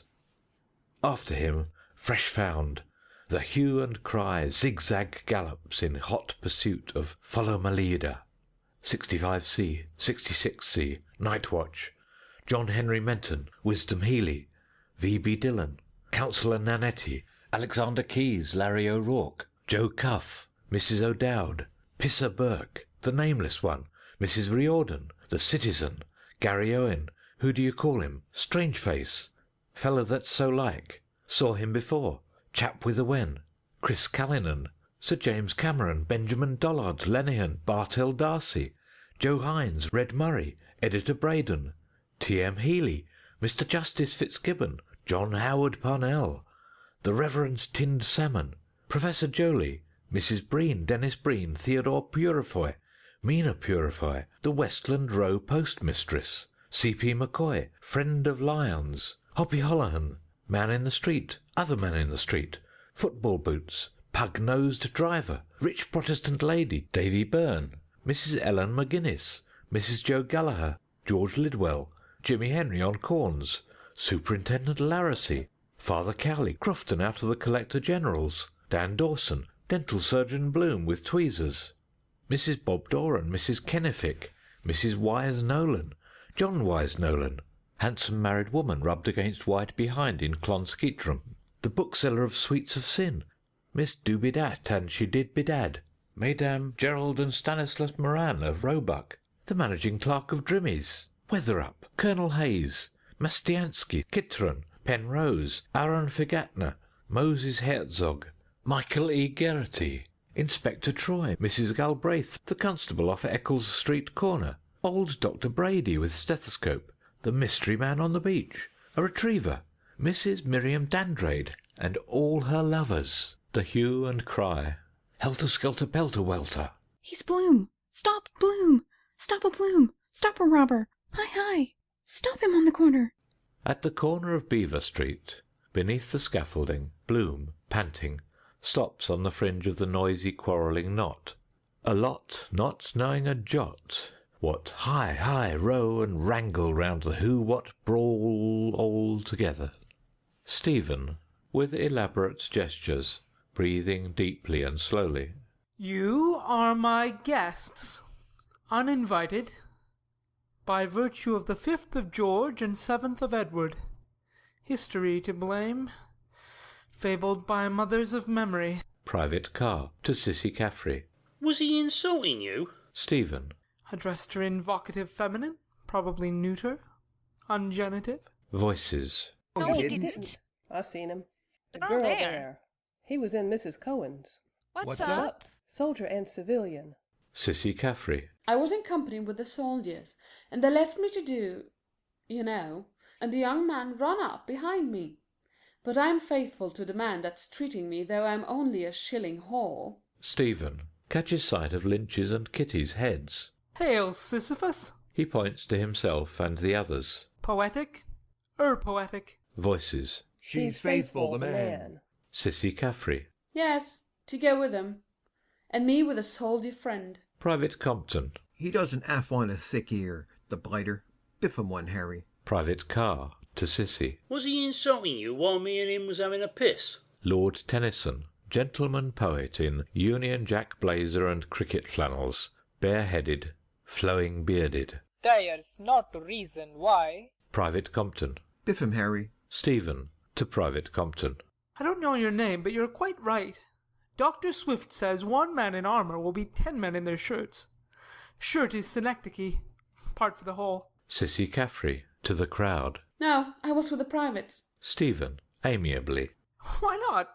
The bold soldier boy, in my opinion, every lady, for example. Private Carr, his cap awry, advances to Stephen. Say, how would it be, governor, if I was to bash in your jaw? Very unpleasant. Looks up to the sky. Noble art of self-pretense. Personally, I detest action. He waves his hand. Hand hurts me slightly. Enfin, ce sont vos oignons. To Sissy Caffrey. Some trouble is on here. What is it precisely? Dolly Gray, from her balcony, waves her handkerchief, giving the sign of the heroine of Jericho. Rahab, cook's son, goodbye. Safe home to Dolly. Dream of the girl you left behind, and she will dream of you. The soldiers turn their swimming eyes. Bloom, elbowing through the crowd, plucks Stephen's sleeve vigorously. Come now, Professor, that carman is waiting. Stephen turns. Eh? He disengages himself. Why should I not speak to him or to any human being who walks upright upon this oblate orange? He points his finger. I'm not afraid of what I can talk to if I see his eye, retaining the perpendicular. He staggers a pace back, Bloom propping him. Retain your own. My centre of gravity is displaced. I have forgotten the trick. Let us sit down somewhere and discuss. Struggle for life is the law of existence, but human philorentists, notably the Tsar and the King of England, have invented arbitration. He taps his brow. But in here it is I must kill the priest and the king. Biddy the clap. Did you hear what the professor said? He's a professor out of college. Cunty Kate. I did. I heard that. He expresses himself with such marked refinement of phraseology. Indeed, yes. And at the same time with such apposite trenchancy. Private Carr pulls himself free and comes forward. What's that you're saying about my king? Edward VII appears in an archway. He wears a white jersey, on which an image of the Sacred Heart is stitched, with the insignia of Garter and Thistle, Golden Fleece, Elephant of Denmark, Skinner's and Probin's Horse, Lincoln's Inn Bencher, and Ancient and Honourable Artillery Company of Massachusetts. He sucks a red jujube. He is robed as a grand, elect, perfect and sublime mason, with trowel and apron, marked Made in Germany.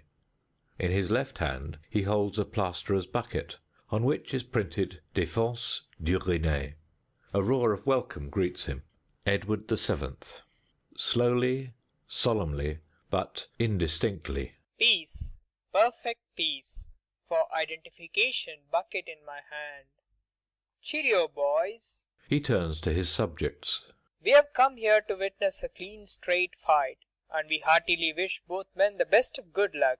Mahak Makar Abak. He shakes hands with Private Carr, Private Compton, Stephen, Bloom, and Lynch. General applause. Edward VII lifts his bucket graciously in acknowledgment. Private Carr to Stephen. Say it again. Stephen, nervous, friendly, pulls himself up. I understand your point of view, though I have no king myself for the moment. This is the age of patent medicines. Discussion is difficult down there, but this is the point. You die for your country. Suppose... He places his arm on Private Carr's sleeve. Not that I wish it for you, but I say, let my country die for me. Up to the present it has done so. I don't want it to die. Damn death. Long live life. Edward the Seventh levitates over heaps of slain, in the garb and with the halo of joking Jesus, a white jujube in his phosphorescent face. My methods are new and are causing surprise. To make the blind see, I throw dust in their eyes. Stephen. Kings and unicorns. He falls back a pace. Come somewhere and we'll... What was that girl saying? Private Compton. Hey, Harry, give him a kick in the knackers. Stick one into Jerry. Bloom to the privates, softly. He doesn't know what he's saying. Taking a little more than is good for him. Absinthe. Green-eyed monster. I know him. He's a gentleman, a poet. It's all right. Stephen nods, smiling and laughing. Gentleman, patriot, scholar, and judge of impostors. Private Carr. I don't give a bugger who he is. Private Compton. We don't give a bugger who he is. Stephen. I seem to annoy them. Green rag to a bull. Kevin Egan of Paris, in black Spanish tasselled shirt and Peeper Day boy's hat, signs to Stephen. Hello, bonjour. The vieille ogress with the dents jaunes. Patrice Egan peeps from behind, his rabbit face nibbling a quince leaf. Socialist! Don Emile Patrizio Franz Rupert Pope Hennessy, in medieval hauberk, 2 wild geese volant on his helm, with noble indignation, points a mailed hand against the privates. Serve those eggs to food Bowden. Big grand porkers of Johnny Yellow's toros covered of gravy. Bloom to Stephen. Come home. You'll get into trouble. Stephen, swaying. I don't avoid it. He provokes my intelligence.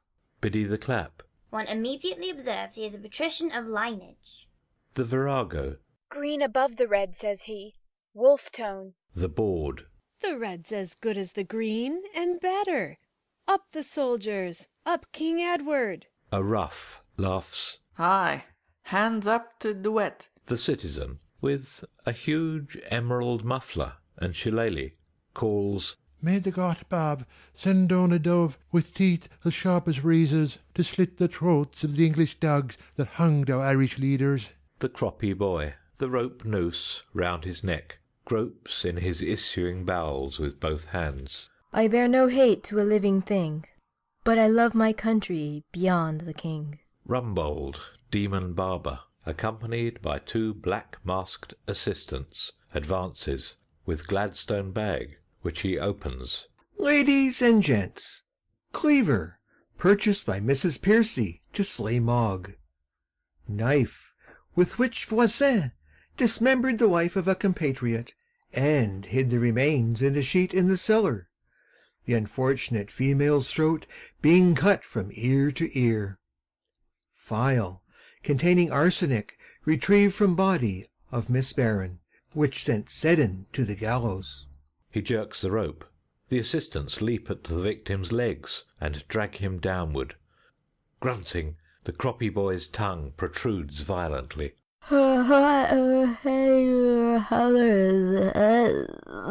He gives up the ghost. A violent erection of the hanged sends gouts of sperm spouting through his death clothes onto the cobblestones.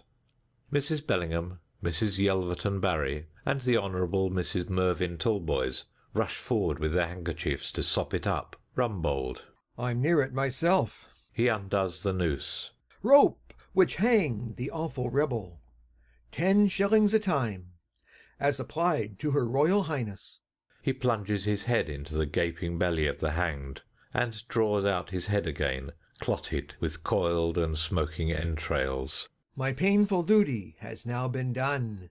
God save the King. Edward the Seventh dances slowly, solemnly, rattling his bucket, and sings with soft contentment. on Coronation Day, on Coronation Day. Oh, won't we have a merry time drinking whiskey, beer, and wine? Private car. Here, what are you saying about my king? Stephen throws up his hands. Oh, this is too monotonous. Nothing. He wants my money and my life, though want must be his master for some brutish empire of his. Money I haven't. He searches his pockets vaguely. Gave it to someone. Who wants your bleeding money?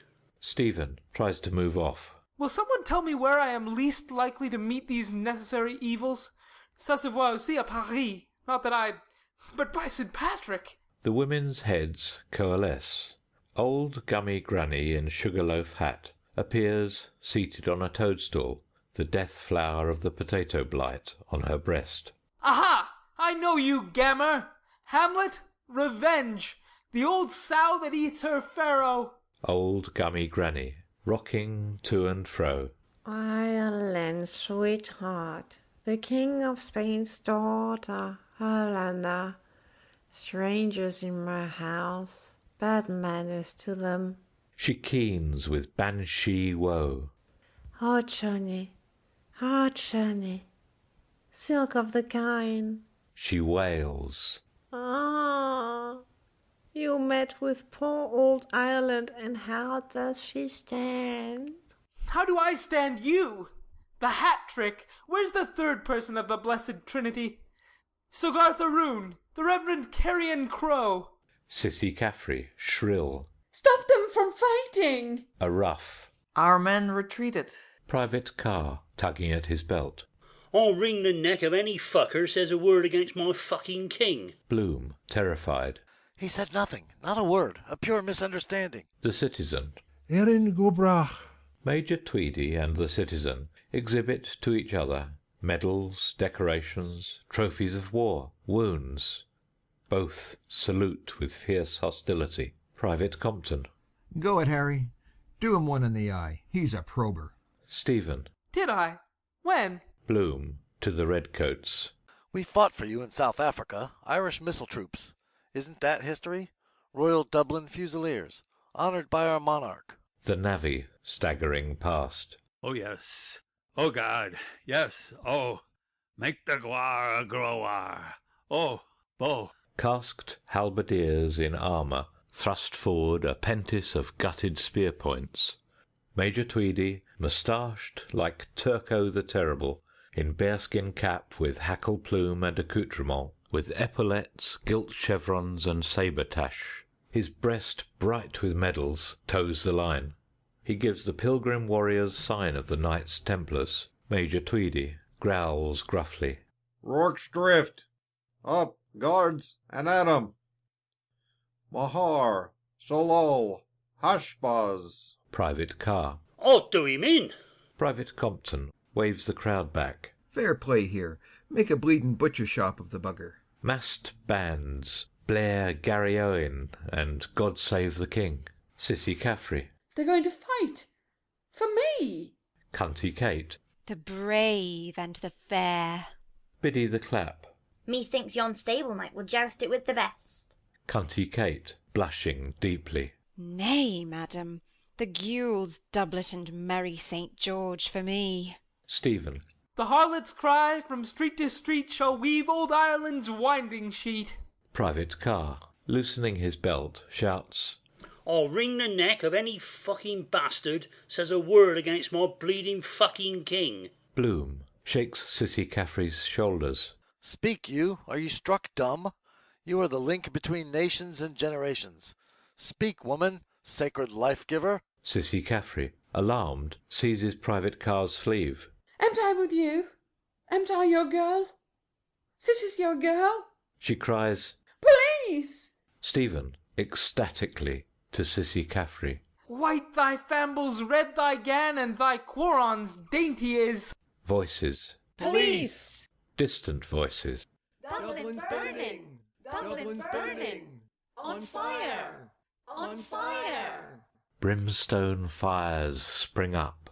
Dense clouds roll past. Heavy Gatling guns boom. Pandemonium. Troops deploy. Gallop of hoofs. Artillery. Horse commands. Bells clang, backers shout, drunkards brawl, whores screech, foghorns hoot. Cries of valour, shrieks of dying, pikes clash on cuirasses. Thieves rob the slain, birds of prey, winging from the sea, rising from marshlands, swooping from eyries, hover, screaming, gannets, cormorants, vultures, goshawks, climbing woodcocks, peregrines, merlins, black grouse, sea eagles, gulls, albatrosses, barnacle geese. The midnight sun is darkened, the earth trembles. The dead of Dublin, from Prospect and Mount Jerome, in white sheepskin overcoats and black goat-fell cloaks, arise and appear to many. A chasm opens with a noiseless yawn. Tom Rochford, winner, in athlete's singlet and breeches, arrives at the head of the National Hurdle Handicap and leaps into the void. He is followed by a race of runners and leapers. In wild attitudes they spring from the brink. Their bodies plunge. Factory lasses with fancy clothes toss red-hot Yorkshire borough bombs. Society ladies lift their skirts above their heads to protect themselves. Laughing witches in red cutty sarks ride through the air on broomsticks. Quaker Leicester plasters blisters. It rains dragon's teeth. Armed heroes spring up from furrows. They exchange in amity the pass of Knights of the Red Cross, and fight duels with cavalry sabres. Wolfe Tone against Henry Grattan, Smith O'Brien against Daniel O'Connell, Michael Davitt against Isaac Butt, Justin McCarthy against Parnell, Arthur Griffin against John Redmond, John O'Leary against Lear O'Johnny, Lord Edward Fitzgerald against Lord Gerald Fitzedward, the O'Donoghue of the Glens against the Glens of the O'Donoghue. On an eminence, the centre of the earth, rises the felled altar of St. Barbara. Black candles rise from its gospel and epistle horns. From the high barbicans of the tower, 2 shafts of light fall on the smoke-palled altar stone. On the altar stone, Mrs. Mina Purifoy, goddess of unreason, lies naked, fettered, a chalice resting on her swollen belly. Father Malachi O'Flynn, in a lace petticoat and reversed chasuble, his 2 left feet back to the front, celebrates camp mass. The Reverend Mr. Hugh C. Haynes Love, M.A., in a plain cassock and mortarboard, his head and collar back to the front, holds over the celebrant's head an open umbrella. Father Malachi O'Flynn. Introibo ad altare diaboli. The Reverend Mr. Haynes Love. To the devil which hath made glad my young days. Father Malachi O'Flynn takes from the chalice and elevates a blood-dripping host. Corpus meum. The Reverend Mr. Haynes Love raises high between the celebrant's petticoat, revealing his grey, bare, hairy buttocks, between which a carrot is stuck. My body. The voice of all the damned.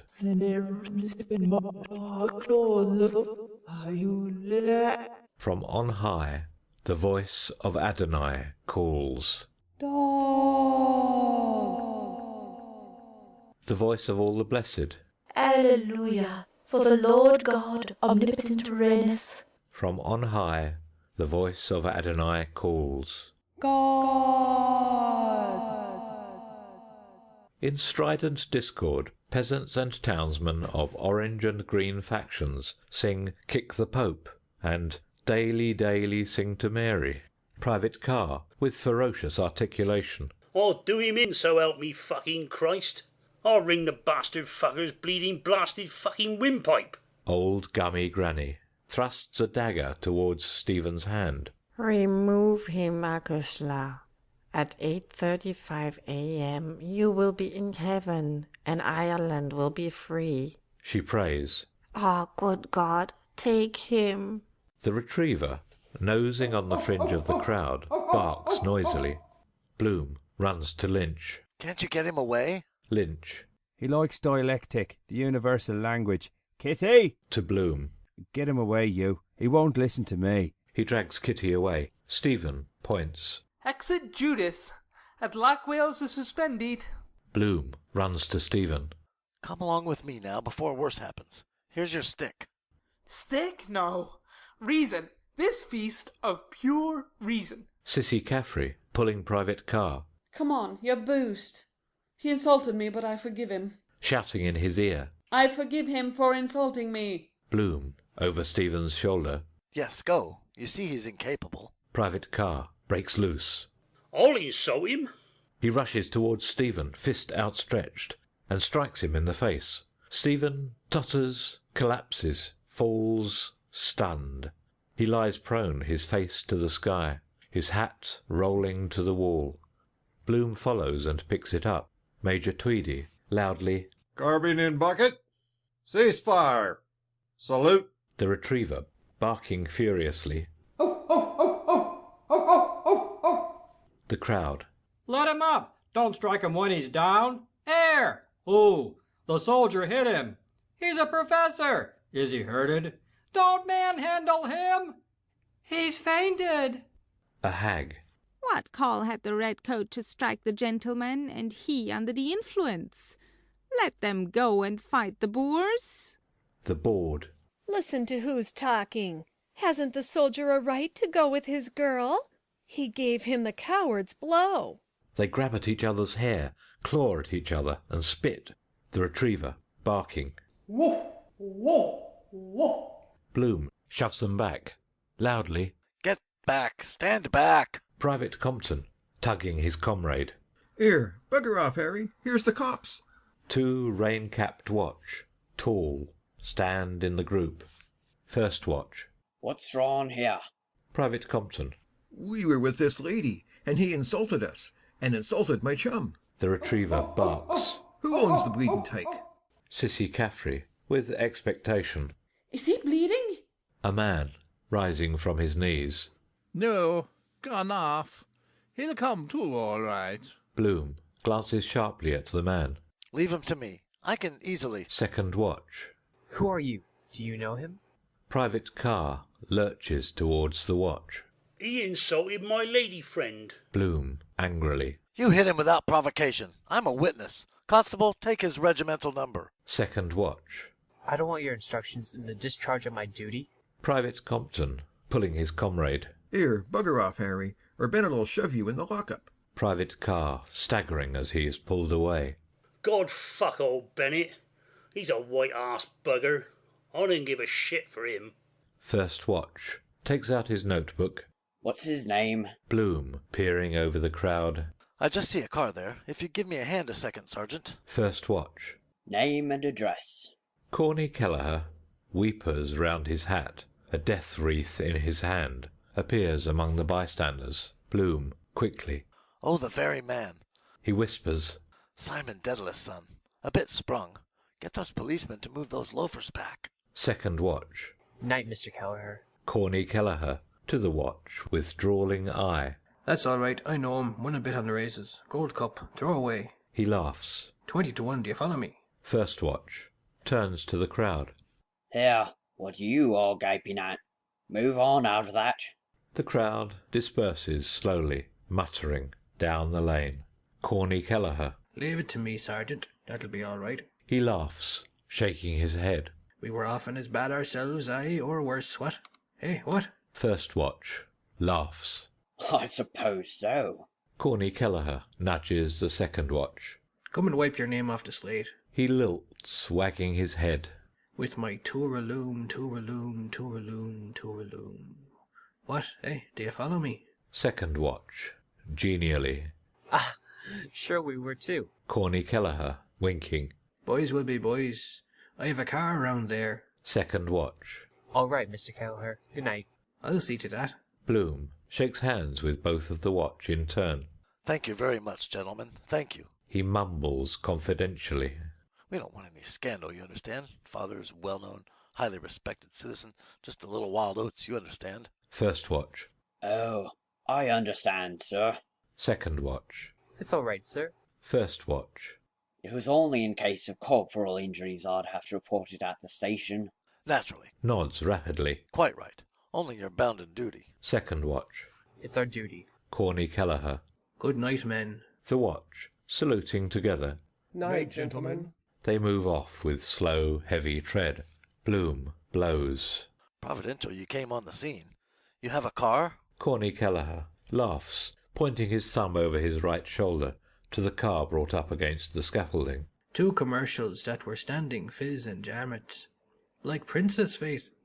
One of them lost 2 quid on the race, drowning his grief, and were on for a go with the jolly girls. So I landed them up on Behan's car and down to Night Town. I was just going home by Gardner Street when I happened to... Corny Kelleher laughs. Sure, they wanted me to join in with the mots. No, by God, says I, not for old staggers like myself and yourself. He laughs again and leers with lacklustre eye. Thanks be to God, we have it in the house. What? Hey, do you follow me? Ha ha ha. Bloom tries to laugh. Yes. Matter of fact, I was just visiting an old friend of mine there, Virag. You don't know him. Poor fellow, he's laid up for the past week. And we had a liquor together, and I was just making my way home. The horse neighs. Oh, oh. Sure, it was Behan or Jarvey there that told me after we left the 2 commercials in Mrs. Cohen's, and I told him to pull up and got off to see. He laughs. Sober hearse driver's a specialty. Will I give him a lift home? Where does he hang out? Somewhere in Cabra, what? No, in Sandy Cove, I believe, from what he let drop.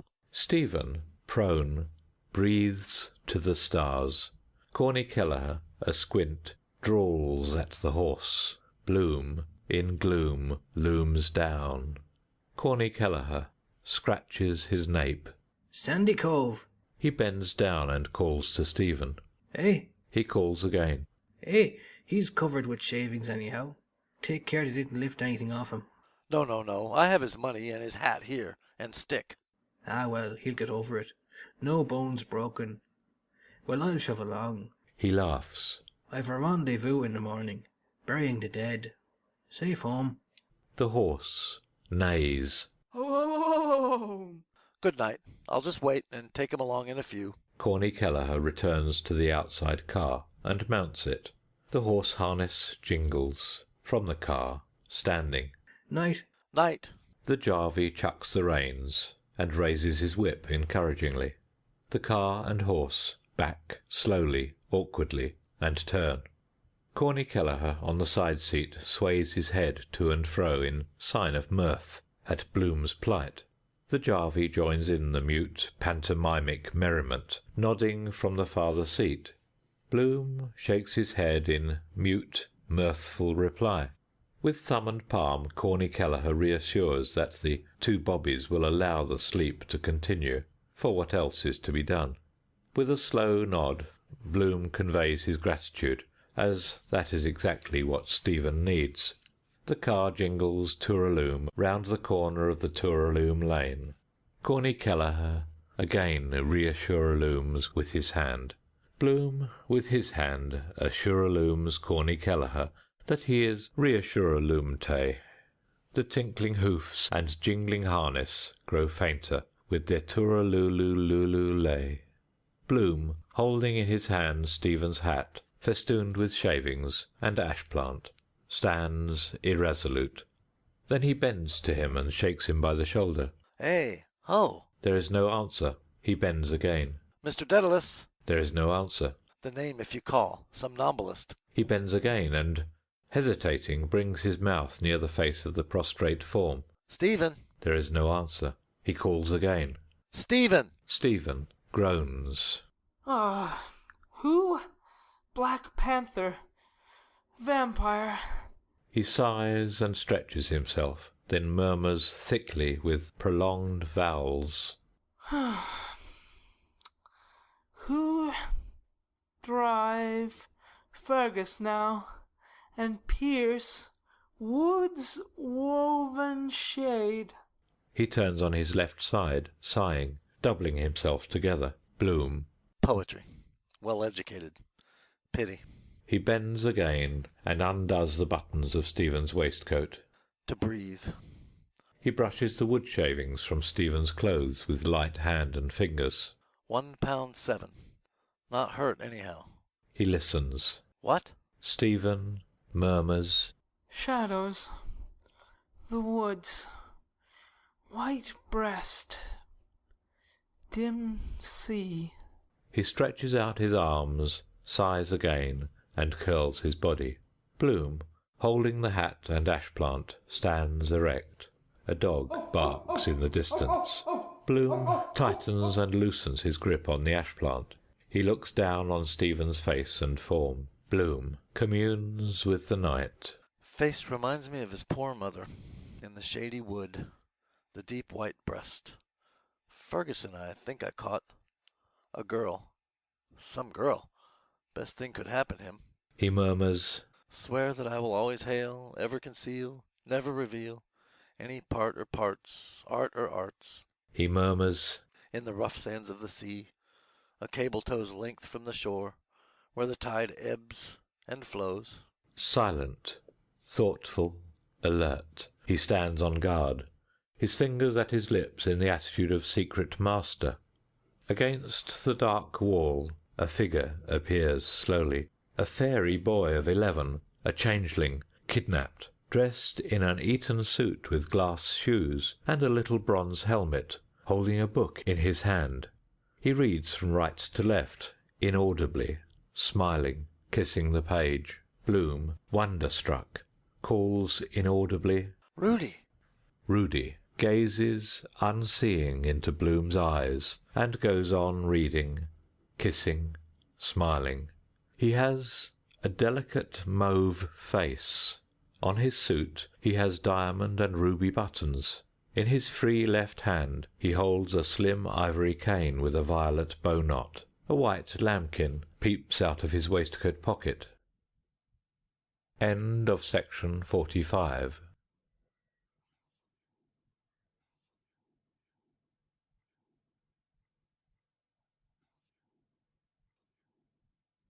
Recorded by Karen. Ulysses by James Joyce, Part 3, The Nostos. Episode 16, Eumaeus, Part 1. Preparatory to anything else, Mr. Bloom brushed off the greater bulk of the shavings and handed Stephen the hat and ash plant, and bucked him up generally in orthodox Samaritan fashion, which he very badly needed. His, Stephen's, mind was not exactly what you would call wandering, but a bit unsteady, and on his expressed desire for some beverage to drink, Mr. Bloom, in view of the hour it was, and there being no pump of Vartry water available for their ablutions, let alone drinking purposes, hit upon an expedient by suggesting off the reel the propriety of the cabman's shelter, as it was called, hardly a stone's throw away, near Butt Bridge, where they might hit upon some drinkables in the shape of a milk and soda, or a mineral. But how to get there was the rub. For the nonce he was rather nonplussed, but inasmuch as a duty plainly devolved upon him to take some measures on the subject, he pondered suitable ways and means, during which Stephen repeatedly yawned. So far as he could see, he was rather pale in the face, so that it occurred to him as highly advisable to get a conveyance of some description which would answer in their then condition, both of them being ED'd, particularly Stephen, always assuming that there was such a thing to be found. Accordingly, after a few such preliminaries as brushing, in spite of his having forgotten to take up his rather soap-city handkerchief after it had done yeoman's service in the shaving line, they both walked together along Beaver Street, or more properly Lane, as far as the farrier's, and the distinctly fetid atmosphere of the livery stables at the corner of Montgomery Street, where they made tracks to the left from thence, debouching into Amiens Street, round by the corner of Dan Bergen's. But, as he confidently anticipated, there was not a sign of a Jehu plying for hire anywhere to be seen, except a four-wheeler, probably engaged by some fellows inside on the spree, outside the North Star Hotel. And there was no symptom of its budging a quarter of an inch, when Mr. Bloom, who was anything but a professional whistler, endeavored to hail it by emitting a kind of a whistle, holding his arms arched over his head twice. This was a quandary, but bringing common sense to bear on it, evidently there was nothing for it but put a good face on the matter, and foot it, which they accordingly did. So, beveling around by Mullet's and the signal-house, which they shortly reached, They proceeded perforce in the direction of Amon Street Railway terminus, Mr. Bloom being handicapped by the circumstance that one of the back buttons of his trousers had, to vary the time-honoured adage, gone the way of all buttons. Though entering thoroughly into the spirit of things, he heroically made light of the mischance. So as neither of them were particularly pressed for time as it happened, and the temperature refreshing, since it cleared up after the recent visitation of Jupiter Pluvius, they dandered along past by where the empty vehicle was waiting without a fare or a jarvey. As it so happened, a Dublin United Tramways Company's sandstrewer happened to be returning, and the elder man recounted to his companion apropos of the incident his own truly miraculous escape of some little while back. They passed the main entrance of the Great Northern Railway Station, the starting point for Belfast, where of course all traffic was suspended at that late hour, and passing the back door of the morgue, a not very enticing locality, not to say gruesome to a degree, more especially at night, ultimately gained the Dock Tavern, and in due course turned into Store Street, famous for its C Division police station. Between this point and the high, at present unlit warehouses of Beresford Place, Stephen thought to think of Ibsen, associated with Baird's The Stonecutters in his mind somehow in Talbot Place, first turning on the right, while the other, who was acting as his fidus Achates, inhaled with internal satisfaction the smell of James Rourke's City Bakery, situated quite close to where they were. The very palatable odour indeed of our daily bread. Of all commodities of the public, the primary and most indispensable. Bread, the staff of life. Earn your bread. Oh, tell me, where is fancy bread? At Rourke's the baker's, it is said.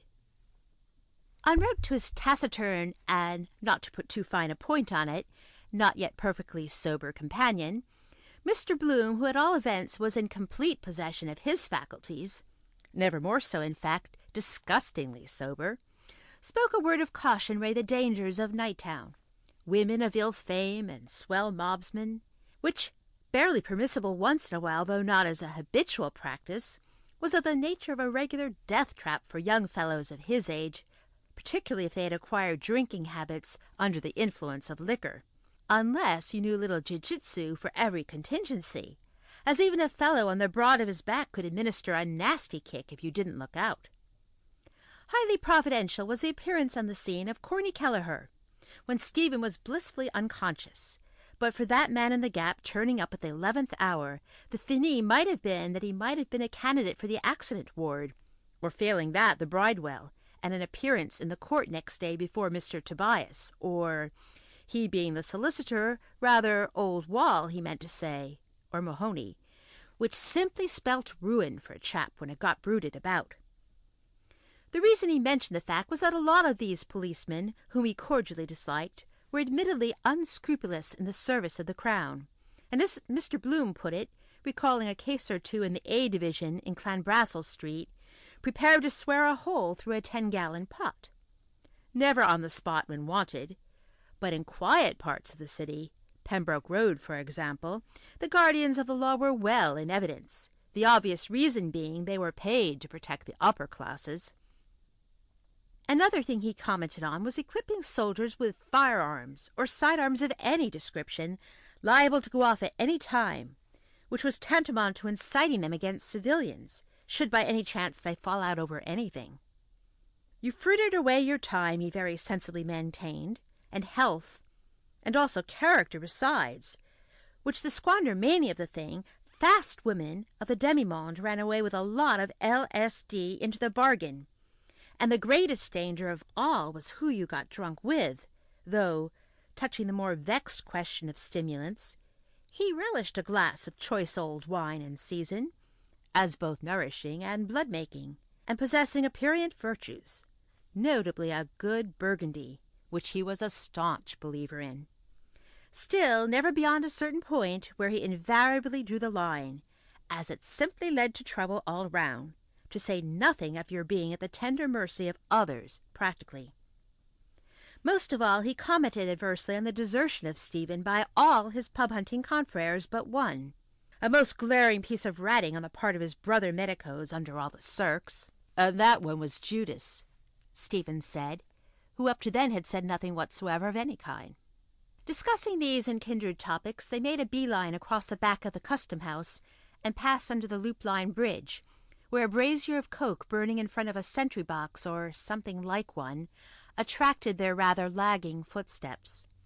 Stephen, of his own accord, stopped for no special reason to look at the heap of barren cobblestones, and by the light emanating from the brazier he could just make out the darker figure of the corporation watchman inside the gloom of the sentry-box.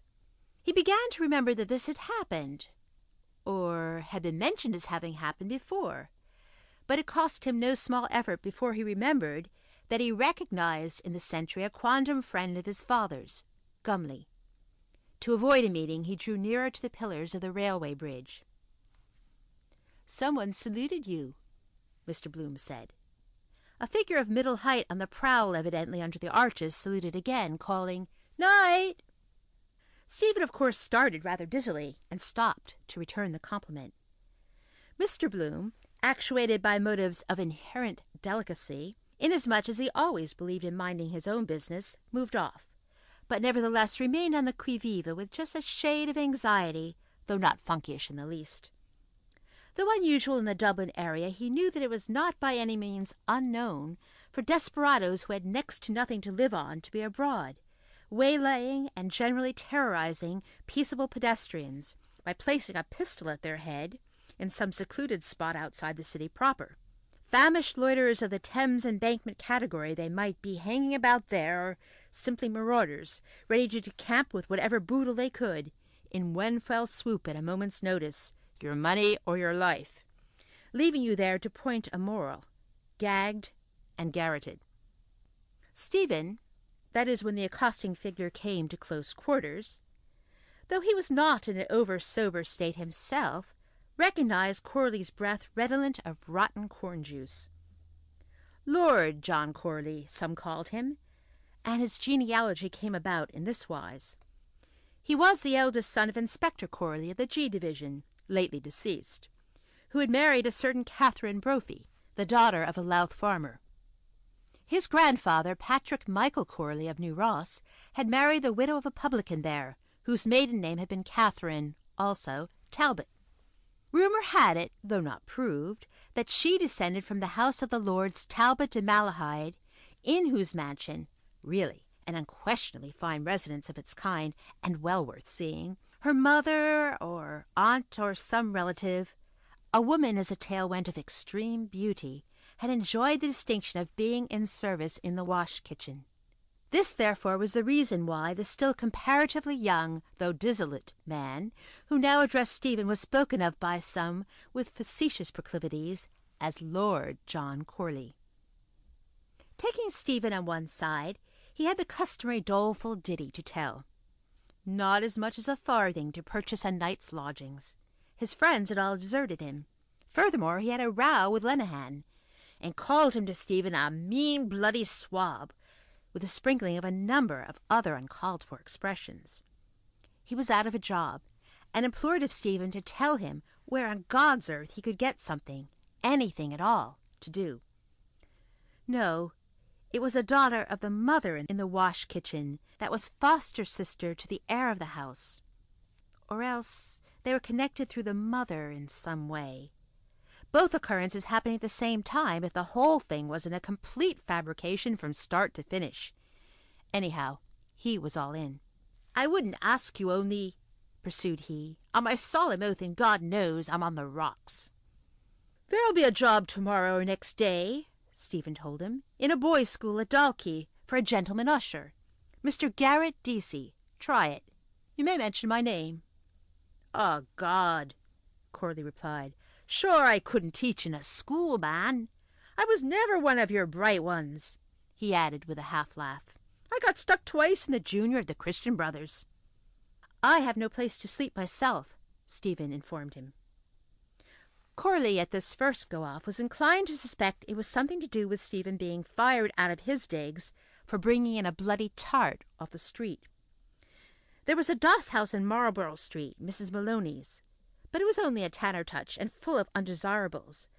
But McConaughey told him you get a decent enough do in the Brazen Head over in Wine Tavern Street, which was distinctly suggestive to the person addressed of Friar Bacon, for a bob. He was starving too, though he hadn't said a word about it. Though this sort of thing went on every other night, or very near it, still Stephen's feelings got the better of him in a sense, though he knew that Corley's brand-new rigmarole on a par with the others was hardly deserving of much credence. However, haud ignaris malore miseris succererat disco, etc., as a Latin poet remarks, especially as luck would have it, he got paid his screw after every middle of the month on the 16th, which was the date of the month as a matter of fact, though a good bit of the wherewithal was demolished. But the cream of the joke was, nothing would get it out of Corley's head that he was living in affluence, and hadn't a thing to do but hand out the needful.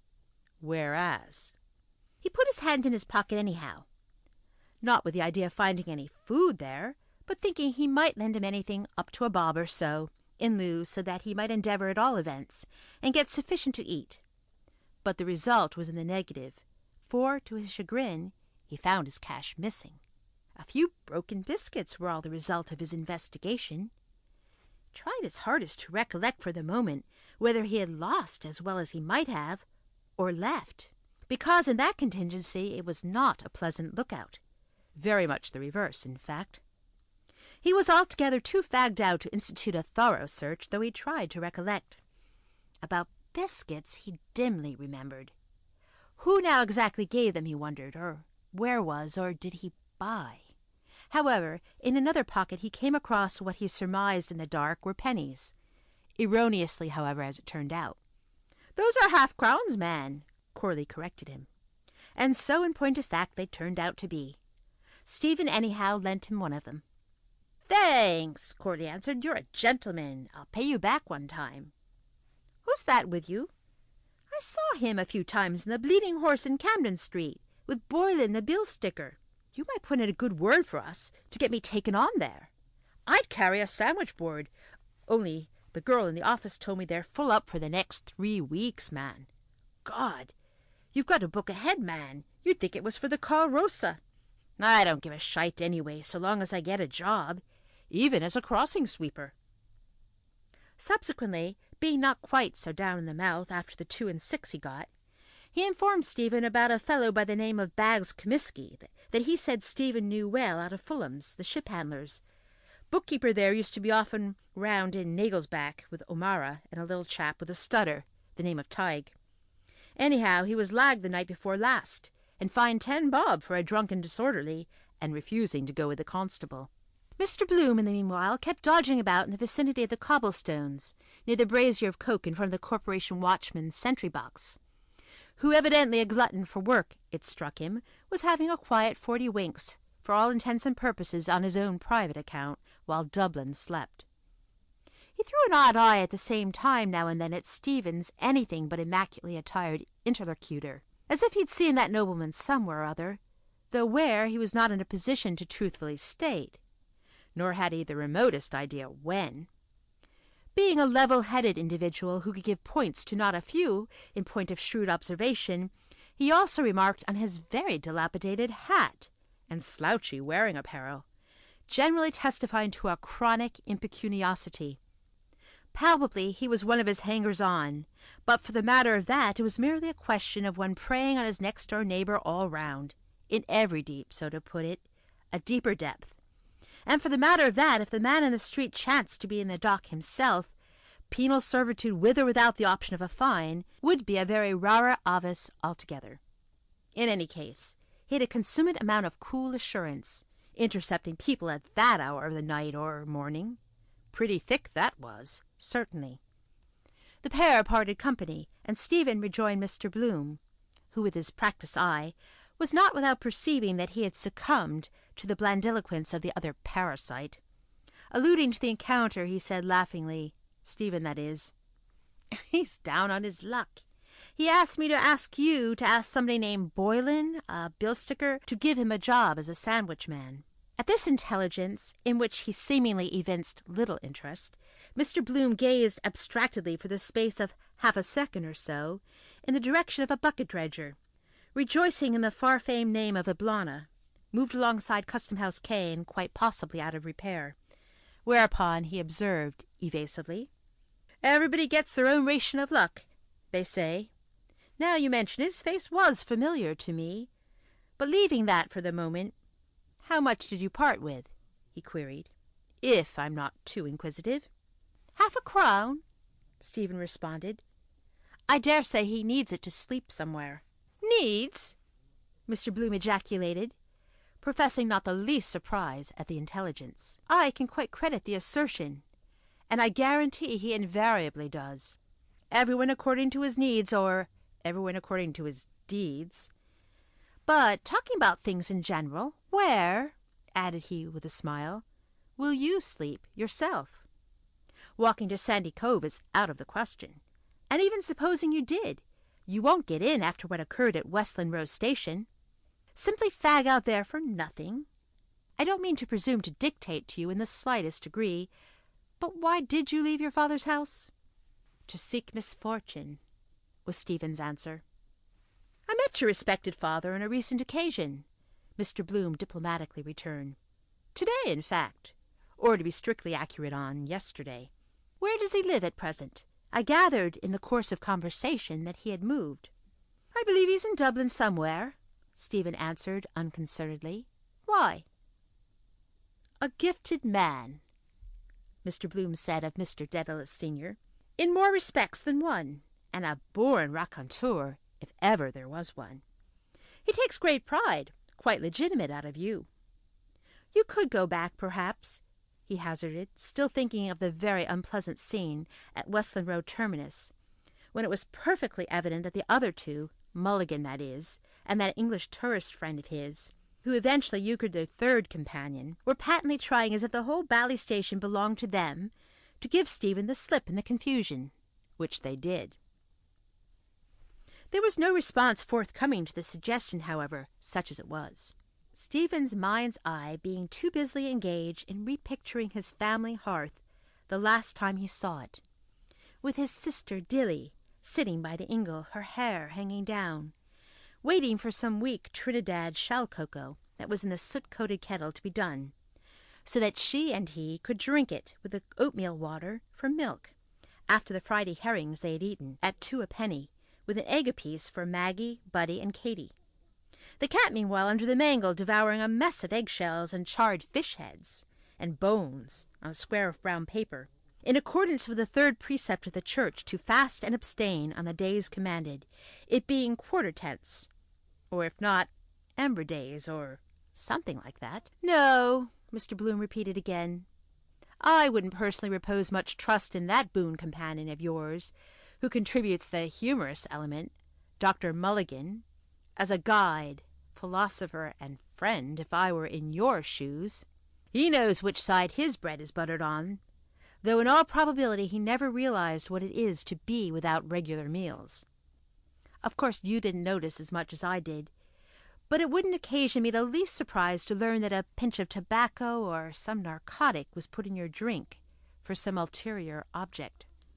He understood, however, from all he heard, that Dr. Mulligan was a versatile all-round man, by no means confined to medicine only, who was rapidly coming to the fore in his line, and if the report was verified, bade fair to enjoy a flourishing practice in the not-too-distant future, as a Tony medical practitioner, drawing a handsome fee for his services, in addition to which professional status, his rescue of that man from a certain drowning by artificial respiration and what they call first aid at Skerries, or Malahide, was, he was bound to admit, an exceedingly plucky deed, which he could not too highly praise, so that, frankly, he was utterly at a loss to fathom what earthly reason could be at the back of it, except he put it down to sheer cussedness or jealousy, pure and simple. "Except it simply amounts to one thing, and he is what they call picking your brains," he ventured to throw out. The guarded glance of half solicitude, half curiosity augmented by friendliness, which he gave at Stephen's at present morose expression of features, did not throw a flood of light, none at all, in fact, on the problem as to whether he had let himself be badly bamboozled, to judge by 2 or 3 low-spirited remarks he let drop, or the other way about, saw through the affair, and for some reason or other best known to himself, allowed matters to more or less. Grinding poverty did have that effect, and he more than conjectured that high educational abilities though he possessed, he experienced no little difficulty in making both ends meet. End of section 46. Recorded by Karen.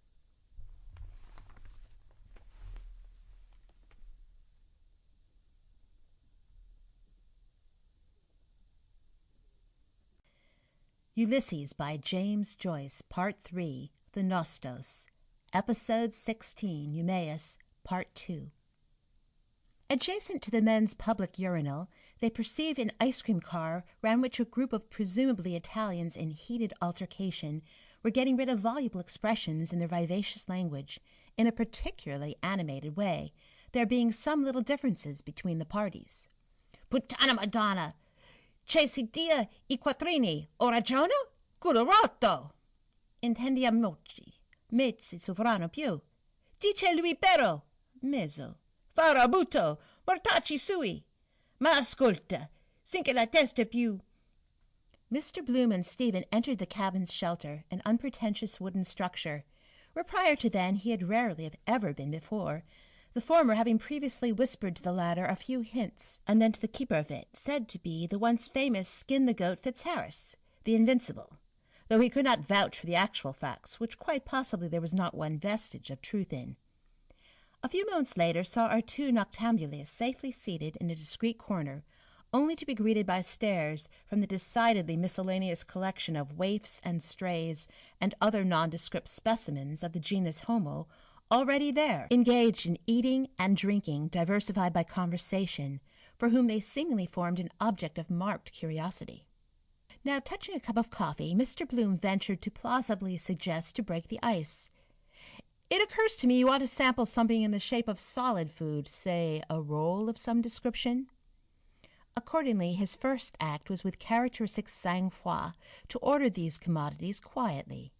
The hoi pollou of Jarvies or stevedores, or whatever they were, after cursory examination turned their eyes apparently dissatisfied away, though one red-bearded, bibulous individual portion of whose hair was grayish, a sailor probably, still stared for some appreciable time before transferring his rapt attention to the floor.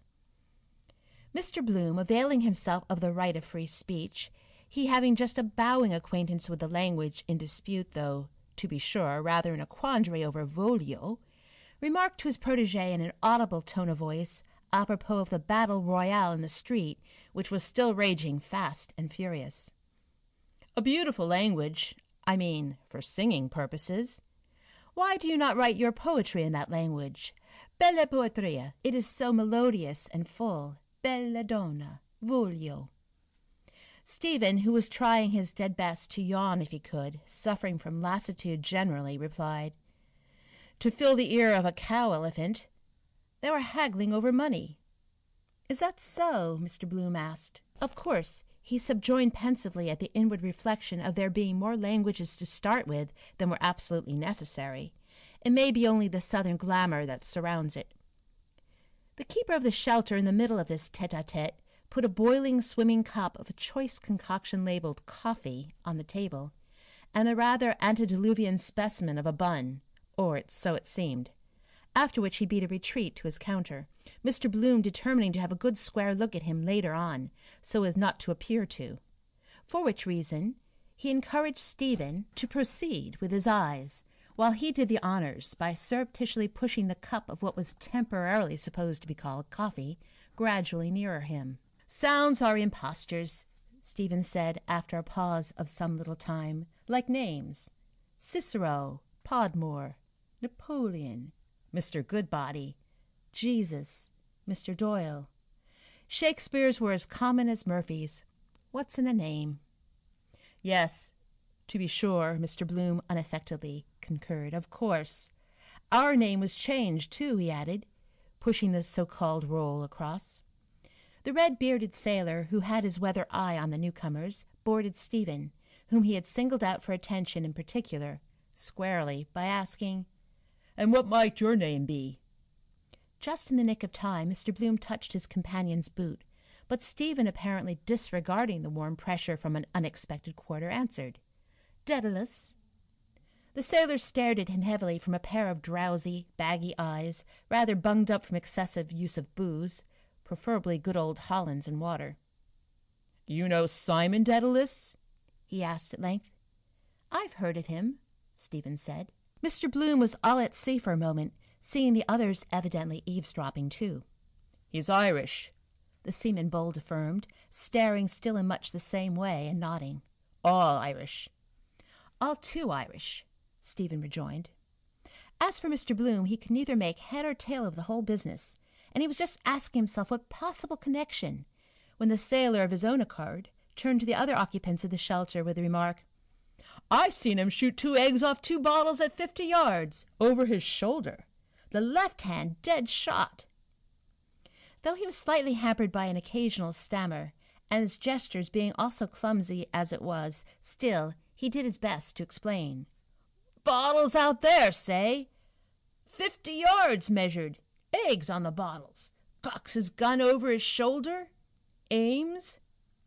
He turned his body half round, shut up his right eye completely, then he screwed his features up some way sideways, and glared out into the night with an unprepossessing cast of countenance.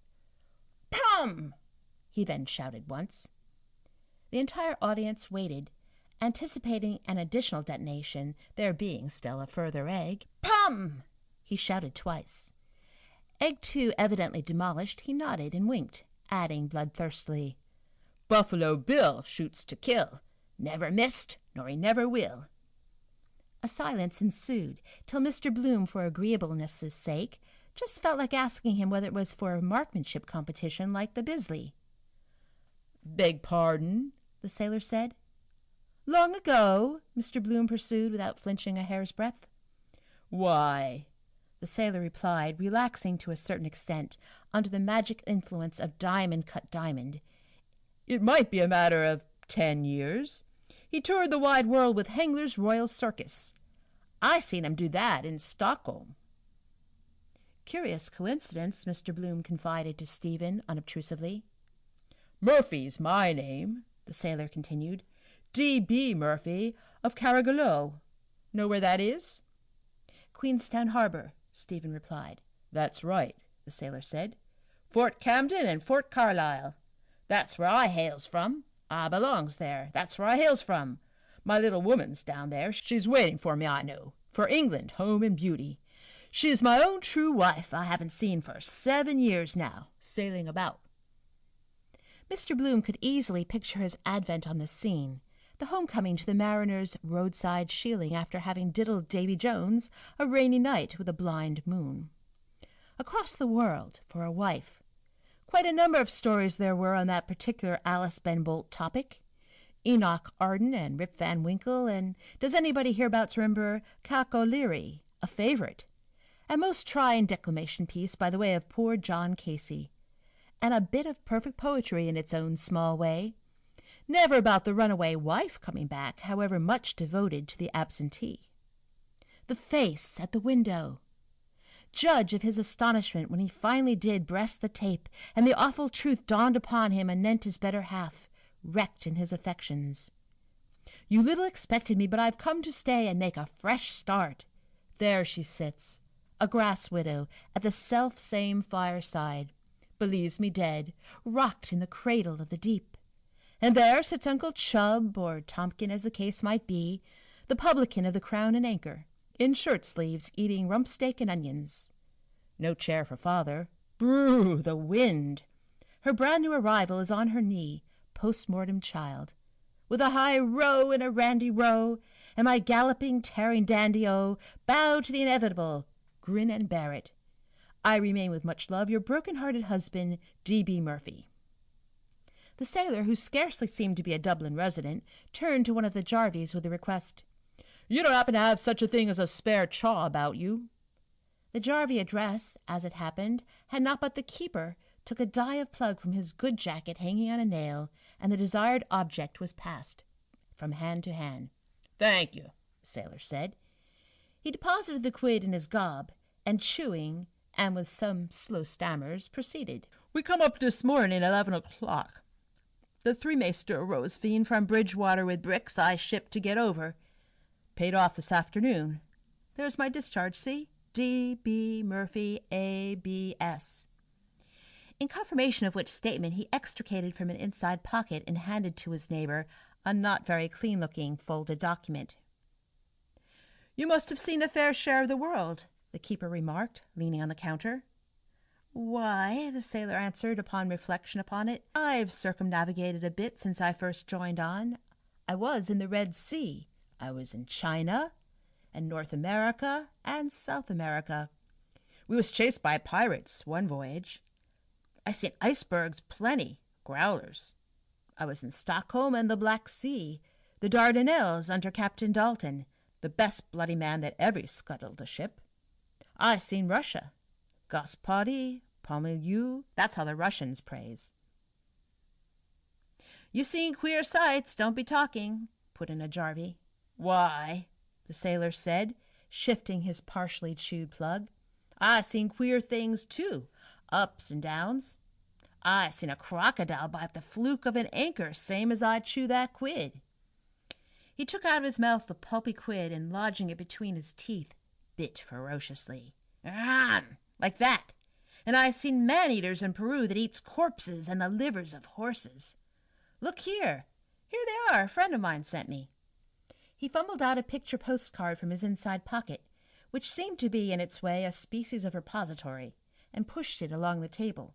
The printed matter on it stated, "Choza de Indeus, Beni Bolivia." All focused their attention at the scene exhibited, a group of savage women in striped loincloths, squatted, blinking, suckling, frowning, sleeping amid a swarm of infants. There must have been quite a score of them, outside some primitive shanties of osier. "Chews cocoa all day," the communicative tarpaulin added. "Stomachs like bread graters. Cuts off their ditties when they can't bear no more children. See them sitting there, stark ballock naked, eating a dead horse's liver raw." His postcard proved a center of attraction for Messieurs the Greenhorns for several minutes, if not more. "Know how to keep them off?" he inquired generally. Nobody volunteering a statement, he winked, saying, "Glass. That boggles 'em. Glass." Mr. Bloom, without evincing surprise, unostentatiously turned over the card to peruse the partially obliterated address and postmark. It ran as follows: Tarjeta postal Señor A. Boudin, Galeria Beche, Santiago, Chile. There was no message, evidently, as he took particular notice. Though not an implicit believer in the lurid story narrated, or the egg-sniping transaction for that matter, despite William Tell and the Lazarillo Don Cesar de Bazan incident depicted in Maritana, on which occasion the former's ball passed through the latter's hat. Having detected a discrepancy between his name, assuming he was the person he represented himself to be, and not sailing under false colors after having boxed the compass on the strict QT somewhere, and the fictitious addressee of the missive, which made him nourish some suspicion of our friend's bona fides, nevertheless, it reminded him away of a long-cherished plan he meant to one day realize, some Wednesday or Saturday of traveling to London via long sea. Not to say that he had ever traveled extensively to any great extent, but he was at heart a born adventurer, though by a trick of fate he had consistently remained a landlubber, except you call going to Holyhead, which was his longest. Martin Cunningham frequently said he would work a pass through Egan, but some deuced hitch or other eternally cropped up, with the net result that the scheme fell through. But even suppose it did come to planking down the needful and breaking Boyd's heart, it was not so dear, purse permitting. A few guineas at the outside, considering the fare to Mullingar, where he figured on going, was 5 and 6 there and back. The trip would benefit health on account of the bracing ozone, and be in every way thoroughly pleasurable, except for a chap whose liver was out of order, seeing the different places along the route, Plymouth, Falmouth, Southampton, and so on, culminating in an instructive tour of the sights of the great metropolis, the spectacle of our modern Babylon, where doubtless he would see the greatest improvement, Tower, Abbey, wealth of Park Lane, to renew acquaintance with. Another thing just struck him as a by no means bad notion was he might have a gaze around on the spot to see about trying to make arrangements about a concert tour of summer music, embracing the most prominent pleasure resorts, Margate, with mixed bathing and first-rate hydros and spas, Eastbourne, Scarborough, Margate, and so on, beautiful Bournemouth, the Channel Islands, and similar bijou spots, which might prove highly remunerative. Not, of course, with a hole-and-corner scratch company or local ladies on the job. Witness Mrs. C.P. McCoy's type, lend me your valise and I'll post you the ticket. No, something top-notch. An all-star Irish cast, the Tweedy Flower Grand Opera Company, with his own legal consort as leading lady, as a sort of counterblast to the Elster Grimes and Moody manners. Perfectly simple matter, and he was quite sanguine of success, providing puffs in the local papers could be managed by some fellow with a bit of bounce, who could pull the indispensable wires and thus combine business with pleasure. But who? That was the rub. Also, without being actually positive, it struck him a great field was to be opened up in the line of opening up new routes to keep pace with the times, apropos of the Fishguard-Rosslare route, which, it was mooted, was once more on the tapis in the circumlocution departments, with the usual quantity of red tape and dilly-dallying of effete fogeydom and dunderheads generally. A great opportunity there certainly was for push and enterprise to meet the travelling needs of the public at large, the average man, i.e. Brown, Robinson, and Co. It was a subject of regret, and absurd as well on the face of it, and no small blame to our vaunted society that the man in the street, when the system really needed toning up, for the matter of a couple of paltry pounds, was debarred from seeing more of the world they lived in, instead of being always and ever cooped up, since my old stick-in-the-mud took me for a wife. After all, hang it, they had their 11 and more humdrum months of it, and merited a radical change of venue after the grind of city life in the summer-time for choice, when Dame Nature is at her spectacular best, constituting nothing short of a new lease of life. There were equally excellent opportunities for vacationists in the home island, delightful sylvan spots for rejuvenation, offering a plethora of attractions, as well as a bracing tonic for the system in and around Dublin, and its picturesque environs, even Pulafuca, to which there was a stream tram, but also farther away from the madding crowd in Wicklow, rightly termed the Garden of Ireland, an ideal neighbourhood for elderly wheelmen, so long as it didn't come down, and in the wilds of Donegal, where, if reports spoke true, the coup d'oeil was exceedingly grand, though the last-named locality was not easily gettable, so that the influx of visitors was not as yet all that it might be, considering the signal benefits to be derived from it, while Howth, with its historic associations and otherwise, Silken, Thomas, Grace O'Malley, George the Fourth, rhododendrons several hundred feet above sea level, was a favourite haunt with all sorts and conditions of men, especially in the spring, when young men's fancy, though it had its own toll of deaths by falling off the cliffs by design or accidentally, usually by the way on their left leg, it being only about 3/4 of an hour's run from the pillar. Because, of course, up-to-date tourist travelling was yet merely in its infancy, so to speak, and the accommodation left much to be desired. Interesting to fathom, it seemed to him from a motive of curiosity pure and simple, was whether it was the traffic that created the route, or vice versa, or the two sides, in fact. He turned back the other side of the card picture and passed it along to Stephen. "I seen a Chinese one time," related the doughy narrator, "that had little pills like putty, and he put them in the water and they opened, and every pill was something different. One was a ship, another was a house, another was a flower. Cooks rats in your soup," he appetizingly added. "That Shink does." Possibly, perceiving an expression of dubiosity on their faces, the globe-trotter went on, adhering to his adventures. "And I seen a man killed in Trieste by an Italian chap, knife in his back. Knife like that." While speaking, he produced a dangerous-looking clasp knife, quite in keeping with his character, and held it in the striking position. "In a knocking shop it was count of a try-on between two smugglers. Fellow hid behind a door, come up behind him, like that. 'Prepare to meet your God,' says he. Chut! It went into his back up to the butt." His heavy glance drowsily roaming about kind of defied their further questions, even if they should by any chance want to. "That's a good bit of steel," repeated he, examining his formidable stiletto. After which harrowing denouement sufficient to appall the stoutest, he snapped the blade to and stowed the weapon in question away, as before, in his chamber of horrors, otherwise pocket. "They're great for the cold steel," somebody who was evidently quite in the dark said for the benefit of them all. That was why they thought the park murders of the Invincibles was done by foreigners on account of them using knives.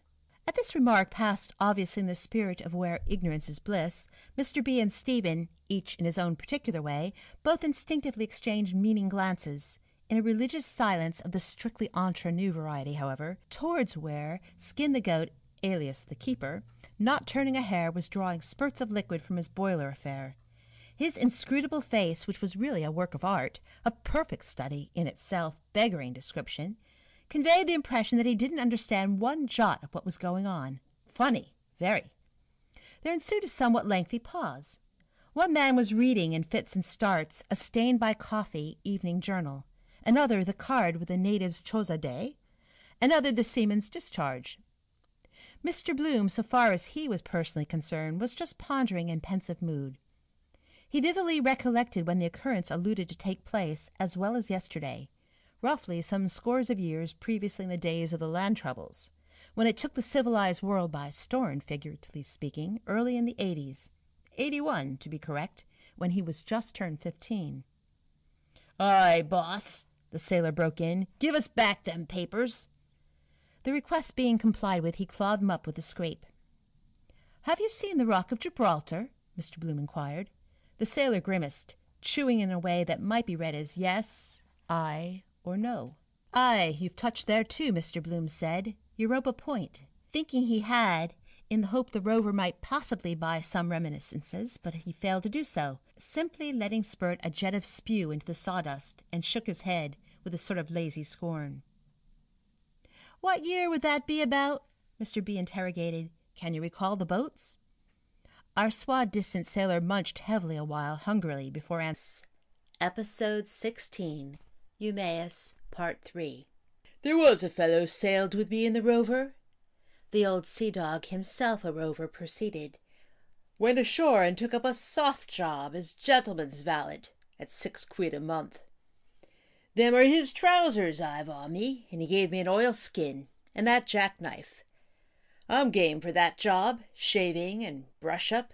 I hate roaming about. There's my son now, Danny, run off to sea, and his mother got him took in a draper's in Cork, where he could be drawing easy money." "What age is he?" queried one hearer, who, by the way, seen from the side, bore a distant resemblance to Henry Campbell, the town clerk, away from the carking cares of office, unwashed, of course, and in a seedy get-up and a strong suspicion of nose-paint about the nasal appendage. "Why," the sailor answered with a slow, puzzled utterance, "my son Danny, he'd be about 18 now, way I figure it." The skipperine father hereupon tore open his grey, or unclean anyhow, shirt with his 2 hands, and scratched away at his chest, on which was to be seen an image tattooed in blue Chinese ink, intended to represent an anchor. "There was lice in that bunk in Bridgewater," he remarked. "Sure as nuts. I must get a wash tomorrow or next day. It's them black lads I objects to. I hate those buggers. Suck your blood dry, they does." Seeing they were all looking at his chest, he accommodatingly dragged his shirt more open, so that on top of the time-honoured symbol of the mariner's hope and rest, they had a full view of the figure 16, and a young man's side face looking frowningly rather. "Tattoo," the exhibitor explained. "That was done when we were lying becalmed off Odessa in the Black Sea under Captain Dalton. Fellow the name of Antonio done that. There he is himself, a Greek." "Did it hurt much doing it?" one asked the sailor. That worthy, however, was busily engaged in collecting round the someway in his, squeezing or... "See here," he said, showing Antonio. "There he is, cursing the mate. And there he is now," he added. "The same fellow, pulling the skin with his fingers. Some special knack, evidently, and he laughing at a yarn." And, in point of fact, the young man named Antonio's livid face did actually look like forced smiling, and the curious effect excited the unreserved admiration of everybody, including Skin the Goat, who this time stretched over. "Aye, aye," sighed the sailor, looking down on his manly chest. He's gone too, ate by sharks after. Aye, aye. He let go of the skin so that the profile resumed the normal expression of before. Neat bit of work, one longshoreman said. And what's the number for? Loafer number 2 queried. Eaten alive? A third asked the sailor. Aye, aye, sighed again the latter personage, more cheerily this time, with some sort of a half-smile for a brief duration only, in the direction of the questioner about the number. 8. A Greek he was. And then he added with rather gallows-bird humour considering his alleged end, as bad as old Antonio, for he left me on my ownio. The face of a street-walker, glazed and haggard under a black straw hat, peered askew round the door of the shelter, palpably reconnoitring on her own, with the object of bringing more grist to her mill. Mr. Bloom, scarcely knowing which way to look, turned away on the moment, flusterfied, but outwardly calm. And picking up from the table the pink sheet of the Abbey Street organ, which the Jarvey, if such he was, had laid aside, he picked it up and looked at the pink of the paper, though why pink? His reason for so doing was he recognized on the moment, round the door, the same face he had caught a fleeting glimpse of that afternoon on Armand Quay. The partially idiotic female, namely, of the lane, who knew the lady in the brown costume. Does be with you, Mrs. B., and beg the chance of his washing. Also, why washing, which seemed rather vague than not. Your washing. Still, candour compelled him to admit he had washed his wife's undergarments when soiled in Hall Street, and women would, and did too, a man's similar garments, initialed with Bewley and Draper's marking ink. Hers were, that is, if they really loved him, that is to say, love me, love my dirty shirt. Still, just then, being on tenterhooks, he desired the female's room more than her company, so it came as a genuine relief when the keeper made her a rude sign to take herself off. Round the side of the Evening Telegraph he just caught a fleeting glimpse of her face round the side of the door, with a kind of demented, glassy grin, showing that she was not exactly all there, viewing with evident amusement the group of gazers round Skipper Murphy's nautical chest. And then there was no more of her. "The gunboat," the keeper said. "It beats me," Mr. Bloom confided to Stephen, "medically I'm speaking, how a wretched creature like that from the Lock Hospital, reeking with disease, can be barefaced enough to solicit, or how any man in his sober senses, if he values his health in the least. Unfortunate creature! Of course, I suppose some man is ultimately responsible for her condition. Still, no matter what the cause is from." Stephen had not noticed her and shrugged his shoulders, merely remarking, "In this country people sell much more than she ever had, and do a roaring trade. Fear not them that sell the body, but have not power to buy the soul. She is a bad merchant. She buys dear and sells cheap." The elder man, though not by any manner of means an old maid or a prude, said it was nothing short of a crying scandal that ought to be put a stop to instanter, to say that women of that stamp, quite apart from any old maidish squeamishness on the subject, a necessary evil, were not licensed and medically inspected by the proper authorities, a thing he could truthfully state he, as a paterfamilias, was a stalwart advocate of from the very first start. Whoever embarked on a policy of the sort, he said, and ventilated the matter thoroughly, would confer a lasting boon on everybody concerned. "You, as a good Catholic," he observed, "talking of body and soul, believe in the soul. Or do you mean the intelligence, the brain power as such, as distinct from any outside object? The table, let us say, that cup. I believe in that myself, because it has been explained by competent men as the convolutions of the grey matter. Otherwise we would never had such inventions as X-rays, for instance.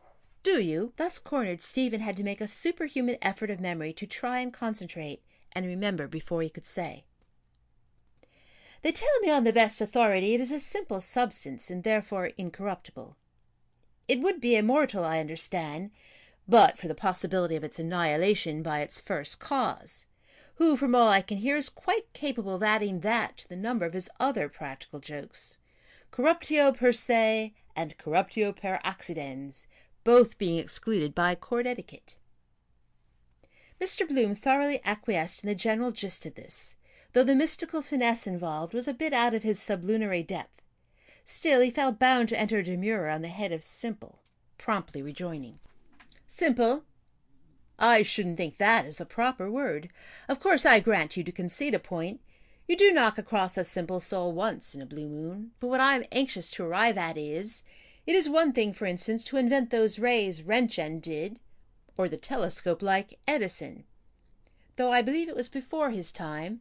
Galileo was the man, I mean, and the same applies to the laws, for example, of a far-reaching natural phenomenon such as electricity.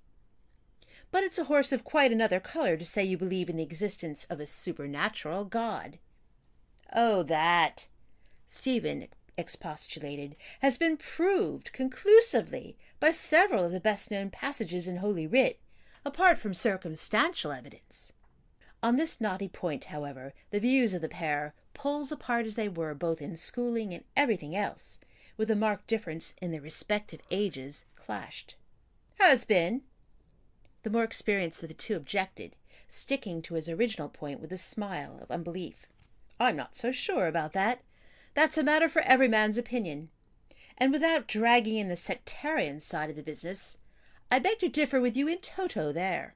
My belief is, to tell you the candid truth, that those bits were genuine forgeries, all of them put in by monks most probably. Or it's the big question of our national poet over again. Who precisely wrote them, like Hamlet and Bacon? As you who know your Shakespeare infinitely better than I, of course I needn't tell you. Can't you drink that coffee, by the way? Let me stir it. And take a piece of that bun. It's like one of our skipper's bricks disguised. Still, no one can give what he hasn't got. Try a bit. Couldn't. Stephen contrived to get out, his mental organs for the moment refusing to dictate further. Fault-finding being a proverbially bad hat, Mr. Bloom thought well to stir, or try to, the clotted sugar from the bottom, and reflected with something approaching acrimony in the coffee palace and its temperance and lucrative work. To be sure, it was a legitimate object, and beyond yea or nay, did a world of good. Shelters such as the present one they were in run on teetotal lines for vagrants at night, concerts, dramatic evenings, and useful lectures, admittance free, by qualified men for the lower orders. On the other hand, he had a distinct and painful recollection they paid his wife, Madame Marion Tweedy, who had been prominently associated with it at one time, a very modest remuneration indeed for her piano playing. The idea, he was strongly inclined to believe, was to do good and net a profit, there being no competition to speak of. Sulphate of copper poison, sulphate or something, and some dried peas he remembered reading of in a cheap eating-house somewhere, but he couldn't remember when it was, or where. Anyhow, inspection, medical inspection, of all eatables seemed to him more than ever necessary, which possibly accounted for the vogue of Dr. Tibble's Vi Cocoa, on account of the medical analysis involved. "Have a shot at it now," he ventured to say of the coffee after being stirred. Thus prevailed on to at any rate taste it, Stephen lifted the heavy mug from the brown puddle it clopped out of when taken up by the handle, and took a sip of the offending beverage. "Still, it's solid food," his good genius urged. "I'm a stickler for solid food." His one and only reason being not gourmandizing in the least, but regular meals as a sine qua non for any kind of proper work, mental or manual. "You ought to eat more solid food. You would feel a different man." "Liquids I can eat," Stephen said. "But, oh, oblige me by taking away that knife. I can't look at the point of it. It reminds me of Roman history."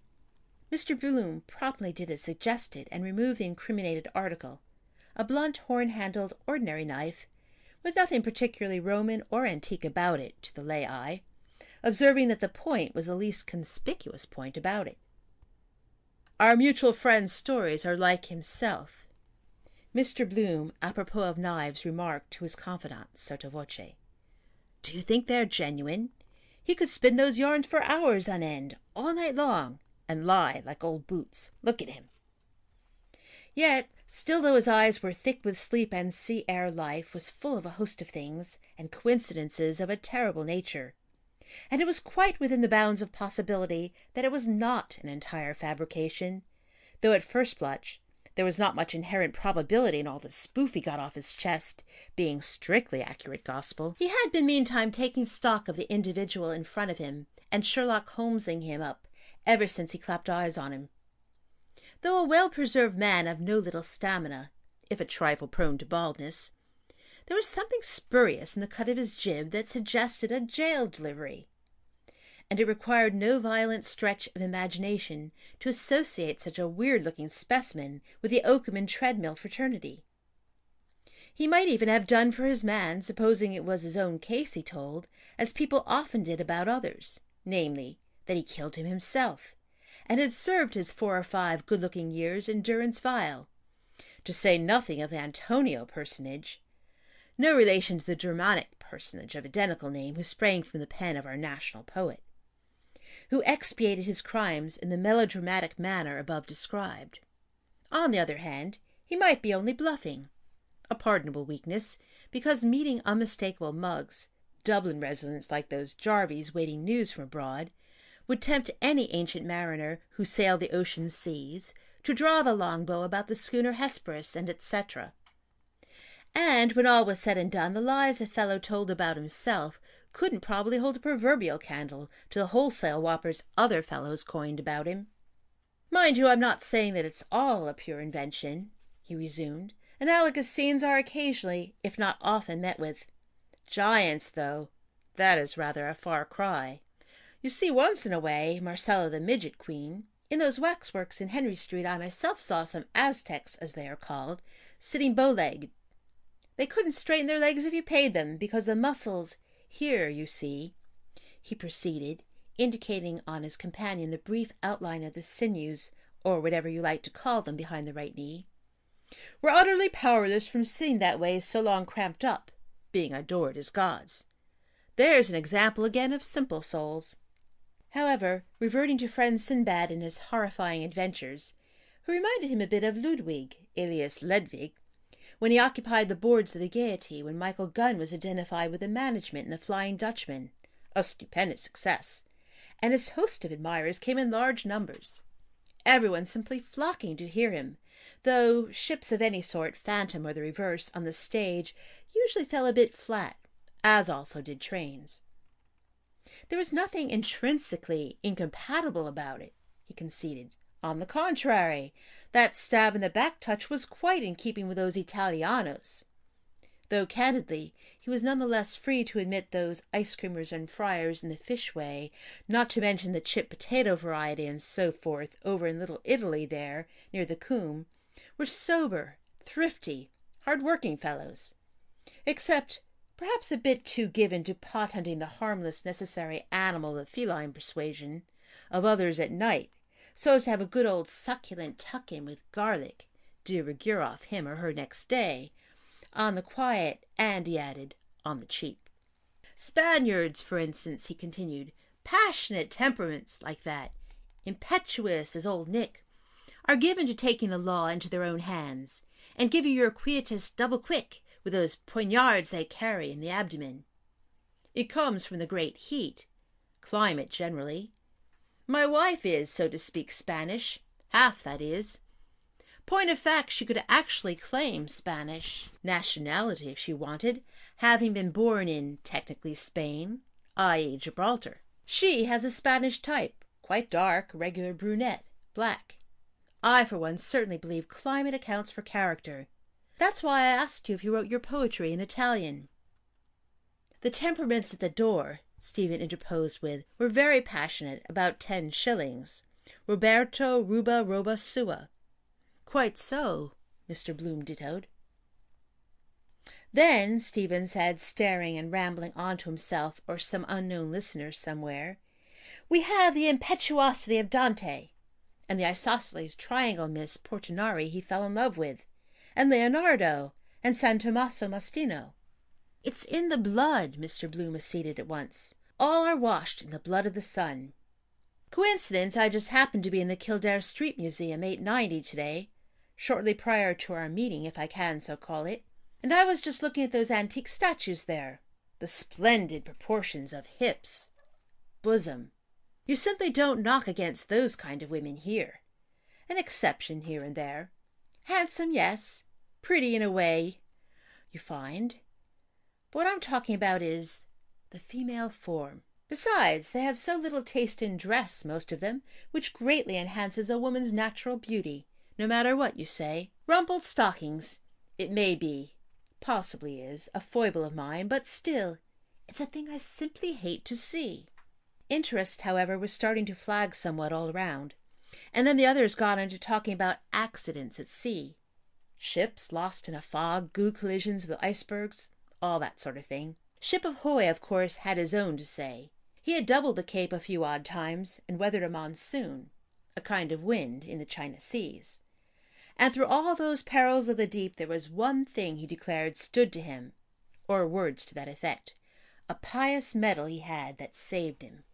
So then after that they drifted on to the wreck off Daunt's Rock, wreck of that ill-fated Norwegian bark nobody could think of her name for the moment, till the Jarvey, who had really quite a look of Henry Campbell, remembered it. Palm on Booterstown Strand. That was the talk of the town that year.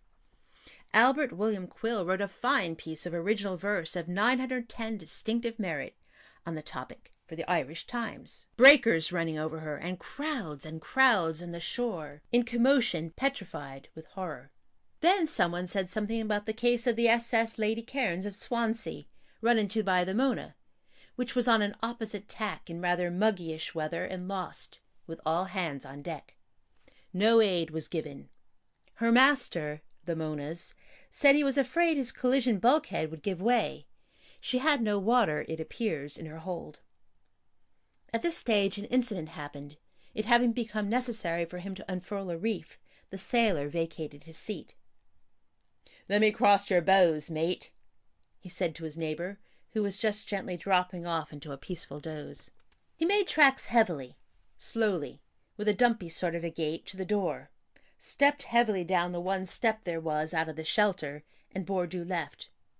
While he was in the act of getting his bearings, Mr. Bloom, who noticed when he stood up that he had 2 flasks of presumably ship's rum sticking, one out of each pocket, for the private consumption of his burning interior, saw him produce a bottle and uncork it or unscrew, and applying its nozzle to his lips, take a good old delectable swig out of it, with a gurgling noise. The irrepressible Bloom, who also had a shrewd suspicion that the old stager went out on a manoeuvre after the counter-attraction in the shape of a female, who, however, had disappeared to all intents and purposes, could by straining just perceive him, when duly refreshed by his rum-puncheon exploit, gaping up at the piers and girders of the loop line, rather out of his depth, as of course it was all radically altered since his last visit, and greatly improved. Some person or persons invisible directed him to the male urinal, erected by the cleansing committee all over the place for the purpose. But after a brief space of time, during which silence reigned supreme, the sailor, evidently giving it a wide berth, eased himself closer at hand, the noise of his bilge-water some little time subsequently splashing on the ground, where it apparently awoke a horse of the cab-rank. A hoof scooped anyway for new foothold, after sleep and harness jingled. Slightly disturbed in the sentry-box by the brazier of live coke, the watcher of the corporation's stones, who, though now broken down and fast breaking up, was none other in stern reality than the Gumley aforesaid, now practically on the parish rates, given the temporary job by Pat Tobin, in all human probability, from dictates of humanity knowing him before, shifted about and shuffled in his box, before composing his limbs again into the arms of Morpheus. A truly amazing piece of hard lines, in its most virulent form, on a fellow most respectably connected, and familiarized with decent home comforts all his life, who came in for a cool £100 a year at one time, which of course the double-barrel ass proceeded to make general ducks and drakes of. And there he was at the end of his tether, after having only painted the town tolerably pink, without a beggarly stiver. He drank, needless to be told, and it pointed only once more a moral, when he might quite easily be in a large way of business, if, a big if, however, He had contrived to cure himself of his particular partiality. All meantime were loudly lamenting the falling off in Irish shipping, coastwise and foreign as well, which was all part and parcel the same thing. A Palgrave Murphy boat was put off the ways at Alexander Basin, the only launch that year. Right enough the harbours were there, only no ships ever called. There are wrecks and wreckers, the keeper said, who was evidently au fait. What he wanted to ascertain was why that ship ran bang against the only rock in Galway Bay, when the Galway harbour scheme was mooted by a Mr. Worthington or some name like that, eh?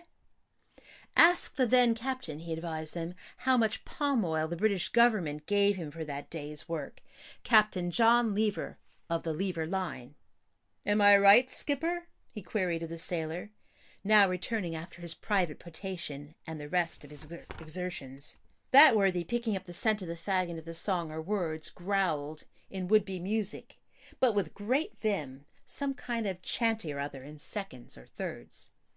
Mr. Bloom's sharp ears heard him then expectorate the plug, probably, which it was, so that he must have lodged it for the time being in his fist, while he did the drinking and making water jobs, and found it a bit sour after the liquid fire in question. Anyhow, in he rolled after his successful libation cum potation, introducing an atmosphere of drink into the soiree, boisterously trolling like a veritable son of a sea-cook. The biscuits were as hard as brass, and the beef as salt as Lot's wife's arse.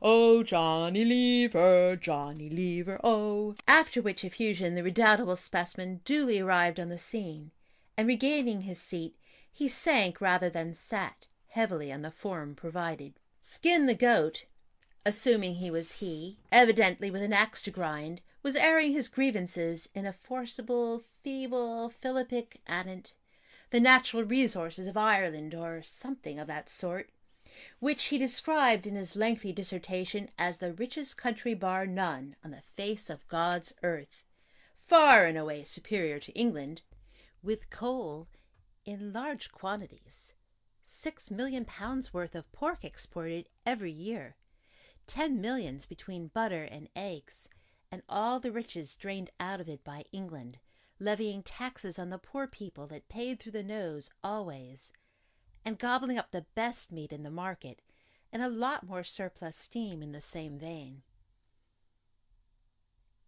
End of section 48. Recorded by Karen. Ulysses by James Joyce. Part 3. The Nostos. Episode 16. Eumaeus. Part 4. Their conversation, accordingly, became general, and all agreed that that was a fact. You could grow any mortal thing in Irish soil, he stated, and there was that Colonel Everard down there in Navan growing tobacco. Where would you find anywhere the like of Irish bacon?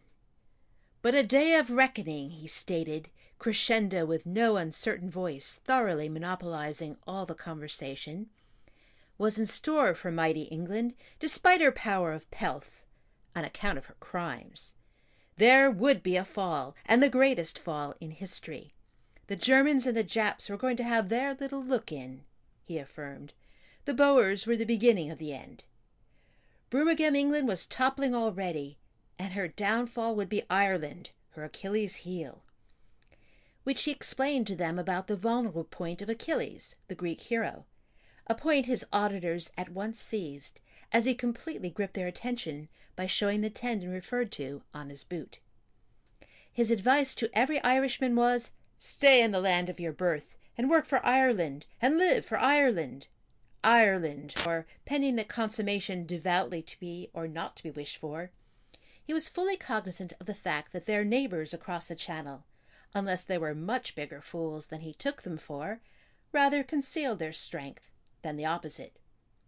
It was quite in a par with the quixotic idea in certain quarters that in 100 million years the coal seam of the sister island would be played out, and if as time went on that turned out to be how the cat jumped, all he could personally say on the matter was that as a host of contingencies, equally relevant to the issue, might occur ere then, it was highly advisable in the interim to try to make the most of both countries, even though poles apart.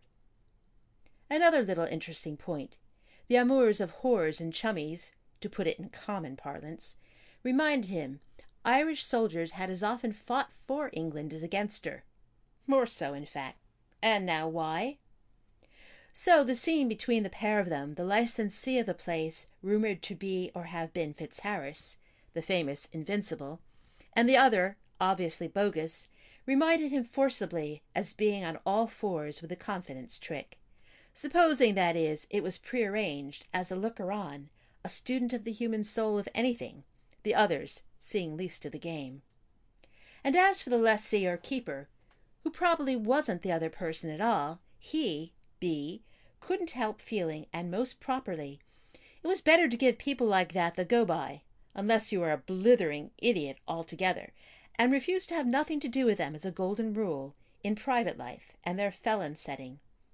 There always being the off chance of a Danny man coming forward and turning Queen's evidence, or King's now, like Dennis or Peter Carey, an idea he utterly repudiated. Quite apart from that, he disliked those careers of wrongdoing and crime on principle. Yet, though such criminal propensities had never been an inmate of his bosom in any shape or form, he certainly did feel, and no denying it, while inwardly remaining what he was, a certain kind of admiration for a man who had actually brandished a knife, cold steel, with the courage of his political convictions, though personally he would never be a party to any such thing. Off the same bat as those love vendettas of the South, have her or swing for her, when the husband frequently, after some words passed between the two concerning her relations with the other lucky mortal, he having had the pair watched, inflicted fatal injuries on his adored one as a result of an alternative postnuptial liaison by plunging his knife into her, just until it struck him that Fitz, nicknamed Skin the Goat, merely drove the car for the actual perpetrators of the outrage, and so was not, if he was reliably informed, actually party to the ambush, which in point of fact was the plea some legal luminary saved his skin on. In any case, that was very ancient history by now. And as for our friend, the pseudo-Skin the etc., he had transparently outlived his welcome. He ought to have either died naturally or on the scaffold high. Like actresses, always farewell positively last performance, then come up smiling again.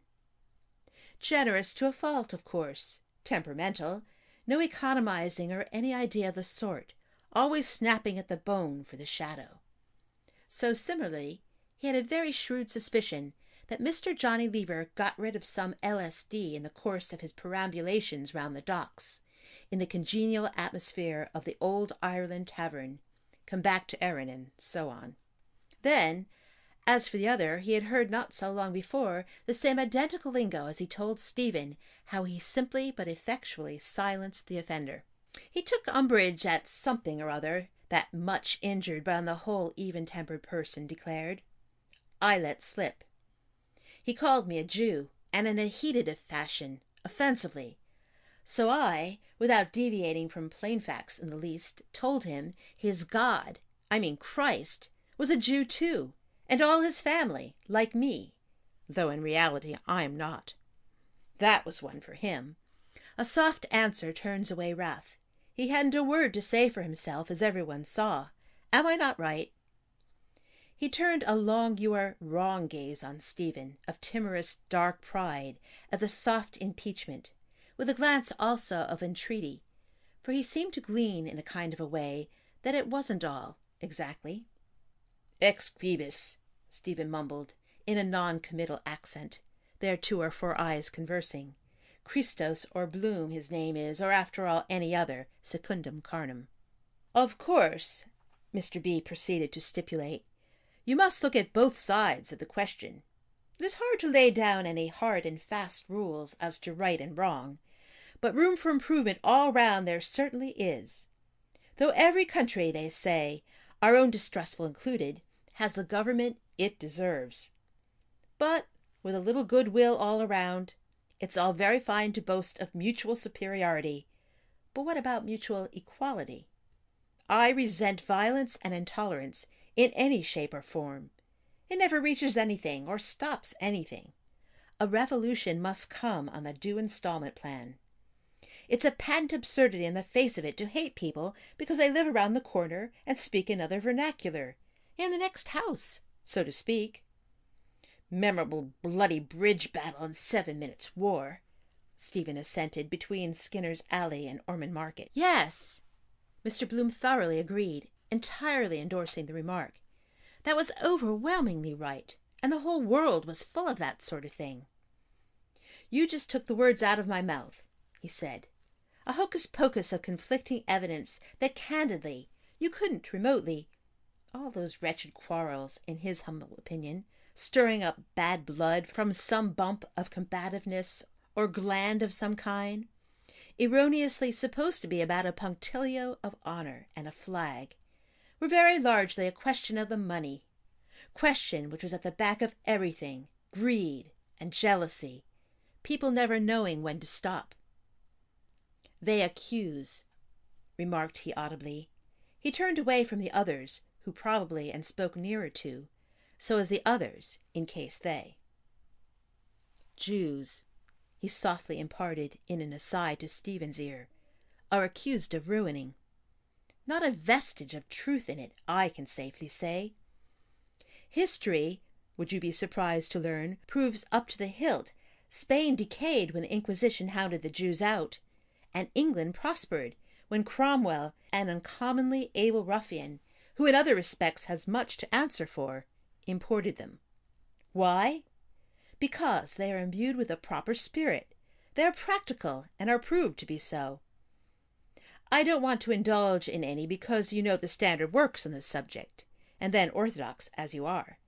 But in the economic, not touching religion domain, the priest spells poverty.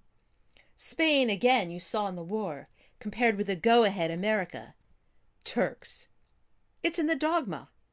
Because if they didn't believe they'd go straight to heaven when they die, they'd try to live better. At least, so I think. That's the juggle in which the PPs raise the wind on false pretenses. I'm, he resumed with dramatic force, as good an Irishman as that rude person I told you about at the outset. And I want to see everyone, concluded he, all creeds and classes, pro rata having a comfortable, tidy-sized income, in no niggard fashion either, something in the neighborhood of £300 per annum.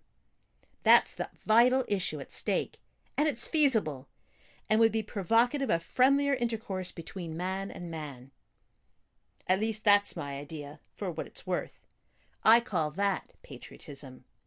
Ubi patria, as we learned a smattering of in our classical days in Alma Mater, vita bene. Where you can live well, the sense is, if you work. Over his untastable apology for a cup of coffee, listening to this synopsis of things in general, Stephen stared at nothing in particular. He could hear, of course, all kinds of words changing color, like those crabs about Ringsend in the morning, burrowing quickly into all colors of different sorts of the same sand, where they had a home somewhere beneath, or seemed to. Then he looked up and saw the eyes that said or didn't say the words. The voice he heard said, "If you work." "Count me out," he managed to remark, meaning work. The eyes were surprised at this observation, because, as he, the person who owned them pro tem, observed, or rather his voice speaking did, all must work, have to, together. I mean, of course, the other hastened to affirm, work in the widest possible sense. Also literary labor, not merely for the kudos of the thing. Writing for the newspapers, which is the readiest channel nowadays, that's work, too, important work. After all, from the little I know of you, after all the money expended on your education, you're entitled to recoup yourself and command your price. You have every bit as much right to live by your pen in pursuit of your philosophy as a peasant has. What, you both belong to Ireland, the brain and the brawn. Each is equally important. You suspect, Stephen retorted with a sort of a half-laugh, that I may be important because I belong to the Faubourg Saint Patrice, called Ireland for short? I would go a step farther, Mr. Bloom insinuated. But I suspect, Stephen interrupted, that Ireland must be important because it belongs to me. What belongs? Queried Mr. Bloom, bending, fancying he was perhaps under some misapprehension. Excuse me. Unfortunately, I didn't catch the latter portion. What was it you... Stephen, patently cross-tempered, repeated, and shoved aside his mug of coffee, or whatever you like to call it, none too politely adding 1170. We can't change the country. Let us change the subject. At this pertinent suggestion, Mr. Bloom, to change the subject, looked down, but in a quandary, as he couldn't tell exactly what construction to put on belongs to, which sounded rather a far cry. The rebuke of some kind was clearer than the other part. Needless to say, the fumes of his recent orgy spoke then with some asperity, in a curious, bitter way, foreign to his sober state.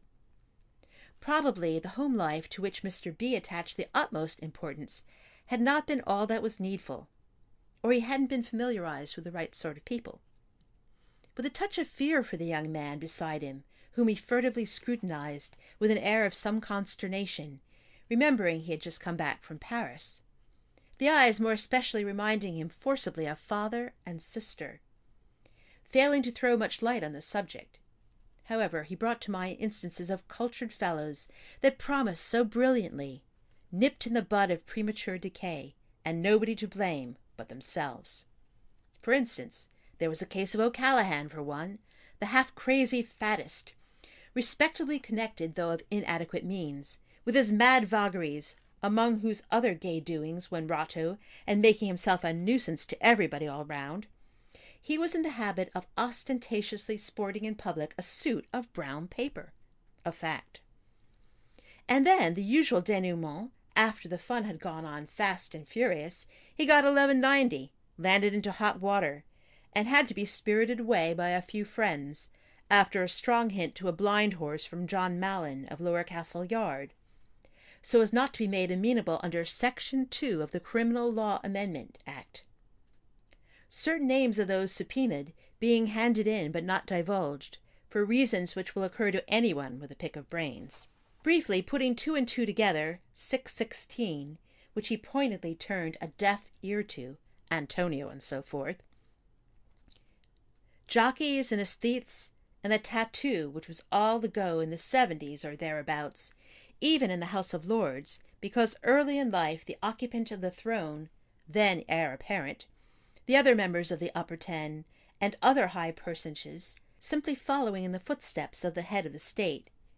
He reflected about the errors of notorieties and crowned heads running counter to morality, such as the Cornwall case, a number of years before under their veneer, in a way scarcely intended by nature, a thing good. Mrs. Grundy, as the law stands, was terribly down on, though not for the reason they thought they were probably, whatever it was except women chiefly, who were always fiddling more or less at one another, it being largely a matter of dress, and all the rest of it.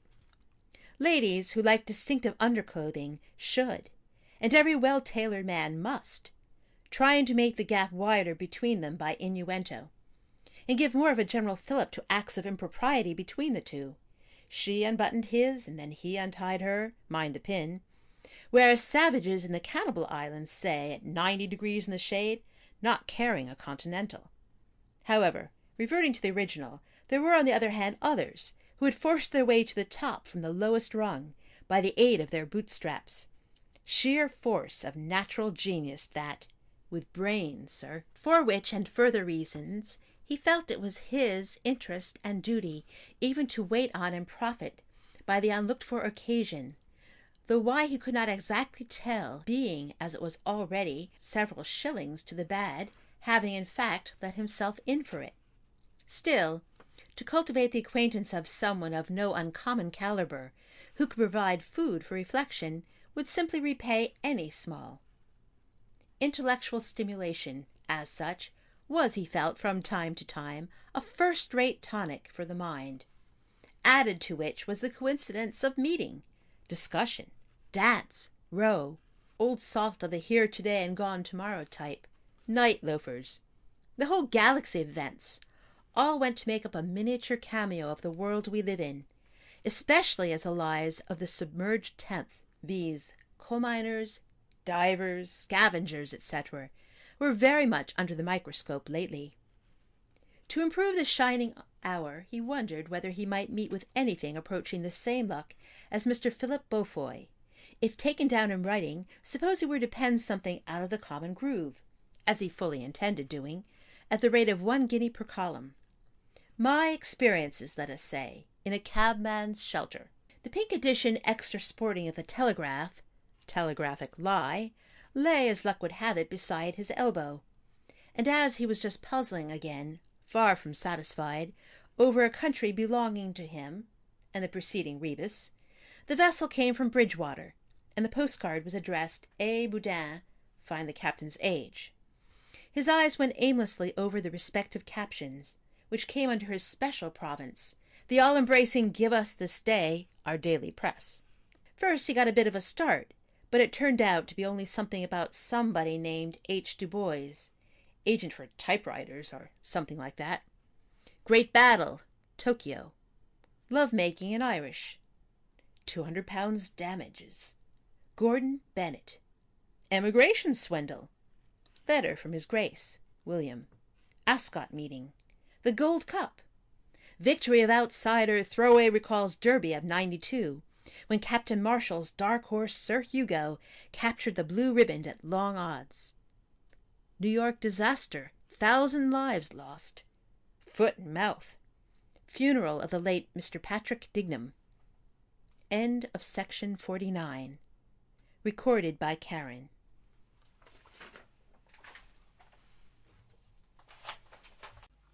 Recorded by Paul Adams. Ulysses by James Joyce, Part 3, The Nostos, Episode 16, Eumaeus, Part 5. So to change the subject, he read about Dignam R.I.P., which, he reflected, was anything but a gay send-off, or a change of address anyway. This morning, Hines put it in, of course, the remains of the late Mr. Patrick Dignam were removed from his residence, No. 9 Newbridge Avenue, Sandymount, for interment in Glasnevin. The deceased gentleman was a most popular and genial personality in city life, and his demise after a brief illness came as a great shock to citizens of all classes by whom he is deeply regretted. The obsequies, at which many friends of the deceased were present, were carried out, certainly Hines wrote it with a nudge from Corney, by Messrs. H. J. O'Neill and Son, 164 North Strand Road.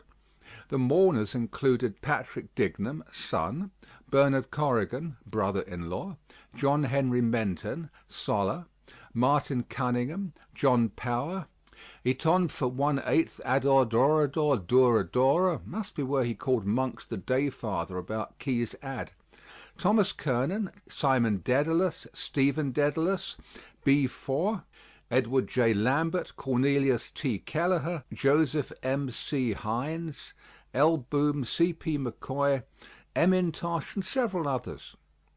Nettled not a little by L. Boom, as it incorrectly stated, and the line of bitched type, but tickled to death simultaneously by C. P. McCoy and Stephen Dedalus, B.A., who were conspicuous, needless to say, by their total absence, to say nothing of M. Intosh. L. Boom pointed it out to his companion B.A., engaged in stifling another yawn, half nervousness, not forgetting the usual crop of nonsensical howlers of misprints.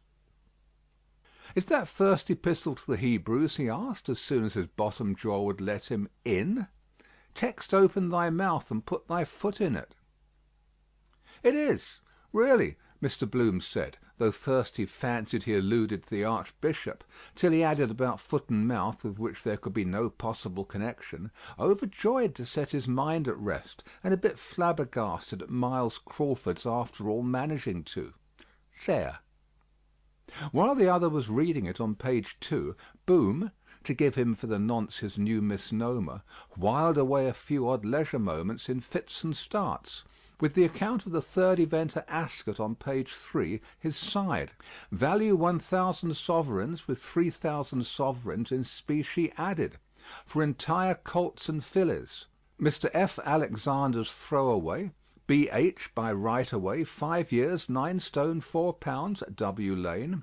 1. Lord Howard de Walden's Zinfandel, M. Cannon, Z. Mr. W. Bass's Sceptre. 3. Betting 5-4 on Zinfandel, 20-1 throwaway, off. Sceptre a shade heavier. 5-4 on Zinfandel, 20-1 throwaway, off. Throwaway and Zinfandel stood close order. It was anybody's race. Then the rank outsider drew to the fore, got long lead, beating Lord Howard's de Walden's Chestnut Colt and Mr. W. Bass's Bay Filly Sceptre on a 2.5-mile course. Winner trained by Brame, so that Lenehan's version of the business was all pure bunkum. Secured the verdict cleverly by length, 1,000 sovereigns with 3,000 in specie. Also ran J. de Bremont's French horse Bantam Lions was anxiously inquiring after not in yet, but expected any minute. Maxim 2. Different ways of bringing off a coup, love-making damages. Though that half-baked Lyons ran off at a tangent in his impetuosity to get left. Of course, gambling eminently lent itself to that sort of thing, though as the event turned out, the poor fool hadn't much reason to congratulate himself on his pick, the forlorn hope. Guesswork it reduced itself to eventually. There was every indication they would arrive at that. He, Bloom, said. Who? The other, whose hand, by the way, was hurt, said. One morning you would open the paper, the cabman affirmed, and read, Return of Parnell. He bet them what they liked. A Dublin Fusilier was in that shelter one night and said he saw him in South Africa. Pride it was killed him. He ought to have done away with himself or lain low for a time after committee room number 15 until he was his old self again, with no one to point a finger at him. Then he would all to a man have gone down on their marrow bones to him to come back when he had recovered his senses. Dead he wasn't. Simply absconded somewhere. The coffin they brought over was full of stones. He changed his name to De Wet, the Boer general. He made a mistake to fight the priests, and so forth and so on. All the time Bloom, properly so dubbed, was rather surprised at their memories, for in 9 cases out of 10 it was a case of tar barrels, and not singly, but in their thousands, and then complete oblivion, because it was 20-odd years. Highly unlikely, of course, there was even a shadow of truth in the stones, and, even supposing, he thought a return highly inadvisable, all things considered. Something evidently riled them in his death. Either he petered out too tamely of acute pneumonia just when his various different political arrangements were nearing completion, or whether it transpired he owed his death to his having neglected to change his boots and clothes, after a wetting when a cold resulted, and failing to consult a specialist, he being confined to his room till he eventually died of it, amid widespread regret, before a fortnight was at an end, or quite possibly they were distressed to find the job was taken out of their hands. Of course, nobody being acquainted with his movements even before, there was absolutely no clue as to his whereabouts, which were decidedly of the "Alice, where art thou?" order, even prior to his starting to go under several aliases, such as Fox and Stewart. So the remark which emanated from friend Cabby might be within the bounds of possibility. Naturally, then, it would prey on his mind as a born leader of men, which undoubtedly he was, and a commanding figure, a 6-footer, or at any rate 5 feet 10 or 11 in his stockinged feet. Whereas Messrs. So-and-so, who, though they weren't even a patch on the former man, ruled the roost after their redeeming features were very few and far between. It certainly pointed a moral, the idol with feet of clay, and then 72 of his trusty henchmen rounding on him with mutual mudslinging. And the identical same with murderers. You had to come back. That haunting sense kind of drew you. To show the understudy in the title role how to. He saw him once on the auspicious occasion when they broke up the type in the Insuppressible, or was it United Ireland?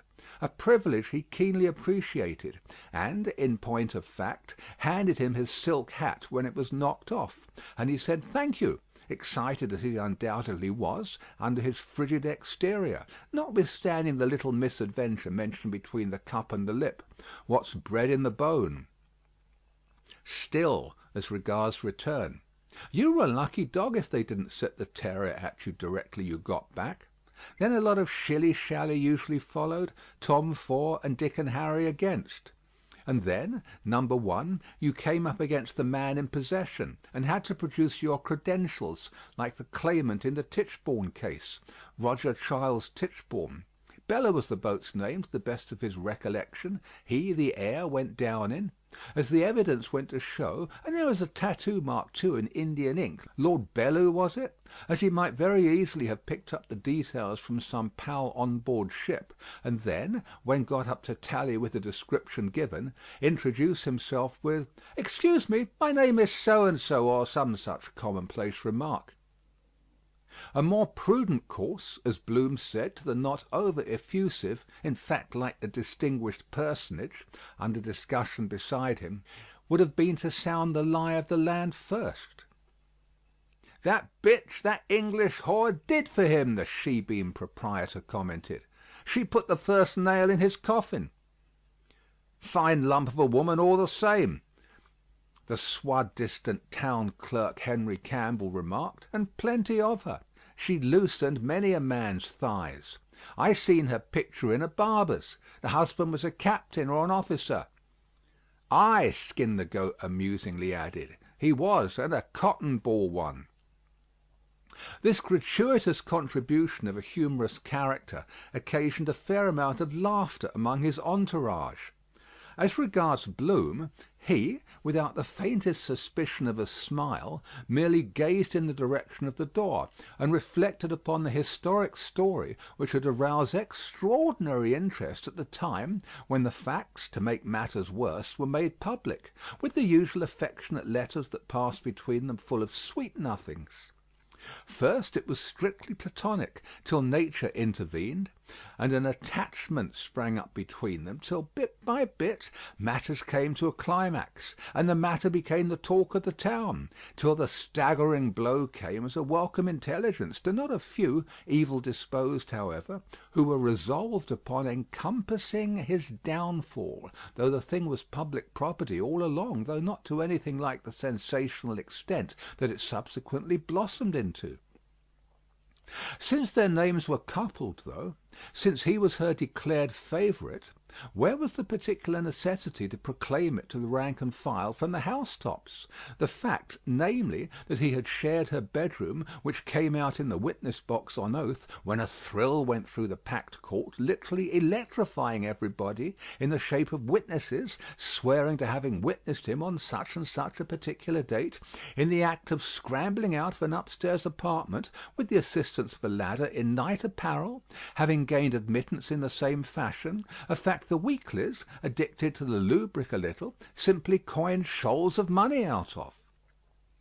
Whereas the simple fact of the case was, it was simply a case of the husband not being up to the scratch, with nothing in common between them beyond the name, and then a real man arriving on the scene, strong to the verge of weakness, falling a victim to her sire and charms, and forgetting home ties, the usual sequel to bask in the loved one's smiles. The eternal question of the life connubial, needless to say, cropped up. Can real love, supposing there happens to be another chap in the case, exist between married folk? Poser. Though it was no concern of theirs absolutely if he regarded her with affection, carried away by a wave of folly. A magnificent specimen of manhood, he was truly augmented, obviously by gifts of a high order, as compared with the other military supernumerary, that is, who was just the usual everyday farewell my gallant captain kind of an individual in the light dragoons, the 18th Hussars to be accurate, and inflammable doubtless, the fallen leader that is, not the other, in his own peculiar way, which she of course, a woman, quickly perceived as highly likely to carve his way to fame, which he almost bid fair to do, till the priests and ministers of the gospel as a whole, his erstwhile staunch adherents, and his beloved evicted tenants, for whom he had done yeoman service in the rural parts of the country, by taking up the cudgels on their behalf, in a way that exceeded the most sanguine expectations, very effectually cooked his matrimonial goose. thereby heaping coals of fire on his head, much in the same way as the fabled ass's kick. Looking back now in a retrospective kind of arrangement, all seemed a kind of dream. And then coming back was the worst thing you ever did, because it went without saying you would feel out of place, as things always moved with the times. Why, as he reflected, Irish Town Strand, a locality he had not been in for quite a number of years, looked different somehow since, as it happened, he went to reside on the north side.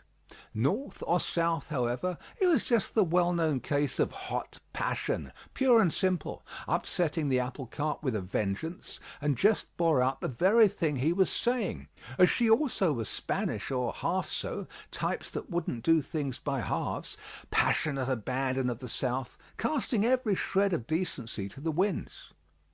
"Just bears out what I was saying," he, with glowing bosom, said to Stephen, about blood and the sun. And, if I don't greatly mistake, she was Spanish too. "The King of Spain's daughter," Stephen answered, adding something or other rather muddled about farewell and adieu to you Spanish onions, and the first land called the Dead Man, and from Ram Head to Scilly was so and so many. "Was she?"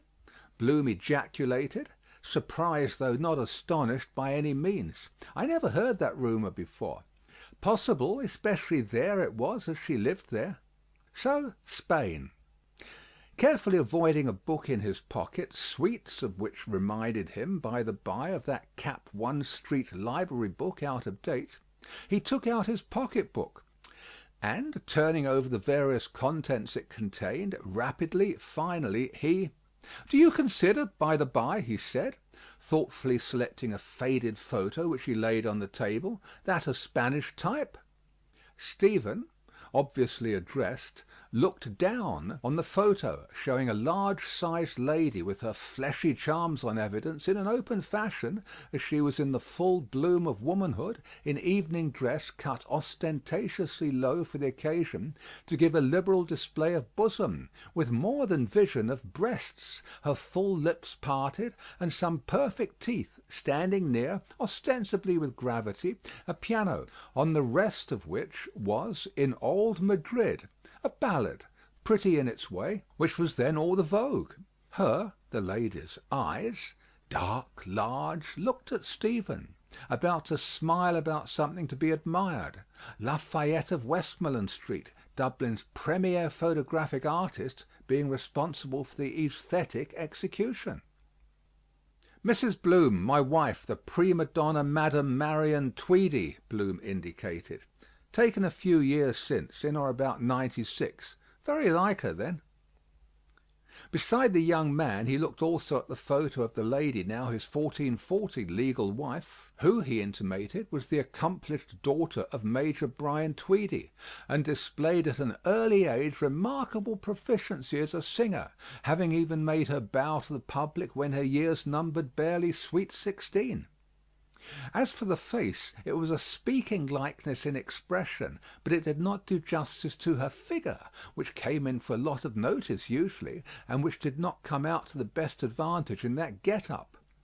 She could, without difficulty, he said, have posed for the ensemble, not to dwell on certain opulent curves of the...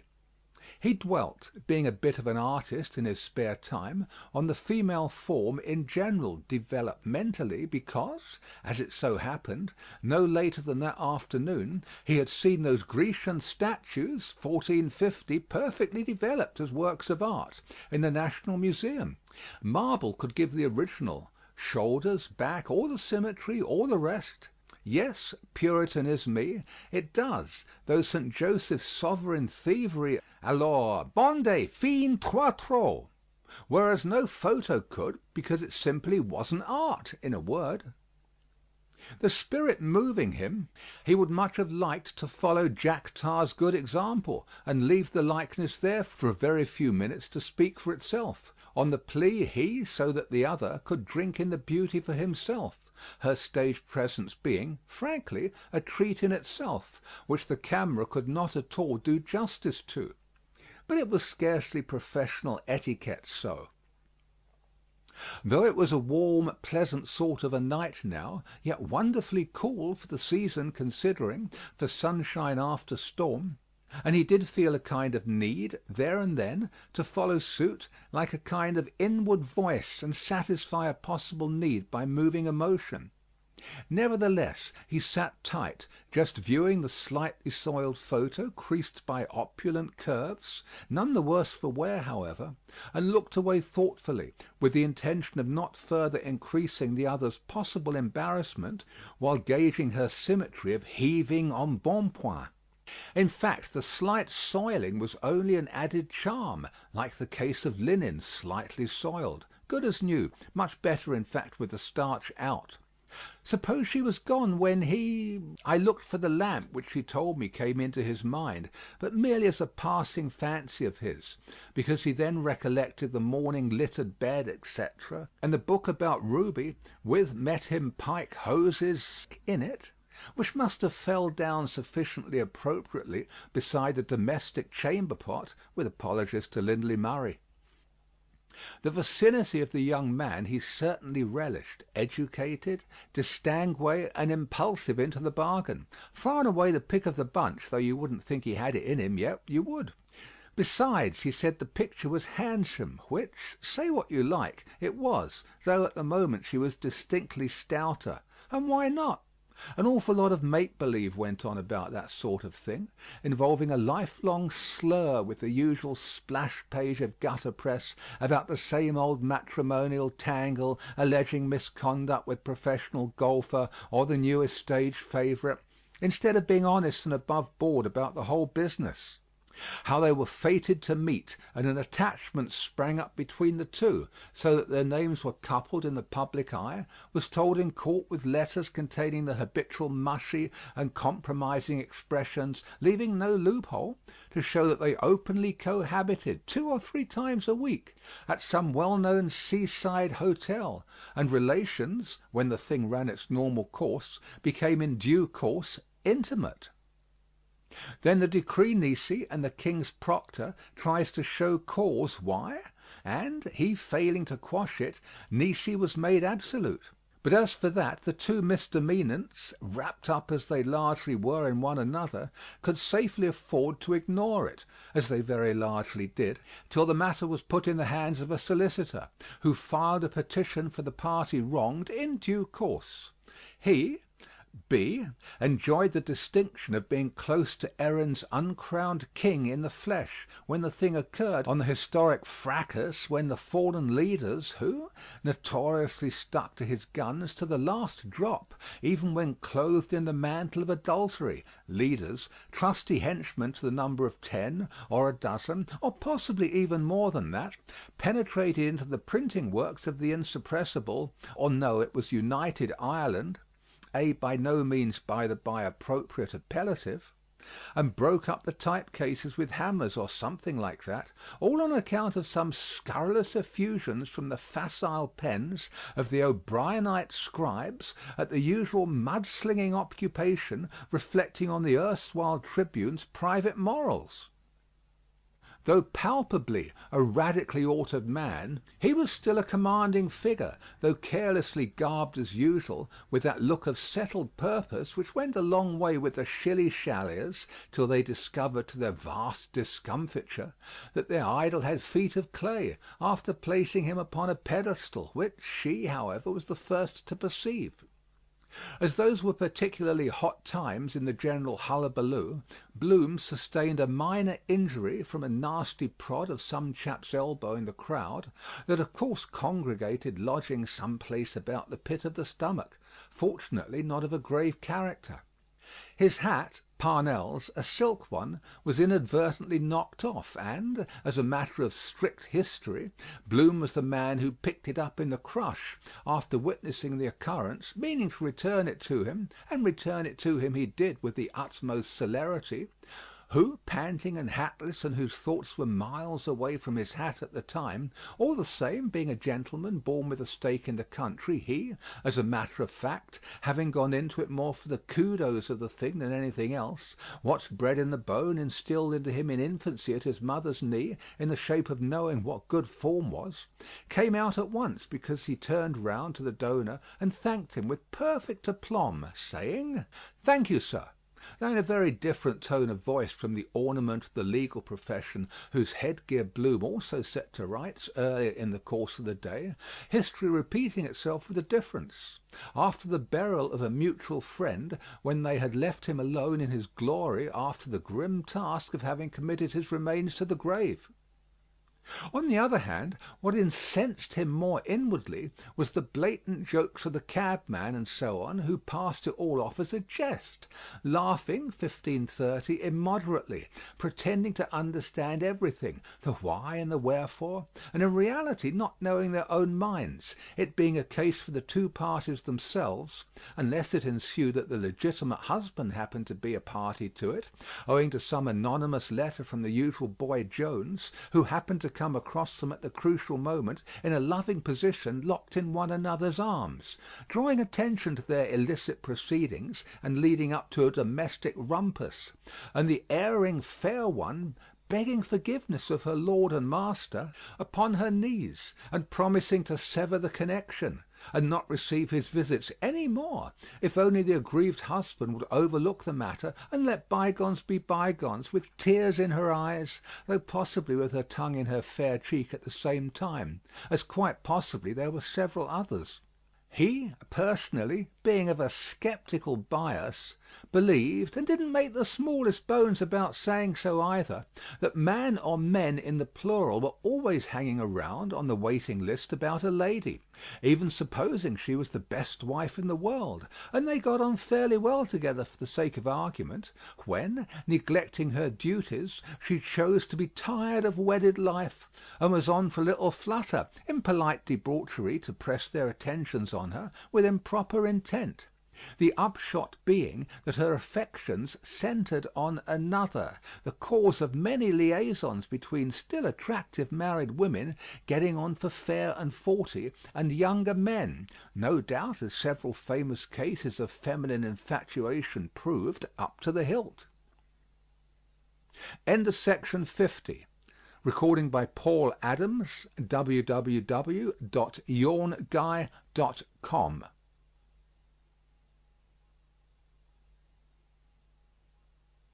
Episode 16, Eumaeus, Part 6. It was 1,000 pities a young fellow, blessed with an allowance of brains, as his neighbour obviously was, should waste his valuable time with profligate women, who might present him with a nice dose to last him his lifetime. In the nature of single blessedness, he would one day take unto himself a wife, when Miss Wright came on the scene, but in the interim, ladies' society was a conditio sine qua non, though he had the gravest possible doubts. Not that he wanted in the smallest to pump Stephen about Miss Ferguson, who was very possibly the particular lodestar who brought him down to Irishtown so early in the morning, as to whether he would find much satisfaction basking in the boy and girl courtship idea, and the company of smirking misses, without a penny to their names, bi or tri-weekly, with the orthodox preliminary canter of compliment playing and walking out leading up to fond lovers' lays, and flowers, and chalks. To think of him house and homeless, rooked by some landlady worse than any stepmother, was really too bad at his age. The queer, suddenly things he popped out with attracted the elder man, who was several years the other's senior, or like his father, but something substantial he certainly ought to eat, even were it only an egg flip, made on unadulterated maternal nutriment, or, failing that, the homely Humpty Dumpty boiled. "At what o'clock did you dine?" he questioned of the slim form and tired though unwrinkled face. "Sometime yesterday," Stephen said. "Yesterday!" exclaimed Bloom, till he remembered it was already tomorrow, Friday. "Ah, you mean it's after 12. "The day before yesterday," Stephen said, improving on himself. literally astounded at this piece of intelligence, Bloom reflected. Though they didn't see eye to eye in everything, a certain analogy there somehow was, as if both their minds were travelling, so to speak, in the one train of thought. At his age, when dabbling in politics roughly some score of years previously, when he had been a quasi-aspirant to parliamentary honours in the Buckshot Foster days, he too recollected, in retrospect, which was a source of keen satisfaction in itself, he had a sneaking regard for those same ultra-ideas. For instance, when the evicted tenants question, then at its first inception bulked largely in people's minds, though it goes without saying not contributing a copper, or pinning his faith absolutely to its dictums, some of which wouldn't exactly hold water, he, at the outset in principle at all events, was in thorough sympathy with peasant possession as voicing the trend of modern opinion. A partiality, however, which, realizing his mistake, he was subsequently partially cured of.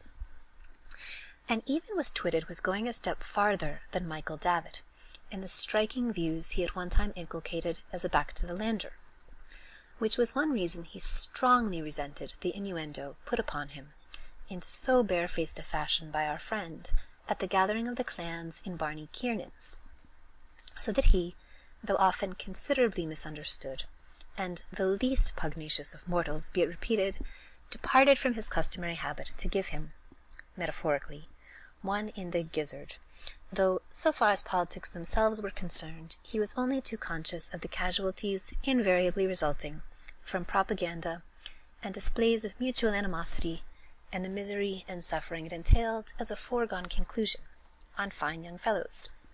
Chiefly, destruction of the fittest, in a word. Anyhow, upon weighing up the pros and cons, getting on for one, as it was high time to be retiring for the night. The crux was, it was a bit risky to bring him home, as eventualities might possibly ensue, somebody having a temper of her own sometimes, and spoil the hash altogether, as on the night he misguidedly brought home a dog, breed unknown, with a lame paw.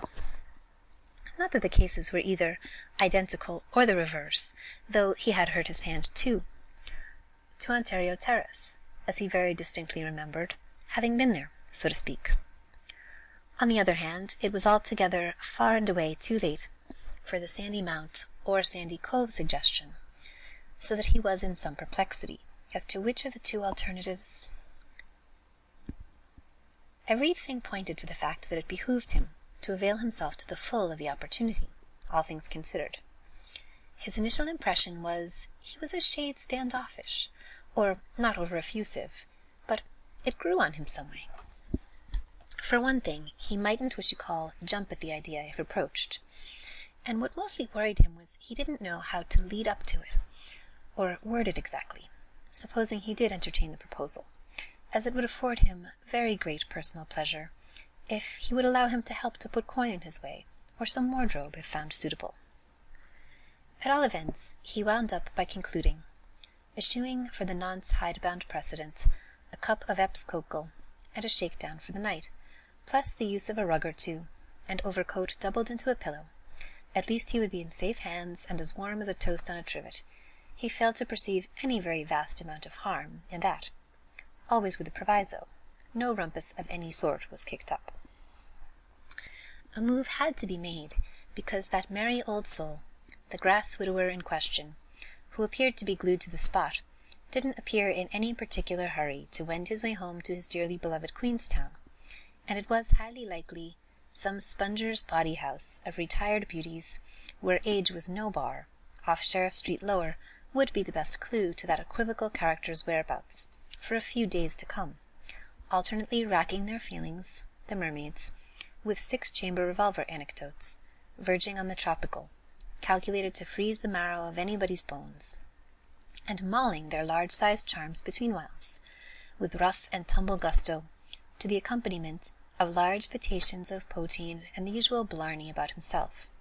For as to who he in reality was, let X equal my right name and address, as Mr. Algebra remarks, passim. At the same time he inwardly chuckled, over his gentle repartee to the Blood and Wounds champion about his god being a Jew. People could put up with being bitten by a wolf, but what properly riled them was a bite from a sheep.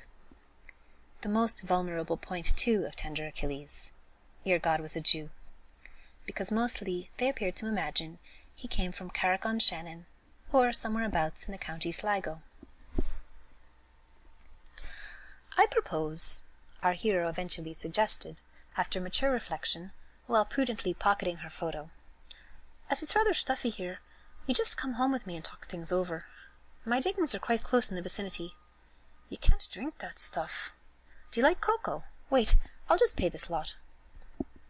The best plan clearly being to clear out, the remainder being plain sailing, he beckoned, while prudently pocketing the photo, to the keeper of the shanty, who didn't seem to... Yes, that's the best, he assured Stephen, to whom, for the matter of that brazen head, or him, or anywhere else, was all more or less... All kinds of utopian plans were flashing through his, B's, busy brain.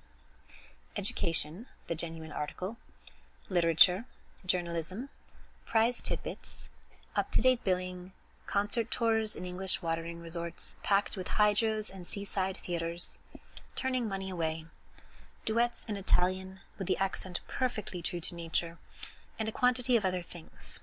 No necessity, of course, to tell the world and his wife from the housetops about it, and a slice of luck. An opening was all was wanted, because he more than suspected he had his father's voice to bank his hopes on, which it was quite on the cards he had. So it would be just as well, by the way no harm, to trail the conversation in the direction of that particular red herring, just to... The cabby read out of the paper he had got hold of that the former Viceroy, Earl Cadogan, had presided at a Cab Drivers' Association dinner in London somewhere. Silence, with a yawn or two, accompanied this thrilling announcement. Then the old specimen in the corner, who appeared to have some spark of vitality left, read out that Sir Anthony MacDonald had left Euston for the Chief Secretary's lodge, or words to that effect. To which absorbing piece of intelligence Echo answered why. "Give us a squint at that literature, grandfather," the ancient mariner put in, manifesting some natural impatience. "And welcome," answered the elderly party, thus addressed. The sailor lugged out from a case he had a pair of greenish goggles, which he very slowly hooked over his nose and both ears. "Are you bad in the eyes?" the sympathetic personage like the town clerk queried. "Why," answered the seafarer with the tartan beard, who seemingly was a bit of a literary cove in his own small way, staring out of sea-green portholes, as you might well describe them as. "I uses goggles reading. Sand in the Red Sea done that. One time I could read a book in the dark, manner speaking.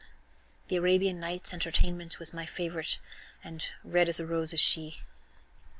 Hereupon he pawed the journal open and pored upon Lord only knows what, found drowned, or the exploits of King Willow, ironmonger, having made 100-and-something second wicket, not out for nuts, during which time, completely regardless of ire, the keeper was intensely occupied, loosening an apparently new or second-hand boot, which manifestly pinched him, as he muttered against whoever it was sold it, all of them who were sufficiently awake enough to be picked out by their facial expressions, that is to say, either simply looking on, glumly, or passing a trivial remark. To cut a long story short, Bloom, grasping the situation, was the first to rise from his seat so as not to outstay their welcome, having first and foremost, being as good as his word that he would foot the bill for the occasion, taken the wise precaution to unobtrusively motion to mine host, as a parting shot, a scarcely perceptible sign, when the others were not looking, to the effect that the amount due was forthcoming, making a grand total of 4d. The amount he deposited unobtrusively in 4 coppers, literally the last of the Mohicans, he having previously spotted on the printed price list, for all who ran to read opposite him, in unmistakable figures, coffee, 2d, confectionery, Dio, and honestly well worth twice the money, once in a way, as Weatherup used to remark. "Come," he counselled, to close the séance. Seeing that the ruse worked, and the coast was clear, they left the shelter, or shanty, together, and the elite society of Oilskin and Company, whom nothing short of an earthquake would move out of their dolce far niente. Stephen, who confessed to still feeling poorly and fagged out, paused at the door. "One thing I never understood," he said, to be original on the spur of the moment. "Why they put tables upside down at night? I mean, chairs upside down on the tables in cafes." To which impromptu the never-failing Bloom replied without a moment's hesitation, saying straight off, "To sweep the floor in the morning." So saying, he skipped around, nimbly considering, frankly at the same time apologetic to get on his companion's right, a habit of his, by the by, his right side being, in classical idiom, his tender Achilles. The night air was certainly now a treat to breathe, though Stephen was a bit weak on his pins.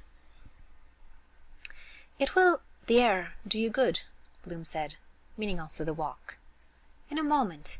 The only thing is to walk, and then you'll feel a different man. Come, it's not far. Lean on me." Accordingly, he passed his left arm in Stephen's right, and led him on accordingly. "Yes," Stephen said, uncertainly, because he thought he felt a strange kind of flesh of a different man approach him, sinewless and wobbly and all that. Anyhow, they passed the sentry box with stones, brazier, etc., where the municipal supernumerary, ex-gumney, was still to all intents and purposes wrapped in the arms of Murphy, as the adage has it, dreaming of fresh fields and pastures new. And apropos of coffin of stones, the analogy was not at all bad, as it was in fact a stoning to death on the part of 72 out of 80-odd constituencies that ratted at the time of the split, and chiefly the belauded peasant class, probably the self-same evicted tenants he had put in their holdings. So they turned on to chatting about music, a form of art for which Bloom, as a pure amateur, possessed the greatest love, as they made tracks arm in arm across Beresford Place. Wagnerian music, though confessedly grand in its way, was a bit too heavy for Bloom, and hard to follow at the first go-off, but the music of Mercadante's Huguenots, Meyerbeer's 7 Last Words on the Cross, and Mozart's 12th Mass he simply revelled in, the Gloria in that being, to his mind, the acme of first-class music as such, literally knocking everything else into a cocked hat. He infinitely preferred the sacred music of the Catholic Church to anything the opposite shop could offer in that line, such as those Moody and Sankey hymns, or Bid me to live, and I will live thy Protestant to be. He also yielded to none in his admiration of Rossini's Stabat Mater, a work simply abounding in immortal numbers, in which his wife, Madame Marion Tweedy, made a hit, a veritable sensation, he might safely say, greatly adding to her other laurels, and putting the others totally in the shade, in the Jesuit Father's Church in Upper Gardiner Street, the sacred edifice being thronged to the doors, to hear her with virtuosos, or virtuosi rather. There was the unanimous opinion that there was none to come up to her, and suffice it to say, in a place of worship for music of a sacred character, there was a generally voiced desire for an encore. On the whole, though favouring preferably light opera, of the Don Giovanni description, and Martha, a gem in its line, he had a penchant, though with only a surface knowledge, for the severe classical school, such as Mendelssohn. And, talking of that, taking it for granted he knew all about the old favourites, he mentioned par excellence Lionel's air in Martha, Ma pari, which, curiously enough, he had heard, or overheard to be more accurate, on yesterday, a privilege he keenly appreciated from the lips of Stephen's respected father, sung to perfection, a study of the number, in fact, which made all the others take a back seat. Stephen, in reply to a politely put query, said he didn't sing it, but launched out into praises of Shakespeare's songs, at least of in or about that period. The lutenist, Dowland, who lived in Fetter Lane, near Gerard the herbalist, who anno ludendo hausi, Dulandus, an instrument he was contemplating purchasing from Mr. Arnold Dolmetsch, whom B. did not quite recall, though the name certainly sounded familiar, for 65 guineas, and Farnaby and Son, with their dukes and calm conceits, and Bird, William, who played the virginals, he said, in the Queen's Chapel, or anywhere else he found them, and one Tompkins, who made toys or airs, and John Bull. On the roadway, which they were approaching whilst still speaking, beyond the swing chains a horse, dragging a sweeper, paced on the paven grounds, brushing a long swath of mire up, so that with the noise Bloom was not perfectly certain whether he had caught aright the allusion to 65 guineas and John Bull.